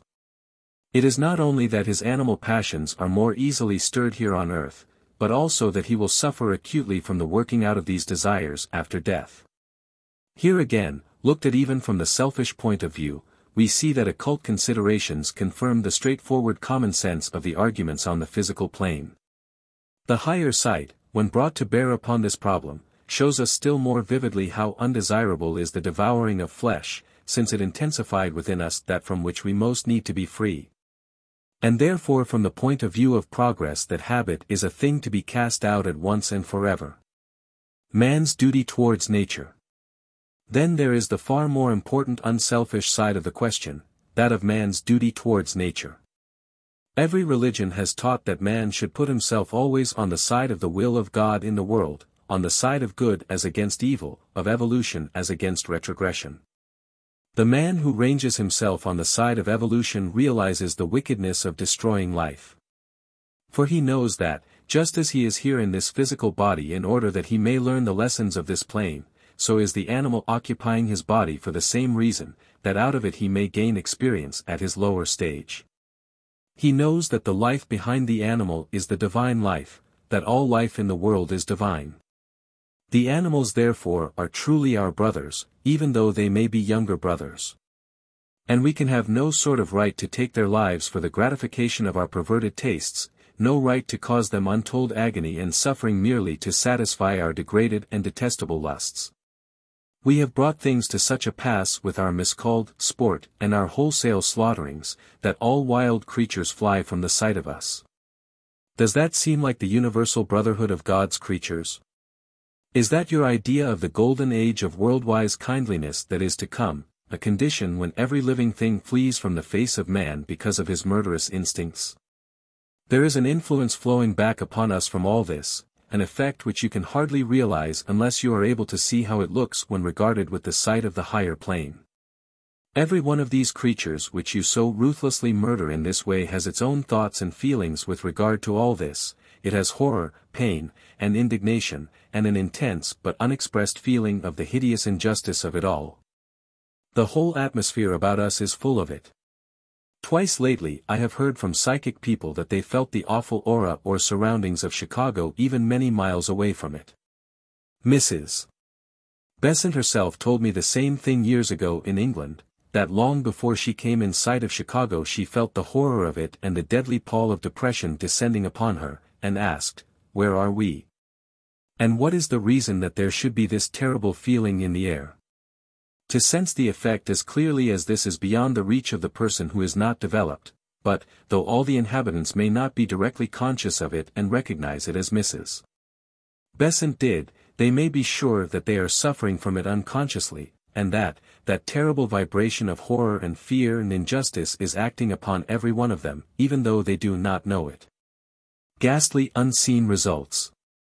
The feelings of nervousness and profound depression which are so common there are largely due to that awful influence which spreads over the city like a plague cloud. I do not know how many thousands of creatures are killed every day, but the number is very large. Remember that every one of these creatures is a definite entity, not a permanent reincarnating individuality like yours or mine, but still an entity which has its life upon the astral plane, and persists there for a considerable time. Remember that every one of these remains to pour out his feeling of indignation and horror at all the injustice and torment which has been inflicted upon him. Realize for yourself the terrible atmosphere which exists about those slaughterhouses. Remember that a clairvoyant can see the vast hosts of animal souls, that he knows how strong are their feelings of horror and resentment, and how these recoil at all points upon the human race. They react most of all upon those who are least able to resist them, upon the children, who are more delicate and sensitive than the hardened adult. That city is a terrible place in which to bring up children, a place where the whole atmosphere both physical and psychic is charged with fumes of blood and with all that means. I read an article only the other day in which it was explained that the nauseating stench which rises from those Chicago slaughterhouses, and settles like a fatal miasma over the city, is by no means the most deadly influence that comes up from that Christian hell for animals, though it is the breath of certain death to many a mother's darling. The slaughterhouses make not only a pest hole for the bodies of children, but for their souls as well. Not only are the children employed in the most revolting and cruel work, but the whole trend of their thoughts is directed towards killing. Occasionally one is found too sensitive to endure the sights and sounds of that ceaseless awful battle between man's cruel lust and the inalienable right of every creature to its own life. I read how one boy, for whom a minister had secured a place in this slaughterhouse, returned home day after day pale and sick and unable to eat or sleep, and finally came to that minister of the gospel of the compassionate Christ and told him that he was willing to starve if necessary, but that he could not wade in blood another day. The horrors of the slaughter so affected him that he could no longer sleep. Yet this is what many a boy is doing and seeing from day to day until he becomes hardened to the taking of life. And then some day, instead of cutting the throat of a lamb or a pig he kills a man, and straightway we turn our lust for slaughter upon him in turn, and think that we have done justice. I read that a young woman who does much philanthropic work in the neighborhood of these pest houses declares that what most impresses her about the children is that they seem to have no games except games of killing. That they have no conception of any relation to animals except the relation of the slaughterer to the victim. This is the education which so-called Christians are giving to their children of the slaughterhouse, a daily education in murder, and then they express surprise at the number and brutality of the murders in that district. Yet your Christian public goes on serenely saying its prayers and singing its psalms and listening to its sermons, as if no such outrages were being perpetuated against God's children in that sinkhole of pestilence and crime. Surely the habit of eating flesh has produced a moral apathy among us. Are you doing well, do you think, in rearing your future citizens among surroundings of such utter brutality as this? Even on the physical plane this is a terribly serious matter, and from the occult point of view it is unfortunately far more serious still. For the occultist sees the psychic result of all this, sees how these forces are acting upon the people and how they intensify brutality and unscrupulousness. He sees what a center of vice and crime you have created, and how from it the infection is gradually spreading until it affects the whole country, and even the whole of what is called civilized humanity. The world is being affected by it in many ways which most people do not in the least realize. There are constant feelings of causeless terror in the air. Many of your children are unnecessarily and inexplicably afraid. They feel terror of they do not know what, terror of the dark, or when they are alone for a few moments. Strong forces are playing about us for which you cannot account, and you do not realize that this all comes from the fact that the whole atmosphere is charged with the hostility of these murdered creatures. The stages of evolution are closely interrelated, and you cannot do wholesale murder in this way upon your younger brothers without feeling the effect terribly among your own innocent children. Surely a better time shall come, when we shall be free from this horrible blot upon our civilization, this awful reproach upon our compassion and our sympathy. And when that comes we shall find presently that there will be a vast improvement in these matters, and by degrees we shall all rise to a higher level and be freed from all these instinctive terrors and hatreds. The better time to come. We might all be freed from it very soon, if men and women would only think, for the average man is not after all a brute, but means to be kind if he only knew how. He does not think, but goes on from day to day, and does not realize that he is taking part all the time in an awful crime. But facts are facts, and there is no escape from them. Everyone who is partaking of this abomination, is helping to make this appalling thing a possibility, is undoubtedly sharing the responsibility for it. You know that this is so, and you can see what a terrible thing it is. But you will say, what can we do to improve matters, we who are only tiny units in this mighty seething mass of humanity? It is only by units rising above the rest and becoming more civilized that we shall finally arrive at a higher civilization of the race as a whole. There is a golden age to come, not only for man but for the lower kingdoms, a time when humanity will realize its duty to its younger brothers, not to destroy them, but to help them and to train them, so that we may receive from them not terror and hatred but love and devotion and friendship and reasonable cooperation. A time will come when all the forces of nature shall be intelligently working together towards the final end, not with constant suspicion and hostility, but with universal recognition of that brotherhood which is ours because we are all children of the same Almighty Father. Let us at least make the experiment. Let us free ourselves from complicity in these awful crimes. Let us set ourselves to try each in our own small circle to bring nearer that bright time of peace and love which is the dream and the earnest desire of every true-hearted and thinking man. At least we ought surely to be willing to do so small a thing as this to help the world onward towards that glorious future. We ought to make ourselves pure, our thoughts and our actions as well as our food, so that by example as well as by precept we may be doing all that in us lies to spread the gospel of love and of compassion, to put an end to the reign of brutality and terror, and to bring nearer the dawn of the great kingdom of righteousness and love when the will of our Father shall be done upon earth as it is in heaven. Chapter 11. How to build character.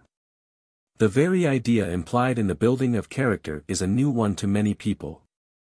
They usually think and speak of a man as born with a certain character and practically incapable of changing it. They sometimes think of a man's character having been altered by great sorrow or suffering, as in truth it often is. But comparatively few people seem to realize that it is a thing that they can take in hand and mold for themselves, a thing at which they can steadily work with the certainty of obtaining good results. Yet it is true that a man may change himself intelligently and voluntarily, and may make of himself practically what he will within very wide limits. But naturally this is hard work. The man's character, as it stands now, is the result of his own previous actions and thoughts. You who are familiar with the idea of reincarnation, with the thought that this life is only one day in the far larger life, will recognize that this day must depend upon all other days. And that the man is now what he has made himself by antecedent development. But he has lived through many lives, and that means that he has been many thousands of years in training himself to be what he is, even though such training has been unconscious on his part and without any definite aim. He has therefore established within himself many decided habits. We all know how difficult it is to conquer habit, how almost impossible it is to get rid of even some small physical trick of manner when once it has become a part of ourselves. Reasoning from small things to larger ones, we may readily realize that when a man has certain habits which have been steadily strengthening themselves for thousands of years, it is a serious task for him to try to check their momentum and to reverse the currents. These lines of thought and feeling are welded into the man, and they show as qualities which seem to be deeply ingrained in him. Now that he has yielded to them through all that length of time, it seems from the worldly point of view impossible for him to resist them, yet it is by no means impossible from the point of view of the occultist. If, for example, the man has what we call an irritable character, that is because he has yielded himself to feelings of that nature in previous lives, because he has not developed within himself the virtue of self-control.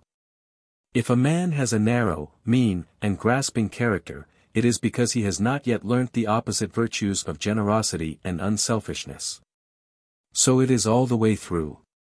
The man of open mind and genial heart has built into himself these virtues during the ages that have passed over his head. We are exactly what we have made ourselves. Yet we have become what we are without any special effort of thought or of intention. In those lives that are past we have grown without setting any definite object before us, and we have allowed ourselves to be to a great extent the creatures of our surroundings and circumstances. In some cases we may have intentionally formed ourselves upon the model of someone whom we admired, and that person may have influenced our lives largely for a time. But obviously this hero of ours, whom we have copied, may have had bad qualities as well as good ones, and at these earlier stages it is little likely that we had the discrimination to choose only the good and to refuse the evil. So we may probably have reproduced in ourselves his undesirable qualities as well as those which were worthy of imitation. You may see that this is so if you watch the actions of children in the present day, for from them we may learn much as to the probable actions of the child nature of our undeveloped souls in the past. You may see how sometimes a boy conceives a violent hero worship for some older person, and tries to model himself upon him. Suppose, for example, that the object of his adoration is some old sailor who can tell him wonderful stories of adventure on stormy seas and in far distant lands. What the boy admires is the courage and endurance of the man, and he respects him for the experience and the knowledge which he has acquired in his wanderings. He cannot immediately reproduce the courage, the endurance, or the experience. But he can, and he does forthwith, copy the outward traits of his sailor friend, and so he will faithfully imitate the curious nautical expressions, the tobacco chewing and the rolling gait. Much in the same way we also may have been hero worshippers in days and lives gone by, and we may have set up many an unpleasant habit in mimicry of some savage chieftain whose boastful bravery extorted our admiration. It is probable, however, that this idea, of definitely, taking ourselves in hand for the sake of improvement, has occurred to few of us before this life. There is no question that to uproot old bad habits and to replace them by good ones means a great deal of trouble and a great deal of arduous self-control. It is a serious task, and the ordinary man has no knowledge of any motive sufficiently powerful to induce him to attempt it. In the absence of this adequate motive, he does not see why he should put himself to so much and such serious trouble. He probably thinks of himself as a good fellow on the whole, though possibly with one or two amiable weaknesses. But he reflects that every one has his weaknesses, and that those of many other people are much worse than any which he observes in himself. So he lets himself drift along without making any effort. Before such a man can be expected to reverse his old habits, and set to work painfully to form new ones, he must first realize the necessity of a change of standpoint, and must obtain a wider view of life as a whole. The ordinary man of the world is frankly, cynically selfish. I do not mean that he is intentionally cruel, or that he is devoid of good feelings, on the contrary, he may often have good and generous impulses. But his life on the whole is certainly a self-centered life. His own personality is the pivot round which the majority of his thought revolves. He judges everything instantly and instinctively by the way in which it happens to affect him personally. Either he is absorbed in the pursuit of wealth, and blind to the higher side of things and to the spiritual life, or else his chief object in existence appears to be the physical enjoyment of the moment. The average irresponsible vacuity. To see that this is so, we have only to look round us at the men whom we meet every day, or to listen to the conversations which are going on in the streets or the railway carriages. In 9 cases out of 10 we shall notice that the people are talking either about money, or amusements, or gossip. Their one idea in life seems to be what they call having a good time, or, as they frequently put it in still coarser and more objectionable language, having lots of fun, as though this were the end and the object of the existence of a reasonable being, a living spark made in the divine image. I have been much struck with this, that the only idea which many people seem to connect with life is that of the sensuous pleasure of the moment, just amusement and nothing else. That seems to be all that they are able to comprehend, and it appears to be a sufficient reason for not having visited a certain place to say that there is no fun to be had there. I have often heard a similar remark made in France. There also amuser bien seems to be the great duty which is recognized by the majority, and it has passed into a figure of ordinary speech, so that a man will often write to another, "I hope you are amusing yourself well," as though the pleasure of the moment were the only important business. To listen to the conversation of these men and women of the present age one would suppose them to be mere insects of a day, with no sense of duty, of responsibility, or of seriousness. They have not in the least realized themselves as immortal souls who are here for a purpose, and have a definite evolution before them, and so their life is one of shallow ignorance and giggling vacuity. The only life they seem to know is the life of the moment, and in this way they lower themselves to the level of the least intelligent of the animals about them. Man has been defined as a thinking animal, but it seems evident that as yet that definition applies only to part of the race. I think we must admit that to one or other of these 2 classes, the money hunters, or the pleasure hunters, belong the majority of the people in our Occidental races. And that those whose principal thoughts in life are duty and the pursuit of spiritual development are only a small minority. There are many of them who have a recognition of duty in connection with their business, and they consider that everything else must yield to that, even their personal pleasure. You will hear a man say, "I should like to do this, but I have my business which requires attention, I cannot afford to lose time from my business." So that even the idea of personal pleasure becomes subsidiary to that of business.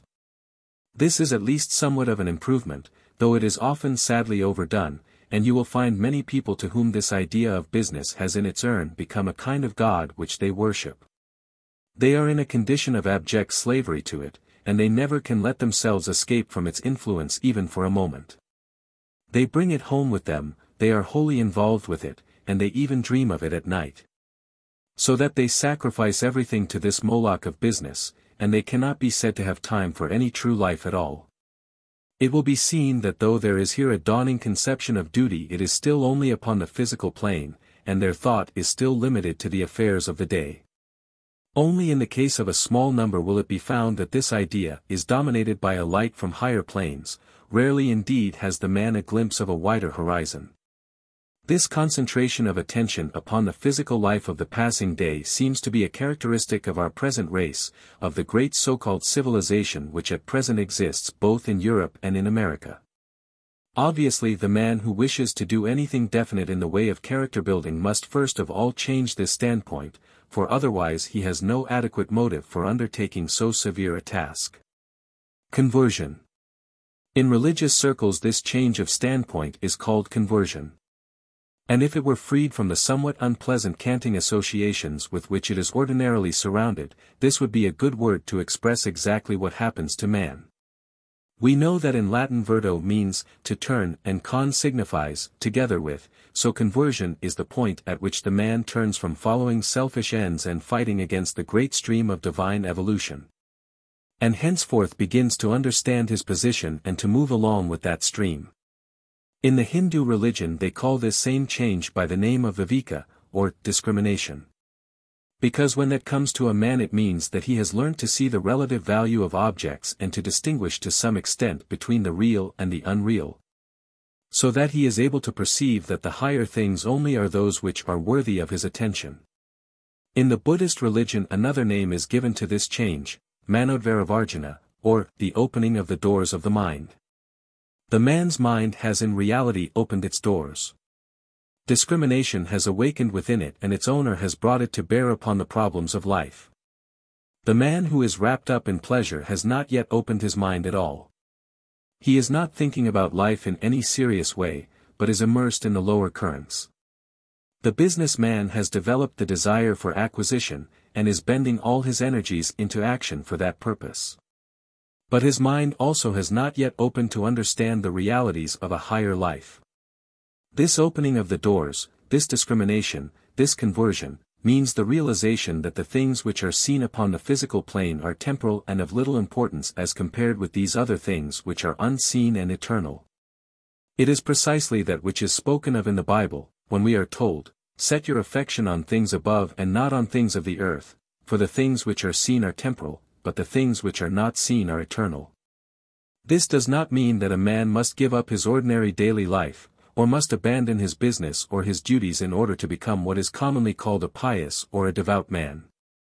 But it does mean that he should learn intelligently to appreciate other things besides those which are immediately obvious upon the physical plane. We all of us at different stages have to learn to do this. We have to learn to widen our horizon. As little children, for example, we appreciate only those things which are near to us, and we are unable to look far ahead of time, or to plan much for the future. But as we grow older we learn by experience that it is sometimes necessary for us to give up the pleasures of the moment in order that we may gain something in the future which shall be better and greater. In the first place this is usually to gain something still for ourselves, for it is only by degrees that the true unselfishness dawns. In many cases the little child would spend the whole of his time in play if he were allowed to do so, and it is a matter of regret to him that restrictions are imposed upon him and that he is compelled to learn. Yet we universally recognize that the child should learn, because we know what the child as yet does not, that learning will fit him to take his place in life, and to have a fuller and more useful career than would be possible for him if instead of learning he devoted himself entirely to the joys of the moment. Yet we who thus enforce this learning upon the child are ourselves doing the same thing for which we blame the little one, when we regard the matter from a somewhat higher standpoint. We also are working for the moment of this one life, and we fail to realize that there is something infinitely grander and higher and happier within reach if we only understood it. We are working for this one day only, and not for the future which will be eternal. The moment a man becomes convinced of this higher life and of the eternal future, as soon as he realizes that he has his part to play in that, naturally his common sense asserts itself, and he says to himself, "If that be so. Obviously these material things are of comparatively little account, and instead of wasting the whole of my time I must be learning to prepare myself for this greater life in the future." There at once is the adequate motive whose lack we previously deplored, there is the incentive to learn to build the character, in order to fit oneself for that other and higher life. Puritanism. I think that Puritanism, which has played such a prominent part in the history both of England and of America, arose chiefly as a reaction against that view of life of which I was speaking just now, the mere living for the careless selfish enjoyment of the moment. I believe that Puritanism was in itself largely a protest against that, and in so far as it emphasized the reality of the higher life, and the necessity of paying attention to it, it had good in it. True, it also did much harm, more harm than good on the whole, because it did this terrible thing, that it made people identify religion with sourness and sadness. It made people think that to be good one must be miserable. It degraded and all but destroyed the idea of the loving Father. It blasphemed God by telling horrible and wicked falsehoods with regard to him. It misrepresented him as a stern and cruel judge, a monster, instead of a father full of love and compassion, and in doing this it warped and distorted Anglo-Saxon Christianity, and set a stamp upon it from which it has not even yet recovered. Perhaps the reason of this may be that it made a common mistake, that it confused cause and effect. It is true that a man who has learned to appreciate the higher joys of the spiritual life cares little for those of the ordinary physical existence. That is not because he has lost his capacity for joy, but because he has now realized something so much fuller and wider, that by comparison with it the lower delight has ceased to seem joy at all. When the boy comes to be a man he has outgrown his childish toys, yet he is capable of other and much greater pleasures than those could ever have given him. Just so the man who rises in evolution, so that instead of mere selfish delights he comes to appreciate the far greater joy of unselfish work. Will find that his ordinary pleasures are no longer satisfying to him and seem to him no longer worthy the trouble of pursuit. This is because he has reached a higher standpoint and gained a wider horizon, but the result upon the physical plane gives the impression that he has ceased to be interested in the lower physical pleasures. We must not, however, confuse the cause with the effect as the unfortunate Puritans did, and suppose that by turning our backs upon the joys of the physical plane we therefore instantly become the more highly evolved men with the wider outlook. It is true that because the young man has developed he no longer cares for infantile pleasures. It would not be true that the infant by refusing the delights appropriate to his age would thereby become an adult. It is well, then, that we should realize clearly that it is emphatically a false and foolish doctrine that to be good men must be miserable. Exactly the reverse is true, for God means man to be happy, and it is certainly his duty to be so. For a man who is unhappy radiates depression all round him, and thus makes life harder for his fellow men. The awakening.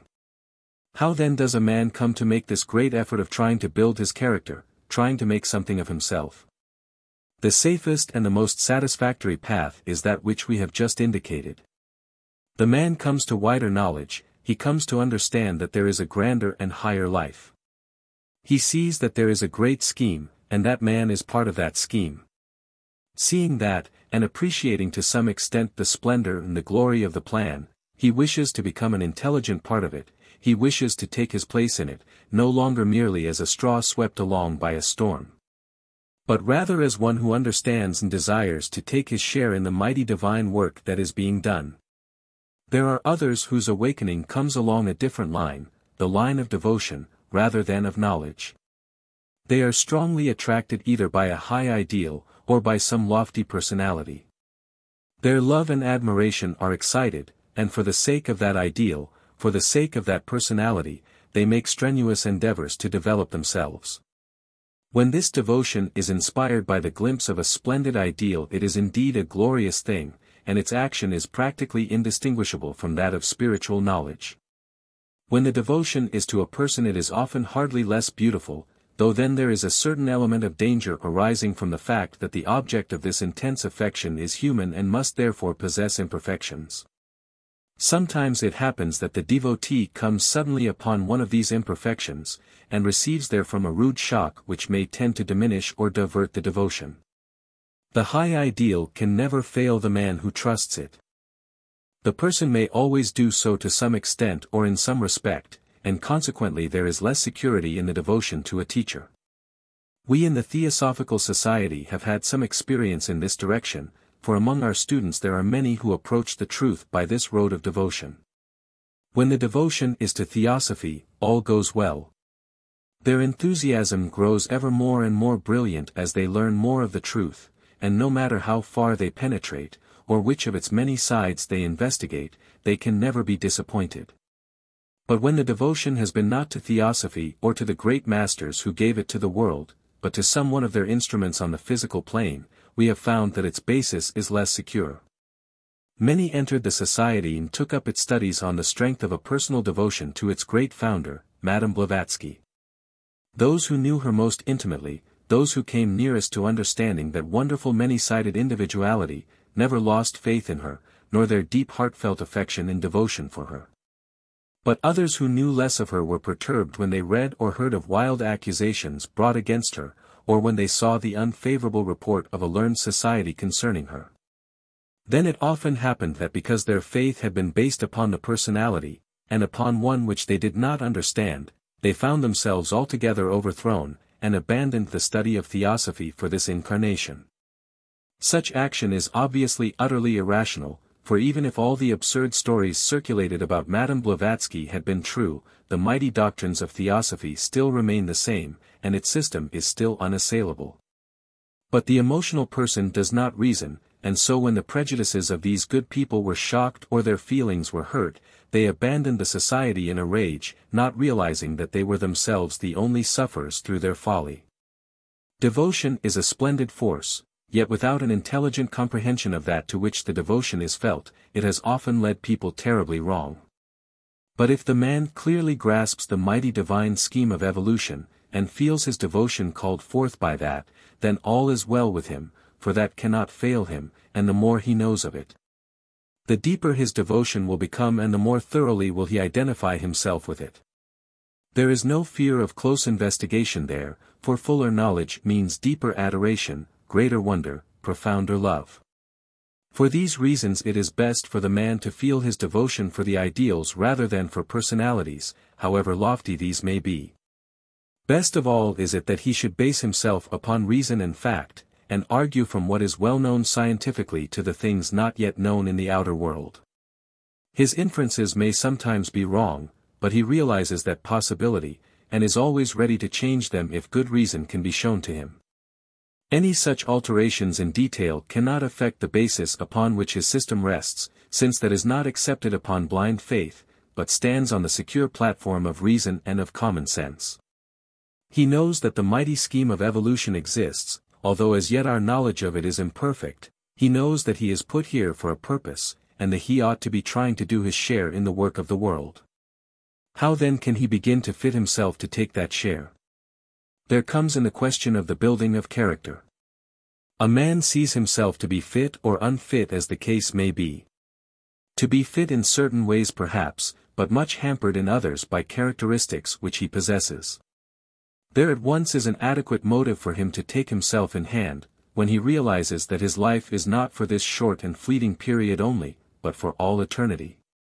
When he sees that the conditions of the future days of this wider life will be modified by his actions now, he recognizes that he must so train himself as to be able to do this noble work which he sees opening up before him, that he must not waste his time in idleness or folly, because if he does he cannot sustain the part destined for him.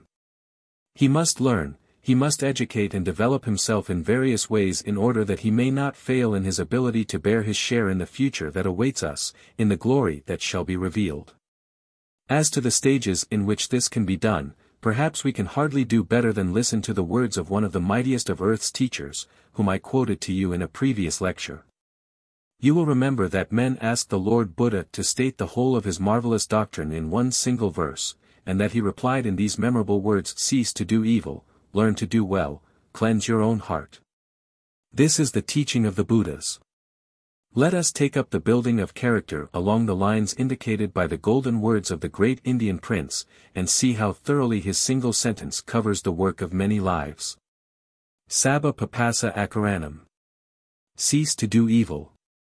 Let us look at ourselves carefully and thoughtfully, examine ourselves and see what there is in us that stands in our way, that prevents us from being perfect characters.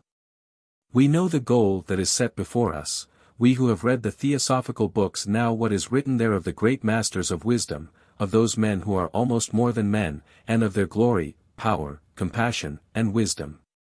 There is no mystery as to the qualifications of the adept. The steps of the path of holiness are fully described in our books, with the qualities which belong to each of them.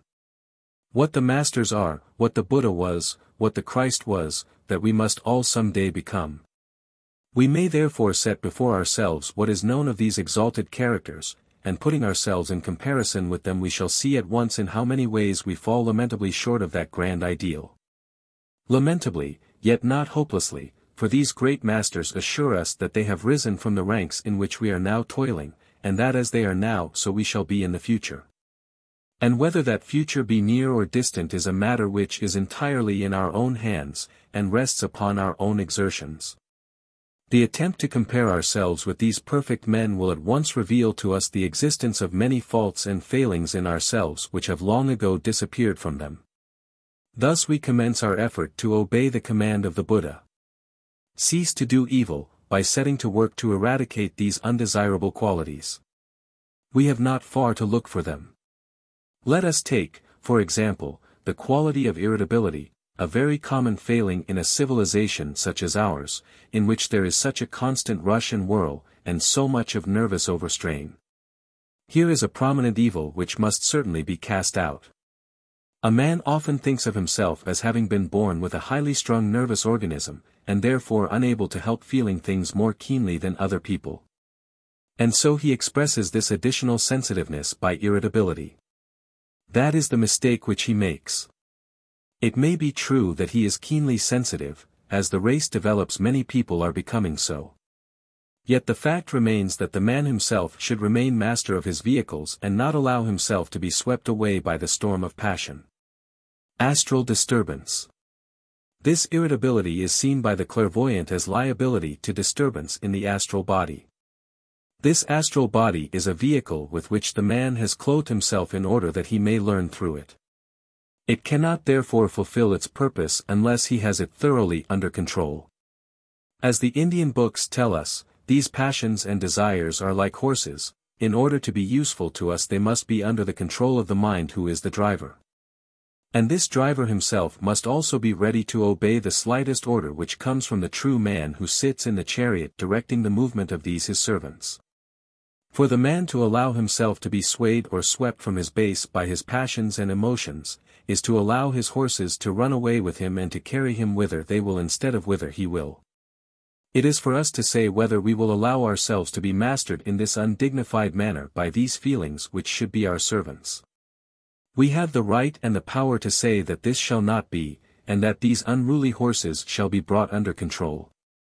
It may be true that for a long time we have allowed them to have their own way until to yield to them instead of dominating them has become a fixed habit.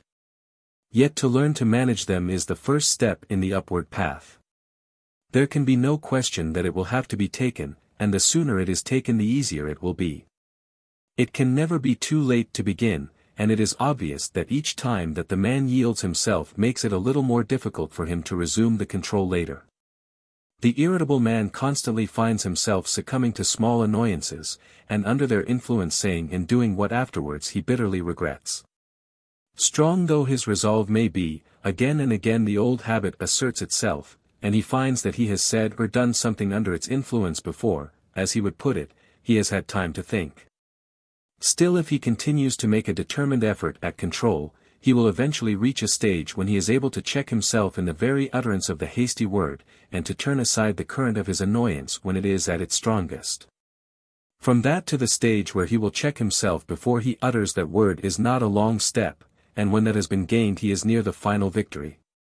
Then he has conquered the outward expression of the feeling of irritation. And after that he will not find it difficult to avoid the feeling altogether.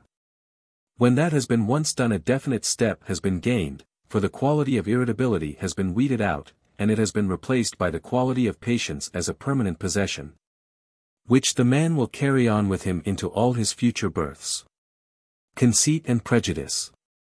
Men have many failings which they hardly notice, yet if they carefully examine and judge themselves by sufficiently high standards they cannot help perceiving where they fall short.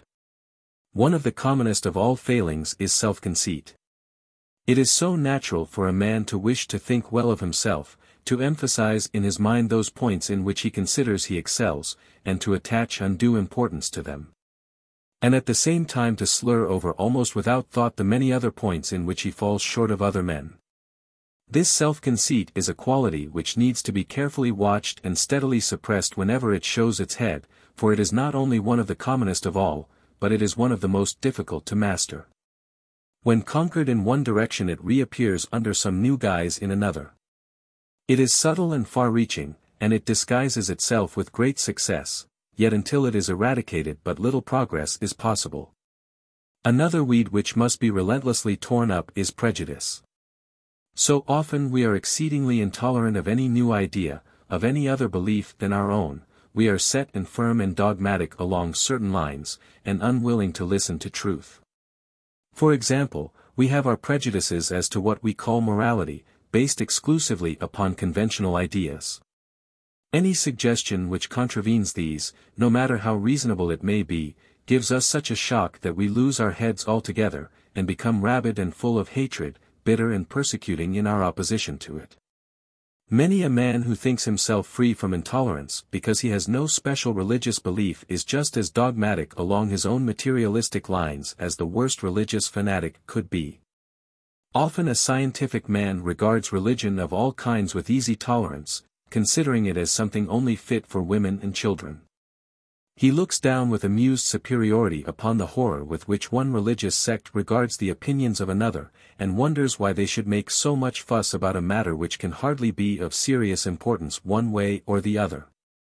And yet at the same time he has certain fixed ideas with regard to science, about which he is just as bigoted as are his religious friends in their dogmas.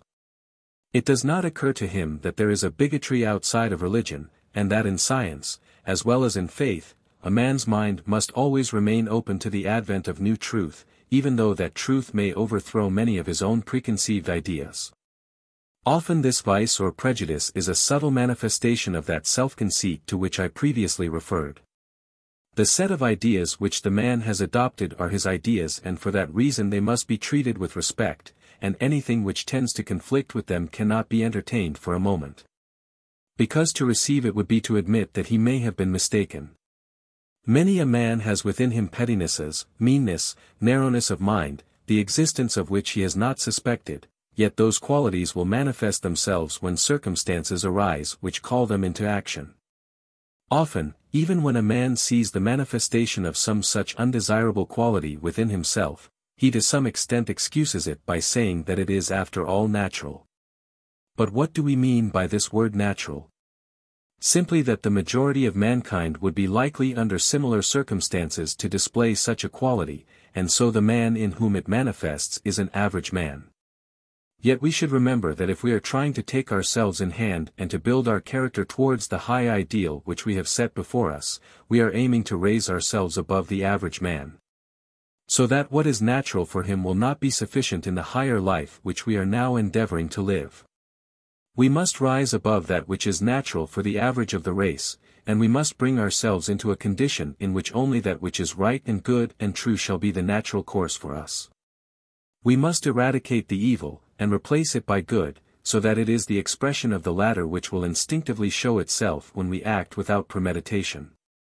If we are trying to realize the higher life, trying to make ourselves a channel through which the divine force may pour out upon our fellow men, then that which is natural as yet for the majority will be unworthy of our higher aspirations.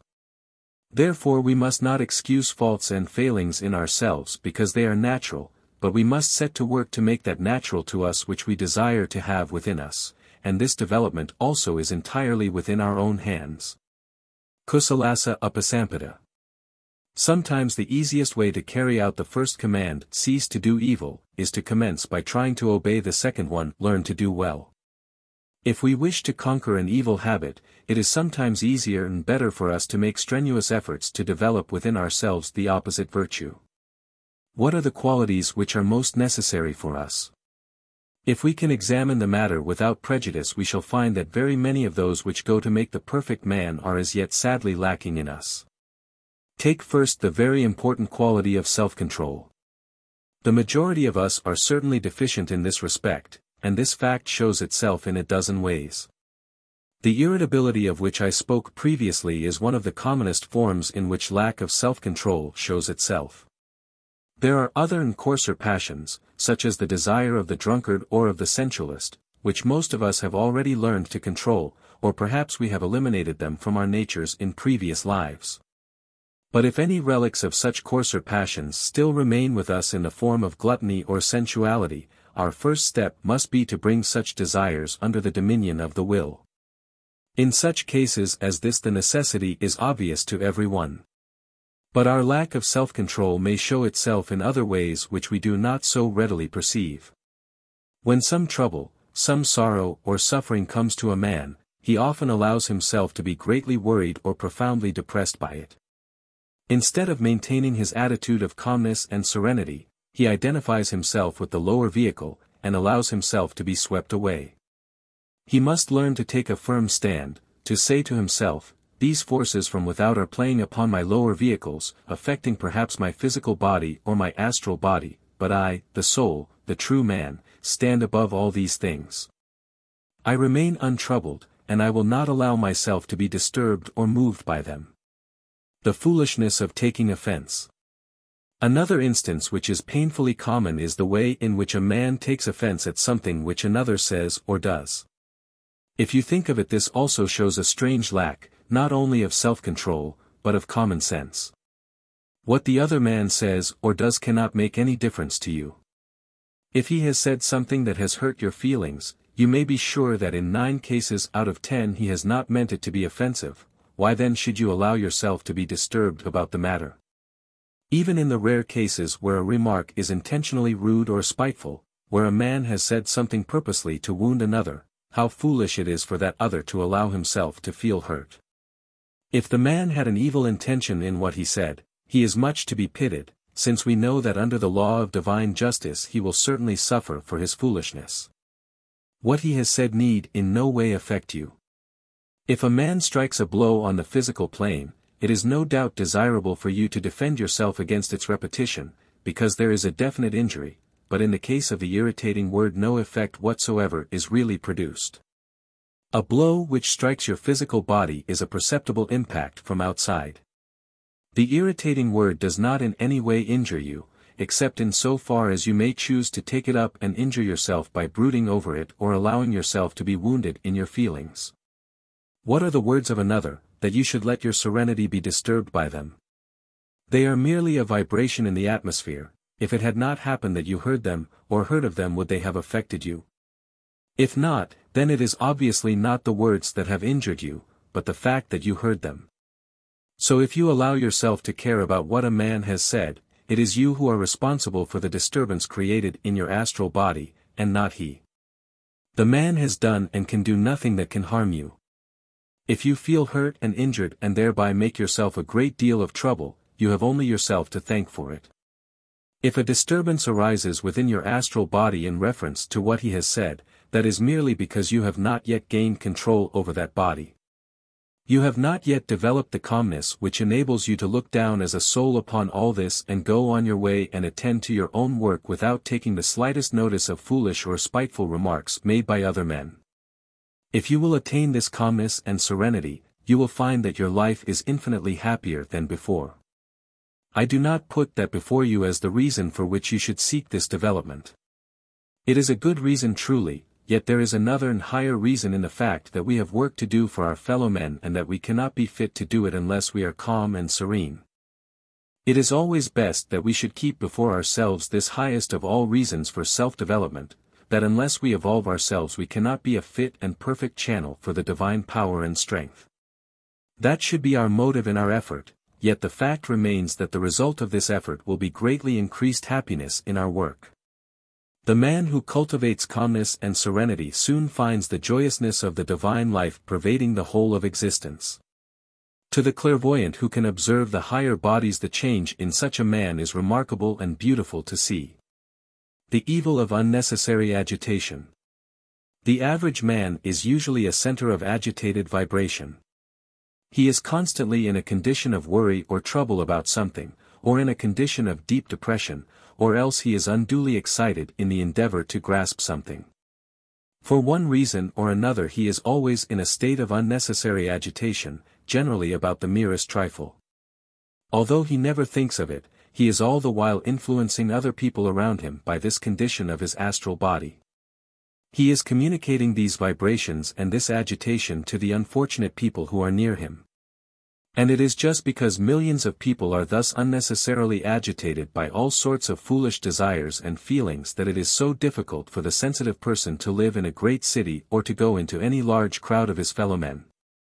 An examination of the illustration of the effect of the various emotions are shown in man visible and invisible will at once enable us to realize that a man in such a condition of agitation must be causing great disturbance in the astral world about him. And we shall see that others who happen to be in his neighborhood cannot remain unaffected by the influence which pours out from him. The man who gives way to passion is sending out waves of passion. The man who allows himself to fall into a condition of deep depression is radiating in all directions waves of depression. So that each of these men is making life harder for all those who are so unfortunate as to be near him. In modern life every man has little circumstances which worry him, which tend to stir up irritability within him. Every man has sooner or later some cause for worry and for depression, and whenever any one of us yields to either of these feelings the vibrations which we send out assuredly tend to accentuate the difficulties of all our neighbors. Such vibrations make it harder for those about us to resist the next accession of irritability or depression which may come to them. If there are germs of these qualities in them, the vibrations which we have so wrongly allowed ourselves to send forth may awaken these germs when otherwise they would have lain dormant. No man has a right to commit this crime of throwing obstacles in the way of his fellow men. No man has a right to yield himself to depression or to give way to anger, not only because these things are evil for him and wrong in themselves, but because they do harm to those around him. On the other hand, if we cultivate within ourselves serenity, calmness, and joyousness, we make life lighter instead of darker for all those into whose presence we come. We spread about us soothing vibrations, we make it easier for our neighbors to resist worry or trouble or annoyance, and thus we help to lift the burdens from all those who are about us, although we may say never a word to them. Every one is the better because we are calm and strong, because we have realized the duty of the soul.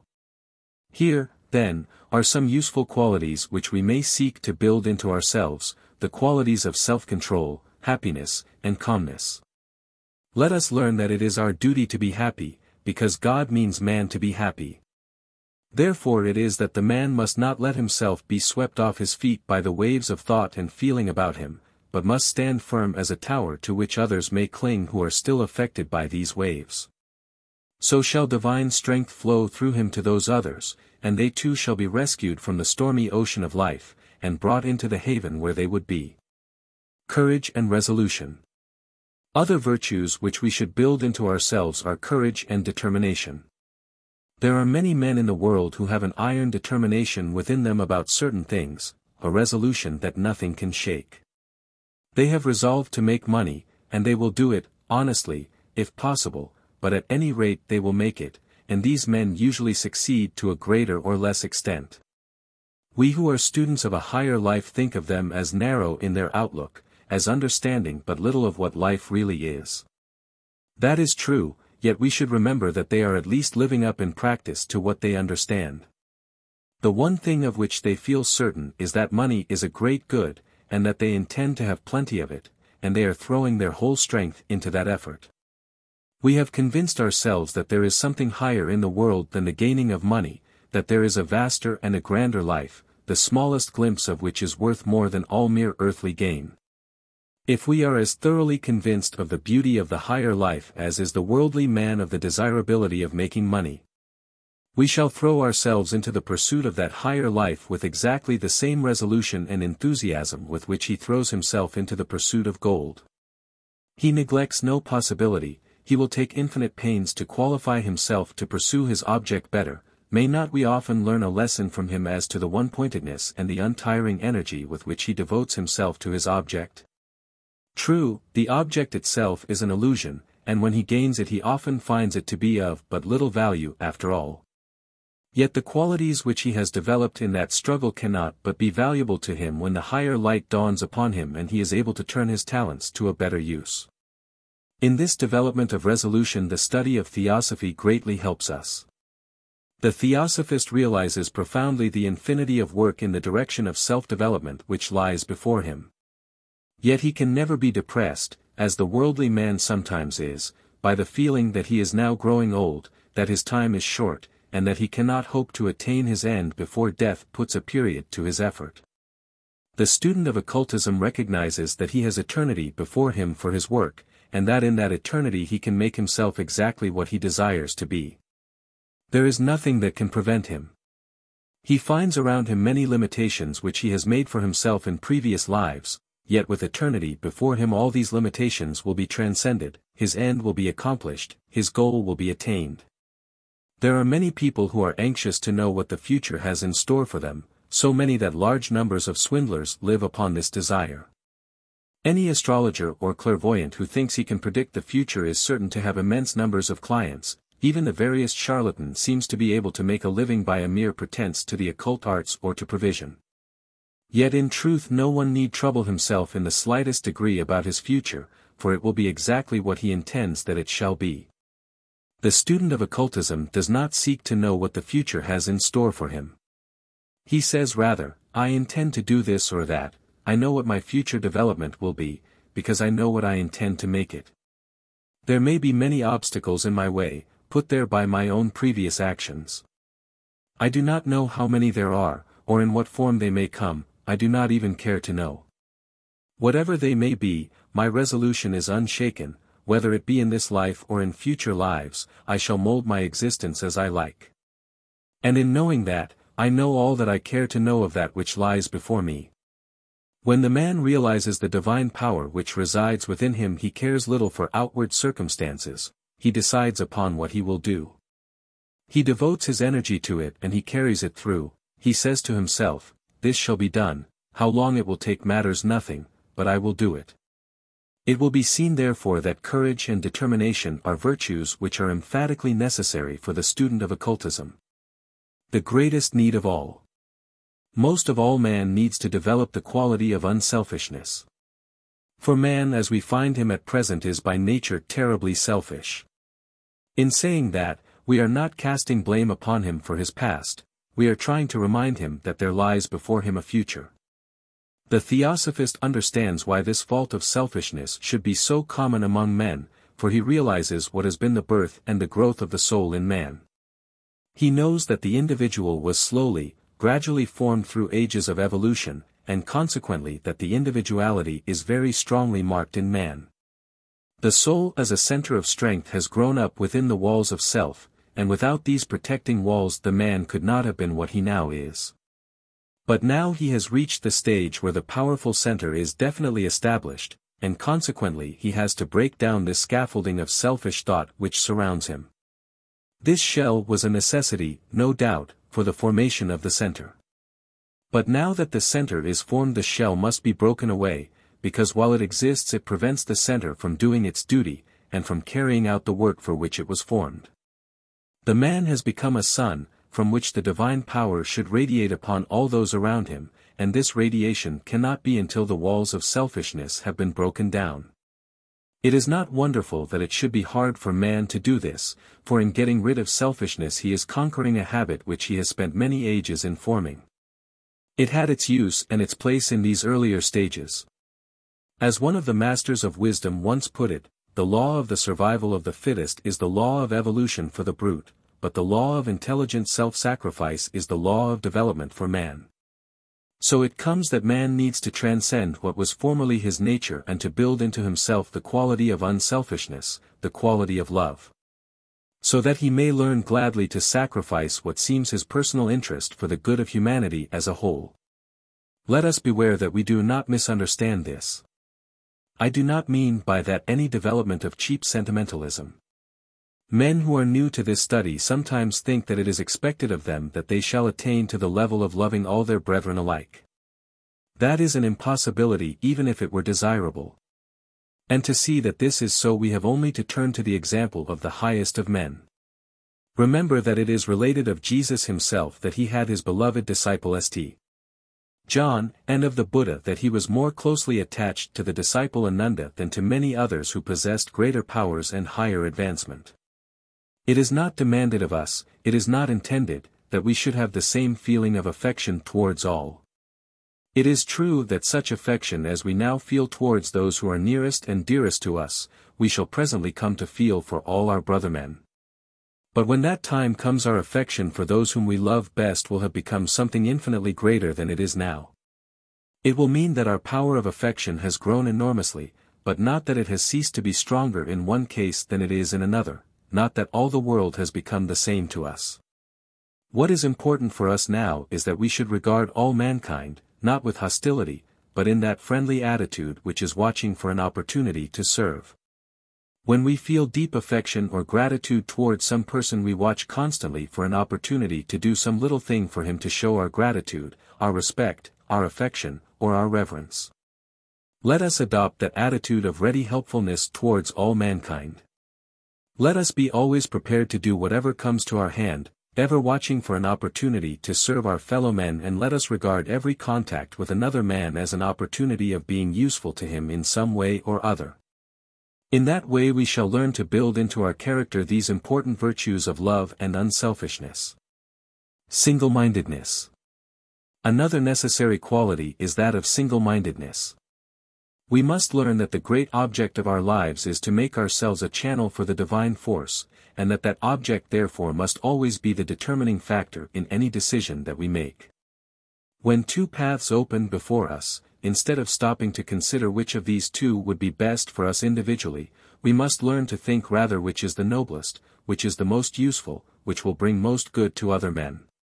When in business or in social life we take some step which appears advantageous for us, we should ask ourselves in all sincerity, can this thing, which seems as though it would bring good to me, do some harm to someone else? Am I making an apparent gain at the cost of a loss to some other man? If that be so, I will have none of it, I will not enter upon any such course of action. For that cannot be right for me which brings harm to my brothers. I must never raise myself by trampling down others. Thus we must learn in everything to make the highest our criterion, and steadily little by little to build these virtues into ourselves. The process may be a slow one, but the result is sure. Sakita periodapinam. Nor must we forget the third line of the Buddha's verse, cleanse your own heart. Begin with your thoughts, keep them high and unselfish, and your actions will follow along the same line. What is required is intelligent adaptation to the conditions of the true life. Here on the physical plane we have to live in accordance with the laws of the plane. For example, there are certain laws of hygiene, and the intelligent man adapts himself carefully to them, knowing that if he does not his life will be an imperfect one and full of physical suffering. Every cultured man knows that to be the merest common sense, yet we see daily how difficult it is to induce the ignorant and uneducated to comply with these natural laws. We who have learnt them adapt ourselves to them as a matter of course, and we realize that if we did not do so we should be acting foolishly, and if we suffered from such action we should have only ourselves to blame. We who are students of occultism have through our studies learnt much of the conditions of a higher and grander life. We have learnt that just as there are certain physical laws which must be obeyed if the physical life is to be lived healthily and happily, so there are the moral laws of this higher and wider life, which it is also necessary to obey if we wish to make that life happy and useful. Having learnt these laws, we must use intelligence and common sense in living according to them.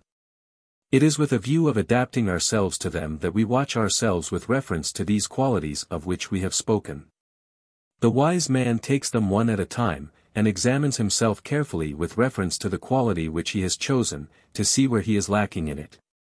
He thinks beforehand of opportunities for displaying that quality, yet he is always ready to take other unexpected opportunities when he finds them opening up before him. He keeps that quality, as it were, in the back of his mind always, and tries perseveringly from day to day, and every moment of the day, to live up to his highest conception of it. If he thus keeps it steadily before him, he will soon find a great change coming over him. And when he feels that he has thoroughly grounded himself in that, so that its practice has become a habit and a matter of instinct with him, he takes up another quality and works in the same way with that. No morbid introspection. That is the method of procedure, yet we must be careful in adopting it not to fall into a common error. We may remember that the Buddha advises his disciples to follow the middle path in everything, warning them that extremes in either direction are invariably dangerous. That is true in this case also. The ordinary man of the world is asleep in regard to the whole of this question of the cultivation of character, its necessity has never dawned upon his horizon, and he is blankly ignorant with regard to it. That is one extreme, and the worst of all. The other extreme is to be found in the constant morbid introspection in which some of the best people indulge. They are so constantly mourning over their faults and failings that they have no time to be useful to their fellow men, and so they cause themselves unnecessary sorrow and waste much strength and effort while making but little progress. A little child who has a piece of garden for himself is sometimes so eager to see how his seeds are growing that he digs them up before they have really started in order to examine them again, and so effectually prevents them from springing at all. Some good people seem to be just as impatient as is such a child, they are constantly pulling themselves up by the roots to see how they are growing spiritually, and in this way they hinder all real advancement. Self-examination and self-knowledge are necessary, but morbid introspection is above all things to be avoided. Often it has its root in a subtle form of self-conceit, an exaggerated opinion of one's importance. A man should set his face in the right direction, he should note his faults and failings, and strive to get rid of them, he should note the good qualities in which he is lacking, and endeavor to develop them within himself. But when he has formed this firm resolve, and in doing his best to carry it into effect, he can well afford to forget himself for the time in the service of his fellowmen. If he will but throw himself into earnest unselfish work, in the very act of doing that work he will develop many useful qualities. Having controlled the mind and the senses, let him think often of the highest ideals that he knows. Let him think what the masters are, what the Buddha is, what the Christ is, and let him try to mold his life toward theirs. Let him work always with this end in view, and let him try to raise himself towards the measure of the stature of the fullness of the Christ. Remember that he told us, "Be ye perfect, as your Father in heaven is perfect." Remember also that he would never have uttered those words if it had not been possible for man to fulfill that command. Perfection is possible for us because immortality is a fact. We have all eternity before us in which to work, and yet we have no time to lose.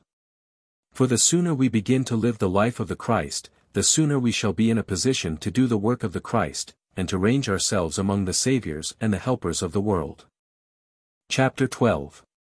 The Future of Humanity. The subject of the future that lies before humanity may be treated in various ways. Perhaps the simplest division which we can make is to speak first of the immediate future, then of the remoter future, then of the final goal. Both the immediate and the remoter future may be to some extent a matter of speculation, or perhaps we should rather say of calculation, but the final goal we know with absolute certainty, and that is the only thing which is really of importance. Still it is well that we should try to look forward a little, so that we who are units in this great mass of humanity may be able to take our part intelligently in the evolution which we see to be progressing all round us. The conditions of the near future must naturally develop from those which we see today.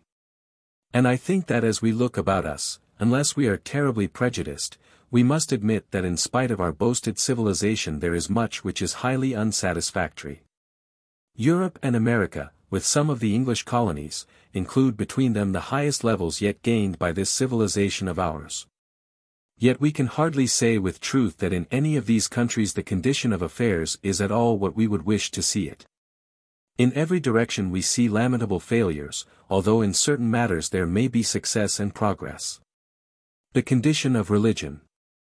Think of the condition in any or all of these countries of one of the most important factors of human life, religion. Wherever we may look all over the world we shall find religion in an unsatisfactory condition. That may be considered a bold and sweeping statement, yet I think examination will show that it is true. In all these which we consider the most advanced countries religion has now but little hold over the masses of the people. In some of the great Oriental lands it still holds sway, but even there it has become largely tinged with superstition, or else the people are atheistic and care for none of these things. In the Catholic countries of Europe the faith has terribly degenerated, and in some cases the grossest superstition is almost all that is left of it. In the countries which boast of themselves as belonging to reformed sects of various kinds the bulk of the people are paying no attention to religion at all, and if we turn to the educated classes or the cultured people in any of these countries, whether Catholic or sectarian, we shall find that they are for the most part skeptical in their habits of thought. Sometimes they are openly skeptical in words also, but more frequently they profess some religion as a matter of course and of respectability, yet it is in no way a real or serious factor governing their everyday life. Surely this is not a satisfactory state of affairs. For unless there is something of the nature of religion or philosophy to lead men's thoughts away from the lower world to something grander and better and more enduring, the condition of a country can never be what it should be. And if that be so we must admit that in that direction at any rate there is much to be desired all over the world. Religion has given far too largely faith instead of knowledge, it has given us some hope, perhaps, but no certainty. It has put before us dogmas and authoritative statements, but little of clear reason, little that can be definitely comprehended. And that is why many of the most cultured people find themselves believing in it in only a half-hearted way, even if they are able to accept its conclusions at all. Social conditions. Again, if we examine the social conditions of the world, we must once more admit that things are far from satisfactory. For although there are those who push to the front and make enormous fortunes, there are also masses of people who are still steeped in poverty and in ignorance. This is not only of the backward countries of the world but to a great extent also even of those which are considered the most advanced, so that those who would try to help and to reform stand aghast at the sight and know not where to begin. In every country we see society more or less at war with itself, race against race, where there are different races, class against class, labor against capital, and sometimes even sex against sex. Everywhere seems to be the clash of warring interests, and so people range themselves on opposite sides. Then the question of government is also in an unsatisfactory condition. For I think all will agree that there is no country in the world which is governed, as every country in the world ought to be, solely with regard to the interests and advancement of the people who are governed. On the contrary, we find everywhere personal and party considerations, and matters are in such condition that even the wisest and the best of our statesmen cannot do many things which they wish to do, and find themselves forced into many actions of which in truth they do not approve. All of these difficulties arise from ignorance and selfishness. If men understood the plan of evolution, instead of working each for his own personal ends, they would all join together as a community and work harmoniously for the good of all with mutual tolerance and forbearance. It is obvious that if this were done, all of these evils would almost immediately cease, or at any rate could very shortly be removed. Even now there is a strong wave of feeling in the world tending in that direction, because every day a greater number of people are beginning to understand to some extent and to strive towards a better and more rational condition of affairs. There are many societies and associations which have for their object the amelioration of the condition of humanity. Some of them begin at one end and some at the other. Each approaches it from his own point of view and with his own set of remedies, but at least they are striving towards that development of unselfishness which is the only true solution of all our difficulties. The work of Theosophy. Our own Theosophical Society is one of such organizations, for it is striving to help humanity. It has no connection with any form of politics, and is not trying to act directly in any way with regard to social conditions. Its effort is rather to dispel ignorance, to put before men the truth about life and death, to show them why they are here and what lessons they have to learn, and so to bring them to understand and to realize the great truth of the brotherhood of man. Already much work has been done in that direction, work of which but little is known in America, because most of it has not been in this hemisphere.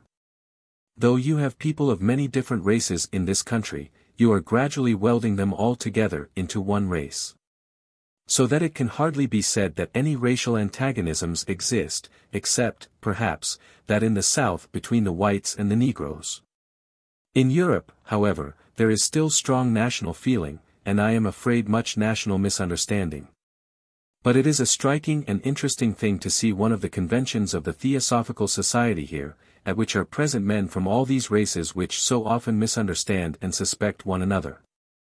It is pleasant and encouraging to see how all these men meet as brothers, how the racial differences and antagonisms have disappeared, and how unfeignedly they all rejoice to see one another. It is impossible to avoid the conclusion that if Theosophy spread gradually among these various nations, if the majority, or even a large minority, of each nation understood and accepted the theosophical ideas, anything like war between such nations would be impossible. All of them realize perfectly that the matters of the physical plane are of minor importance, and that all points connected with it can be easily settled if there is goodwill on both sides and an endeavor to discover the right and to do justice. It only needs that men shall come to know and to understand one another, in order that they may also come to respect one another. A man of one nation may feel a prejudice against men of another nation in the abstract, and may retain this prejudice so long as he knows none of them intimately. The moment he comes into close relationship with them as friends, he discovers that they also are human beings with the same good qualities and the same faults and failings as his own countrymen. And inevitably these discoveries change his point of view with regard to them. He still retains his patriotism, his love of country and his own ideas upon many points. But he realizes that these others are also brothers and that although there may be many points upon which they differ, yet there are far more in which this common brotherhood of humanity makes them agree. There you have a living example of the way in which, when ignorance is dispelled and greater knowledge is attained, a comprehension of the brotherhood follows and many dangers and difficulties are at once removed. Its work in the East. Even more striking results of the work of the Theosophical Society are to be seen in the East. I have seen several of the great conventions of our society at its headquarters in India. And it is a magnificent thing to see the scores of different races which come together there, representing in some cases religions which have been separated for thousands of years. These members may come from races which have hereditary antagonisms, or from faiths which regard one another as heretical, yet here at the Theosophical Convention they stand side by side. Each one acknowledging the other's claim to tolerance and brotherly treatment, each admitting the other to be in every way equal to himself. I remember when the Sanskrit library was opened there at the Theosophical headquarters at Udyar. The president-founder invited the representatives of all the great religions to come together and join in a kind of service of consecration or benediction. It was the first time in history, so far as we know, in which priests or preachers of these different faiths had met in this way on a common platform, each receiving the other as an equal. Each sharing by their presence in the ceremonies of the other religions. We had there a Hindu pujari from one of the principal temples, we had 2 prominent Buddhist monks from Ceylon, we had Parsi Mobs from the neighborhood of Bombay, and we had prominent Mohammedans from central India. Yet all these men joined together in fraternal accord. The only great religion not represented on that occasion was the Christian, and that was not the fault of our president, for he had sent invitations to leading Christians to take part in the ceremony. But in reply they could only regret that the others among whom they were asked to officiate were heathens, and that consequently they were unable to appear beside them upon a common platform. The 2 great churches of Buddhism. Another striking result of the work of the Society, a piece of work for which a special credit should be given personally to its indefatigable president, was the bringing into closer touch of the northern and southern churches of Buddhism. Here were 2 sections of the great Buddhist religion, standing in somewhat the same relation to one another as the Roman Catholic Church and the Greek Church, divisions which has been separated for many centuries, which had gradually grown more and more apart in doctrine and ritual. It was the president of the Theosophical Society to whom the idea occurred of drawing up a document containing certain grand common principles, to which he invited the assent of the heads of both these churches.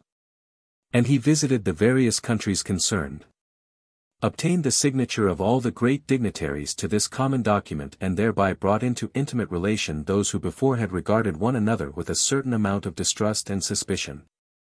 Through his exertions also young students of the Northern Church were sent to study under some of the leading monks of the South, so that there might be an ever-increasing number of men in each of these churches who knew something directly and practically of the other. To many of you all this means comparatively little, because you have no idea of the enormous importance of the interest concerned and of the numbers of people involved. It would no doubt be quite a marvelous achievement to bring together the Pope of Rome and the Archbishop of Canterbury, and to induce them each to acknowledge the other as his equal and as in every way as true a representative of original Christianity as himself. Yet this which was achieved by the president of our society was in reality a matter on a much larger scale than that. For the numbers belonging to the 2 Buddhist churches far exceed those of the adherents of all the different sects of Christianity put together. So that it may certainly be said that already this society of ours has done something towards the promotion of its first object, the brotherhood of humanity. The lessons to be learned. There is no country in the world where the work of the society is not needed. For in every land there is much that this real knowledge of one another can do to bring the different sections of the community into greater harmony, to bring men to join together and to recognize the eternal brotherhood of all. To lead them all together towards the pursuit of high ideals and to teach them to discriminate the real from the unreal, to show them what objects are worth following and what are of minor importance. The study of these mighty truths will increase not only within our Theosophical Society but outside of it also. It matters but little by what name we call it. If the study of truth and the endeavor to realize these higher ideals spread abroad over the country, we shall find that they carry peace and understanding and loving kindness in their train. And then presently we shall see a new and grander religion springing up which all may accept with equal freedom. There are many lessons which we may learn from history. The leading countries of the earth think of themselves as embodying a great and advanced civilization, and we are apt to imagine that never before in the world has there been anything like the knowledge which we now possess. Along certain lines, perhaps, this may be true, yet there have been other mighty civilizations which have arisen and flourished and disappeared in turn. Their history is an image of our own, and their fate must one day overtake us also, however improbable that may appear to us now. In the magnificent civilization of Atlantis a level of universal prosperity for all was attained which we certainly have not yet reached, and that condition in their case was stable and lasted for thousands of years. But to that great race came also the test that comes to all nations, when the fuller truth gradually dawns upon them, and when their people come to know the possibility of powers higher than the physical plane. The nation of Atlantis misused these powers, the majority there chose the path of selfishness and not of selflessness, and so Atlantis perished.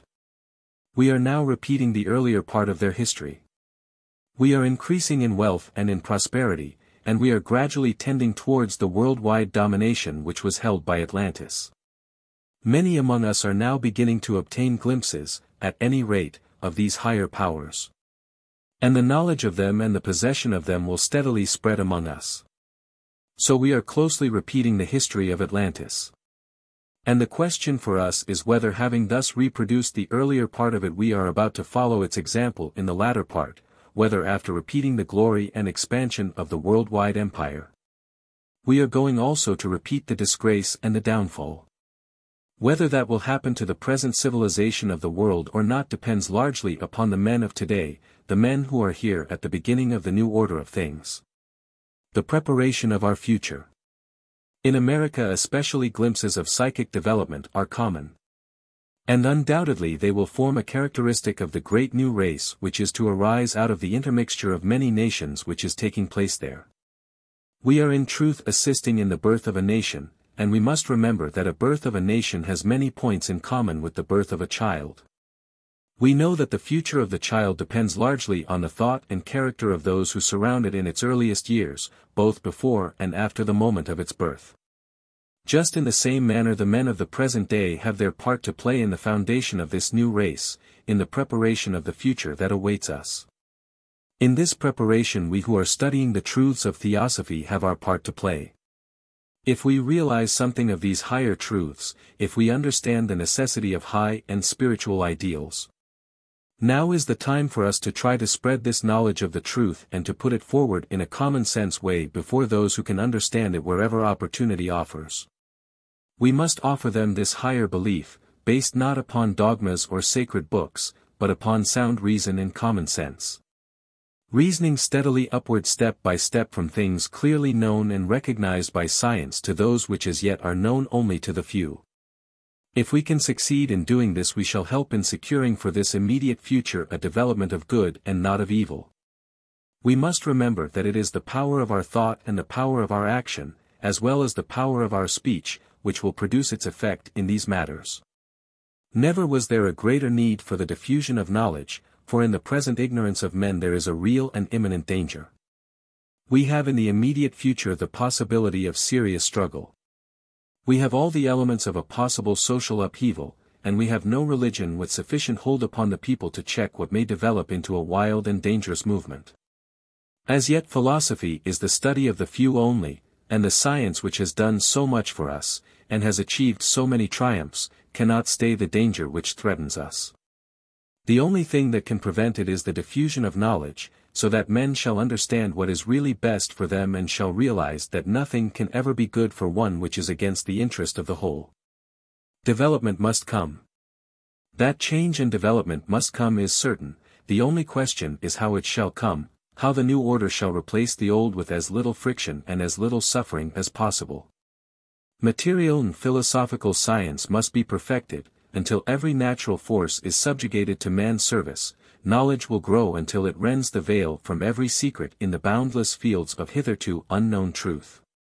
Idyllic social economics will follow in the wake of individual refinement until there is nothing left to fight for, and hardly anything left to sigh for in all the world needless sorrow and suffering and death will be known no more. The gaunt spectre of loathsome disease will be laid forever by the awakened might of physiological science, so that men will die only in the fullness of their days. And may well be enabled to condense into one incarnation such development as now spreads itself over 2 or 3. The ghastly monster of ruthless war will be smitten by the fiery sword of intellectual power, the sordid demon of grinding fruitless toil, with its attendant imps of starvation, degradation, and moral death. Will be bound in chains by the mighty arm of moral responsibility, and human beings will no longer be treated as a little lower than the beasts of the field.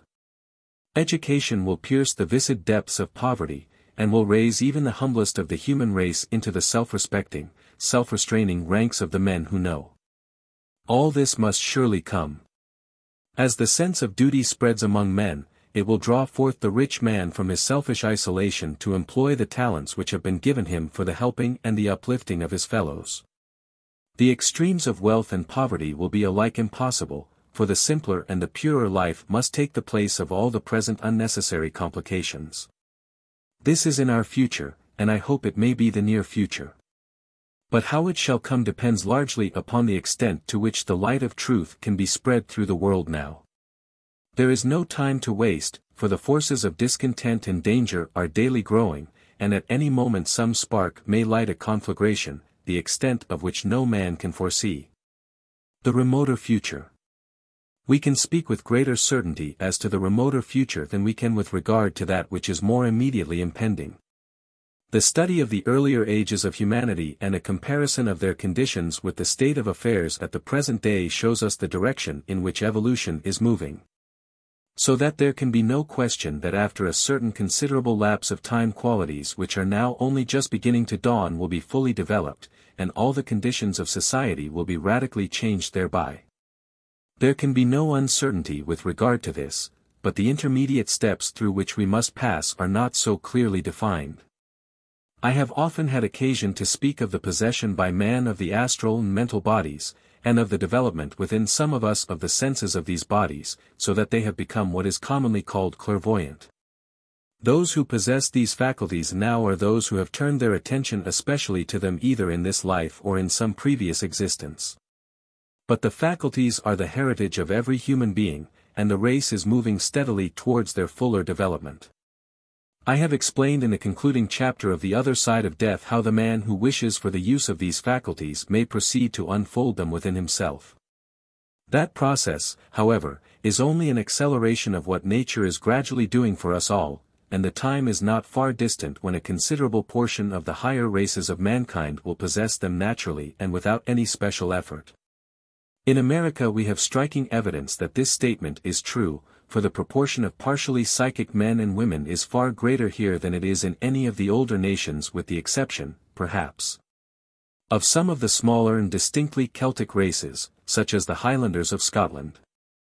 There must be many among my hearers or my readers who know from their own experience that what I am saying is true. And there must be many more who know it from the evidence of relations or friends who already possess these faculties to a greater or less extent. Although to the majority of mankind such faculties will come only gradually, yet we must remember that they will come with steadily increasing rapidity, because the more widely they are known, and the more they are in the air, the easier it will be for those to develop them in whom they are already near the surface. Let us think then of the time when the majority of the men of advanced races will possess such endowments as these, and let us see what difference that will make in their lives. Naturally the development of astral sight will come first. To the advanced and trained clairvoyant the possession of astral sight is a small matter, for he can reach higher than that, and has much more extended powers at his command. But for the majority of people the possession of even this faculty would change the whole face of life. I remember once hearing Mrs. Besant speak on this subject. And she explained that there were 3 great parallel roads, as it were, along which men would progress, the paths of power, wisdom and love. She said that if one examines these 3 roads, one may easily see for oneself what difference will be made in each of them when the higher faculties of man are developed. Under these three headings she grouped the various activities through which the powers of man could be manifested. Under the heading of love, for example, is grouped all that belongs to the religious aspect of life, our devotion towards those above us, towards the great ones, and towards the deity, and also, on the other hand, our love and sympathy and helpfulness towards those around us or behind us in evolution. On the wisdom side of man's evolution we have his development along the lines of science, or philosophy, or art, developments at present perhaps somewhat rudimentary, yet they will be built into fuller and more perfect knowledge as time goes on.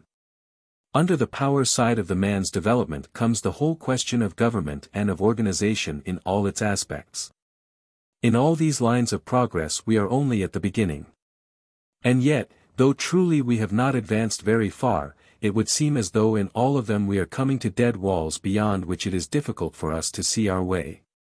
Even in science, whose triumphs have been so great, we appear to be coming in many directions almost to the limit of what is possible for us. Science commences with the study of the material, and naturally its tendency is to be materialistic. Yet, it constantly finds itself transcending the material, as Mr. Fullerton has well remarked, hardly have we entered upon the examination of any phenomenon before we come to the borders of the unseen. We attempt the study of the expansive forces of steam. Yet steam is a vapor, visible only as it is chilled by the cooler atmosphere. We seek to discover what electricity is, to learn its actual nature, whether it is a current or a vibration. Yet in its one reality it eludes the keenest eye, and only can we examine its effects as they display themselves in the field of manifestation. Light, heat, gravitation, chemical affinity, what do we know of them in their essence? How do we know of them at all except as they emerge from the hidden world and produce some effect in the world of matter? Life itself we perceive only in its activities. What it is, the invisible force which sweeps over the world and through all things, we cannot define, not until its consequences palpably disclose themselves are we aware of its presence. And so with all the objects perceptible to the senses.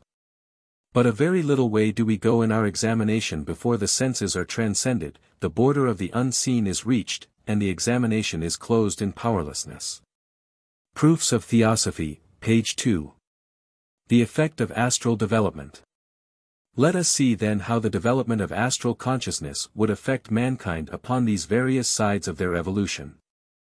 At present a large section of our people is still utterly uncertain as to whether there exists anything beyond the material, and a much larger section has no real belief in anything beyond the material, even though it may profess to have it. This uncertainty and practical skepticism would necessarily at once disappear if any large proportion of men possessed the faculties of the astral plane. The whole question of the survival of man after death, with all that depends upon it, would then no longer be arguable, for living men would see constantly around them those whom we call the dead. There could no longer be any skepticism as to the existence of the great divine power, for his action would be clearly visible to men in many ways. No man who is clairvoyant, who possesses a properly developed sight of the higher planes, can ever be an atheist.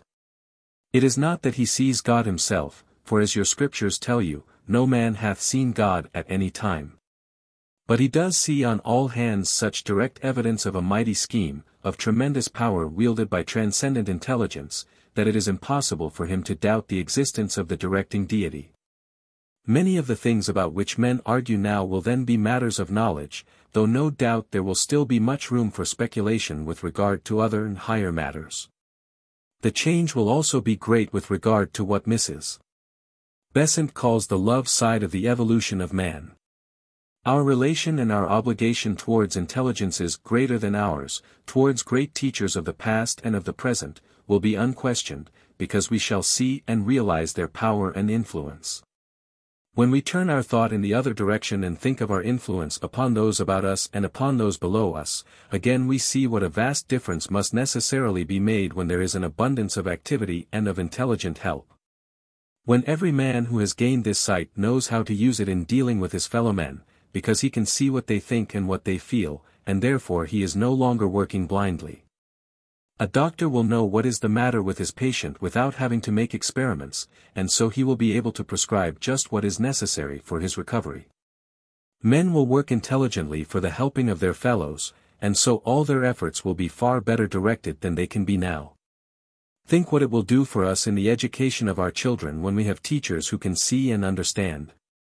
Now we inevitably apply methods of education somewhat loosely, not fully comprehending how great are the differences between the souls that come to us in these young bodies. But then with the higher sight will come intelligence and discrimination, so that no child shall be put into the wrong place, into a place that does no fit him. But in each case those who are responsible for his instruction and his guidance will see precisely for what he is fitted and will know exactly what he can do. The schoolmaster of that future day will watch the germs within his pupils as they unfold, and will work to repress the evil and develop the good.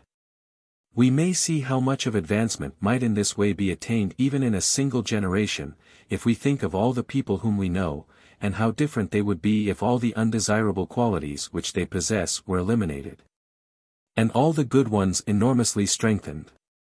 Such an ideal society as that could be brought into existence and could be universally extended in 2 or 3 generations, if parents and teachers were able to see and to act intelligently.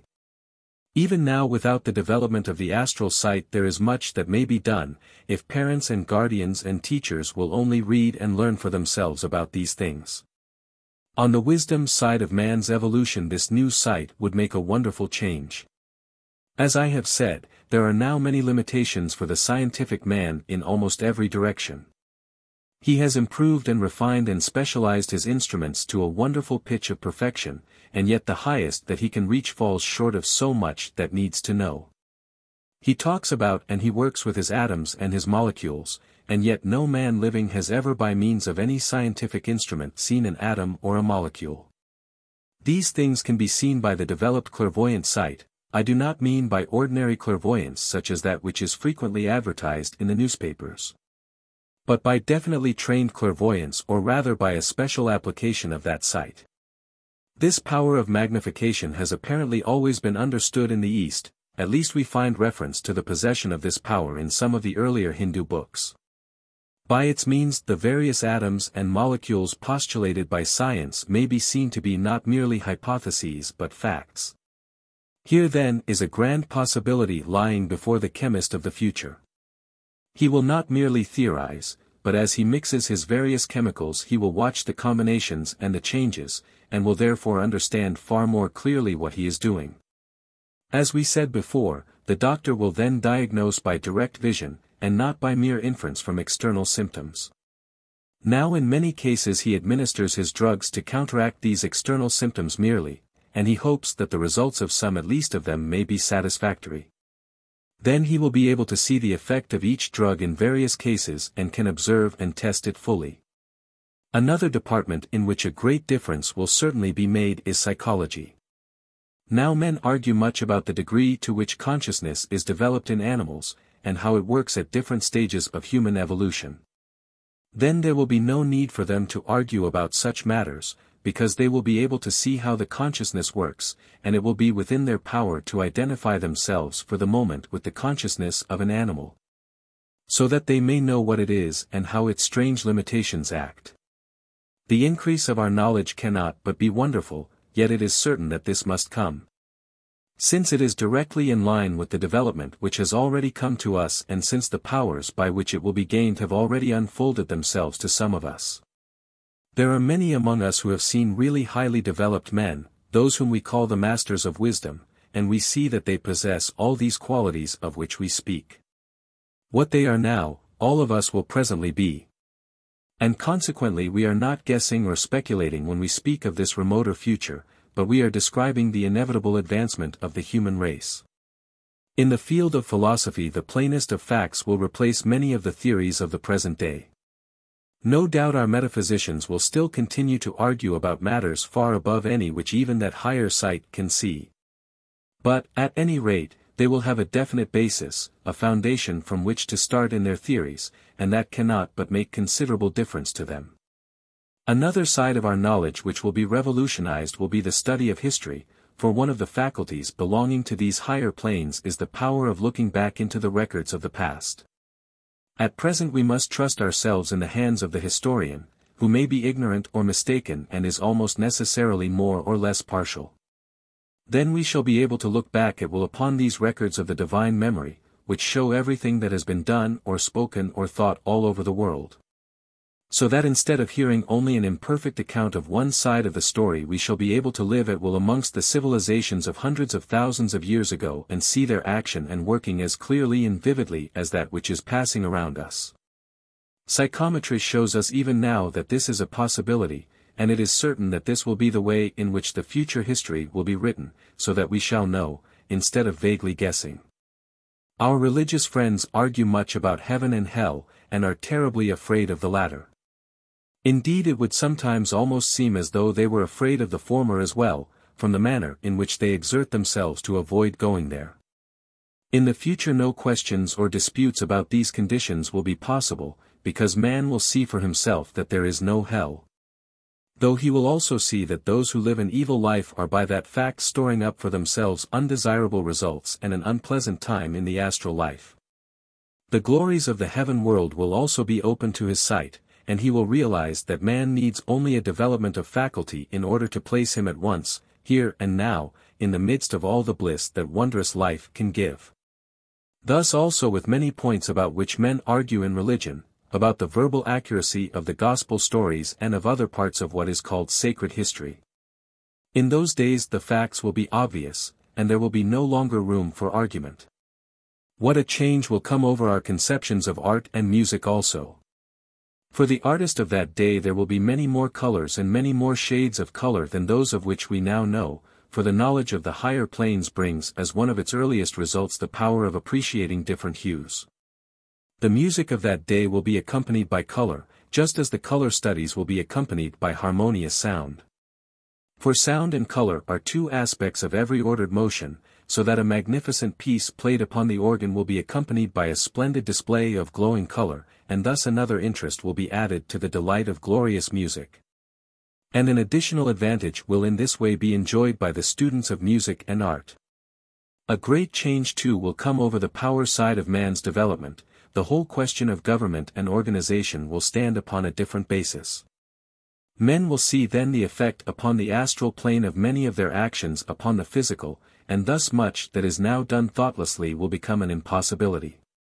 There could be no possibility of the slaughter of animals for food, for example, if men were able to see the results upon the astral plane which that slaughter produces. The crime which men call sport would be abolished if they were able to see what it is that they are really doing. It needs so slight a development to change the whole face of this which we call civilization, and to change it greatly for the better. The faculty of the mental plane. Yet most of this of which I have spoken is only one stage of the development, and the first stage. Most of this, and in many lines much more than this, would follow from the unfolding of the merely astral sight in man. Yet above and beyond that there lies the mental plane. I tried to give some faint idea of that when I spoke of the heaven world. Yet I know well how far short all physical words must fall in the attempt to describe the splendor of the mental plane. So that now, just as was the case 2000 years ago, the only satisfactory statement that can be made about that celestial world is that, eye hath not seen, nor ear hath heard, neither hath it entered into the heart of man to conceive. The things which God hath prepared for them that love him. And remember, that means for all, because all men will love the divine as soon as they know the divine. It is only because they are ignorant, because they cannot see, that some are now working for what they mistakenly consider their own separated interests, instead of following the line of the divine will. They have only to see and know, and they will follow it and intelligently cooperate with it. It must be remembered that in this distant future the life of the mental plane will be part, and the principal part, of our daily life. At present most of those who are able to enjoy the vision of the heaven world can reach it only when the physical body is in a condition of trance.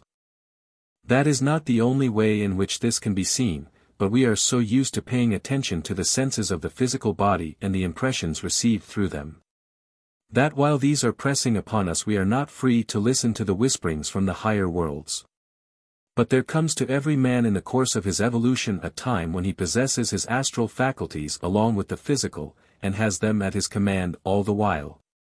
Thus whenever he meets a friend he sees his astral body as well as his physical, and it is only a question of a further step in evolution to be able to see the mind-body as well.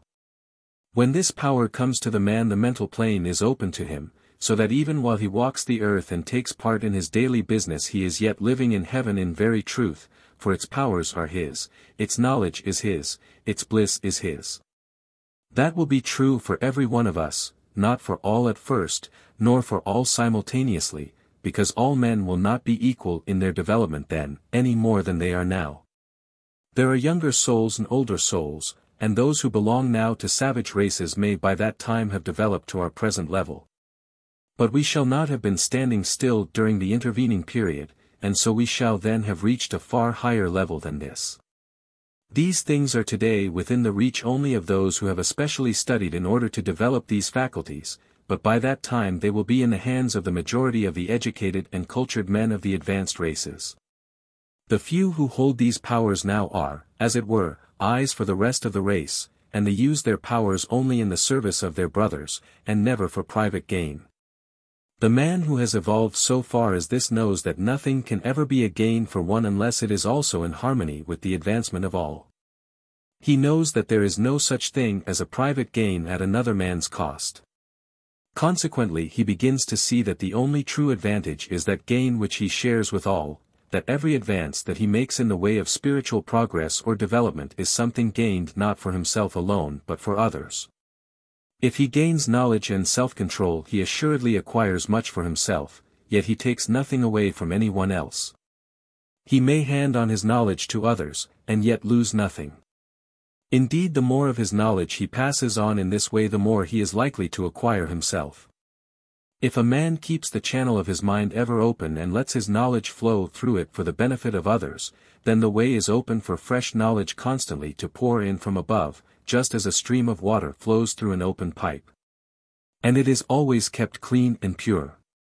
But if the knowledge flows into the man and is not passed through, then that man speedily becomes like the end of the pipe from which there is no outlet, in which the water becomes stagnant and is liable to be choked up with all manner of foulness and impurity. Of these true riches the more we give away the more we have for ourselves, and to win them is the only really useful acquirement of riches, if we can but understand it. Still higher possibilities. So we see how development will proceed. The theosophical student knows that beyond and above even the mental plane there lies that still higher realm which we call the Buddhic, where the perfect unity of mankind is seen. There a man may know, not by mere intellectual appreciation, but by definite experience, the fact that humanity is a brotherhood because of the spiritual unity which underlies it all. Here, though he is still himself and his consciousness is his own, it has widened out into such perfect sympathy with the consciousness of others that he realizes that he is truly only part of a mighty whole.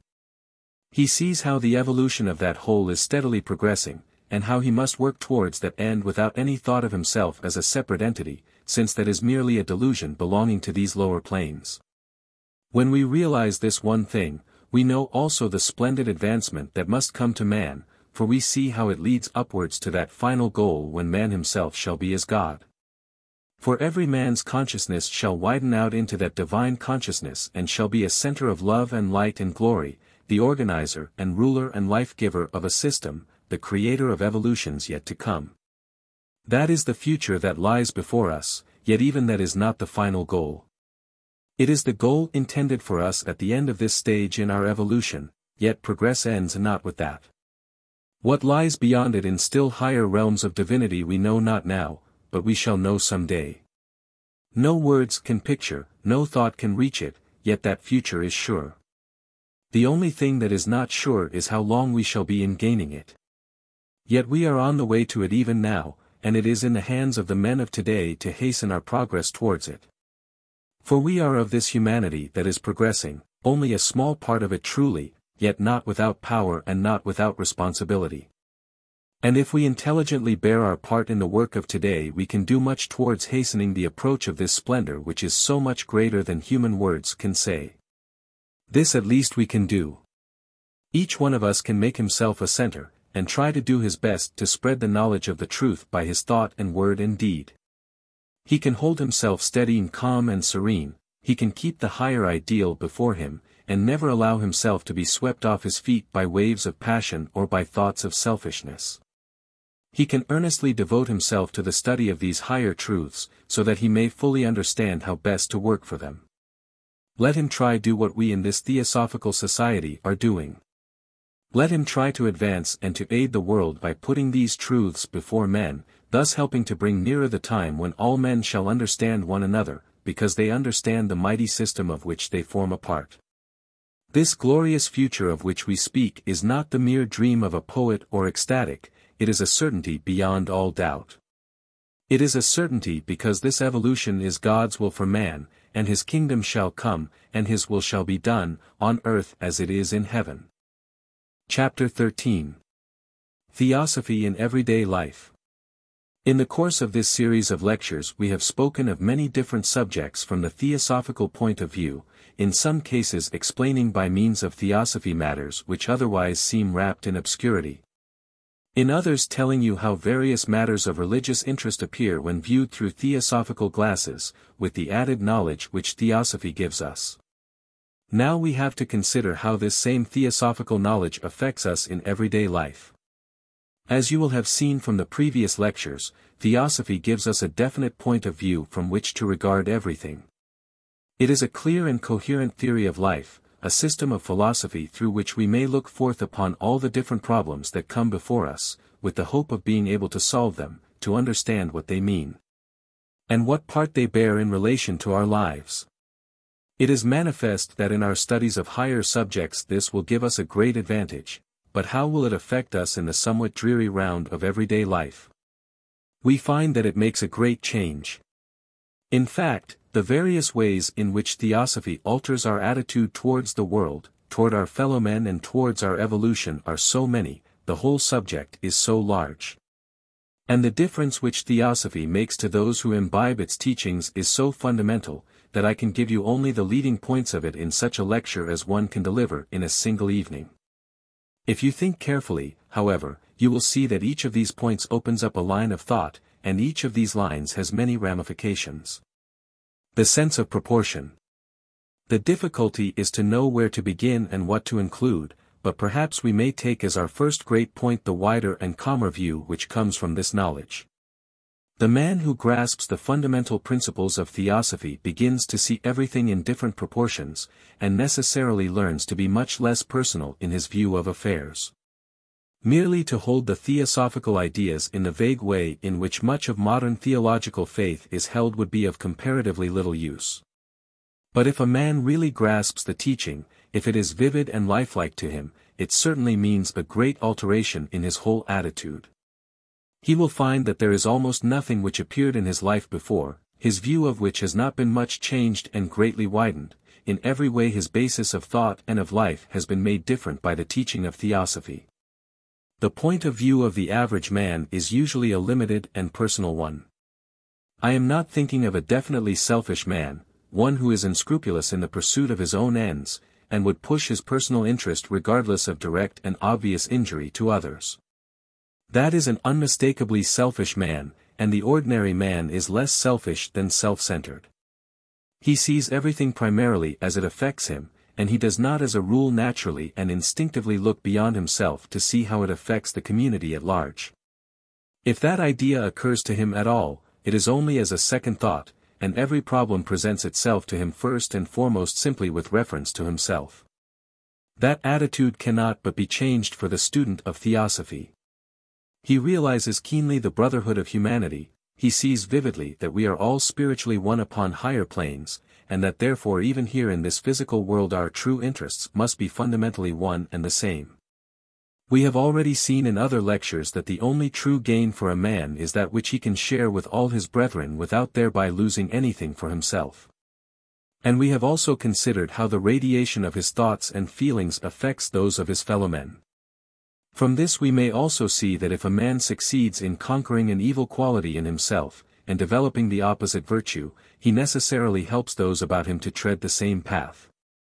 While he indulged in some wrong thought or feeling, the vibrations which poured out from him were constantly acting as temptations to other men, and making it harder for them to control similar feelings in themselves. Now that he has gained the victory over that fault, the vibrations which pour forth from him are of an opposite tendency. And consequently they help the man who is suffering under the same difficulty and strengthen him in his efforts to obtain the mastery over it. So it is true, and not a mere poetical figure of speech, to say that every victory which a man gains over himself is an advantage for all his brothers as well. In raising himself he has raised the whole, slightly of course, but not imperceptibly. This sense of an underlying brotherhood, this feeling that he is one of a community, never leaves him. And therefore before he embarks upon any course of action he considers how it will affect others around him. He realizes vividly that his habits, his thoughts, and his feelings are not so exclusively his own business as most people think, because they affect others for good or for evil. And thus he sees that there is a responsibility in all this of which the ordinary man never thinks of at all. We shall see that this imports a new factor into his life and makes it impossible for him to consider it otherwise than seriously. I do not mean that he will feel sad about life, on the contrary he will be especially serene and calm and joyous. But along with his serenity and happiness there will be no frivolity. He cannot but have the sense that the life in which we are engaged is a serious business, that there are vast possibilities in it which it is within our power to realize, and that it has definite objects which we can have no right to neglect. Too often we find men frittering away their lives and wondering what they shall do to while away the time, whereas in reality we should rather ask ourselves how it will be possible for us to find time enough to do all that is waiting to be done. For our duty is never done while there is one person that we can reach who is unhelped, who is not being assisted in his progress. All about us opportunities are waiting for us in many different directions. And when a man once sees this, when he knows what life really is, he cannot but take it seriously. He sees that none of his time can be wasted with impunity, for all the while he is giving birth to thought, and that thought not only reacts upon himself but is constantly influencing others also. When he understands this he will be a far happier man than when he devotes his whole life to the pursuit of amusement. Because he will see things in their proper proportion, and therefore he will be calm in the midst of sorrow and trouble, just because of his wider point of view. Just because he realizes so thoroughly that everything is in the hands of an eternal and beneficent power. Justice and perspective. The personal point of view of the average man brings with it as a necessary consequence a want of perspective with regard to his personal difficulties and sorrows. A small trouble will often, because it is so close to him, loom up so large as to obscure for him the entire horizon, so that he is unable to see that the sunlight of the divine love still floods the world. Even though a dark cloud may have settled over him. Because he is suffering, everything else seems altered, all life takes on a gloomy look, and he believes that he is the victim of some special misfortune, that he is selected as the sport of evil influences. Whereas in reality the trouble is but a small matter, but it is so near to him that it seems in his eyes larger than all else. Such an attitude is impossible for a man who has studied the theosophical system, and realizes himself as part of the whole. He knows that under the unerring law of divine justice if suffering comes to him, it comes because it is necessary for his evolution in consequence of actions which he has committed, of words which he has spoken, of thoughts to which he has given harbor in previous days and in earlier lives. And so the whole idea of injustice as connected with suffering is removed from him. This feeling of injustice makes in many cases a large part of the suffering for man. Many men instinctively compare themselves with others, so that when any trouble or sorrow falls upon them they are inclined to grumble, and say to themselves, "Why should all this fall upon me? There are my neighbors whom I know to be no better than I, and yet they are flourishing, they did not lose their friends or their fortunes, they do not suffer from ill health, they had not all the sorrows that are crowding so fast upon me." And so they feel that they are unjustly treated, and they resent it, and that attitude colors all their habit of thought. They become dissatisfied, discontented men, and instead of bearing their troubles patiently, they are always in a state of irritation, growing embittered and making the worst of it all instead of the best.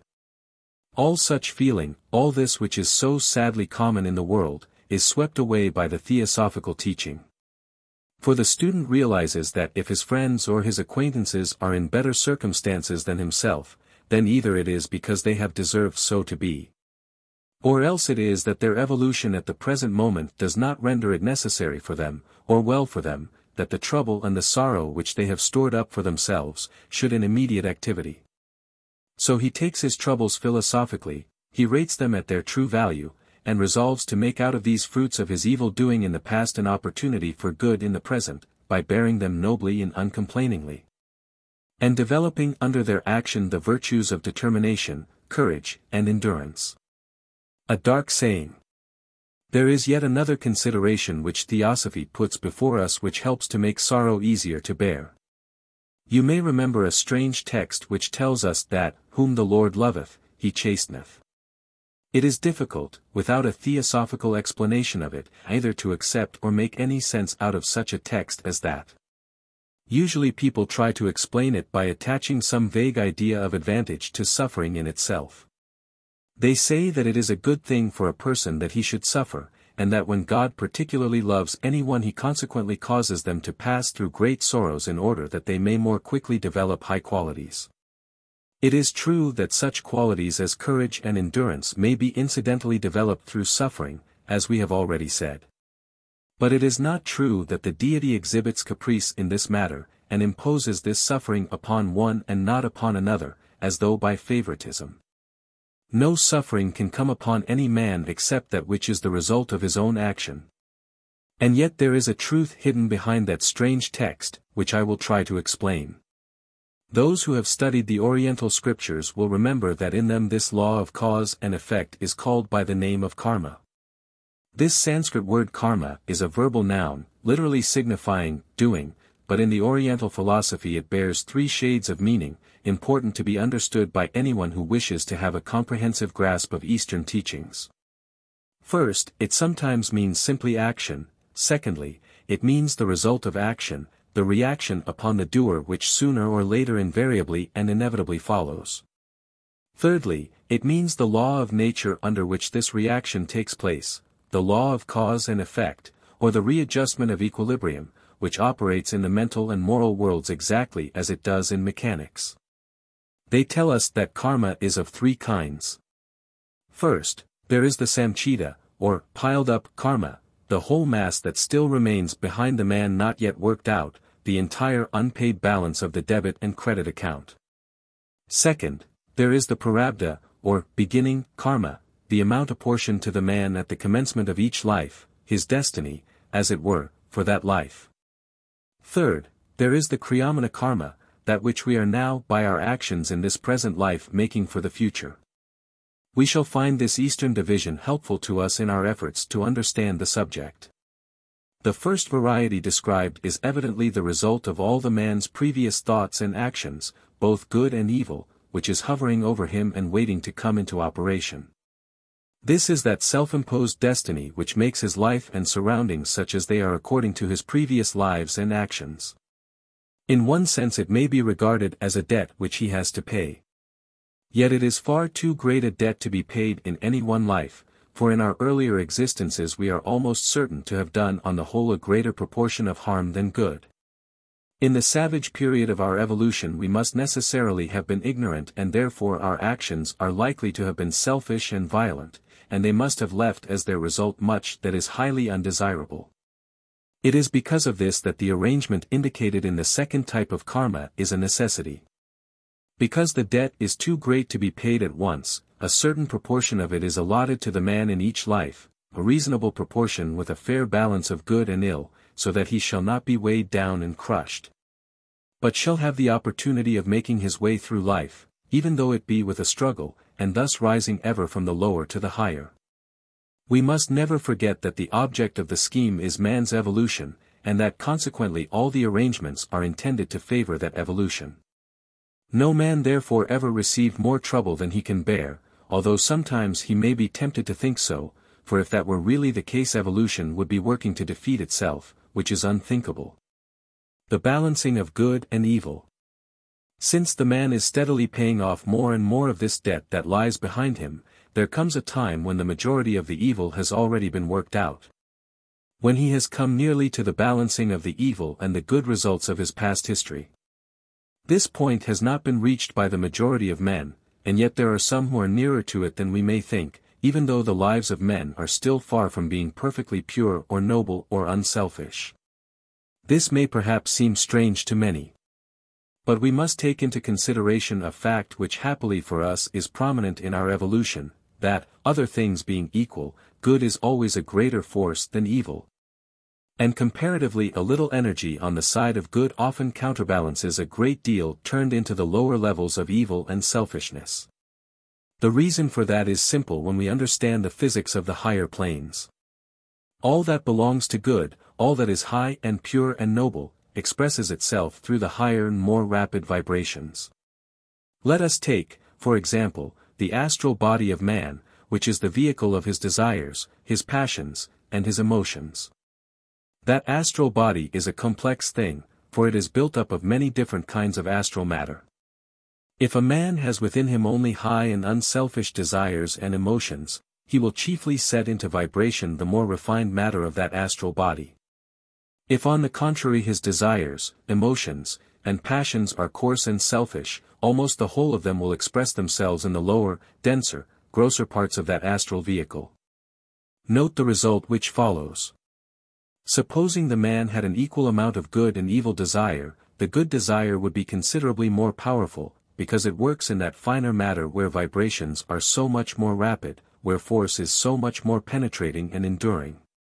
Because the matter through which it has to work its way is of a less gross character. The ordinary man's life contains a great deal which we cannot approve, a great deal that is coarse and selfish. Yet I believe that it always contains also something that is good, something that is noble, something that is really high and true. And this, comparatively little though it be, is a force working with such activity upon the higher planes that it fully counterbalances the coarseness and the selfishness. And so out of such a life there comes, not some retrogression, as one might expect, but a certain amount of progress.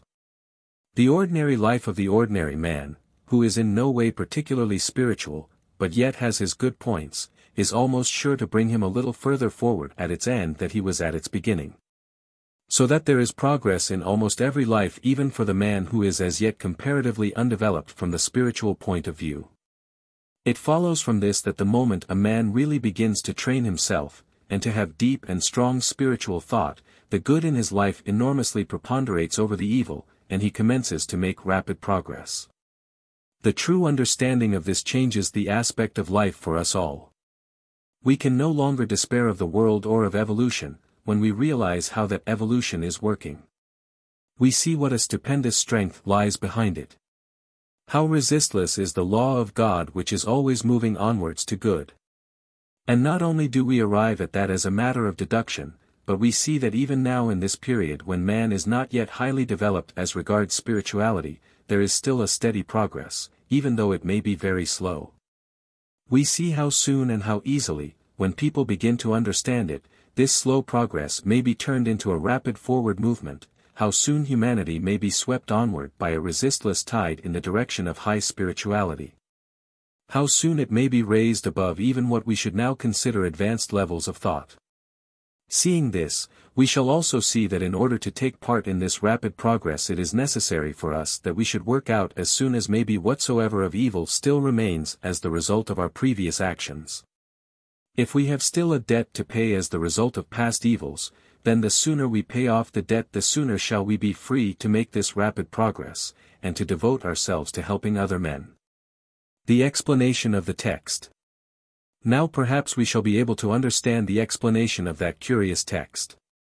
Suppose that a person is so far advanced that there is left only a sufficient amount of evil karma for this life and for the next one. It would obviously be the best thing that could happen to him that the rest of that evil or suffering which would naturally belong to the next life should be given to him now in this one. So that he might work through it and be ready to start in that next life untrammeled by any evil surroundings or conditions. Sometimes it happens that a man who is of spiritual thought, of clean and pure and unselfish life, finds an extraordinary amount of suffering coming upon him, out of proportion, apparently, to any deserts of his of which he knows anything. And out of proportion to what seems to be falling upon his neighbors. When that is so, he may reasonably take comfort to himself from this thought, that because he is living a better life than others, because he is rising somewhat in advance of his fellows, the lords of karma have thought him fit to bear more of that which lies behind him than they would otherwise have apportioned to him. They may have originally given to him such an amount of debt to be paid as the ordinary man could bear in a lifetime without bending or breaking under the strain. They find him now to be more than the ordinary man, to be a little stronger and wiser and better than they had expected, so they say in effect, here is one who is on the eve of becoming a magnificent channel for the divine strength. There is only a little more of his debt outstanding. Let him have an opportunity of paying that here and now, so that in his next life he may have the enormous advantage of not being hindered by any evil circumstances. So that he may then be put in the best condition to use in the highest way all the power and strength for good which he is developing in this life. That is the real meaning of the idea that, whom the Lord loveth, he chasteneth. And it can come to pass only in a case where the man is already somewhat developed, where he has made the definite choice of good rather than of evil, and has set his affection on things above and not on things of this world. When this truth is recognized, we see at once how small our troubles become. We are glad to have them and to bear them, we take them and use them as a lesson and an opportunity, because we understand why they have come. And if there be more than usual of them, even that very fact is in our favor and not against us. Here is one example of the advantage that we immediately begin to gain from a real grasp of any subject from the theosophical point of view. The destruction of fear. Another most valuable result of theosophical study is the absence of fear. Many people are constantly in a condition of anxiety or worry about something or other.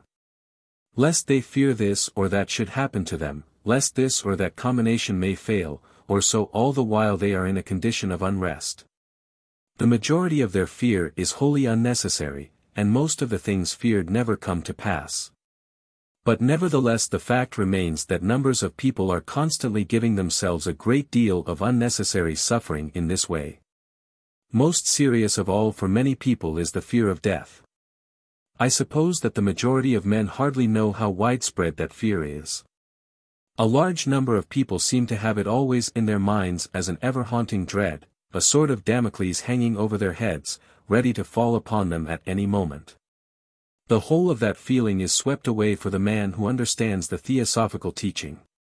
When we realize the great truth of reincarnation, when we know that we have often before laid aside physical bodies, then we shall see that death is no more to us than sleep, that just as sleep comes in between our days of work and gives us rest and refreshment, so between these days of labor here on earth which we call lives, there comes the long night of astral and heavenly life to give us rest and refreshment and to help us on our way. To the theosophist death is simply the laying aside for a time of this robe of flesh. He knows that it is his duty to preserve that bodily vesture as long as he can, to gain all the experience he can. But when the time comes for him to lay it down, he will do so thankfully, because he knows that the next stage will be a pleasanter one than this. Thus he will have no fear of death, although he realizes that he must live his life to the appointed end, because he is here for the purpose of progress, and that progress is the one important thing. See what a difference that makes in a man's conception of life. The important thing is not to earn so much money, not to obtain such and such a position. The one important thing, when we really comprehend it, is to carry out the divine plan. For this we are here, and everything else should give way to it. It needs only that we shall understand the facts, and all fear at once ceases. The apotheosis of common sense. Preeminently and above all else, Theosophy is a doctrine of common sense. It puts before us, so far as we can know them, the facts about God and man and the relations between them. And then it instructs us to take these facts into account, and act in relation to them with ordinary reason and common sense. This is all that it asks from any man as regards life. It suggests to him to regulate his life according to these laws of evolution which it has taught him. That is all, yet it means a great deal. For it gives the man a totally different standpoint, and a touchstone by which to try everything, his own thoughts and feelings, and his own actions first of all, and then those things which come before him in the world outside himself. Always he applies this criterion: is the thing right or wrong? Does it help onward evolution or does it hinder it? If a thought or a feeling arises within himself, he may see at once by this test whether it is one that he ought to encourage. If it is for the greatest good of the greatest number, then all is well. If it may hinder or cause harm to any being in its progress, then it is evil and to be avoided. The same reasoning holds good if he is called upon to decide with regard to anything outside of himself. If from that point of view the thing be a good thing, he can conscientiously support it; if not, then it is not for him. For the man who sees the truth in this way, the question of personal interest does not come into the case at all, and he thinks only of the good of evolution as a whole. This gives the man a definite foothold, a clear criterion, and removes from him the pain of indecision and hesitation. The will of God is man's evolution. Whatever therefore helps on that evolution must be good; whatever stands in the way of it and delays it, that thing must be wrong, even though it may have on its side all the weight of public opinion and of immemorial tradition. It is true that all about us we see infringements of the divine law taking place, yet we know that the law is far stronger than the petty wills of those who ignorantly disobey it.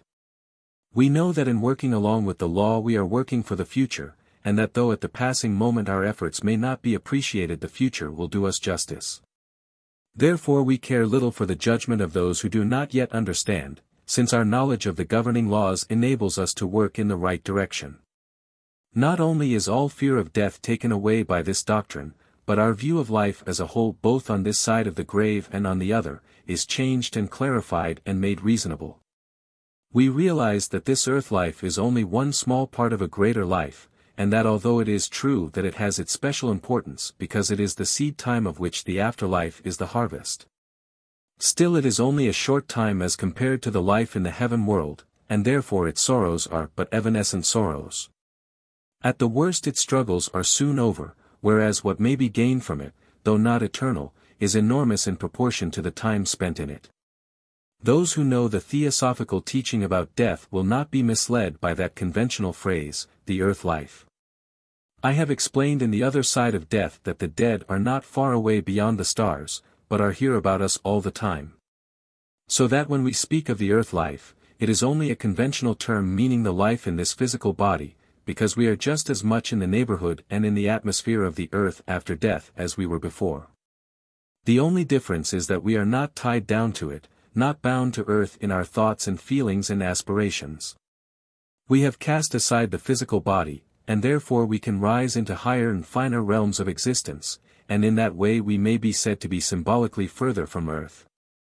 Even though as a matter of fact and as far as space is concerned we have made no movement at all. The ordinary orthodox view of life after death is not as it stands a reasonable one. But in the theosophical teaching we see a coherent and graded ascent of man, first evolving through his physical body, then through the astral, then through the mental, until he rises again into the ego or the true self.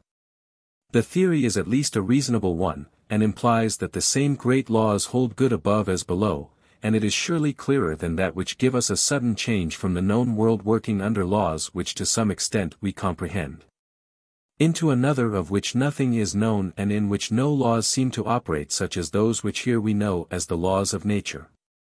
In Theosophy we bring a grander gospel, we preach a holier creed than that. We hold that nature is one magnificent whole, and that upon the higher and spiritual planes as well as upon the lower and physical, the will of God is always expressing itself in one undeviating law. Just and noble and helpful everywhere, after death just as much as before. No religious worries. Another point which we gain for our theosophical teachings is that we have no longer any religious fears or worries or troubles. It may perhaps be thought that those do not concern the majority of mankind. But if we come to know anything of the inner life of the most devout and religious people, we shall find that there is a great deal of sorrow and trouble concerned with it. Many of our noblest and best people are constantly worrying themselves, constantly morbidly introspective, constantly fearing whether at the last they may not somehow be cast away. Whether they may not fall short, in some way, they scarcely understand how, of the demands which their faith makes upon them. All that is swept aside when we realize that progress towards the highest is the divine will for us. That we cannot escape from that progress, that whatever comes in our way and whatever happens to us is meant to help us along that line, that we ourselves are the only people that can delay our advance. When we really know this, what a difference it makes in the aspect of life. No longer do we trouble and fear about ourselves. We go on and do the duty which comes nearest, in the best way that we can, confident that if we do this, all will be well for us without our perpetually examining and worrying. True, we are told in the wise Greek proverb, know thyself. True, it is our business to know ourselves, and to know our own weak points. But that also must be done according to reason and according to common sense, and, as we have said before, we must not be like those tiny children who, when they plant a garden, are always pulling up their plants to see how much they are growing. That is exactly what so many good people are always doing. They are always pulling themselves up by the roots to see how they are getting on, instead of being satisfied quietly to do their duty, and trying to help their fellows in the race. Knowing that the great divine power behind will press them onward slowly and steadily and do for them all that can be done, so long as their faces are set steadfastly in the right direction, so long as they do all that they reasonably can. Another question is as to the condition and fate of those whom we love after they are gone from our sight. There has been much terrible and unnecessary suffering because people worried about the condition of their children, of their parents, of those whom they loved most, because they were always uncertain exactly what was demanded. Exactly what obscure conditions they must fulfill in order to grasp this elusive salvation and make certain that they had it. This salvation is thought by a large number of Christians to depend entirely upon one's believing or feeling that one is saved. It is a sort of salvation by hysteria, as it were. A man is saved because he thinks himself saved, because he feels himself so, a very strange idea. The certainty of evolution. We in Theosophy are clear either for ourselves or, what is still more important, for those whom we love so dearly, of all this trouble about being saved. We know that there is nothing to be saved from except ignorance and error, that there is no wrath of God, impious phrase that it is, from which we are to try to escape. That the world is not governed by some kind of omnipotent demon who is always lying in wait to catch his unfortunate creatures, to cast them into eternal suffering for disobeying laws which they are practically incapable of obeying fully in their present surroundings and stage of evolution. We realize that all that is a childish fable, and that it is also a wicked and blasphemous fable. We know that on the contrary, the world is governed by a grand and beneficent power whose will is man's evolution, who is sweeping him ever onward and upward along the course that all must take sooner or later, and the sooner the better, for the divine will is that man shall grow. What is our weak will that it should ever prevail against that? We cannot but evolve, we cannot but grow better and better. The only question is, shall we throw ourselves into this great divine scheme and work willingly with the great law which brings us here? If so, then not only will progress be easy for us, but we may be of great help in assisting our fellow creatures in their advance along this upward path, in helping evolution instead of hindering it. If, on the contrary, we set ourselves vainly and uselessly to struggle against this divine will, we shall still be swept on, but at the cost of much suffering. And instead of being helpful to those around us, we shall hinder those who are unfortunate enough to fall under our evil influence. The wicked man, alike with the good man, must eventually pass from the human stage of evolution to a stage to us at present inconceivable. It is only that he gives himself much more trouble on the way. His will, which is set up against the divine, has to be broken down again and again, until he realizes that he must take his part in the great work for man. So there is no question of salvation.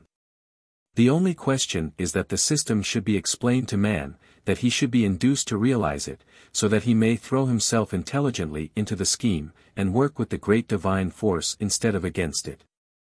It is easy to see what an enormous difference that conception makes in life.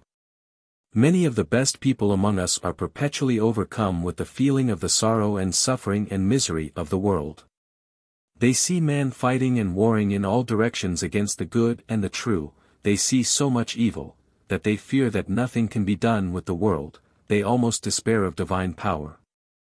And out of that, perhaps has grown up the terrible blasphemy that the Christ, the Savior of mankind, can succeed in saving only a mere handful, and is obliged to confess failure by allowing 999 out of every 1,000 to be captured by his supposed enemy. A curious and a most unworthy idea, but people do not realize it. Some rather exult in the selfish thought that only a few are to be saved, so long, be it understood, as they are of the few. The truth is ever grander far than any man's conception of it, and we may well say that the true Christ within us is the Savior of all, but it is of all, and not only of a few. This is a scheme, not of occasional and partial salvation, not even of eternal hope, as Canon Farrar put it, but of eternal certainty. We know that all must, in the end, stand by the side of the divine. There is no escape from it, because that is his will. Now this removes at once from our horizon all the uncertainty that surrounds religion. In Theosophy we do not hope that we may be saved. We know that eternal advancement and gain will come to all, that progress is a necessity and is the immutable law of the universe.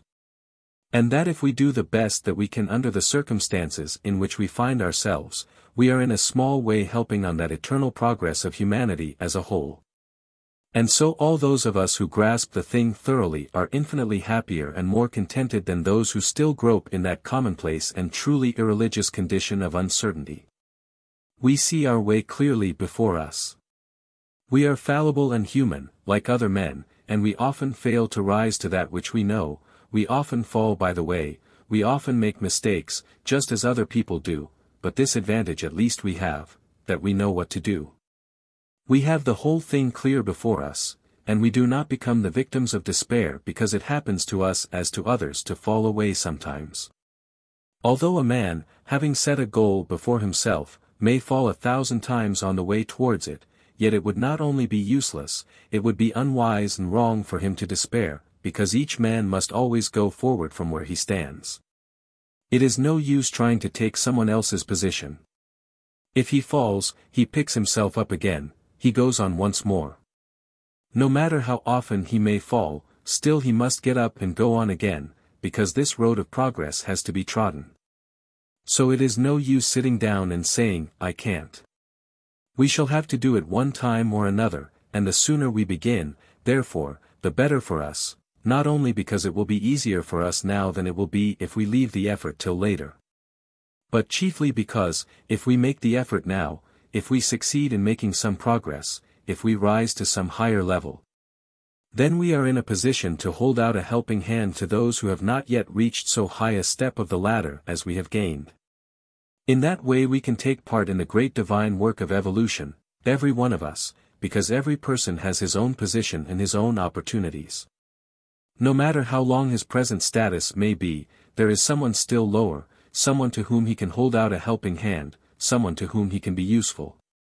So it is that at whatever stage of evolution we may be, we can always be of some use in the position in which we then are. Here we have a whole mass of considerations showing us the great advantage that we gain from this theosophical view of life.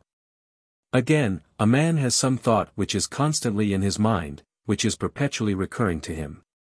By the theosophical teaching, he realizes that he is building up all round him a thought form which will constantly react upon him, which will tend to set up vibrations similar to its own in his mind-body. And so to recall itself to him again and again, to intensify itself, to become such a habit to him that he will presently find it almost impossible to throw it aside or to get rid of it. Knowing this, he sees the immense importance of controlling his thought, so that he may always surround himself with good and not with evil, with thought forms that will help on his upward path, and not hinder him or drag him back. And from all this it comes also that nothing is unimportant to him. He learns that he must be accurate and careful in small matters as well as in great. He sees that though the man of the world may often throw aside the less important matters, as he thinks, although such a man may say to himself, this work is not well done, but never mind, it will do. We must manage with it. He realizes that the occult student cannot afford to take that line, that whatever he does, he must do thoroughly, as the Christians tell you, as unto the Lord and not as unto men. And that is true, because he does it not that other people may see it, he does it well in order that it may be well done, that the thing to which he has set his hand may be a perfect piece of work, or as nearly perfect as he can make it. He cannot afford to neglect the smaller matters of life, but they also, as far as he does them all, must be well and neatly done, and accurate and pure and true. So we see that the whole of his life is molded by his theosophical knowledge. Our attitude towards humanity. Let us now turn to consider the attitude which he finds himself compelled to adopt toward his fellow men.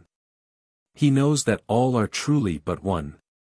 That on a higher plane where space and time and form as we know them down here do not exist, there is a real spiritual brotherhood. There is more than a brotherhood, there is a unity.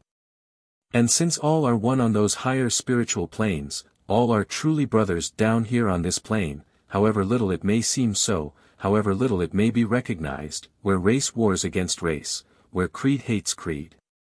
Where classes and castes are ever struggling, the one against the other, where competition is rampant, where dishonesty so often takes the place of fair dealing. Yet when he once realizes this spiritual unity above, he knows that in this world also in real truth, the interest of one can never be opposed to the interest of all. That no true gain can be made by one man which is not made in the name of and for the sake of all humanity, that one man's progress must be a little lifting of the burden of all others. And that one man's advance in spiritual things means a slight, yet not imperceptible advance to humanity as a whole. That everyone who bears sorrow and suffering nobly in his struggle towards the light is lifting a little of the heavy load of the sorrow and the suffering of his brothers as well. When he recognizes this brotherhood, not merely as a hope cherished by despairing men, but as a fact following in scientific series from all other facts. When he sees this as a certainty, how different his attitude must be towards all those round about him, an attitude ever of helpfulness, ever of the deepest sympathy. A realization that nothing which clashes with their higher interest can ever be the right thing for him to do, or can ever be good for him in any way. All this gives him a higher and wider view. And to him the problems of life look far less complicated, and far more hopeful and clear than they seem to the ordinary man. Thus his attitude towards his fellows will be ever one of the widest tolerance and charity. Tolerance, because his philosophy shows him that it matters little what a man believes, so long as he is a good man and true. Charity, because his wider knowledge enables him to make allowance for many things which the ordinary man does not understand. The standard of the occult student as to right and wrong is always higher than that of the less instructed man, yet he is far gentler than the latter in his feeling towards the sinner, because he comprehends more of human nature. He realizes how the sin appeared to the sinner at the moment of its commission, and so he makes more allowances than the man who is ignorant of all this. He goes further than tolerance, charity, sympathy. He feels positive love towards mankind, and that leads him to adopt a position of ever-watchful helpfulness. The child who deeply loves his mother is always watching for an opportunity of doing some little thing for her, something that he knows will please her or save her trouble. It is just that attitude of watching for an opportunity to help which the occultist adopts towards his fellows. He realizes that every contact with others is such an opportunity. When a new friend comes into his life, when a child is born into his family, when a servant becomes a member of his household, he at once begins to consider what he can do for them, and how he can be a useful influence in their lives. Theosophy brings him so much additional knowledge, that there is hardly any case in which it does not enable him to give advice or help. Not that it would be wise to be perpetually thrusting his opinions upon people. That is poor and tactless policy, indeed, it is one of the commonest mistakes made by the uninstructed. If the ordinary man happens to have a definite opinion, whether it be upon matters religious, political or social, or upon any of the other subjects of common discussion, he is forever endeavoring to force that opinion upon others and to make them think exactly as he does. The theosophist knows that all this is a foolish waste of energy, and therefore he declines to argue. If anyone desires from him explanation or advice he is more than willing to give it. Yet he has no sort of wish to convert anyone else to his own way of thinking. There are many cases in which he cannot with advantage say anything, but his life at least shows the advantage of his creed, and is the greatest of all testimonies to the truth of theosophy. Because men say, here is one who is calm and serene in all troubles, here is a man who is ever helpful, who is always thinking, not of himself, but of others. What is the faith, what is the belief that makes him take this line? Surely it must be well worthy of our examination and of our consideration. And so by the example of a noble life we lead others to the same safe harbor of peace which we ourselves have gained. Even those whom he meets only casually are not overlooked. As I mentioned in a previous lecture, even in riding in a railway carriage or an omnibus, the opportunity to do some good may arise. He may see a man worried or in sorrow, and may send him helpful encouraging thought, and watch him brighten up under its influence. The result is not always immediately apparent, yet the friendly thought has done its work, and we should never forget that that work may be greater than the sender knows. The unfortunate stranger may have been upon the brink of despair, and just that encouraging thought may have saved him from insanity or suicide. Think what a difference it would make to us if we all regarded life from that point of view, if we went through it looking for opportunities of doing good, asking, not, what can I gain? But, what can I do? Such an existence is far more interesting, infinitely fuller and wider than that of the unfortunate who is all the while wrapped up in narrow ideas of personal gain or loss, circumscribed by the limited horizon of his own petty troubles and sorrows. Thought control. Yet another point. The occultist, in his relation to his fellow men, bears in mind constantly that quest of thought control of which I spoke. He knows that every thought to which he gives birth ends not with himself, but affects many others as well. He realizes that the vibrations which he sends forth from his mental body are reproducing themselves in the mental bodies of others all about him, that he is a source either of mental health or of mental ill to all with whom he comes in contact. Consider the condition of a man who is a source of evil thought. Take a simple case, suppose it is merely a man who is a source of low and sensual thought. That man knows that under ordinary conditions he must not allow these low and animal thoughts of his to find vent in words. He must not show to his friends or the community his inner feeling in action, but often he does not realize that even his thought is a plague spot, that he is going through the world as a center of moral contagion. It is exactly the same thing, and exactly the same crime as it would be for one of us, who caught some infectious disease, to continue to go about among his fellow men, with the disease hidden, scattering the seeds of pestilence on all sides. We know that that is a crime, we know that our laws would certainly deal stringently with such a case as that if they could get hold of it. It is a worse crime still for a man to go about scattering moral poison and moral infection, because that is more insidious, more devastating and more difficult to eradicate than any physical disease could be. Most especially is this a fact to be borne in mind by anyone who has in any way to do with children. Whether he be a parent, a teacher, or a guardian, if his fate brings him into the presence of a child, it is then his business, most emphatically, to set a watch not only over his words and his deeds, but over his thoughts as well. It would be a bad man, as we should all admit, that would give way to angry words or angry deeds before a child. The presence of the child would be a restraining factor. But what we do not realize is that our thoughts before the children have just as great a power, that the child bodies are plastic and can easily be bent and molded. A gymnast, for example, can take a little child and can train him to do all sorts of things with his plastic young limbs, which you or I could not now train ourselves into doing, no matter how long we might try. Just as that child's physical body is plastic and easily molded, so is his astral body, his passions, feelings, and emotions, so is his mental body, the whole realm of his thought. Whenever through any grown-up person there passes a wave of anger or a sensual emotion, assuredly that acts at once upon the plastic astral bodies of any children who are so unfortunate as to be in his neighborhood. It excites in them a synchronous vibration, a predisposition to the anger or the sensuality, or whatever it may be.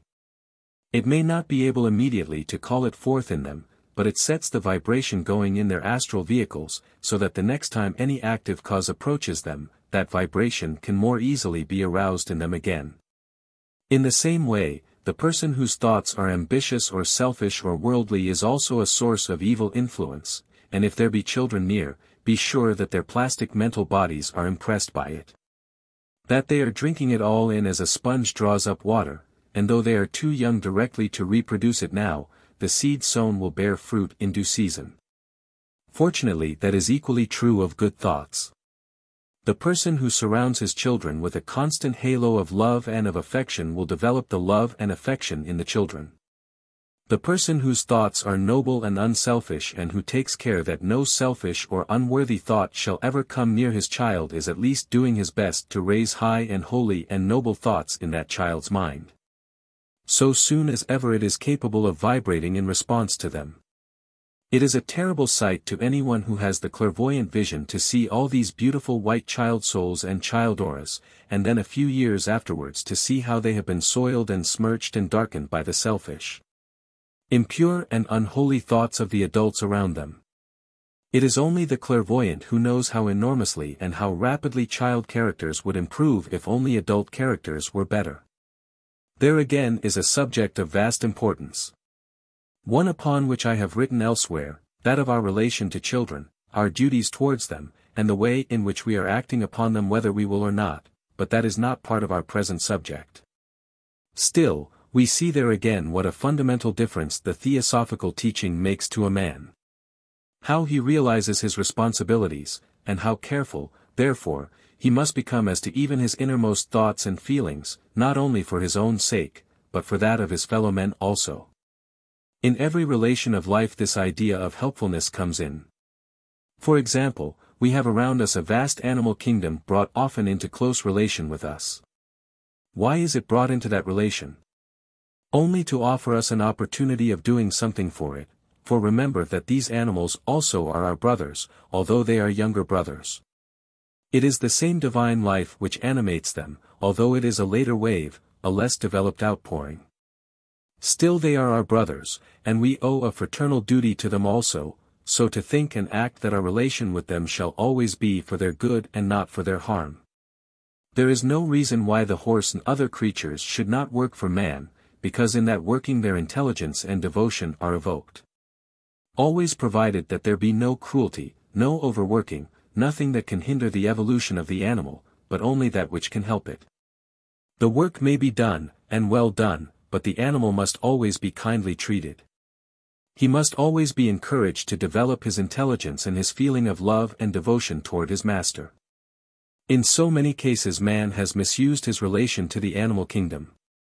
He has ruled it by fear not by love, he has tortured many of the creatures which serve him, he has trained them into bad habits in order to pander to his own evil passions and his lust for cruelty. He has taken a noble animal like the dog and degraded him below the level of the wolf from which he was evolved. He has taught him to hunt, not for the sake of food, but for the pure lust of killing, which no wild animal ever does. And thus he has created in him an instinct of destruction which it will take many ages and much suffering to eradicate. Never should we develop in any animal the evil qualities of fear, of ferocity, or of hatred, but always intelligence, devotion and love. In all cases and with all forms of life our business is to help, and to try to bring nearer the golden age when all shall understand one another and all shall cooperate in the glorious work that is to come. Finally, we must regard everything from the higher standpoint and not from the lower, whenever we find a struggle going on within us, that law of the members warring against the law of the mind, as St. Paul puts it, we should remember that we ourselves are the higher, and that this, which is the lower, is not the real self, but merely an uncontrolled part of one of its vehicles. We must identify ourselves never with the lower, but always with the higher. We must stand on its side, realizing that the soul is the true man, instead of taking the upside-down attitude which is shown in our common expression when we speak of my soul, as though this body were I, and the soul something belonging to it. Far more true is the Hindu form of speech, my body is tired, my body is hungry. However strange it sounds to us, that form of words represents the truth, and ours is entirely wrong. It shows how far the general sense of the time has departed from the true knowledge, when we speak of the soul as an appanage of the body, instead of realizing that the body is only a partial expression of the soul. An instrument which is to be governed by the soul and kept in order by it, and not allowed, like an unruly horse, to run away from its master. These are some of the ways in which we find that our belief affects our everyday life. This is something of what we gain from Theosophy. We learn that this grand law of evolution, which is an expression of the divine will and life and being, is yet something in which we ourselves can take our humble part. That there is not one of us but can be a channel for its power, not one of us but can help in the great work that lies before us. And so we learn to be ever on the watch for opportunities to help. Ever ready to render it in the most unexpected directions and to the most unlikely people, because we realize that to help on this magnificent scheme of evolution is to be a fellow worker with God, a cooperator with the purpose of the Logos. And this we hold to be the highest honor and the greatest privilege that can ever fall to the lot of man. Chapter 14. The Gospel of Wisdom. The word gospel is usually associated with one particular form of faith only, with one particular story of never-failing interest, so you may perhaps think its use in theosophical teaching somewhat strange.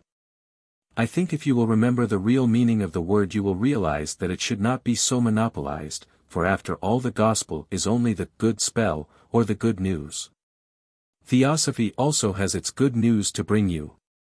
Not the good news of salvation, indeed, but the still greater good news that there is nothing to be saved from except your own error and ignorance, that there is no divine wrath from which you must escape. But that the whole world is moving on in one mighty and glorious order towards an end greater than the mind of man can conceive. This is not a poetic dream, not a mere flight of the imagination, but a certainty which can be seen and known, which can be examined scientifically by those who will take the trouble to prepare themselves for such an investigation. That is one piece of the good news or the gospel which Theosophy has to bring you.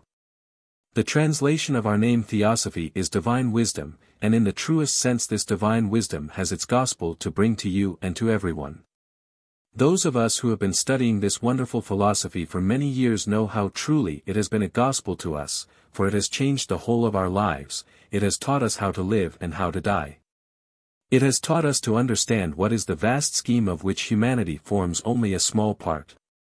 The whole world is changed for us because of that knowledge and that wider comprehension. That there is sin, sorrow and suffering in the world we all know well. It seems so sordid, so piteous, so universal, that many of those whose hearts are filled with love and pity and desire to serve feel despair rising within them when they look round and see the condition of the world as it is today. If we had no key to the meaning of it all, it would indeed seem that matters are hopeless and that there is nothing to be done, but when once we have the key we begin to understand, and the whole thing takes a different aspect. The great masters of wisdom and compassion who so much desire to serve this orphan humanity, give us a veritable gospel, the good news from on high, for they say to us, rise above all this, look upon it as a whole, and then you will understand it. Do not look up from beneath at the underside of life, but rise above it to the higher planes of thought and consciousness and look down and understand, and then indeed you will see that there is good news for all. Have you ever seen the great rapids of Niagara? Imagine the condition of some tiny insect swept down amidst the straws and fragments in that seething torrent. Think how it boils and foams and surges round, and think how that tiny insect would regard it all. To him that world of strife and stress would naturally seem all that there was and all that there could be. And as the water dashed backwards and forwards among the rocks he would sometimes feel himself being irresistibly carried up out of his natural course, against the downward current. Yet, if you stand on the banks of that magnificent gorge, and look down on that marvelous maelstrom of water below, you will see that all the time a majestic current is carrying the whole mass in one direction. And that although there may be whirlpools where part of the water seems to be running backwards for the time, in reality the whirlpools and the straws and the insect are all being swept steadily onwards all the while by that tremendous torrent. Just like that is the view of the strife and sorrow and the trouble of this world which opens before the view of the man who raises his consciousness to a higher plane. He sees what seems to you to be evil, and notes how it is apparently pressing upwards against the great current of progress.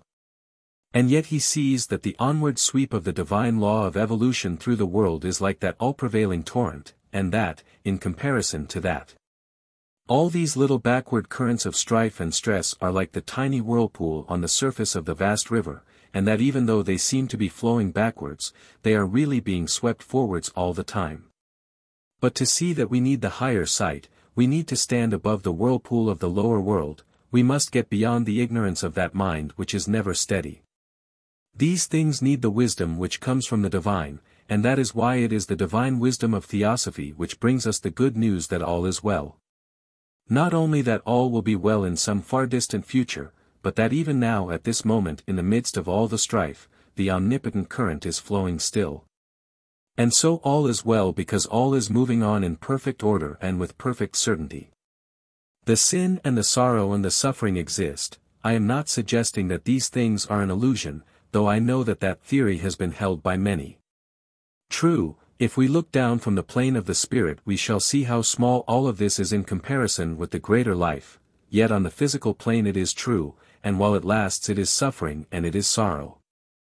And the man who sees most clearly what is the great truth that lies behind all this, is also the man whose sympathy is the strongest, whose understanding of his weaker brother is the clearest and the fullest, the most pitying and the most forgiving.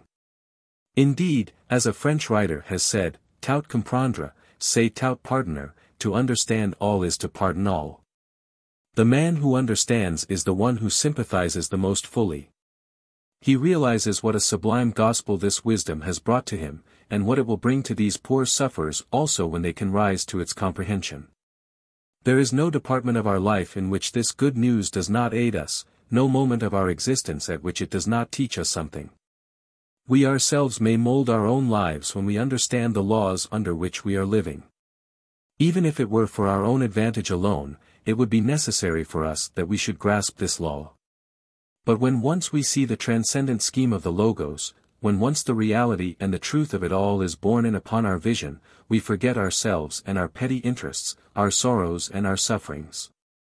We rise above all thought of ourselves altogether, for we see the great, glorious, all-pervading, all-comprehending, all-satisfying and sustaining life, and it fascinates us with the divinity and the power of it all. When once we have seen that, we think no more of ourselves forever, for our thought has risen to a higher level, and all our strength is poured out in the service of our fellow men. We must see for ourselves, we must have the divine wisdom of Theosophy within us, that gospel must enter into our hearts, and then indeed we shall become preachers of that gospel, whether we will or not.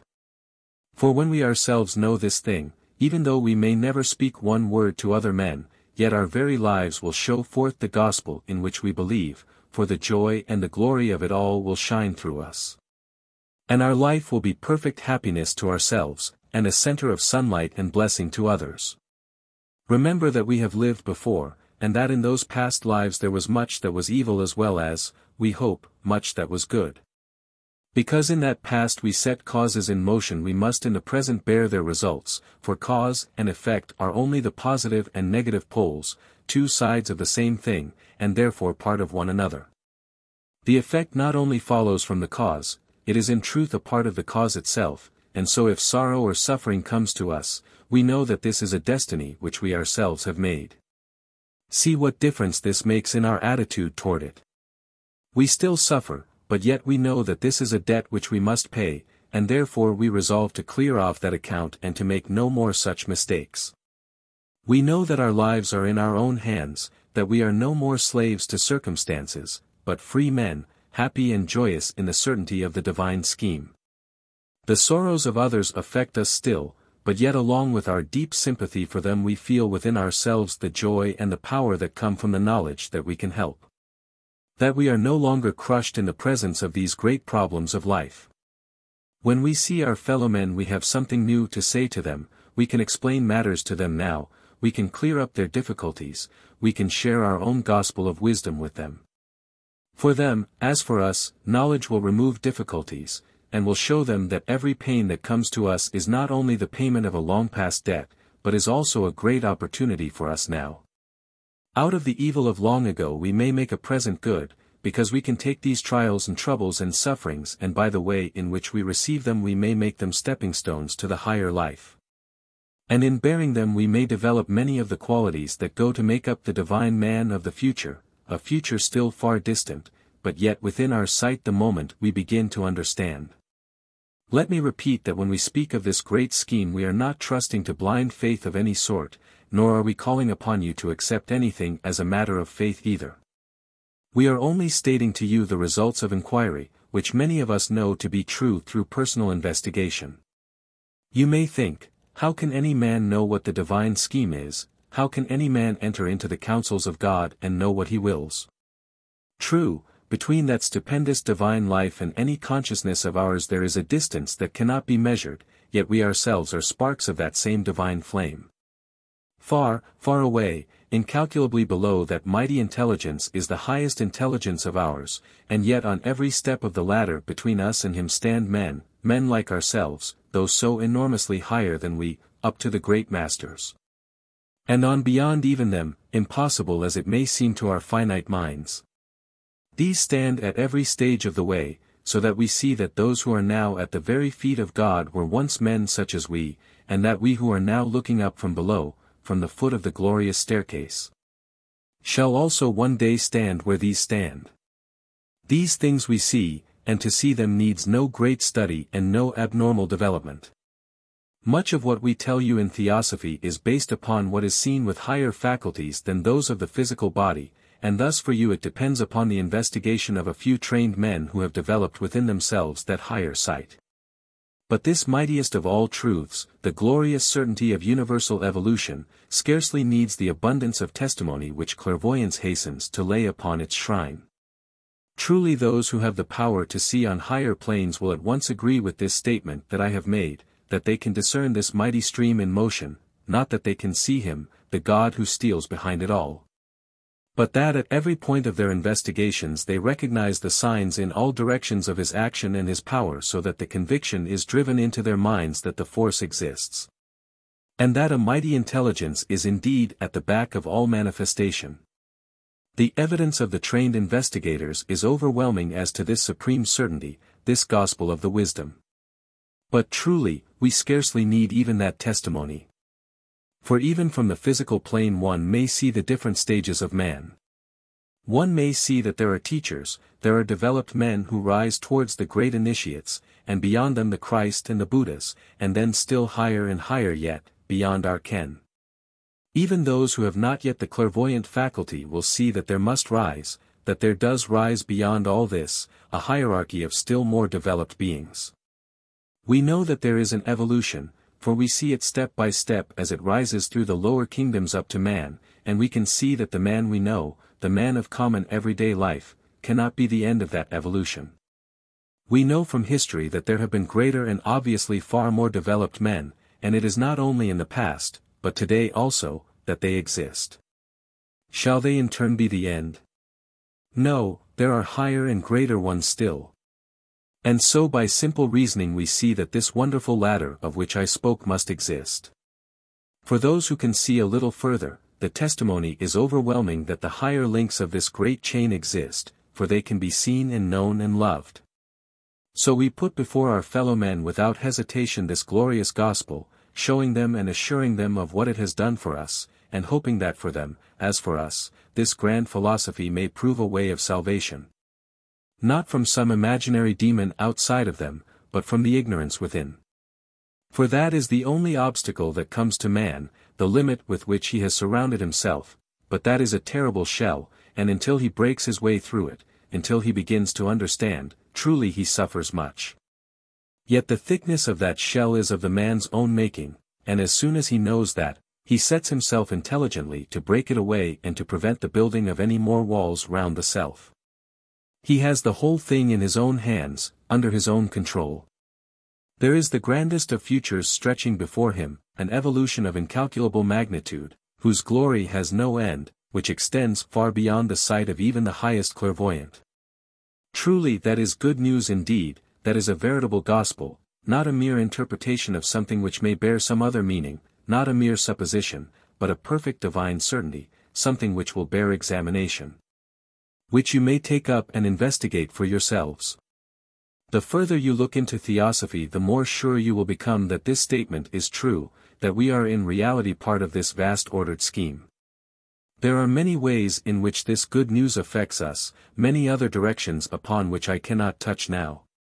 in which our lives are revolutionized by understanding these things. Vast indeed is the change which Theosophy brings into the life of the man who grasps it and lives it.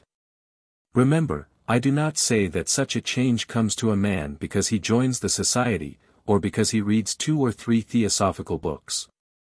But I do say that the man who, understanding this great teaching, tries to live the life which it prescribes, will find that what I have written is true. It is just as sure now as it was in days of old that they who do the will of the Father that is in heaven, they shall know of the doctrine whether it be true. It still is true that the man who would know the truth must live the life.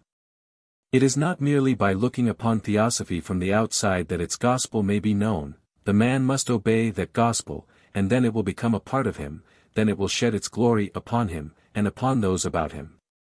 Then he will realize that it is his duty to be happy, and he will not be carried away by any trouble or sorrow that may come to him, because he knows that his feet stand firm. Much theosophical work may thus be done unconsciously, besides our active outer work, and it will increase as our power and our knowledge increase. We are filled with joy and peace because of our study and our reading, and unconsciously we spread around us these vibrations of joy, of happiness and confidence are hungering to understand the life of which they find themselves a part.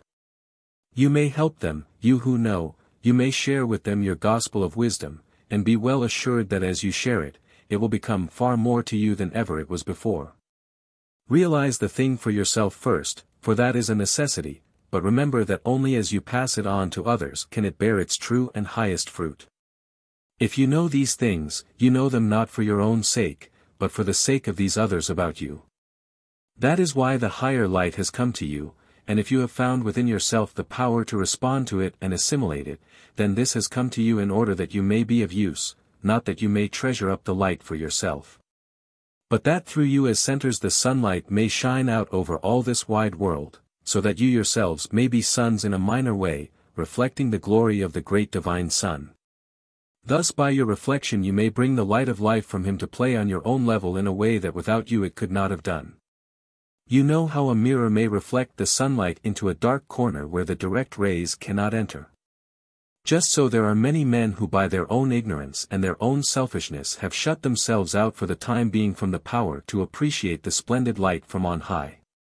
There is the glorious sunlight always pouring itself down, but yet a man may shut himself up in his own house away from that holy radiance.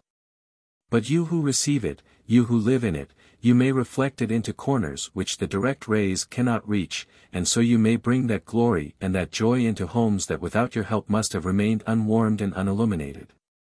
There is truly a gospel in all this, teaching us never to forget that though the outer side of life may seem dull and heavy, there is always the divine fire glowing within. To remember that, the soul of things is sweet, the heart of being is celestial rest, stronger than woe is will, that which is good doth pass to better, best. So this celestial bliss, that lies beyond the sorrow and the suffering, shall become for you the ever-present reality, until you learn to look through the misery and see its cause, and not only to see the cause. But, far beyond that, the exhaustion of that evil through this temporary suffering, and the glory that is to come, the magnificent qualities which all this is developing in the man. So this gospel will become a living reality to you. So, although you sympathize ever more and more deeply, you will find that you have within you the power to help, to comfort and to save, because you know, because you have this gospel in your hearts, and so you can communicate its light to others. So you will say to them once more, in the words of the greatest Indian teachers, "Do not complain, and cry and pray, but open your eyes and see, the light is all about you, if you will only remove the bandage from your eyes and look. It is always with you, so wonderful, so glorious, so far beyond anything that man has ever dreamt of or prayed for, and it is forever and forever."